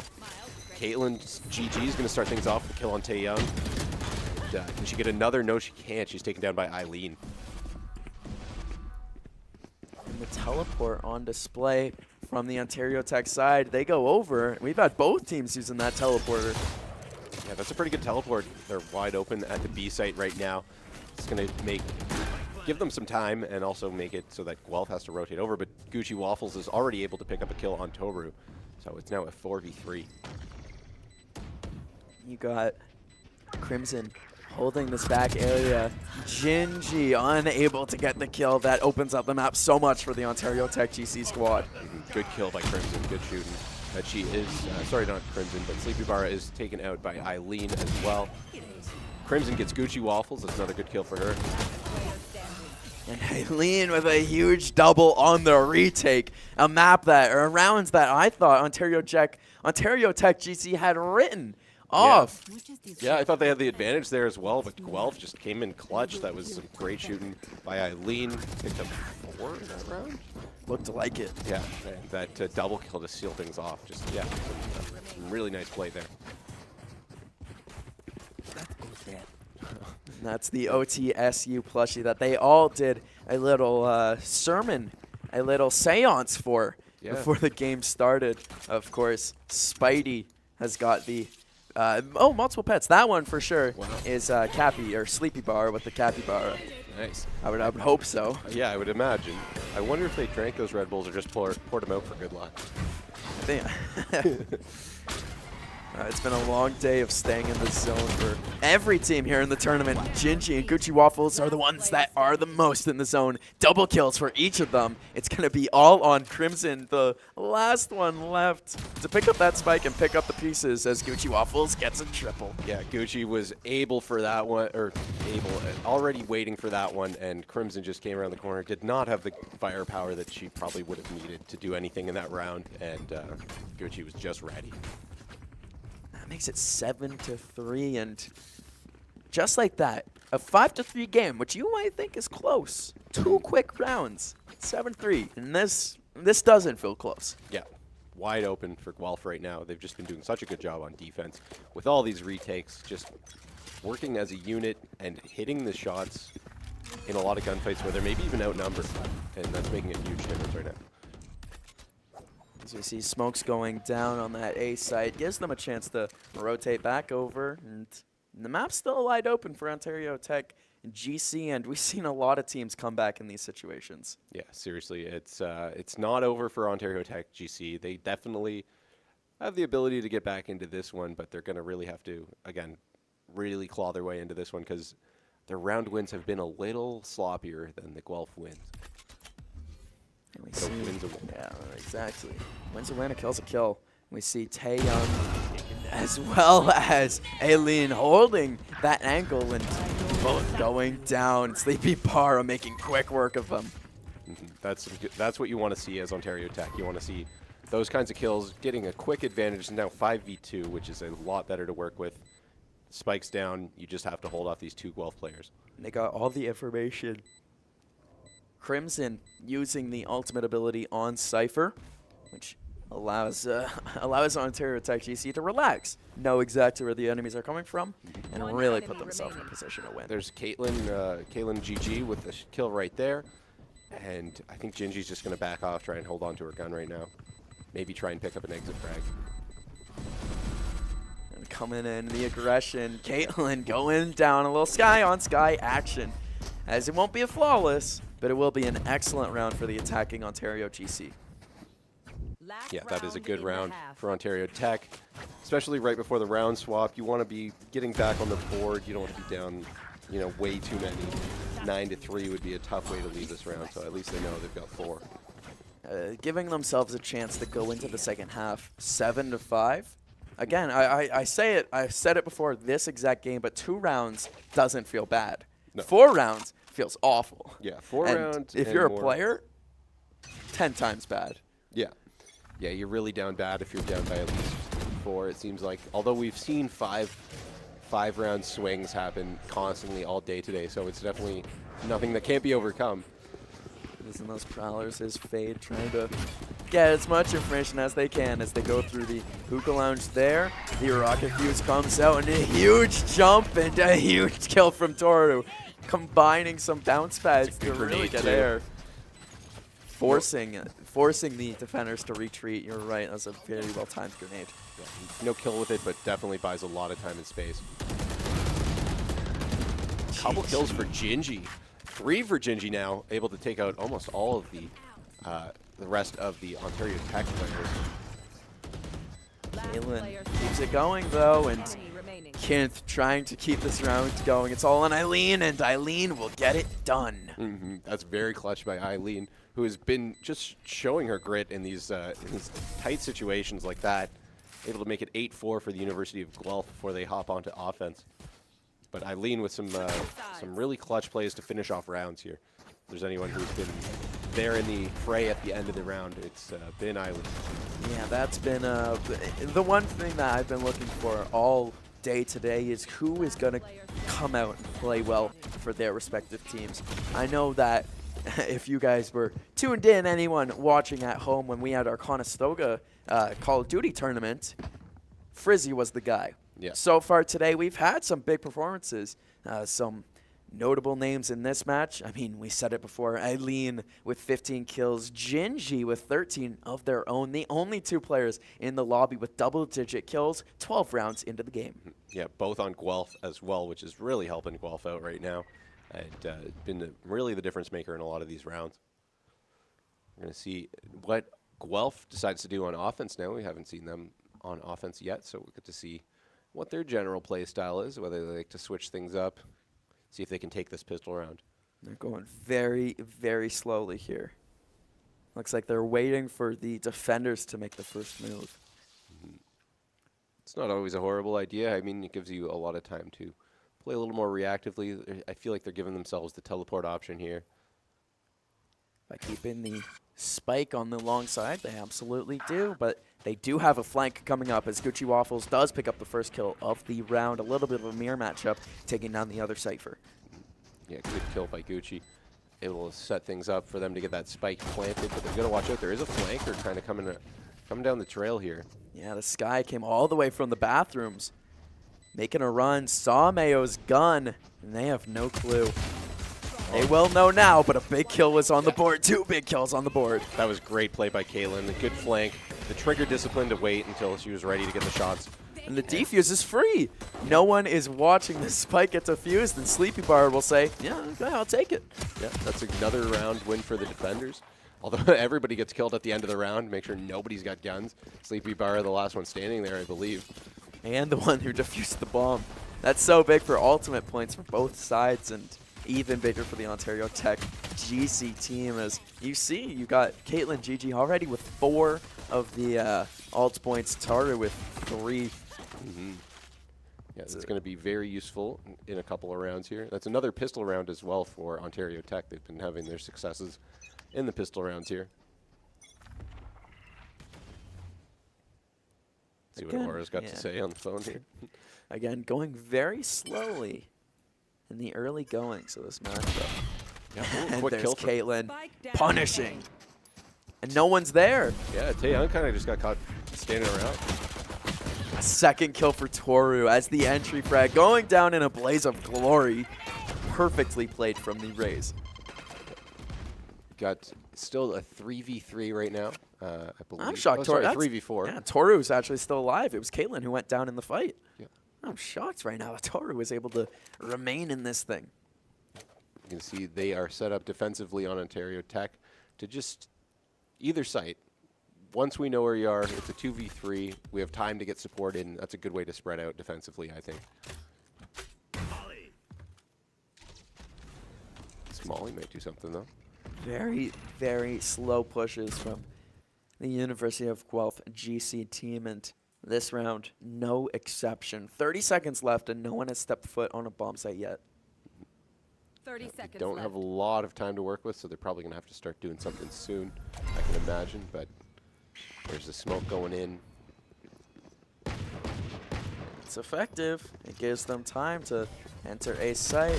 They hop through the smoke, and Toru picks up a huge kill, a huge triple. And there it is. The defenders picking up another round win. Yeah, great patience by Ontario Tech. Don't let them bait you out of there. You have good coverage. Just stay where you're at, and that's exactly what they did. We're able to make the kills they needed to make for that round there. Making it an 8-6 game. Back to the 2 rounds. Yep. They keep making it close, and then they keep dropping rounds, and then they make it close, and then they drop rounds. They're not able to get where they need to, but hey, 2 rounds in a row. This is the exact same that happened in the first half of the game. Yeah, they've won every pistol and every post pistol, but can they keep it rolling this time will be the difference maybe in this half of the game. This is when the University of Guelph really started to go off and won 4 straight rounds. Yep. Another slow start here from the University of Guelph. Ontario Tech's just going to hold off, see what info they can get, but Gucci Waffles takes down Caitlin, which is some info at the cost of Gucci, or at the cost of Caitlin. And it makes everyone go the other. Well, it doesn't make anyone move yet, but that's a kill over on a spot, which helps out the attacking side so much here on the University of Guelph, as Ontario Tech has to keep their heads up, as the attackers could come from any side. Although this is a pretty clear indication that they're going B. Yeah. I think this full setup right now is probably like, hey, here we are, and we can see that Ontario Tech is going to start making their rotate around the back. Lots of gunfighting, no kills yet, but things are about to start happening. Spec goes down from Gingy. The attacking Guelph GC side hasn't been able to pick up any round wins yet. We'll see if the retake from the Ontario Tech side can stay as consistent as it has been. As Aline picks up 2 huge kills to start the retake off and trying to shut that down. Yeah, that was some good shooting by Aline. They're going to hold this off. They only have 2 players to take care of now. It's looking pretty good for University of Guelph. Aileen keeping those gunfights as far away from the site as they can. No one is allowed to approach. Yeah, you're stuck kind of between a rock and a hard place here if you're Guelph, or Ontario Tech and Guelph able to finish that off with Gingy and Kinth getting the last couple kills there. And not only did they win the round, they flawlessed it. Flawless, which means they did not die. Which means they got money to play with now. None of them have to buy a gun this round. Yeah, that's a really good thing. You want to have that when you're... I feel like I'm stating the obvious here. Did you know it's good when you don't die? No. No, not at all. And again, I was going to say, if we look at the economy, look at those 3 red dots. That's the... well, actually, no. They spent last round to win last round, and now you see them all with money. All of them over 1,900. I wanted to say 2,000, but of course, Mayo, 100 under. That's all right. She can make some money this round. get back in the high roller club with the rest of the team here. I know that next round, every single member of that University of Guelph squad will have enough money to buy again. Will they have to? We'll wait and see as the attacking squad going over to that B site and going slow. We see Caitlin on the flank again. The flank was pretty devastating the first time it happened, so we'll see how it's able to play out right now. Taking the site and taking it well, using their smokes and abilities effectively. Caitlin on, Caitlin gets the spike carrier on the flank, just too good from the sky. One enemy left, Gingy is able to take care of it, but there's still going to be three more University of Guelph team members. Yeah, it's a tall order for Gingy right now, but the ability's going in. Can she do it? We'll see. 87 health still for the last remaining University of Guelph team member. Keeping that corner slowly and able to get the headshot. They're keeping these gunfights one-on-one. Got you. Yep. The recon bolt is so big there. You get the exact information. It's going to be a tough plant of the bomb right now. Yep. And she gets it down, but is immediately taken out by Crimson. That's going to be the defuse for Ontario Tech, giving them another round win. It's now 9-7. It was a real good effort. Real good effort from Jin, just the last one standing, but Ontario Tech is able to put themselves back within 2 rounds. Can they make it closer? If you're a betting man, no. Yeah. But we don't do that here. It's 9-7. And I like the momentum of Ontario Tech GC. I'm meant to be unbiased, but I would like them to break this little 2-round curse that they've had going. Yes. Every time they've gotten here, they then drop it. Yeah, it wouldn't be bad to see this game get closer again. See where we get. So Guelph on the offense, a little bit of a slower push. Yet again, not a slower push, but they're taking their time and they're getting their information straight. Where are we gonna go? Taking it slow and taking it quietly. Sleepy Barra peeking down, but not actively searching for anyone. Just holding the angle and rotating away now. You got 3 defenders on that site. Yep. Guelph's in a little bit of an interesting spot. Ontario Tech, I think, yeah, you just keep hanging out. You got to be as patient as you can on defense in a spot like this when you have no real indication of where Guelph is yet. As long as you just keep your good spread, keep an even spread on defense there and know where they're potentially going to be, you're in a good spot. And using their pace and slowing the game down has been so good for the attacking University of Guelph side, as no one is really on A. You've got 2 members back on the back of site, but it's going to take a full rotate as Toru, the one person on site, is able to get a huge kill. Gucci Waffles does answer the call, but Kinth takes out Gucci Waffles in return. They've traded out, and now it's an advantage in terms of players right now, and evened out by Eileen. But it's 3 on both teams, and Ontario Tech has got to get back before the retake. The spike is already down, and that clock is ticking. Aline goes down, but it's going to revive themselves. Jumping around the corner and immediately going down as well. It's all up to Gingy to hold it again. This has been a great round for Caitlin. Can she? Oh my goodness! What flicks? What shots? Gingy, I'm going to have a word. That was unreal. That was disgusting.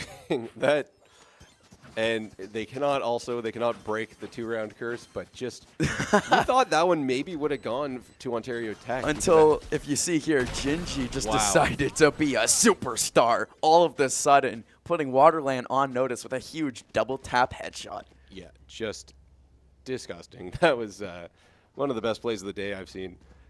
And that might be a little disheartening for the Ontario Tech squad. Yeah, definitely. You thought that round maybe would have been in your hands. But just some fine shooting there from Gingy. Look at the rush here from the defenders. Yeah. All of them going right at him. I know we don't got better weapons than you, but we got more heart, coming in with the grit and able to steal a better weapon. Yeah, here they come around the corner. Can we see another one? No, Eileen able to hold off Caitlin right there. And we're going to see what happens right now. Eileen gets 2 kills. Yep. Got Sleepy Barra traded out by Toru. The spike goes down for Guelph, and now they just have to hold this retake. It's a 3v3. They did donate site to them. Yeah. But kind of worked. Yeah, got a couple of kills. It's a good start. A trade out there for Crimson and Mayo. And the weaponry it's pretty even right now. You got Kent with the Bulldog full shields. You got Crimson with just that gun. On the other side, Ginge and Taeyong both have Vandals, both have some amount of shields. Let's see if they can pick up the big kills here. Player standing. Crimson able to get.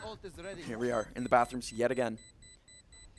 Kent holding the bomb, and Taeyong ends the round. Yep. University of Guelph has hit their stride. Yeah, good patience by Taeyong to wait in the bathroom there until that defuse had no choice but to get started. And the stick. Yeah, you see Gingy miss a shot after such a powerful end of the round, but that's just the nature of this game. I mean, the flicks can happen and sometimes they don't. And on the Ontario Tech side, you got Eileen with 23 kills in 18 rounds. On the other side, Ontario Tech GG, those got flipped. Ontario Tech GG has a very, very cohesive game. Everyone's chipping in. 11 kills, 15 kills, 16 kills, 13. Like, everyone's been part of this game so far on the University of Guelph. Eileen is just on right now. Yeah, Eileen is, like we were saying earlier in the match, she's been there in the fray at the end of the round. Gingy's going to kick things off this round, getting a kill on Caitlin. Can she get another one on Toru? No, not yet. But they're peaking strong, and they're really going for it here. It looks like Guelph's going to change things up and maybe push over to B as well with the spike. That's a good decision. I don't blame them one bit, as they have all of that room, and now the teleport. They got to go with speed now, as the entire map knows that they're there. Yep. We've got that the Cypher waiting there for them as well from the University of Ontario Tech GC. They decided to retreat, give them the site, and play this as a retake. Brimstone ult coming out, not able to get anyone. Crimson and Gingy able to both pick up kills. In the meantime, Aline does get Kent as well as Mayo. University of Guelph has just been dominant in this round. 4v1 right now. Sleepy Bar is going to have to make a superstar play. Yeah, a little bit of a dominating round from Guelph for sure. They've just been kind of steamrolling Ontario Tech since that 9-7 round. And they know Sleepy Bar is left.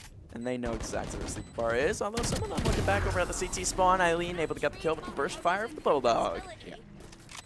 Able to put this thing onto match point. Another round-ending kill for Eileen as well. Now, if this round, this is going on very similarly to how the first one went, where it was an 8-4 win for Guelph GC, and they've been picking up the rounds. This one split 3 rounds apiece, a 2-round win streak for Guelph, and if this is, actually a 3-round win streak for Guelph, and if they found their groove, then we could see the game end. Yep, this could be it. Let's see how it plays out. Guelph seems to be liking playing on the attacker side. Yeah, Tech going right at them, trying to single out Gucci Waffles here, who is scared, I would have to assume. Yeah, a very aggressive push with your back against the wall. On defense, Sleepy Bar able to start things off and get that kill on Gucci Waffles. That's a good character to kill as you take away a lot of their intel with taking out a Cypher like that. Mayo's alone watching their backs, and they gotta be, there's a full 5-man train, 5-woman train coming at you. They do give up the spike, as we expected. And they're going full retake now. Yeah, they've got the element of surprise a little bit, but not a lot of bodies and not a lot of time. I'm surprised that they didn't decide to try to do a split here. Sending all 5 down A short, and here they come. The round comes down to this. 5v4 in the bathroom. Caitlin gets the first kill, but Gingy answers back. Caitlin and Crimson, though, picking up huge kills for their own team. Taeyong does get University of Guelph back on the board, though. Taeyong is the only player left for Guelph, but she's able to pick up one. Fortunately, not able to get the second one, and Caitlin GG has enough time to get the defuse in. That's going to be a round for Ontario Tech. Stops them from losing. Staying alive. Staying alive. Keeps the game going. 12-8. You can see them on your screen. They look nervous, but they also look pretty happy. Yeah, I think they're excited to continue to play some Valorant today.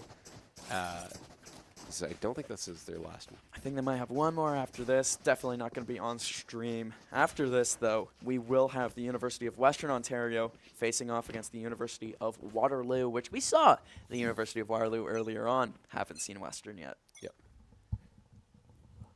one more, well, another round here for Guelph on offense. They've been doing pretty well. That was the first one they've lost in a while, so we'll see how this goes if they try to change things up. Ontario Tech not going back-to-back on the offensive-defense strat. No, that's too scary for everybody involved. The Brimstone Smoke here being very useful. Again, a Molotov as well. Forcing them to chill and just wait out. It seems like they are pretty committed to B. Of course, the spike is on the teleporter side. They can flip over whenever they want. This is Gucci Waffles. We are watching all alone over on that A side. Getting a little intel, see if it's worth rotating over. I think they might think no, probably not. They kill Caitlyn, maybe a rotate, but now it's too many people there. The spike going down on B side. Taeyong is planting it. Guelph has it down. Jinji picks up a huge kill. Yeah, able to get that spike down. You're in a really good position right now for Guelph. Almost, yeah, caught in the reload was Mayo.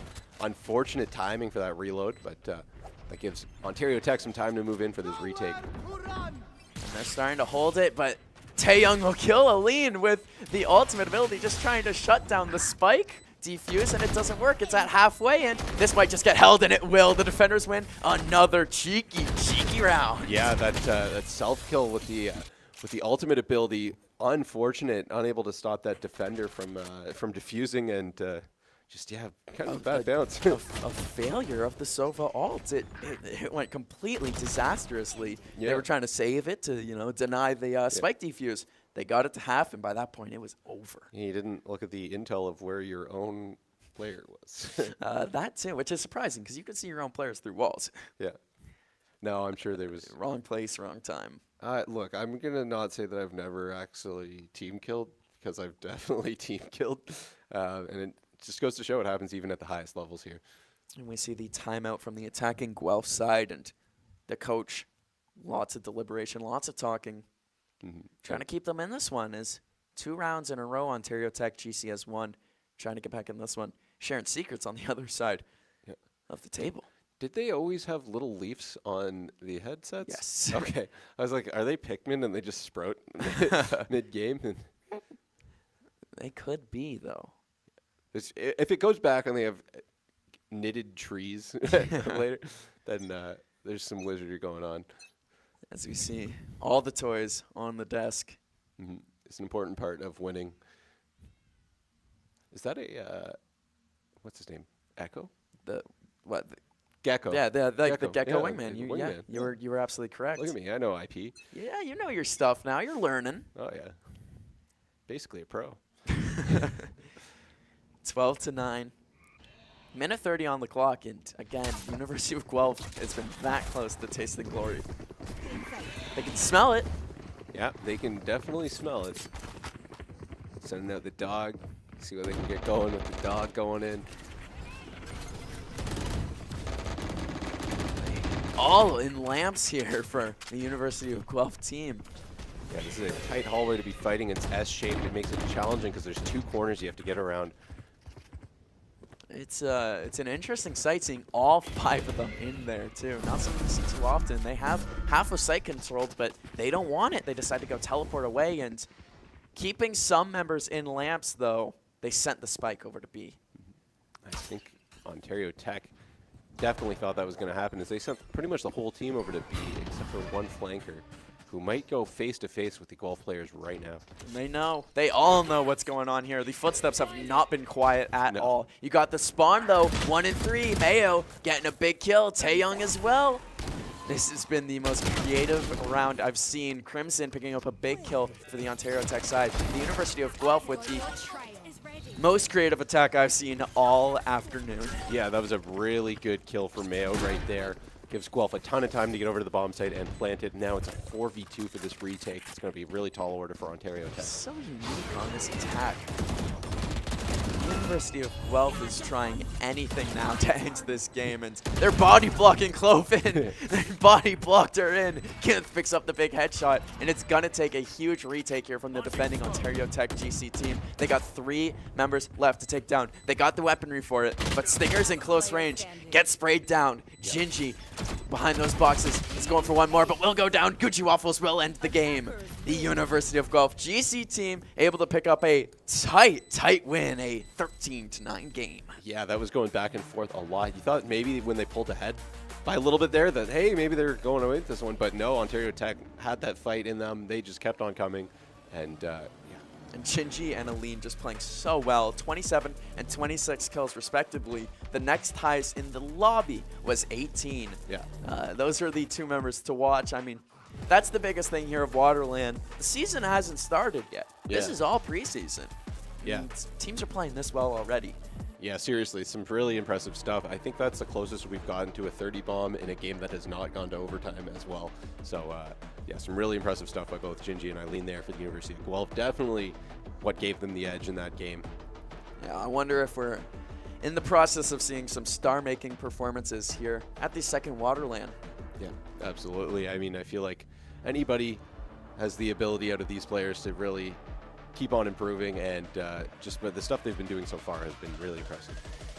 A good day of games so far. We got one more for you guys, so make sure you don't go anywhere. If you have been enjoying WaterLAN 2, follow the Twitch, subscribe to the YouTube, drop a like, check us out on our other social medias. We got Twitter, we got Instagram, and I'm sure we've got more, so make sure you check those out. Stay tuned. One more game tonight for you guys. WaterLAN 2, we'll be back.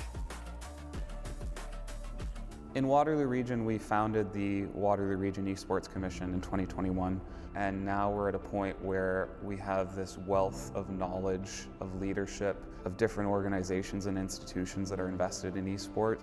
We have a lot of people that have esports backgrounds, understand the industry, understand the wants and needs of the community, and that's probably the key. We have a variety of different part-time staff that are already trained on how to run esports events specifically, that companies and different stakeholders can take advantage of. So it's a direct way that the institutions can support the region, and in return, the students can also benefit from these opportunities to further their career. Although we have an airport, we have hotels, we have restaurants and nightlife, we're still a small town. So when you come to Waterloo, you're really going to feel the support of the whole region. And that's not necessarily the case in other places. We've seen an explosive growth in support systems, student leadership opportunities, in streaming, in commentating and marketing. There's a path for almost everyone, and it expands beyond the university and the college campus into the region at large, which is incredibly encouraging to see. Events is always going to be a key point of focus, but I do think as a short-term goal, it's how can we make sure that we're helping the people who are helping us as we're developing this model. And I think a big player in that for sure is post-secondary. Waterloo brings in a lot of international students. It allows first generation, second generation immigrants to be able to integrate within the scene with other people in Waterloo. Because at the end of the day, when it comes to esports, race doesn't matter, class doesn't matter. We're all here to just play and compete in the same game. Over the next few years, the more that high school demographic starts to understand what's happening at the post-secondary level, the more likely we are to see that local interest finding their way into our local institutions, getting involved with broadcast, teams, and how we can develop the Canadian esports system at large. Just incredible to see in Waterloo the whole community embrace something new and make it part of who we are, because it was there, but now the world gets to see it.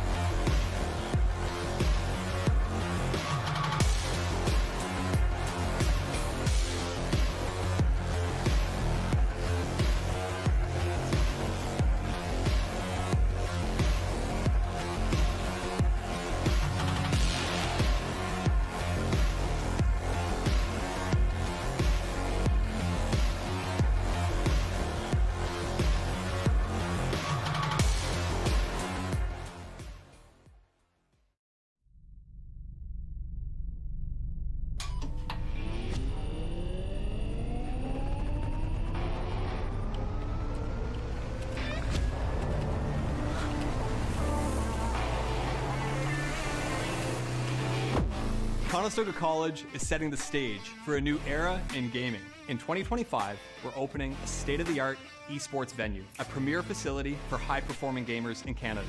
In this 10,000 square foot facility, we're putting you in the center of the action. The facility will have 50 top-tier PC stations, 5 console stations, immersive VR stations, a team operations room, a full production suite, and a premier competition stage. Esports is a rapidly evolving industry with global viewership of 532 million in 2022. This initiative goes beyond esports. it's also a platform for forging bonds, making memories, and creating connections. Since 2020, Condors Esports continues to evolve, providing industry-leading facilities and experiences to the esports community. Conestoga's esports venue expresses a sustainable and intentional future to compete, play, and work, all powered by gaming.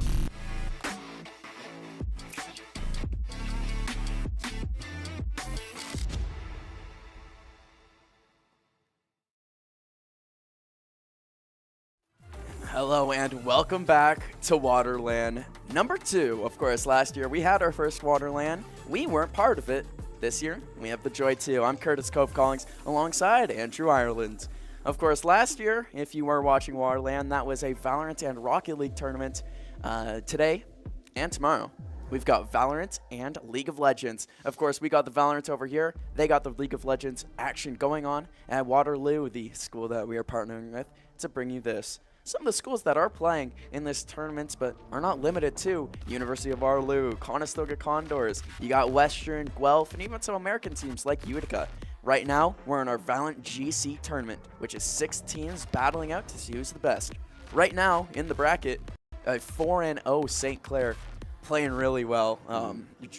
Conestoga is 3-1, just behind that, and then the rest of the bracket, we'll see how it shakes out. I think I saw that Waterloo was 2-2. Who we're about to watch right now, and here we are. Yes, Waterloo was 2-2, and we're watching them face off against the Western Wings, also 2-2, so this should be a very, very good matchup. Before we get into anything, I of course want to thank all of our partners that make this possible. As of course, if you see on the cam there behind the brackets, there's so much that goes into this. So I want to give a thank you to the Waterloo Region Esports Commission, where you can catch thrilling esports events and tournaments that showcase the best of Waterloo's vibrant gaming scene, powered by cutting-edge tech and local talent. As well as the Republic of Gamers, ASUS. The Republic of Gamers has been crafting top-tier gaming hardware since 2006. From laptops to accessories, their gear is known for quality and performance. ROG is the go-to choice for gamers worldwide. Check them out at rog.asus.com. That's rog.asus.com. As well as Cybar too. Step into a world of comfort and style with Cybart's officially licensed gaming chairs and accessories. Built for gamers, powered by passion, and engineered for excellence. As well as Gamer Advantage, level up your game experience with Gamer Advantage's clinically proven blue light blocking glasses. Play harder, sleep better, and dominate the game. Couldn't do this without the help of, as well as Odyssey Interactive. Experience the thrill of competitive gaming with Odyssey Interactive, where innovative, free-to-play titles like Omega Strikers, which I play with my friends, brings anime-inspired action to players across all platforms, and Closed Caption Creator. Elevate your video content with Closed Caption Creator, the professional's choice for fast, accurate, and customizable captioning solutions from Waterloo, Canada. Lots of local supporters for our local tournament here at WaterLAN. Yeah, seriously, I was good on you for doing all those reads. I thought you wanted me to tap in for one or two of them, but that's okay. We're just in time for the map picks as they have come through. We've got the pick that we're going to be on is Haven for this final matchup of the day, at least the final matchup on stream here. They both vetoed against, Waterloo vetoed against Ascent. Western said no to Sunset. Waterloo said no to Pearl. Western said no to Abyss. Waterloo said no to Split. And then Western said no to Bind. And now we've just got Haven, and that's going to be a fun map. I think this is our 3rd time of the day seeing Haven. I'm pretty sure. Was one with the GC and one with the Open? I believe, yeah. And so here we are in our GC tournament. You got the Waterloo Warriors GC team versus the Western Esports Western Wings. Of course, the sweet, sweet purple logo for the GC team. And here we are at the pick phase. Mm-hmm. Yeah, we'll see who they're going through. We've, again, to go through the rosters again, I'll just name the players, and you can name their their agents afterwards. But for Guelph GC, we've got Callie, Ina, Feelin' It, G Young, and Sorry. And then coming on the Western Wings, we've got Stuffy, Silent Zucchini, Yanji, WW Daddy, and Ruby Booby 123. 2 teams that we have seen. Ruby Booby 123 is going to be a stand-in player, as well as WW Daddy. Both we haven't seen yet, so maybe some big performances. There's to say, as we do have some characters being locked in. Castley is going to be Sova. Inna is going to be Cypher. Free, Feelin' It, thank you, is going to be playing as Omen. Ji Young is playing as Breach, and Sorry as Jet. Sorry was the Rays in the game we watched here, and Sorry was having a good performance. Yeah, Sorry played really well, as we've got on Western Wings. Silent Zucchini was playing the Cypher last time she played. It looks like she's going to probably lock in on the Cypher again. It doesn't surprise me. She played very well as the Cypher last game. Yanji as the Jet, who is locked in. WW Daddy potentially taking the Sova. And Ruby Booby looking to be the Gecko, although has not solidified things. As well as we've got Stuffy up top, who does solidify their pick as Clove. Going in. The Cove with an added letter. Oh. As shaken out, and this is what I'm excited for. Before we've seen this map, oh yeah, we have seen this map twice. When we saw it in Valorant Open, it was a defender-sided. Both the defender sides ended up winning 8-4, and we got overtime, and that one was a pretty impressive one. Not the long OT game, but a good one regardless. Yep. I did get word that our 19-17 game that we had earlier today was an hour and 20 minutes on one map. Those players stayed locked in, and good on them for keeping their composure. Yeah, seriously, an hour and 20 minutes is longer than most regular matches, I feel like. And to stay on one map for all of that and not lose your cool is some pretty impressive stuff. And here we go. Starting on defense, it looks to be the, let me see here. On offense, yeah, you got it. Okay, yeah, I'll say, I'll take off where you left off. The Waterloo GC team is going to be on defense to start us out, and the Western Wings GC team is going to be starting out on offense. And, they're, I think, still waiting for the match to start here. 4 more seconds, and then we'll see what they've got cooking up. Waterloo with a good spread on the defense right now, anticipating pretty much whatever Western's going to throw their way, just spreading out. Yeah, you got the 2 at A site, that breach, let's hover around A, B, and then 2 over at C. No one watching from window. Wouldn't have mattered anyways because they got smoked out. A little bit of firing, a little bit of letting them know where they're coming from here as they decide to duck out of there. Got a few shots, none landed, I believe, or maybe 1 hit on the body, but not enough to take out that Jet. And we'll see if anyone pursues this fight a little bit more. They're leaving the spike at the top mid there. Making sure they don't leave it a place they don't want to be leaving it as they go collect it and look to resume fighting down at B. This Sheriff right at head level can be pretty dangerous. They're going to make their way out of that zone there, though, and try and make their way up to C site, it looks like. So Western finally deciding which bomb site they're going to pick on. They immediately come out. Silent Zucchini getting the first kill and getting a second one. I'm shocked that one wasn't a headshot. As Silent Zucchini just peppering the opponents here. The bomb going down. Silent Zucchini doing everything for this Western Wings team. Yeah, Zucchini off to a good start. She's been one of the more powerful players on the Western teams, at least in the games we've seen so far. They had a really good match last time we watched them. One of the better players in the tournament at large as Castley comes in, picks up a big kill. And Sari on the return. Castley and Sari on this retake, each grabbing a double kill, keeping it going, and Ji-Young is going to be able to pick up the round-ending kill. Of course, Silent Zucchini, the last one left for the Western Wing side, that close to being able to clutch up an unreal round. Yeah, starting out strong here on the pistol round. It was a little bit slow paced. The kills were staggered, but Silent Zucchini being very consistent throughout that, taken down by, as well as Sorry. Yeah, Sorry. I don't know why I thought it was Sora, but Sorry and Castley as well, doing very well on the University of Waterloo GC team there. They were the engine that led the retake. Yeah, these we've seen a lot of them as they were the team that took Conestoga's team to round 36. Is that 70 I'm not plus the math 19? man. No, 37. Yes, you're correct. Yeah, round 36 there. And see it again, starting off at mid. It worked out well for them last time. They took the mid through C window all the way into the site. And a little peek down long, but nothing really. It's right on B and immediately getting these spike planted. Good use of the smokes to open up the map. Yeah, some pretty incredible stuff here. We're going to see the Waterloo team trying to hold off this, or trying to retake this mid site here, as there's a lot of bodies from both teams on site. They're just waiting for him to tap that defuse, and they're going to swing around and attack. Castley gets a huge kill with the Silver Shock Arrow. Utility kills are always my favorite, as the smoke goes down and the plant stays on. Waterloo. Yeah, able to get another one. Yeah. Yeah, they just moved in as a unit, and they were they got the kills they needed to, and they were from that point on just able to get that defuse no problem whatsoever. They were in control.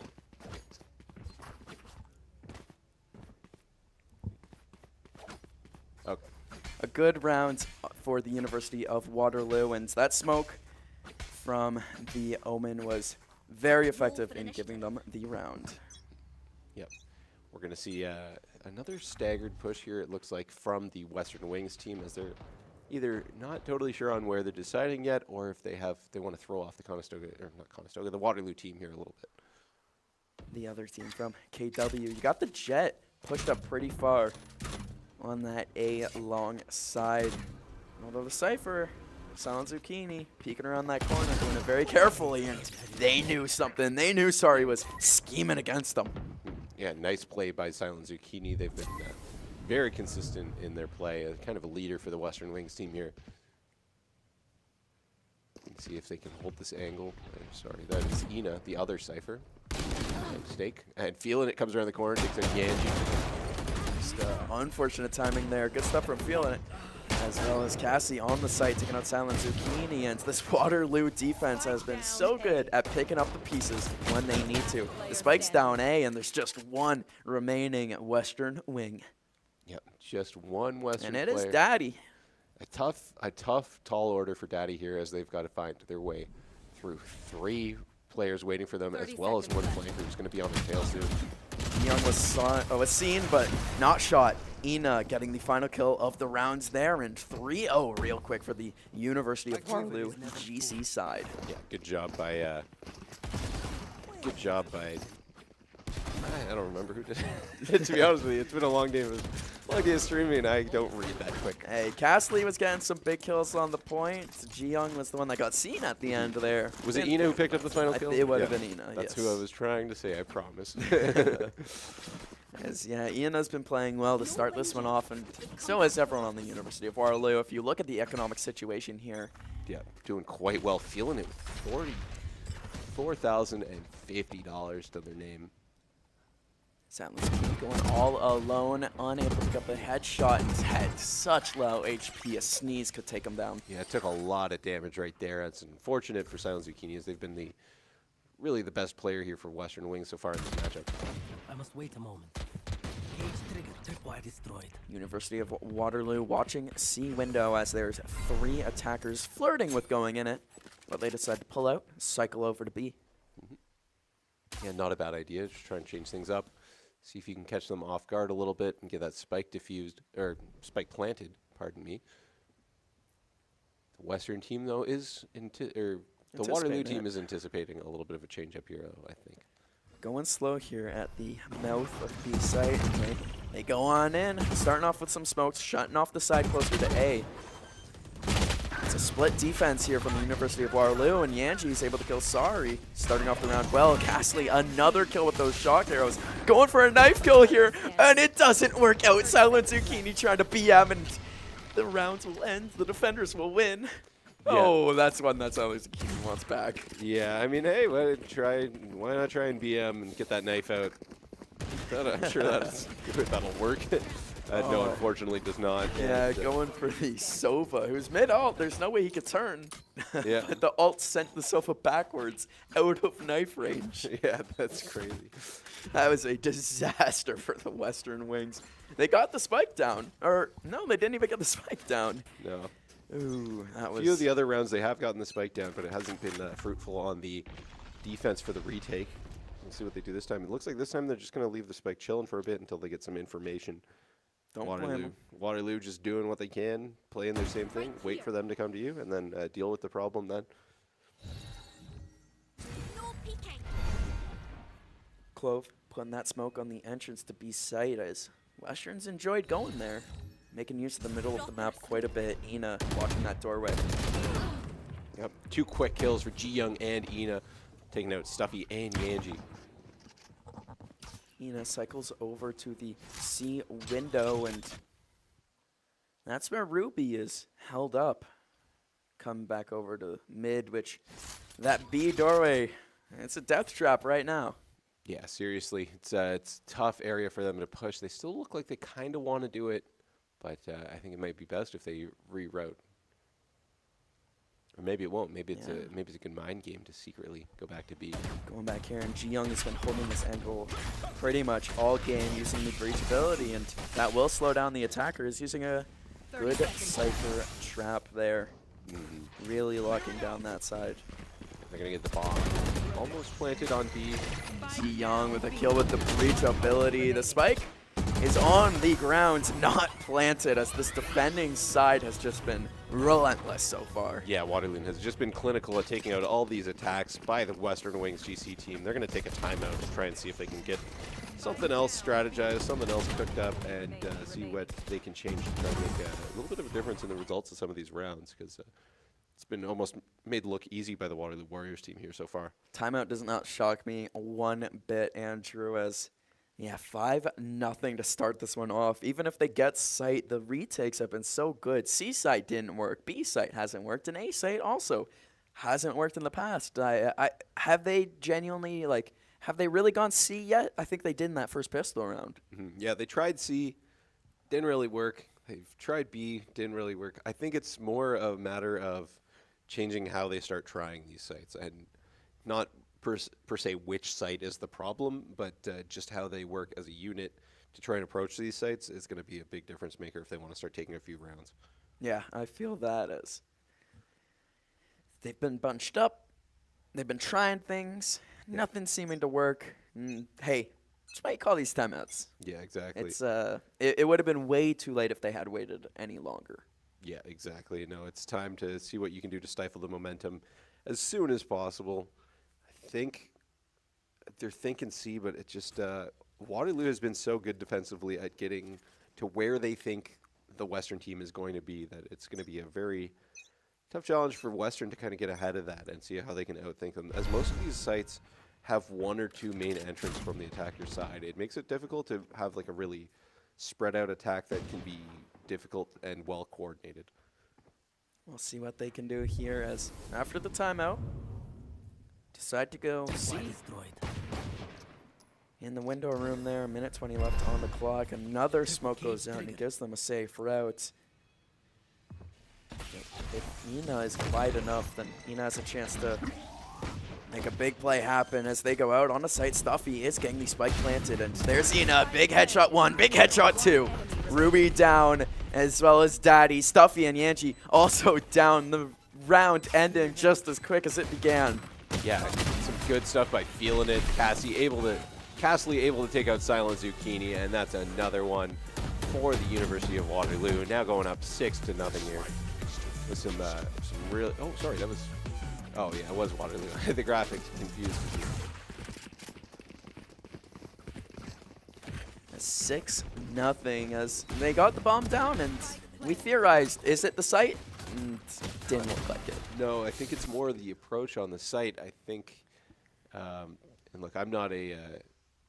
You're no pro, you're no coach. I'm not even an amateur, to be honest with you, but in terms of strategizing, but it just seems like they've got to do a little bit more in terms of being able to anticipate where the Waterloo is going to be and making their way into a site as a unit, but with all their exits covered, because it just seems like Waterloo is getting double kills on them, and they're bunching up, and they're not finding the right corners. And if you look at the scoreboard, the kills so spread out for the University of Waterloo side, and well, the opposite for the Western Wings side. It's been Zucchini.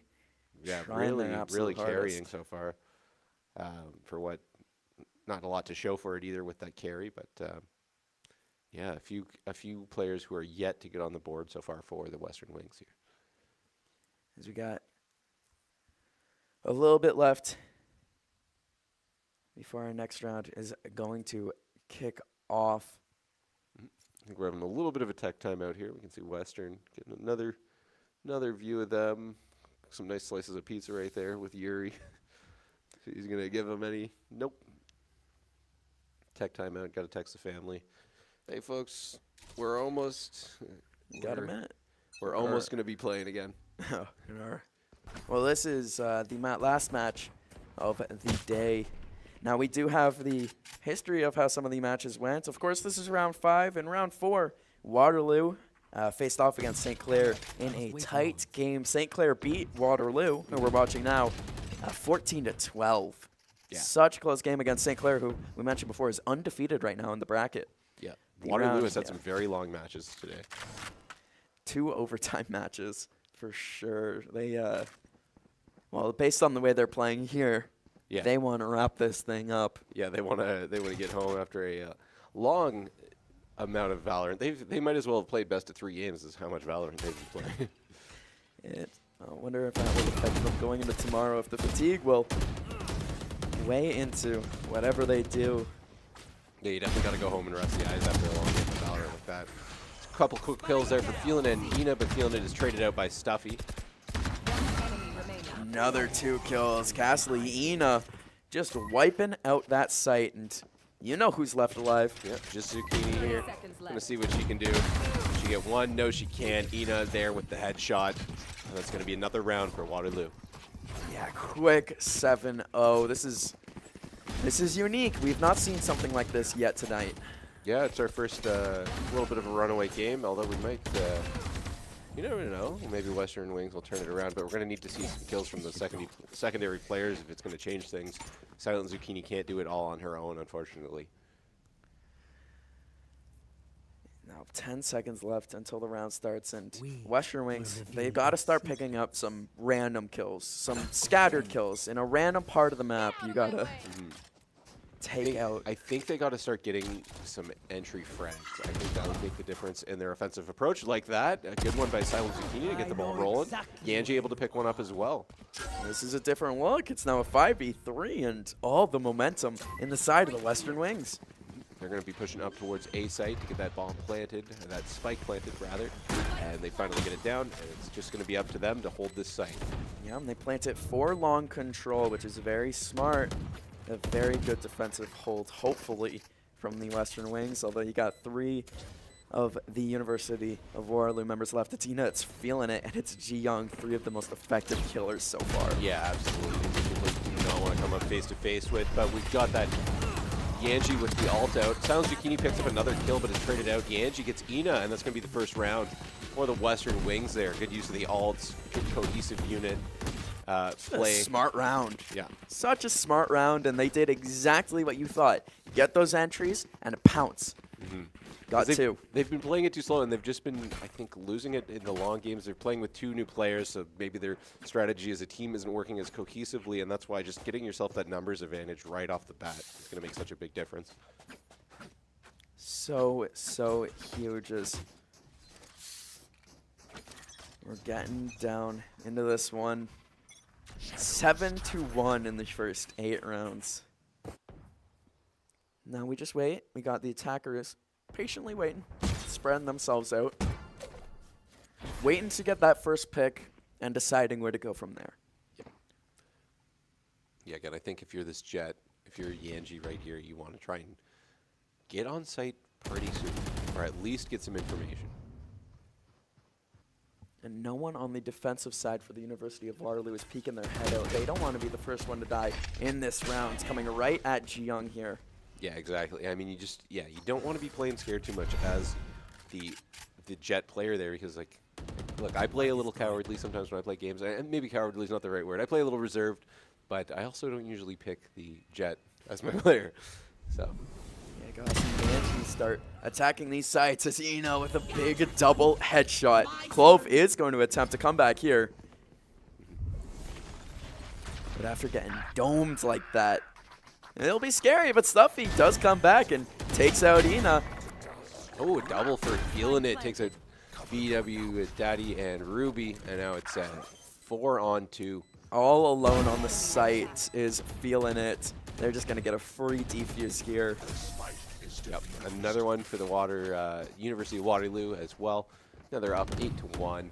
3 more rounds left in the half.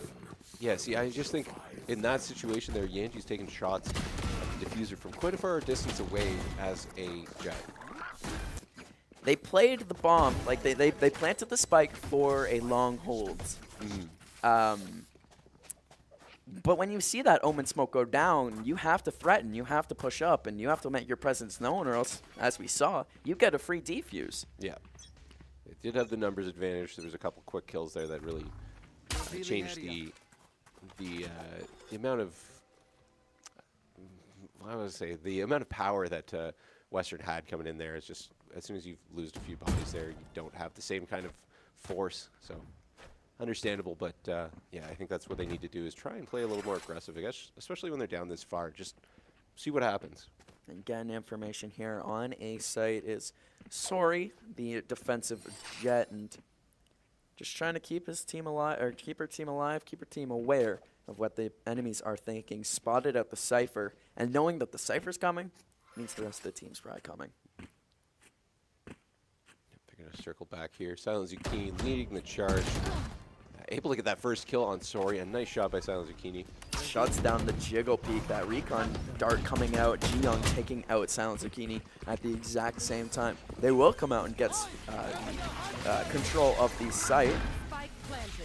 As the Sova ult comes out, and it won't matter. Stuffy rotating through mid, able to get 2 big kills. Jiyoung will get the retaliation though. Yeah. It was a good play by Stuffy to get those 2 kills, give Western the numbers advantage right here, and it's going to be up for them to just keep that keep this retake from happening. Ina with a wall bang on Daddy and Yanji. Wow, Jiyoung. Wow. There is nothing more I can say than that 3-letter word. We saw a sweet flick before. Yeah. That one is right up there with it. Yeah, just pretty incredible. Just drops out of the window, picks up 2 kills. That's some really good stuff. I hope we got to see these final 2 flicks. Shout out to Stuffy there. Heads up Valorant, and wow, big kill from Ina. And here, 1, 2 quick flicks. So satisfying. Yeah, some really nice play there by that was Jiyoung. Yeah, Jiyoung. Yeah. That's just, yeah, that's stuff I can watch all day. Just some of the most satisfying gameplay. These are some high-level athletes competing here in the WaterLAN. Some of the best schools from all around Ontario and even the United States. Absolutely. 2 more rounds until we get a flip here, I believe. Yeah, 2 more rounds until we get a flip here. So we'll see what Western can do on their offense as well. They're going to come in quick with Yanji starting things off, getting a kill on Feeling It. Playing aggressive. Yeah, very aggressive. I think that's what they need to do. Stuffy gets taken down, but is going to try and get the revive going, and Yanji picks up another one on Jiyoung. It's now a good spot to be in if you're Western. You want to set the tone a little bit. Peeking around, Ina missing all the shots. Stuffy able to pick up a big kill, and Stuffy again. This is Stuffy's round, and we were just playing in it. 3 kills for Stuffy, and really a change of pace from what we've seen. Yeah, that was a great round by Stuffy. Able to pick up a lot of kills there. A lot more aggressive, a lot more in the face of University of Waterloo there. And again, I think that helps with the cohesion of your team if you're playing with players that are not maybe always in your lineup, just to be a little more reckless and take it to the other team to kind of mess up what they think you're going to do. Well, it's going to be so much harder to play smart when you don't have the players that you practice with all the time. Of course, we don't know their regular, team composition, but it's something where I assume that what we saw earlier was they're not main playing team. with the same players this morning at least. Exactly. And so we see here the attack from the Western Wings. Their last of the half, and they decide to take it back to the C site. What worked already. Cage triggered. Yep, they're going to slowly make their way maybe through the smoke, maybe reroute and think about B, depending on how much information they're going to be able to get here. Yeah, they're going to keep pushing on to C. Got some more abilities going out. Ruby going for the plant. Trying to shut something down, unable to. The smoke comes through from the Clove, and the rest of the University of Waterloo is going to be able to come in. Feeling It goes down first, but Jiyoung picks up the counter on Daddy. Yanchi will keep the kills going, and Stuffy, the trades on display. Sorry, the only one with a double kill so far. Yeah, Sorry's been deadly with this knives right now. And another one for Sorry. That's a team ace. Zucchini finishing off the round. Everyone on the Western Wings team getting in on the action. It is 9-3 now going into the second half. I thought it was going to be worse. Yeah. This game started, what, 8-0? Yeah. Yeah, a couple quick rounds for Western GC. They've maybe found their stride and what works for them. Bringing the game to University of Waterloo and not letting them just kind of have control like they've been by playing slowly. It was too bad it happened right before the swap. Yeah, no, they kind of have no choice but to let Waterloo bring them the game a little bit here. We'll see what But happens on the attack. Maybe this is just defender map. Yeah, maybe. I mean, we saw, I think it was, what, St. Clair we watched on this one, which dominated on the attacking side with their C takes. We'll see what the University of Waterloo will do now. And there. Slow pushing A with the pistols. Getting shot. Yanchi picking up the first kills of the round, but Daddy and Ji Young each trading out for themselves. It's still a 3v3 right now. See the defenders starting to push up. They want to see if they can get the flank going on the attacking team here. But the attacking team has already pushed up. It's fully going to take a retake here from the Western Wings if they want this round. Get Ji-Young getting the plant in. Planted. You see, oh, a nice kill by Ruby there. She get a second, and no, she can't, and Ina takes her out. It's now 2v2. Stuffy and Silent Zucchini are on these sites. Stuffy is holding a defuse right now. I think she's going to get it off. You're absolutely correct. Defenders win with Spike defuse. Silent Zucchini gets some kills for the fun of it. And for the economy, but I like to think for the fun of it. Yeah, it's a lot more fun than not getting kills. If you're Silent Zucchini as well, just kind of been leading your team in KD, you might as well Jack that number, up. yeah. You know, get some more money and definitely puts the Western Wings in a much better position here. Every last cent counts. Zucchini coming out with a Marshall as well. Let's see what they could do sniper-wise. And yeah, just a little bit of the calm before the storm here. What is Waterloo going to do? It's they just barely scraped by that round as well, so it's not like they've been dominating, even though they did get themselves back into the win column here. Working with pistols. Got to see what they can do against Silent Zucchini, and Yanji with the shotgun as well can be really deadly with that jet ability, or just jet in general. Western has won 4 of their last 5 rounds. They're playing this one. The University of Waterloo is playing this one much, much slower, taking their time, being very, very deliberate with their actions. Yeah, some meticulous offense here, which definitely is going to help out Sova getting that ability in, seeing if he can locate anybody on the Western team, or the Waterloo team, pardon me. Forced to rotate from the Sova, who was holding a site. He moves on over to B, and here's the full take. No one here to deny him. Yep, they're going to get the bomb down on A site here, and now it's up to Western to make this retake. They're getting back in a hurry, which is going to maybe give a little bit of their location away, but that's okay. They know that they're going to be coming from somewhere. You got one up heaven already. That's Ruby. You got Yanj on the bottom of sight. Jumping all the way in. Sori gets the first. Sori gets a second. Sori trying for the third. Gets saved by Feeling as they retreat back onto site. This has been a very good hold here from the University of Waterloo. Yeah, absolutely clinical. It's just Ruby left with the Gecko. We'll send the button. They're going to send their partner in there, but Sori able to pick up Ruby right there for the last kill of the round. And that's back to what I was expecting, knowing how the rest of the rounds in this game were going. That was a return to form, I want to say, for the University of Waterloo. Yeah, that looked like they've been most of the match here. They got a little flustered with that more aggressive play style of Western on offense, which, you know, if Western started with that, could have been a very different game. I mean, it's not over as well. It's still only 10-4, but it just seems like they had a little less control when Western was playing a little run and gun style. Yep. It's 3 rounds to 9 right now for the game. 9 rounds in a row, basically. Not in a row, but 9 rounds for Western Wings. They're going to have to win, and that's quite a lot against a Waterloo team that's playing well. Castley getting a few kills, Ina as well. But Stuffy keeping this thing rolling. It is down to Stuffy and Silent Zucchini for the defending Western Wing side. Completely blind. Silent Zucchini picks up a great kill with the vision coming back. Ji-Young will follow it up, and it's now just Stuffy, and it's now just the remaining University of Waterloo members live. Good trade. Do you get an alt point for planting them on there? No. Yes. Oh, wow. Which, fantastic timing there. Yeah. It's now 11-4 for University of Waterloo GC here. You see the University of Waterloo team there. No smiles. Completely locked in. No, fully locked in. They're tired. They want to call it a night and get ready for tomorrow because they've got another big day of Valorant tomorrow, especially if they do close out this win. It'll put them in a really good spot for tomorrow's season.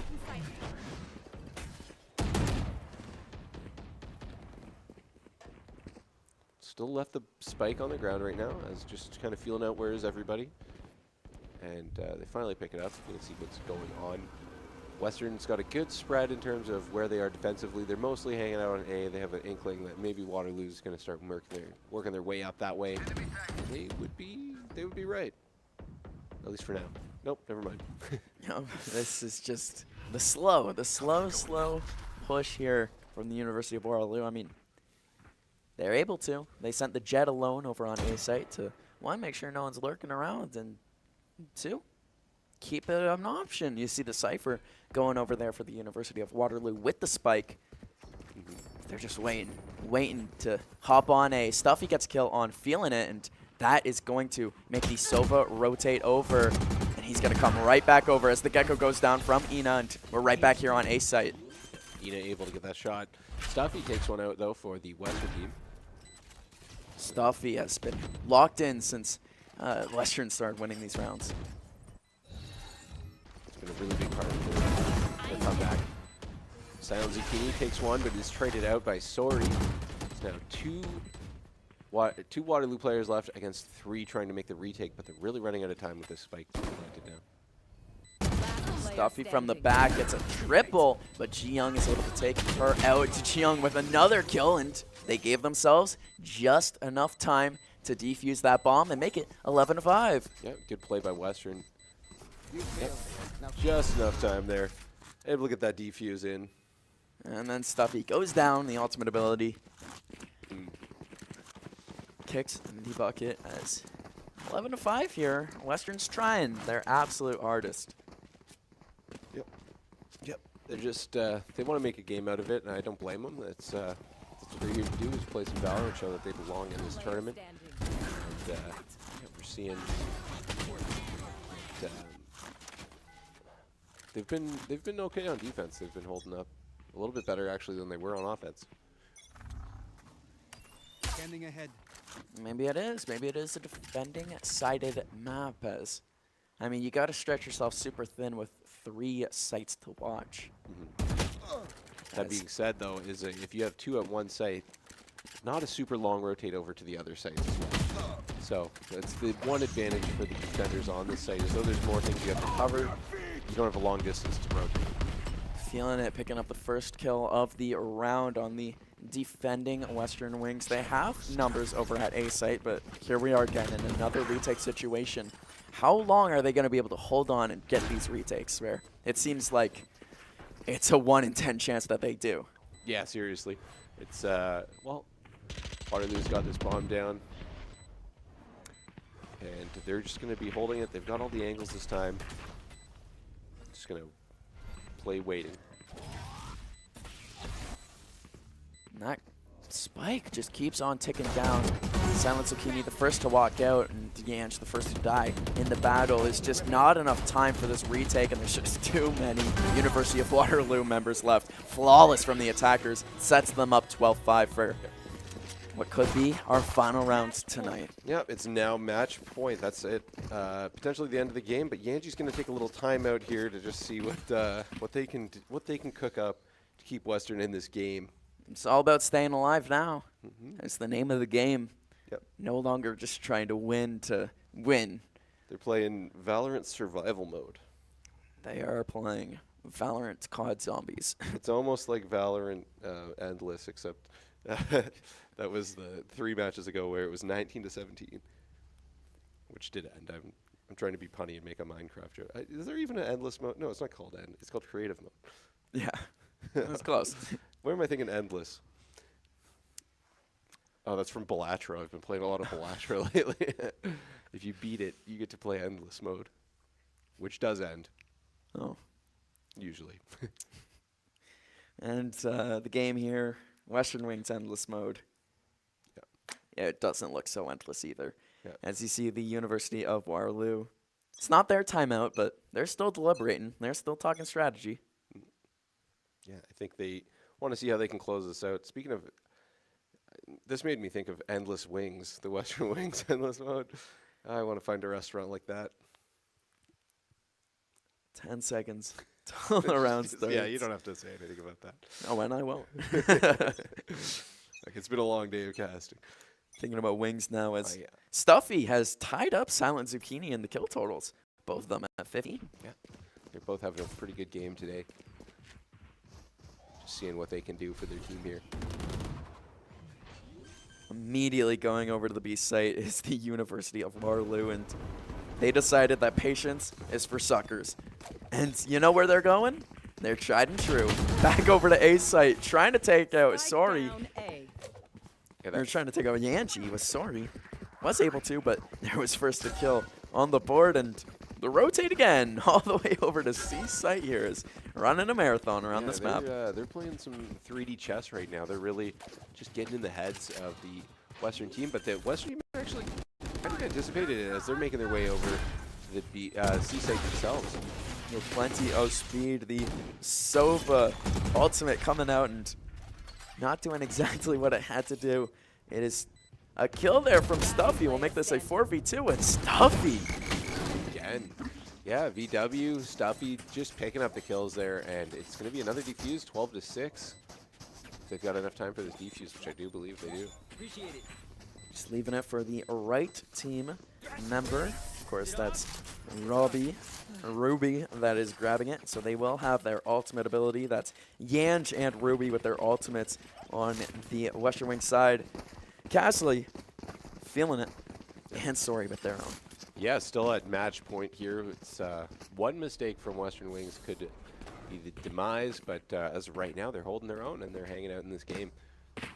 Going to see what Waterloo decides to do for their offensive push. But timeout seems to have paid off. For that round, it did. In a 12-6 game, your score has been doubled. We'll see what they can do here as splitting the attack. You got the bomb down in mid still, and you got 3 going over to that A side. The attacking University of Waterloo. Castley immediately using the Sova ult. Sorry, getting the first kill of the round. Yeah, it will start things out. Some enemies are revealed here by this ability, and a quick kill by Feeling It on Silent Zucchini. Was thinking about using the ultimate ability to go over to A site, but instead told the team to come over with him or with her. Yeah, Feeling It does go down to Stuffy, who has been unreal in the second half of this game. Yeah, Stuffy has really been being the clutch player, but is taken out by Ji Young, which is not great news for the Western team. If you've got Silent Zucchini and Stuffy out, it's going to be a tall order here. Well, it's all up to Ruby to save the game. Gets the first headshot, but has to get 3 more and the defuse to keep this thing rolling. Is, of course, in the defender side spawn. Using all the abilities they possibly can. Peeking around, getting the kill is Sorry, and that will end this matchup. 13-6 win for the University of Waterloo, and some impressive gaming. You see the Creeper doing its little victory dance, as well as the rest of the team smiling, relieved more than anything. I feel like that they didn't choke. Yeah.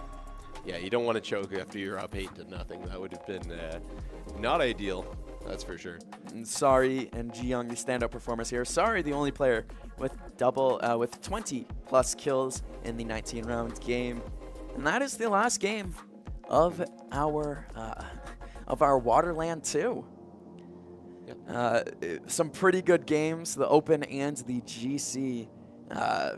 Wrapping up for day 1. Yeah. Make sure you tune in tomorrow, as those are the real important matchups. Not saying these weren't. Yeah, I mean, these ones obviously important to help you get your seeding for the tournament, or for the finals of the tournament, but tomorrow is when the championships will be decided, and that makes for some really exciting gameplay, so definitely going to be worth watching and tuning in tomorrow. And speaking of seeding, here we go. The St. Clair College ending their first day 5-0. Ontario Tech finishing 0-5. Other than that, the Condors Esports 4-1. Waterloo Warriors 3-2. Western 2 and 3, and Guelph 1 and 4 is. That is how math works. Yeah, perfect. Just a perfect countdown. You don't always see that in a 16 bracket, but they go 5, 4, 3, 2, 1, 0. And nice. That does something for my brain. Nice and satisfying. You like to see it, and you like to see a big day, a big full day of action. Of course, none of this will be possible without our partners that I do want to give a thank you to before we close the Waterloo Region Esports Commission.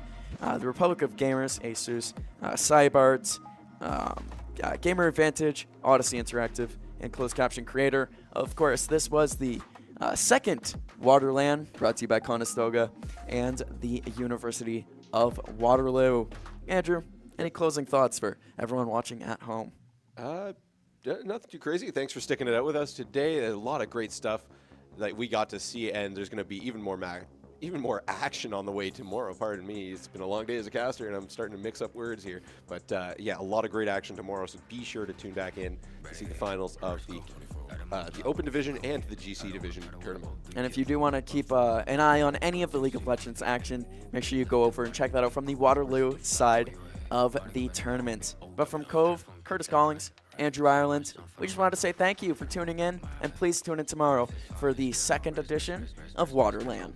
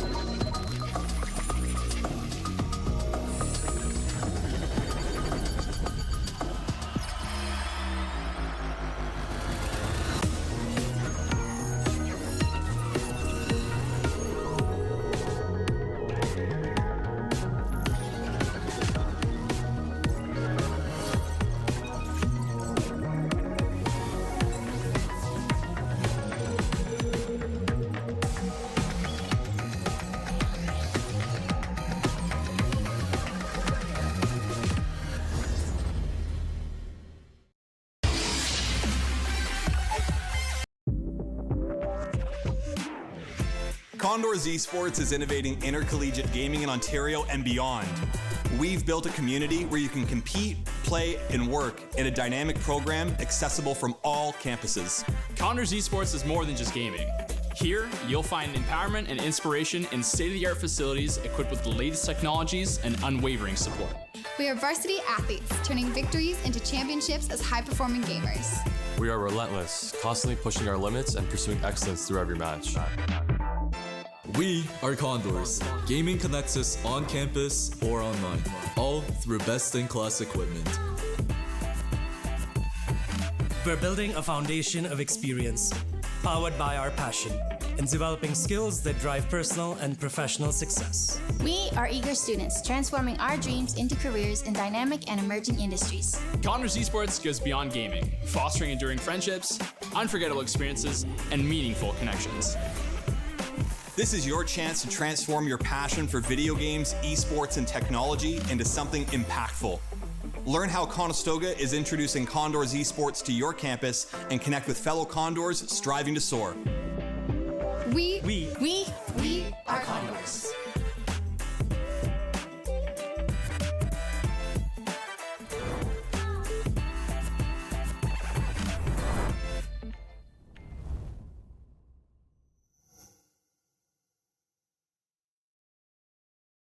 At the University of Waterloo, this is where I began my esports career. One of the most amazing opportunities I had working in esports is going to LA and playing on the LCS stage. I remember running onto the stage after my team had won and seeing the confetti fall from the sky. This was the place that had offered me so many opportunities I wouldn't have otherwise. You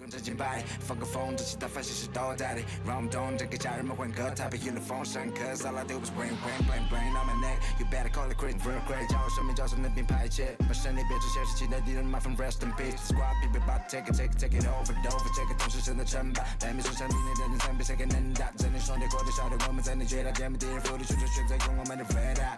Red dots, 上帝告诉兄弟别怕，越大的战争才会证明 we're the real ones。绝杀的功力我们并不缺乏，学家敌人在胜利之后别挂，啦啦啦，全息地盘扩大，拿下吧，赌上所有身家，格拉达运用我的技法，击垮对手这场游戏胜利赢家。Yeah, I'm the king when I'm in the ring. I'm a G when I'm in the ring. Only picks I beat the middleman. I'm the king when I'm in the ring. Yeah, I'm a G when I'm in the ring. Only picks I beat him. Yeah, I'm the king when I'm in the ring.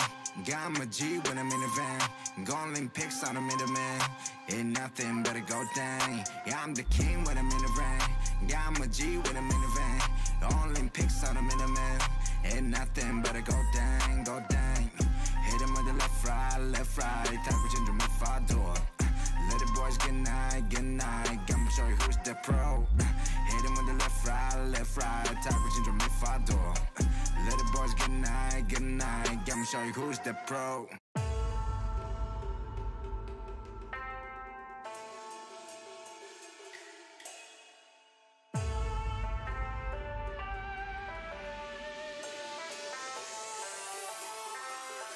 我的精神也很顽强，你掌握不了我是宣扬。天空变化莫测，境况让人前世。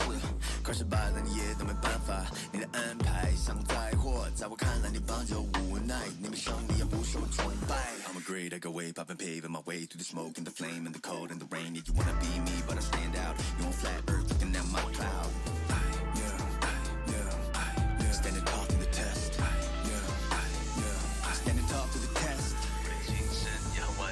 你掌握不了我是宣扬，天空变化莫测，境况让人前世。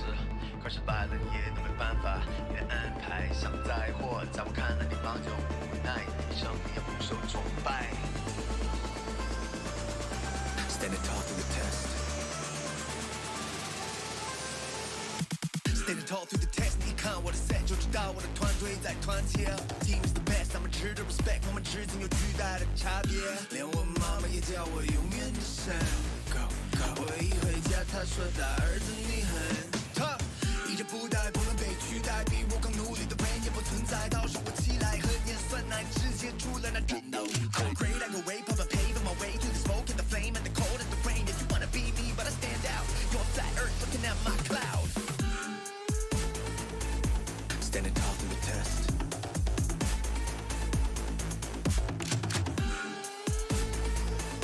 Standing tall through the test. Standing tall through the test.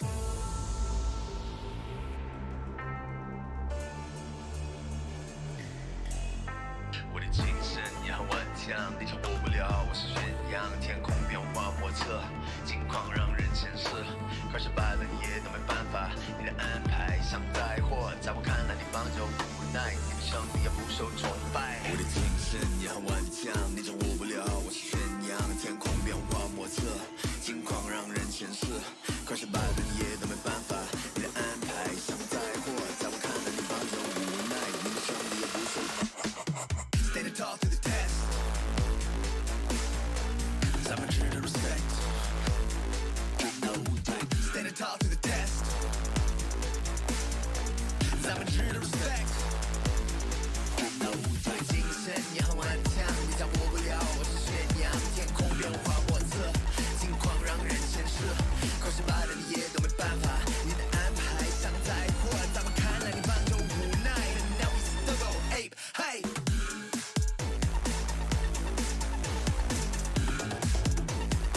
Standing tall to the test.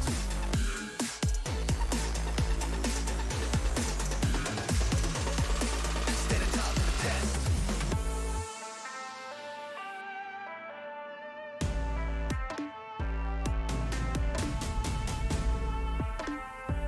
I'm a true to respect.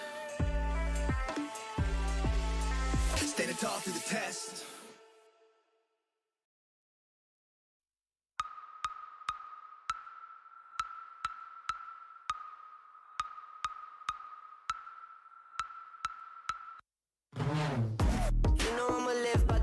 I'ma fight by the team. If it comes, I'ma die with it. Casualties, casually to any adversaries. If it's necessary, I'ma go and come and ride with it. Let me welcome you to my legion. If you mess with us, we gon' put you on a leash. t-shirt. Never take a day off, what's the leisure? Squad's always up, this teamwork, stream work. Chalo fir aa jao sare, ek mare fir ek aur ek gare. Sare mere bantar bhave, registan mein bhi hum nadiyan baha de. Chalo sare de mat bahane, palatna mat jab hum aa jaye samne. Aur kare tere baare, mere meri team mere piche kya karega pucha be. I said I got your back, back, back, back, back, back, back. I said I got your back, back, back, back, back, back. I said I got your back. In my team we adapt, we a family from around the world. We a pack, you can never take us down, and that's a fact. All we do is improvise and adapt. I said I got your back. I said I got your back. I said I got your back. I said I got your back. And I said I got your back. I said I got your back. I said I got your back. I said I got your back. And I said I got your back. I said I got your back. I said I got your back. And I said I got your back. I said I got your back. I said I got your back. हम खड़े फिर यहीं, ऊपर आसमान नीचे जमीन, पूरा है अब हमें यकीन, बढ़ते रहना आगे और चढ़ते रहना ऊपर, साथ मेहनत है और हमारा जमीन, खुशी हो या गमी, जीत की तरफ है बढ़ते जाना, लड़ते जाना, कभी माननी है हार नहीं, we work hard and we play hard, चाहे जितना भी दिखे हम गंभीर, चलो करें मजे.